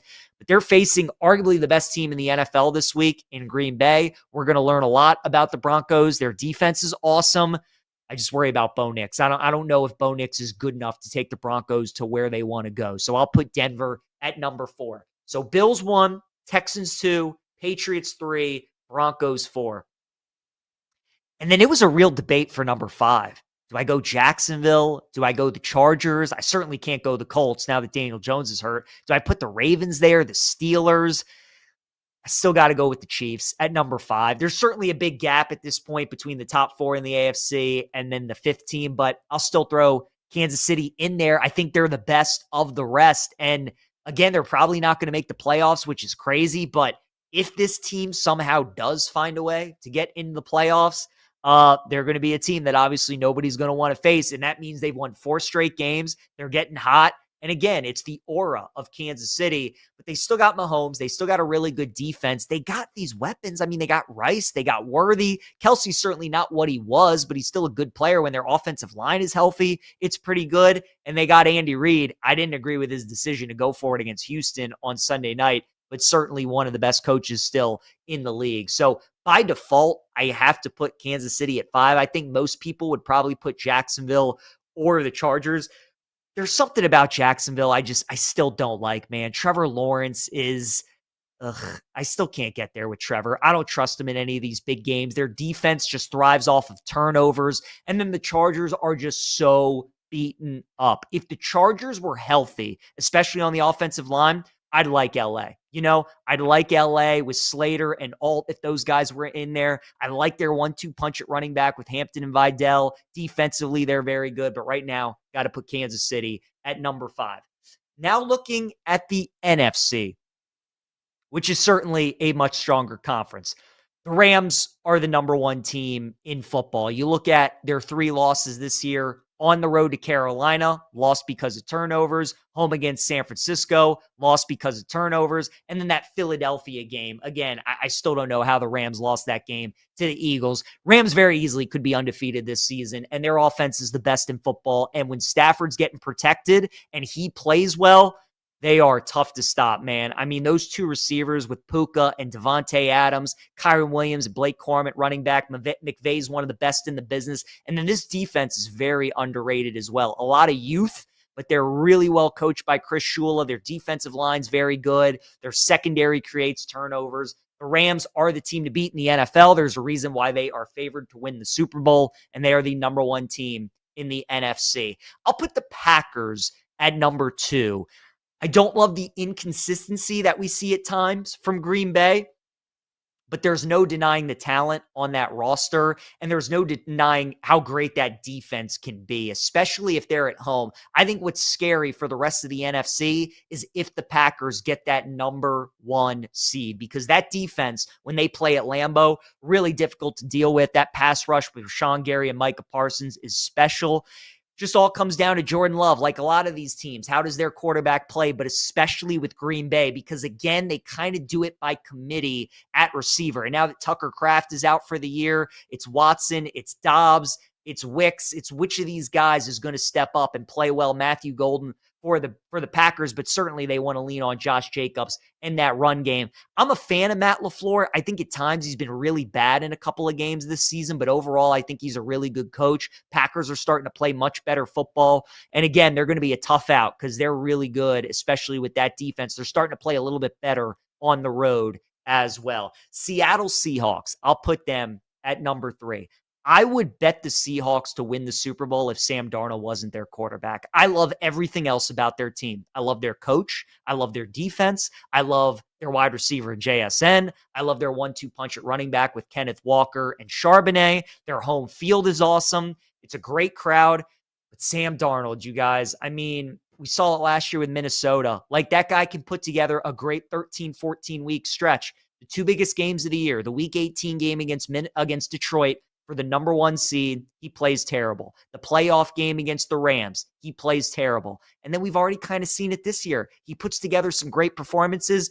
Biggest game of the year was when they played the Rams. He threw 4 interceptions. He's going to get a chance to play him again on Thursday night upcoming. I'm interested to see what Darnold looks like in that game, but that's my concern with Seattle, man. They check so many boxes. Their defense is fantastic. They're an awesome road team, but it comes down to the QB, and I think Sam Darnold's going to lose them more games than he's going to win them in the playoffs. So, unfortunately, got to put Seattle at number 3.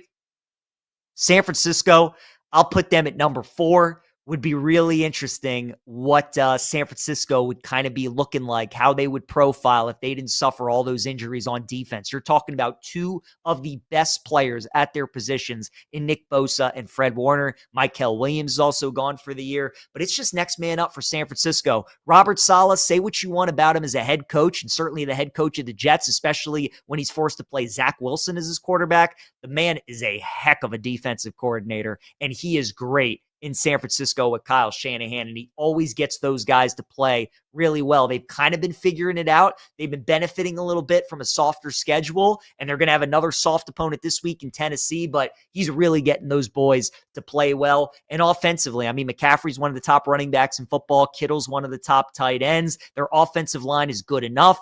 Receiving core, with Jennings and some of these other guys are pretty decent, but I don't think the Niners have enough. I think eventually those injuries will catch up with them, where I don't think they're going to win the NFC. But right now, I'll put them at number 4. And give me those Chicago Bears at number 5.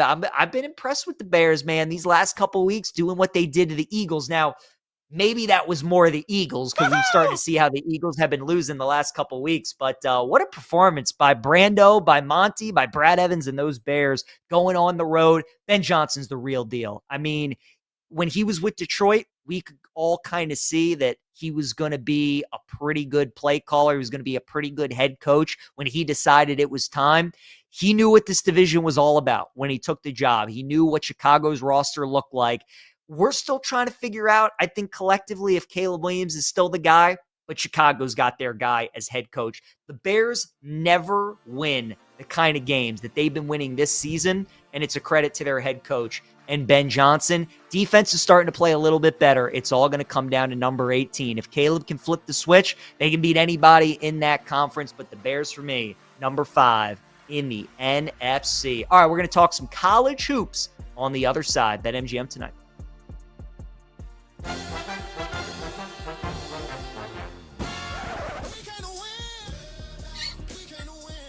Don't miss a second of the Wagertainment. Listen to the BetMGM Network live, now streaming everywhere on Odyssey, iHeartRadio, and TuneIn.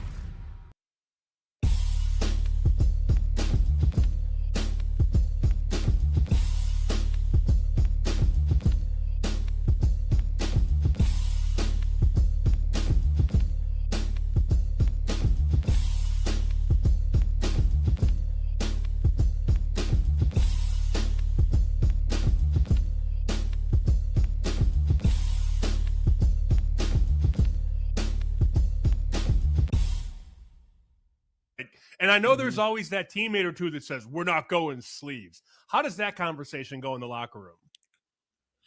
I mean, whatever makes you play comfortably. And I was always a guy, I did not care what anyone thought. If I felt cold and if I want to wear sleeves, I don't care if I look uncool. I don't care if you're ruining the swag of the D line. Hey, if I'm not comfortable, I know it's something that's going to affect me mentally, so I'm not going to do it. So I was a guy that I would wear sleeves, or a lot of people's, their little trick is you got to lather up with a lot of Vaseline, and that helps you out a little bit, keep your body heat in when you're out there sweating and running around when it's below 0 and the wind chill. It's really the wind chill. Like, it's not so much of how cold it is. It's when you're out there and you feel that gust of wind come through your helmet, and it just like freezes your cheeks and the muscles in your face while you're playing. It's a lot sometimes.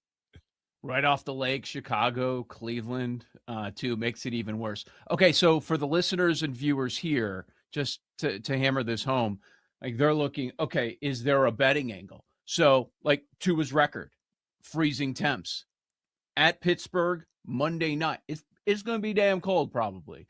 Goff is going to deal with the elements. The Lions' playoff lives might be on the line week 18 at Chicago, and maybe that's a night game, a primetime game, possibly. Like going against guys in that sort of weather, do you think that's a thing, or has that just kind of been like it's been random? Like it depends what kind of team they're on.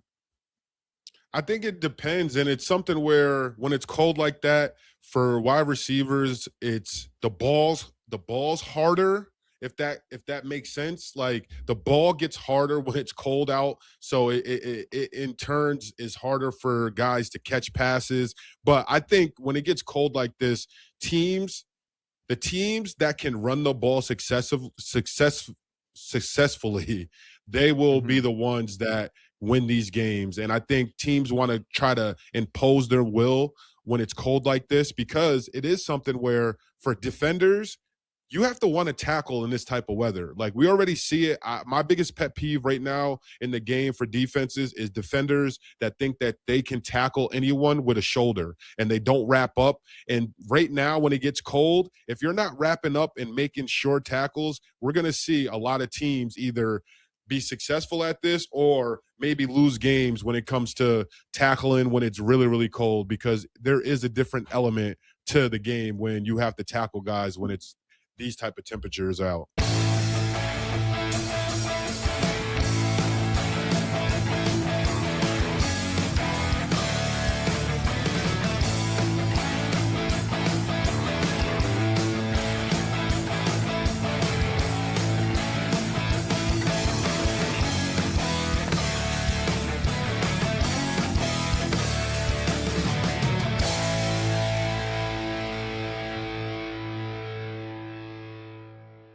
If you went on social media after that Chiefs loss, we're just a bad organization. We can't handle adversity. I'm like, these people are insane.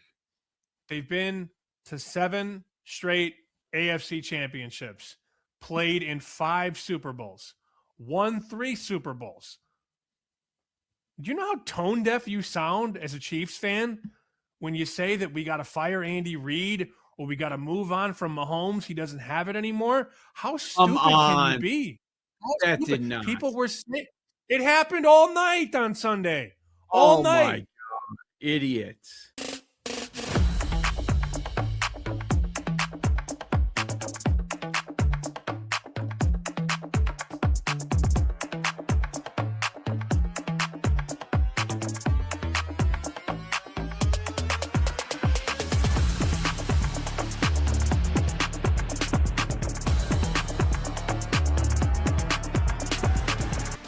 It's time to place your bets. This is BetMGM Tonight on the BetMGM Network. All right, welcome back, BetMGM Tonight. PJ Glasser here with you on the BetMGM Network. Nebraska up 20 right now on Wisconsin. A 17.5-point favorite on the live line. Live total 164.5.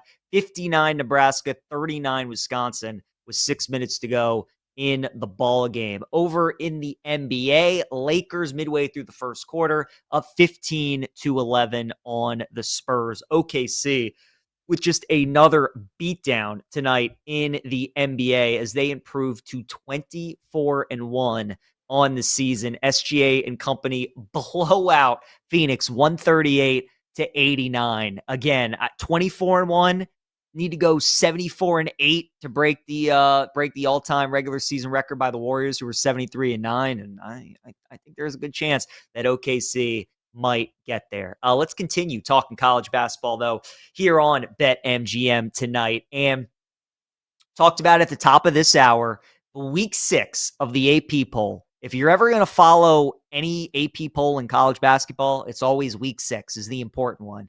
Because there's a great stat that going back to 2004, last 20 plus years, every national champion has been inside the top 12. So history would tell us one of the national champions is going to be from these 12 teams. I think the reason why week 6 in the AP poll is so important is because, again, the kind of games that we're seeing right now in college basketball is the closest thing that we're going to get in March Madness, right? You have all these holiday tournaments, teams playing in Maui, the Bahamas, Vegas, all of Florida, all these places, and they're playing every other day. It's quick turnarounds. You got to prep for these teams that you're not really familiar with. You get the stadiums are filled with different fan bases, and it's just the closest thing that we get to March basketball. So it's great to, bet on teams and want to back teams that are playing well at the right time at the end of February in their conference play. But a lot of times you want to bet on the teams that are looking best this time of year rather than the teams that are looking best in conference play. And I think that's a big reason why the week 6 AP poll is so important. So we'll start with the team that is number 1 in the AP poll for this week, and that is Arizona. They are 10-1 to win the national title. Look, Arizona is a really good team. Top 10, both offensive and defensive efficiency right now, according to KenPom. Wins over an undermanned UConn team. They beat Florida. They beat UCLA. They beat Auburn. They have Alabama coming up on Saturday. Arizona's got a really impressive schedule. I love their front court. I love their bigs. Koa Pete is the real deal. He's going to be a lottery pick in the NBA. My timidness with Arizona is their backcourt, Jaden Bradley and Anthony Del Orso. Those are the two guys I'm kind of worried about. They're good players, but they're not great players. And ultimately, we know March is one with the backcourt. Tommy Lloyd also, he's had some good teams since he's been in Tucson, and they haven't been able to really get over the hump yet. He's never been to an Elite Eight, never been to the Final Four, let alone win a national championship. And Tommy Lloyd was a longtime assistant with Mark Few, who's been at Gonzaga for a number of years, who's never been able to win a national championship. So that also concerns me a little bit that Tommy hasn't been great in the month of March. His backcourt is good. They're not great. And, Arizona, you could have gotten them at much better prices. And now that they're the number 1 team in the country, they're undefeated. They've been racking up all these great wins.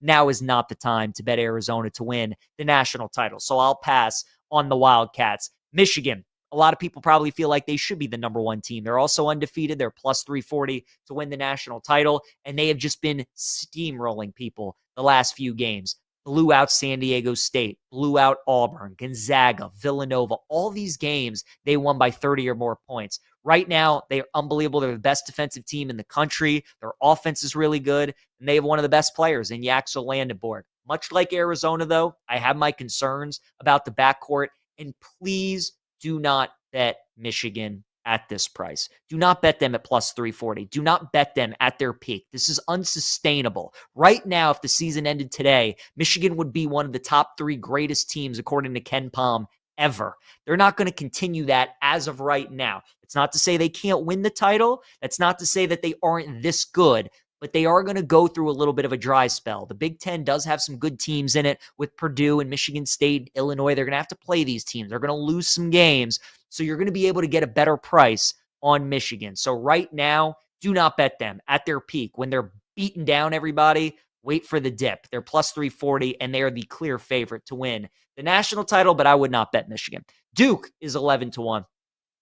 And look, Duke's been really impressive. Even though they didn't win the title last year, they had the best team. And I think anybody who watched any of those games would tell you the same thing. They had the best player in the country in Cooper Flagg, Tyrese Proctor, Kawan Malawach, Con Knipple. I mean, that team was so... I still don't know how they win it. I mean, that collapse against Houston was something. They were the best team in the country.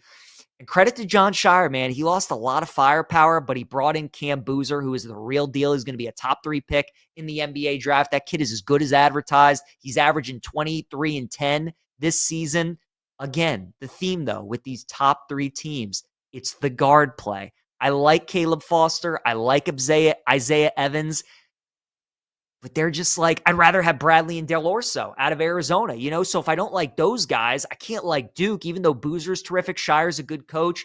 And I just don't think Duke's offense at times is going to be good enough for them to win 6 games and win a national title. So Duke, I'll pass on them. Iowa State, they're 12-1 to win the national title. They're number 4 in the AP poll. Iowa State's awesome. top 6 right now, according to Ken Palm, in both offense and defense. They're 6th on offense, 2nd on defense. They're the number 3 3-point shooting team in college basketball. They don't have many holes right now. Great on defense, good on offense, and they shoot the cover off the ball. The problem with Iowa State is that they've kind of had this core group of players the last couple years. Taman Lipsey, Joshua Jefferson, Milan Momcilovic, and they really haven't been able to go deep in the tournament. At least with Purdue, who we'll get to in a little bit, with Braden Smith and Fletcher Loyer and all these guys, they played for a national title. Iowa State hasn't even gotten past the Sweet 16. So the fact that they're now priced to 12-1 to win the title, they're the favorites to win the Big 12 over Arizona and Houston. I can't get there with Iowa State. They don't have any pro players. They don't have any lottery picks, any projected first round guys. And I think when you get to the tournament, you need a guy. And Iowa State just doesn't have that guy. So I'm not betting on Iowa State either. So the top 4 teams right now in the AP poll, I would not bet at their current prices. Then we get to number 5, and this is the time to buy with the UConn Huskies. Folks, Danny Hurley has himself a squad yet again. They are really good. They're a great defensive team. They're good on offense. They have freshman superstars. They got NBA talent. And as we know with Danny Hurley, they're just going to get better and better. And in both of Danny Hurley's national championships that he won 2 years ago and 3 years ago, his teams were dominant in the non-conference. They won all these games against really good teams. And that's what I'm seeing again out of this UConn team. They beat a good Florida squad. They beat a good Illinois team, a good BYU team. They lost to Arizona, but they were undermanned in that game. 2 of their best players were out. When UConn is fully healthy, they're going to be really difficult to deal with. And I think getting them at 11-1 is a really good price. So I would definitely buy the Huskies at that number. Then we take on Purdue. We bring up Purdue, who I was talking about earlier. They're 10-1 to win the national title. Purdue's really good. They have the best offensive team, arguably, in the country. I think they have the best player in the country in Braden Smith. Trey Kaufman-Wren's terrific. Fletcher Loyer's very good. Defensively, though, is my concern for Purdue. I don't know if defensively they're good enough to win a national title, and I worry about Purdue when they go up against some of these more athletic teams. So Purdue 10-1 to win the national title, would not buy them. Then comes Houston. Folks, I would run to the window to bet Houston at 14-1. This price to me is insane. They were the favorites to win the national title like 3 weeks ago. Then they go out to Vegas. Syracuse takes them to overtime. They lose to Tennessee. We've seen Tennessee play since then. They've lost 3 straight games, haven't been very impressive. This is what Kelvin Sampson's team did last year. Last year, they went to the national championship game and lost. They probably should have won that game, but they struggled during Feast Week. They went to Vegas and played in the Players Era tournament just like they did this year. They lost 2 of those games. And then they lost 2 games the rest of the season after that. Kelvin Sampson is one of the best in the business. He uses these early season games to see what his teams need to work on. What are the areas where we got exposed? How do we need to get better? He's one of the best at finding those adjustments. And this is the most talented team he has ever had at Houston. He's got 2 first-round picks on his team. He's got a veteran backcourt on his team. They're still one of the best defensive teams. They shoot the ball a decent percentage from three-point range. Houston, I don't think you're going to get a better number on them all year than you will right now at 14-1. So now is the time to buy on Houston. I would also buy on Gonzaga. They're the number 8 team right now in the AP poll. Mark Few's guys are 13-1 to win the national championship. To me, there is not a more fascinating team in college basketball than the Gonzaga Bulldogs, because Mark Few, I think anybody that watches college football, college basketball, that has seen his teams over the years, you know how great Gonzaga is offensively. Under Mark Few, if Mark Few's coaching the team, they're always going to be elite offensively. It's just what it is. But defensively is always the question mark. How good is Mark Few's team going to be defensively? Well, folks, this year, Gonzaga, according to Ken Palm, they are the number 7 offensive team, and they are the number 4 defensive team. When has Mark Few ever had a better defensive team than an offensive team at Gonzaga? Probably never. And that, to me, is what makes them so intriguing, is the fact that they're still good offensively. but they're elite defensively. And not only that, they're one of the oldest teams in college basketball. Tyon Grant-Foster is a 25-year-old. He's got a 24, a 23-year-old. They have grown men on their team, and they're really good on both sides of the floor. They got depth. I know Michigan absolutely smacked them, and it scared a lot of people, but I still really like this Gonzaga squad. And again, you're getting them at 13-1. Folks, they play in the WCC. There's a chance they don't lose a game all year in their conference. That price is going to drop. So Houston, Gonzaga, UConn for me, all teams that I would look at. UConn 11-1, Houston at 14-1, and Gonzaga at 13-1. Then we have Michigan State. They come in at number 9 in the Week 6 AP poll. Sparty's 25-1 to win it all. We know they got one of the best in the business in Tom Izzo. Been a number of Final Fours. He's won a national championship. I think Izzo's team, though, is kind of the same as what it's been in recent years. They are really good defensively. They get after you. They force turnovers. They're a great rebounding team. But offensively, I don't know if it's enough. You know, I was talking about earlier where Iowa State really doesn't have a guy.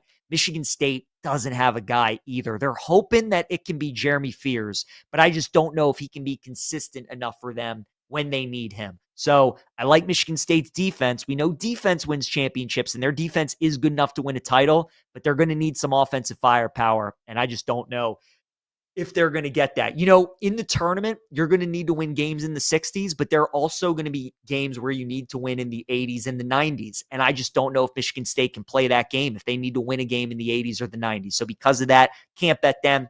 BYU, they're the number 10 team in the country. They're 30-1 to win it all. They should have lost to Clemson last night. BYU, folks, they're frauds, okay? They have one of the best players in the country in A.J. DeBanza, going to be a top 3 pick in the draft. Richie Saunders is really good.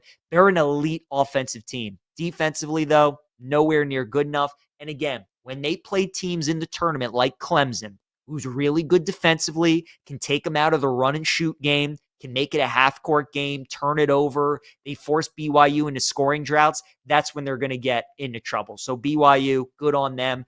And then we got Louisville at number 11, and we got Bama at number 12. And I think these teams profile really similar.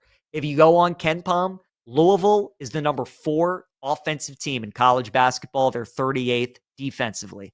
Alabama, they are the number 3 offensive team in college basketball. They are 47th defensively. Alabama plays at the 8th fastest pace. Louisville plays at the 37th fastest pace. And right now at KenPom, Bama's the 13th best team, and Louisville is the 14th best team. These teams are, I mean, as even as you can be. And the fact that Louisville is 25-1 and Alabama's 30-1 to me, that should be flip-flop, quite frankly, because Bama's played a tougher schedule and they got better wins than Louisville does. We thought, the Louisville win over Kentucky was a good one. Nah, it turns out not that great of a win. Then they beat Indiana. And, you know, Indiana, yeah, they can beat up on Penn State, but they're not going to beat many of the top teams in college basketball this year. So Louisville and Bama are going to be fun. Both teams can really score, and both teams have stars. Both teams have lead guards that are going to be draft picks. Michael Brown for Louisville, going to probably be a top 6-7 pick. LeBaron Philon for Alabama is going to be a lottery pick, and I think he's probably the best closer in college basketball. Louisville's problem is going to be their defense. Bama's problem is going to be their defense and also their rebounding as well. The 2 games that they have lost this year to Gonzaga and Purdue, they have got beat up on the boards. We get to see them, Alabama, on Saturday against number 1 Arizona. So that'll be fun. But again, Week 6 AP poll since 2004, one of those 12 teams has won the national title. My money would be on UConn, Houston, or Gonzaga. Those would be the 3 teams that I would look at. We wrap up the show next with things that PJ said.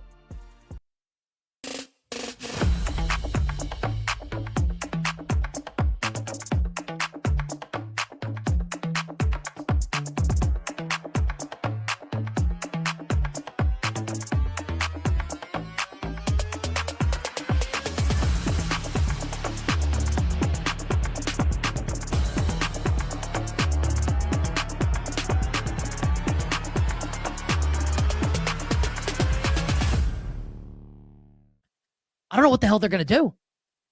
Honestly, like maybe their best course of action, and this is all happening in real time in the moment, is their best course of action like to have an interim coach next season and figure it out next year and just take it on the chin next year? Is that it? How about this for everybody to consider? Bryce Underwood, Michigan's true freshman quarterback from this year, is like an alien. Like could be future, not just first round pick in the NFL, like number 1 overall pick in the NFL draft. Like that's the upside for Bryce Underwood. Is he going to want to come back to Michigan now? Like what happens now? Like the domino effect here in college football is crazy. Where if you can take Michigan out of the equation next year in the Big Ten, and I have no idea what they're going to do with coach, you can take him out of the equation and Underwood potentially leaves. I'm speculating. I have no idea if that's going to, maybe he stays. But I think we can all agree. This would increase the likelihood that maybe he bounces, right? Like maybe that could happen.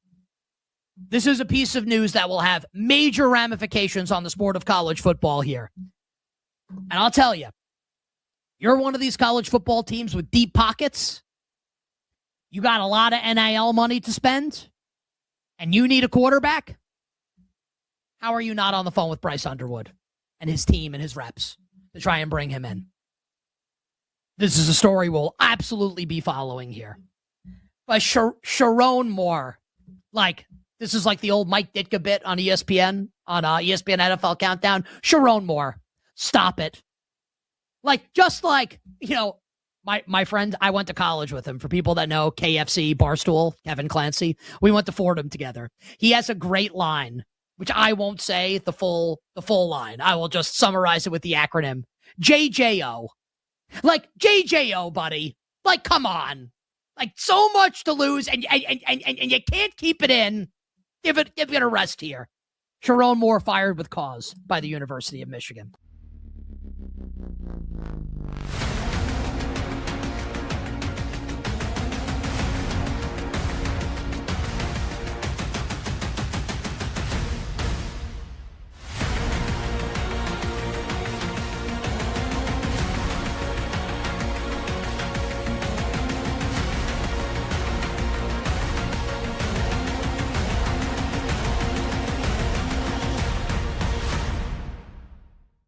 What is going on with the Eagles right now? They seem sort of a mess, and I know that's kind of a nebulous question, but is it one particular thing or is it a number of things?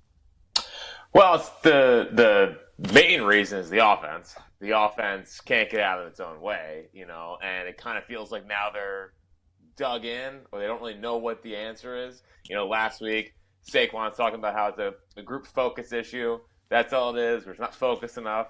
And then after the game, Cam Jurgens is talking about how they're not locked in enough during the week. I don't really know what's going on with the offense. Maybe they're not as good as we thought they were. You know, maybe that is what is happening.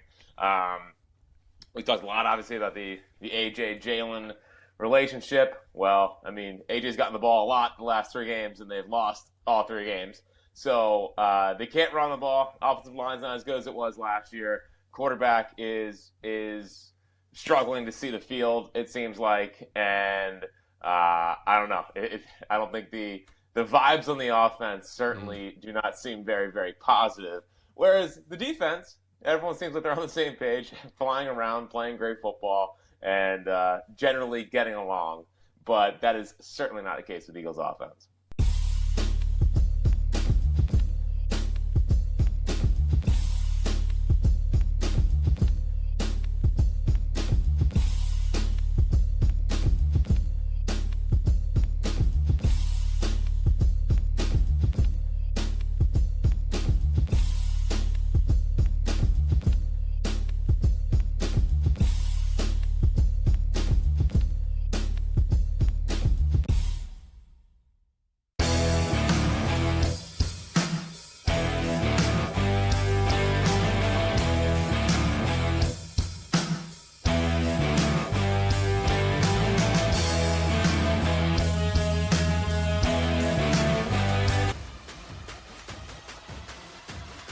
It's time to place your bets. This is BetMGM Tonight on the BetMGM Network. PJ Glasser here with you. Final hour BetMGM tonight. We're wrapping up the show. Been a great 3 days. Shout out to my guys, Brandon Combs, doing a great job as producer, and also Mike Montgomery, our boy Monty, running the show behind the scenes, doing a great job as our what is Monty's title, Brando? You're the board op. I can't think of what Monty is. He's the VP. He's right? the video producer. Yeah. He's the VP. Yeah. VP, EP, they're all running in my head. Monty, we know you love you. Good luck to your Hawkeyes tomorrow night against Iowa State. All right, Brando. So this is how we wrap the show every night with things that I said. So I'm interested. What took your attention that I might have said during the show tonight? Well, PJ, look, I don't know if you've noticed, but most of the stuff when I come in that I wear is usually like salute to service stuff, minus the hats. Even some of the hats are salute to service stuff. I'm a Marine. I'm a veteran. I pay homage to veterans, and so I do a lot of salute to service, a lot of the Till Valhalla Project stuff. That's all the stuff that I'm wearing when I come in here. And I asked a question earlier about whether or not Army and Navy was the most fun game of the college football year. And you kind of pooped all over it, sir. Yeah. I look, the honor and the prestige that's in that game. Go Navy, by the way, because there's a lot of Marines that play for Navy. Army. If you didn't know, Marines a department of the Navy. We're the men's department. But if you didn't know that, Marines do play on the Navy team. That's why you see the Marine Corps emblem on their pants. So, I just that's my beef with you right now is the way you pooped all over America's game. That's fair. And as a former Marine, Brandon, I thank you for your service, and I thank all those players that are going to be playing on Saturday for their service and what they do, what they lay on the line. And it is an awesome game because there is nothing else like it. I mean, there's a reason why it gets its own week. The season is over for everybody else except those two teams. And it's great that they get that national platform and we get to watch them go out. It's great to see all the crowd shots with all the Navy and the Army students in there rooting on their fellow brothers. And it's really, really cool. As for the specific game itself, Brandon, I'm going to be honest with you. Like, I don't get excited for Army and Navy. The game itself, you know what I mean? Like, to just watch it. Like all these other college football Saturdays, there's usually a game on the slate that I want to make sure I watch. There's a game you're setting your day around.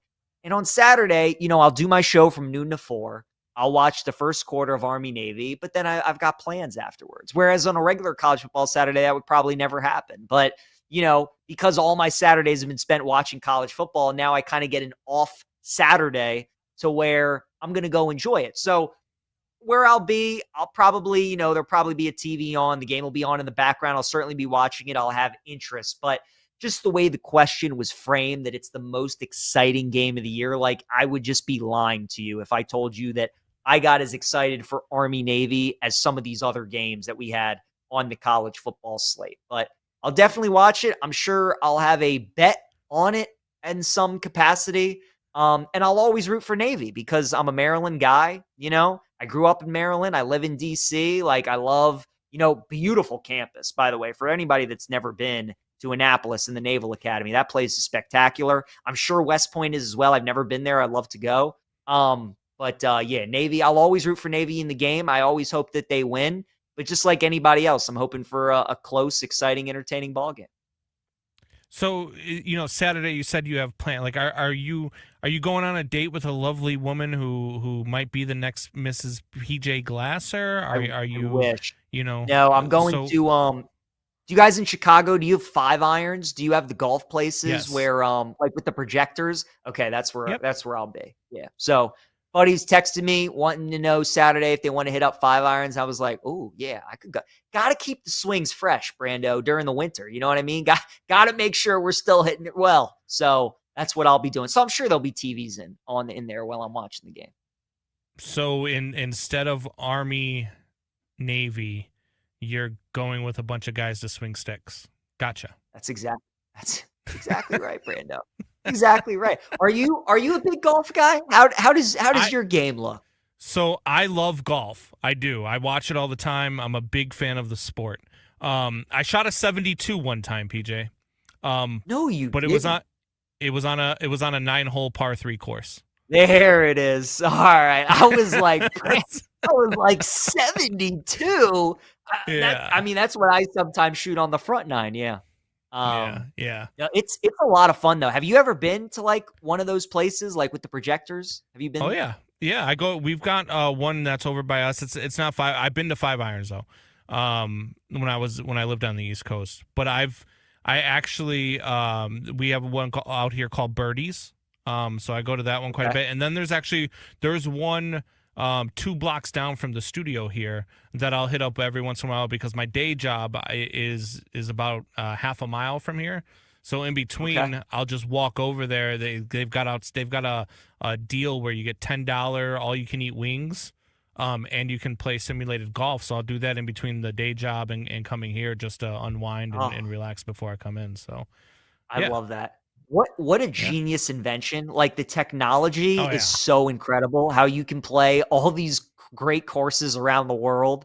And it really does track your ball pretty well. Like when you put together a swing and it goes where it does and how far, you're like, that's pretty accurate. So I love it. I usually go every Wednesdays. Obviously couldn't do it tonight because I'm on the air here with you guys. But every Wednesday night, I'm usually at a league at 5 iron. So I have been able to go the past couple weeks. So when my buddy texted me on Saturday wanting to go, I'm like, you know what? Yeah.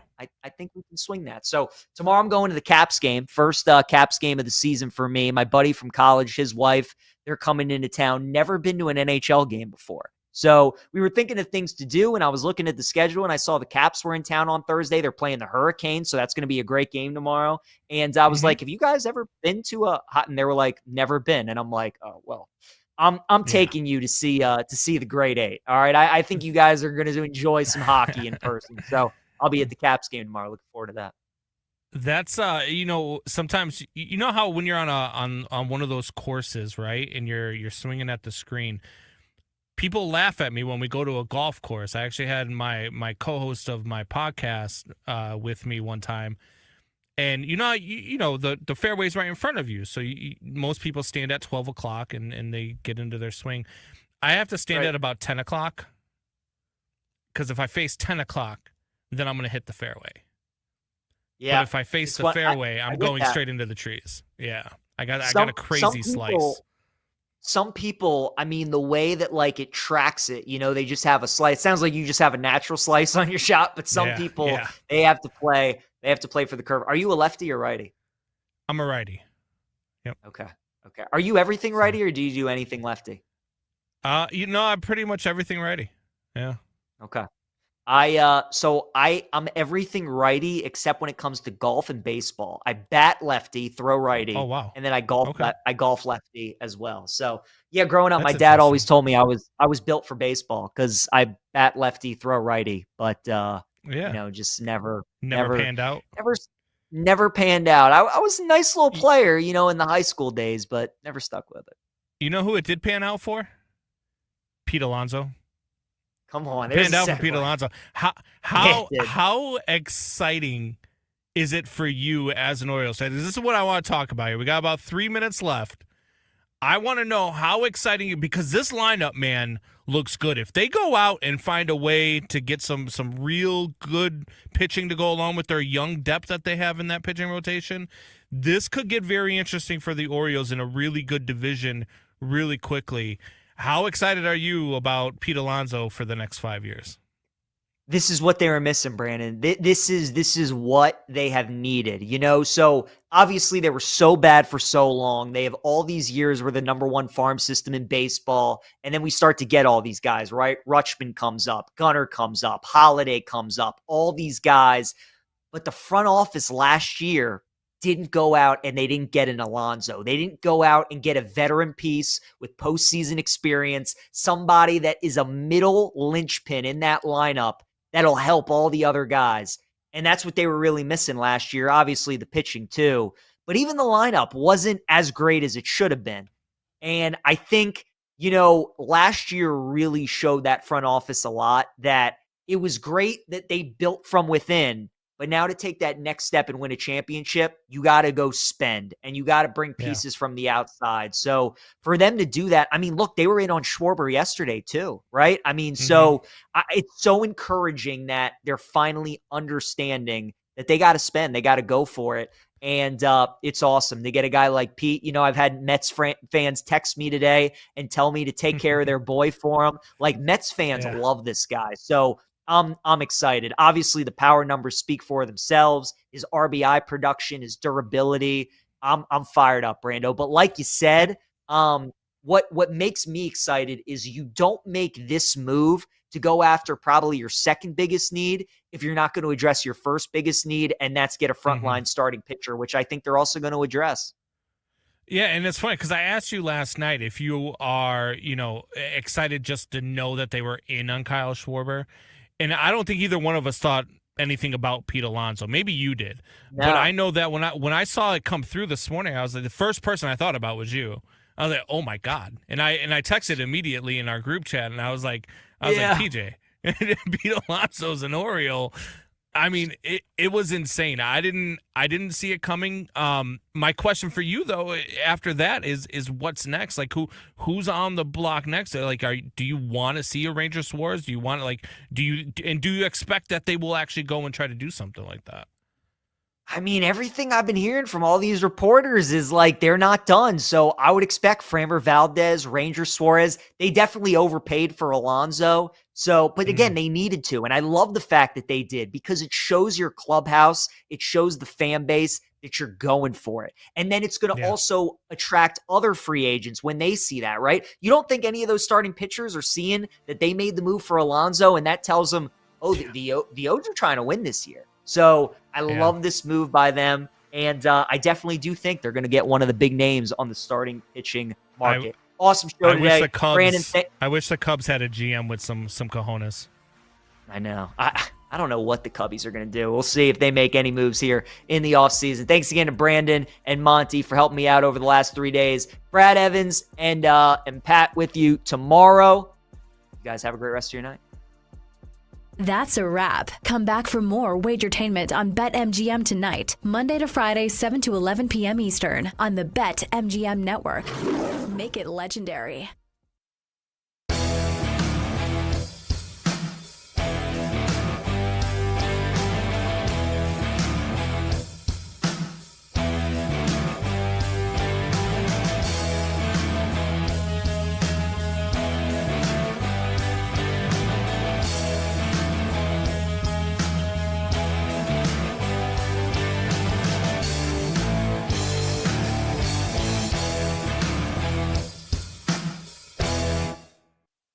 The Philadelphia Phillies are the National League equivalent of the New York Yankees. And that sounds good because the Yankees are always in it, right? They're always in the headlines. They're always in the playoffs. They're always there in October. The problem is that the Yankees are never going to win with this current leadership. So when the Phillies bring back Rob Thompson, the manager, and bring back Kyle Schwarber, 5 years, $150 million. By the way, the Red Sox struck out on Schwarber. The Orioles were in it for Schwarber also. And this doesn't mean that Kyle Schwarber is not an awesome player. He's great. It's not an anti-Kyle Schwarber take. But what happens now with the Phillies, right? And this is what's happened with the Yankees in this core of players, is you keep getting to October and you can't get over the hump. And they did get to the World Series. They lost to the Astros in that World Series, and I hate the Astros. I wanted the Phillies to win that World Series. The next year, you make it to the CS, and you lose to the Arizona Diamondbacks. And since then, you lose to the Mets as a huge favorite last year. Your offense does nothing in the DS this year against the Los Angeles Dodgers. I think it reaches a point where you're just not going to win unless you make some kind of drastic change. Why would you think that anything's going to go differently this year for the Phillies than it's done the last however many years? And this doesn't mean that the Phillies can't win 100 games, win the NL East, be right back in the thick of it in October. But when they get there, I'll never bet them, ever. I won't have a cent on the Phillies to win the World Series this year. And I don't think you should either.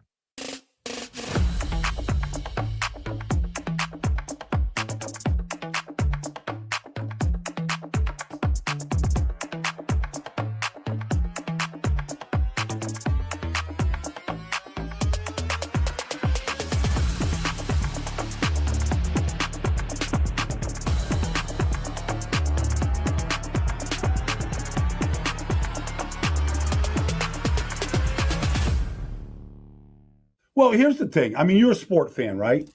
So I believe that Phillip Rivers knows how to call play. He's played with Mo Alley Cox. He's handed off to Jonathan Taylor. He's thrown passes to Michael Pittman. Quentin Nelson's been his Pro Bowl left guard when he was there. He's got some familiarity there.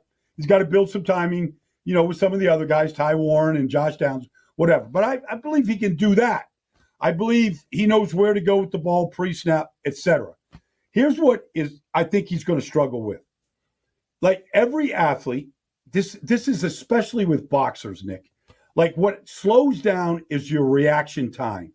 Like you see it, you just can't react at the same speed that you once did. Your neurons don't fire the same. Like it's just different. So I'm sure this week in Seattle, like Mike McDonald, if he sees them, like they're going to have Devin Witherspoon, they're going to have Emma Nwari. These guys are going to come after him. Like how quickly can he recognize it, see it, and react to it? Or if somebody is coming right in the A-gap right at him, can he react the way he was used to reacting? Because he was always a guy that, a big, strong guy that it was hard to get to the ground, big old country boy out of Alabama. But I believe the reaction time, we're going to see that he's going to struggle in that department.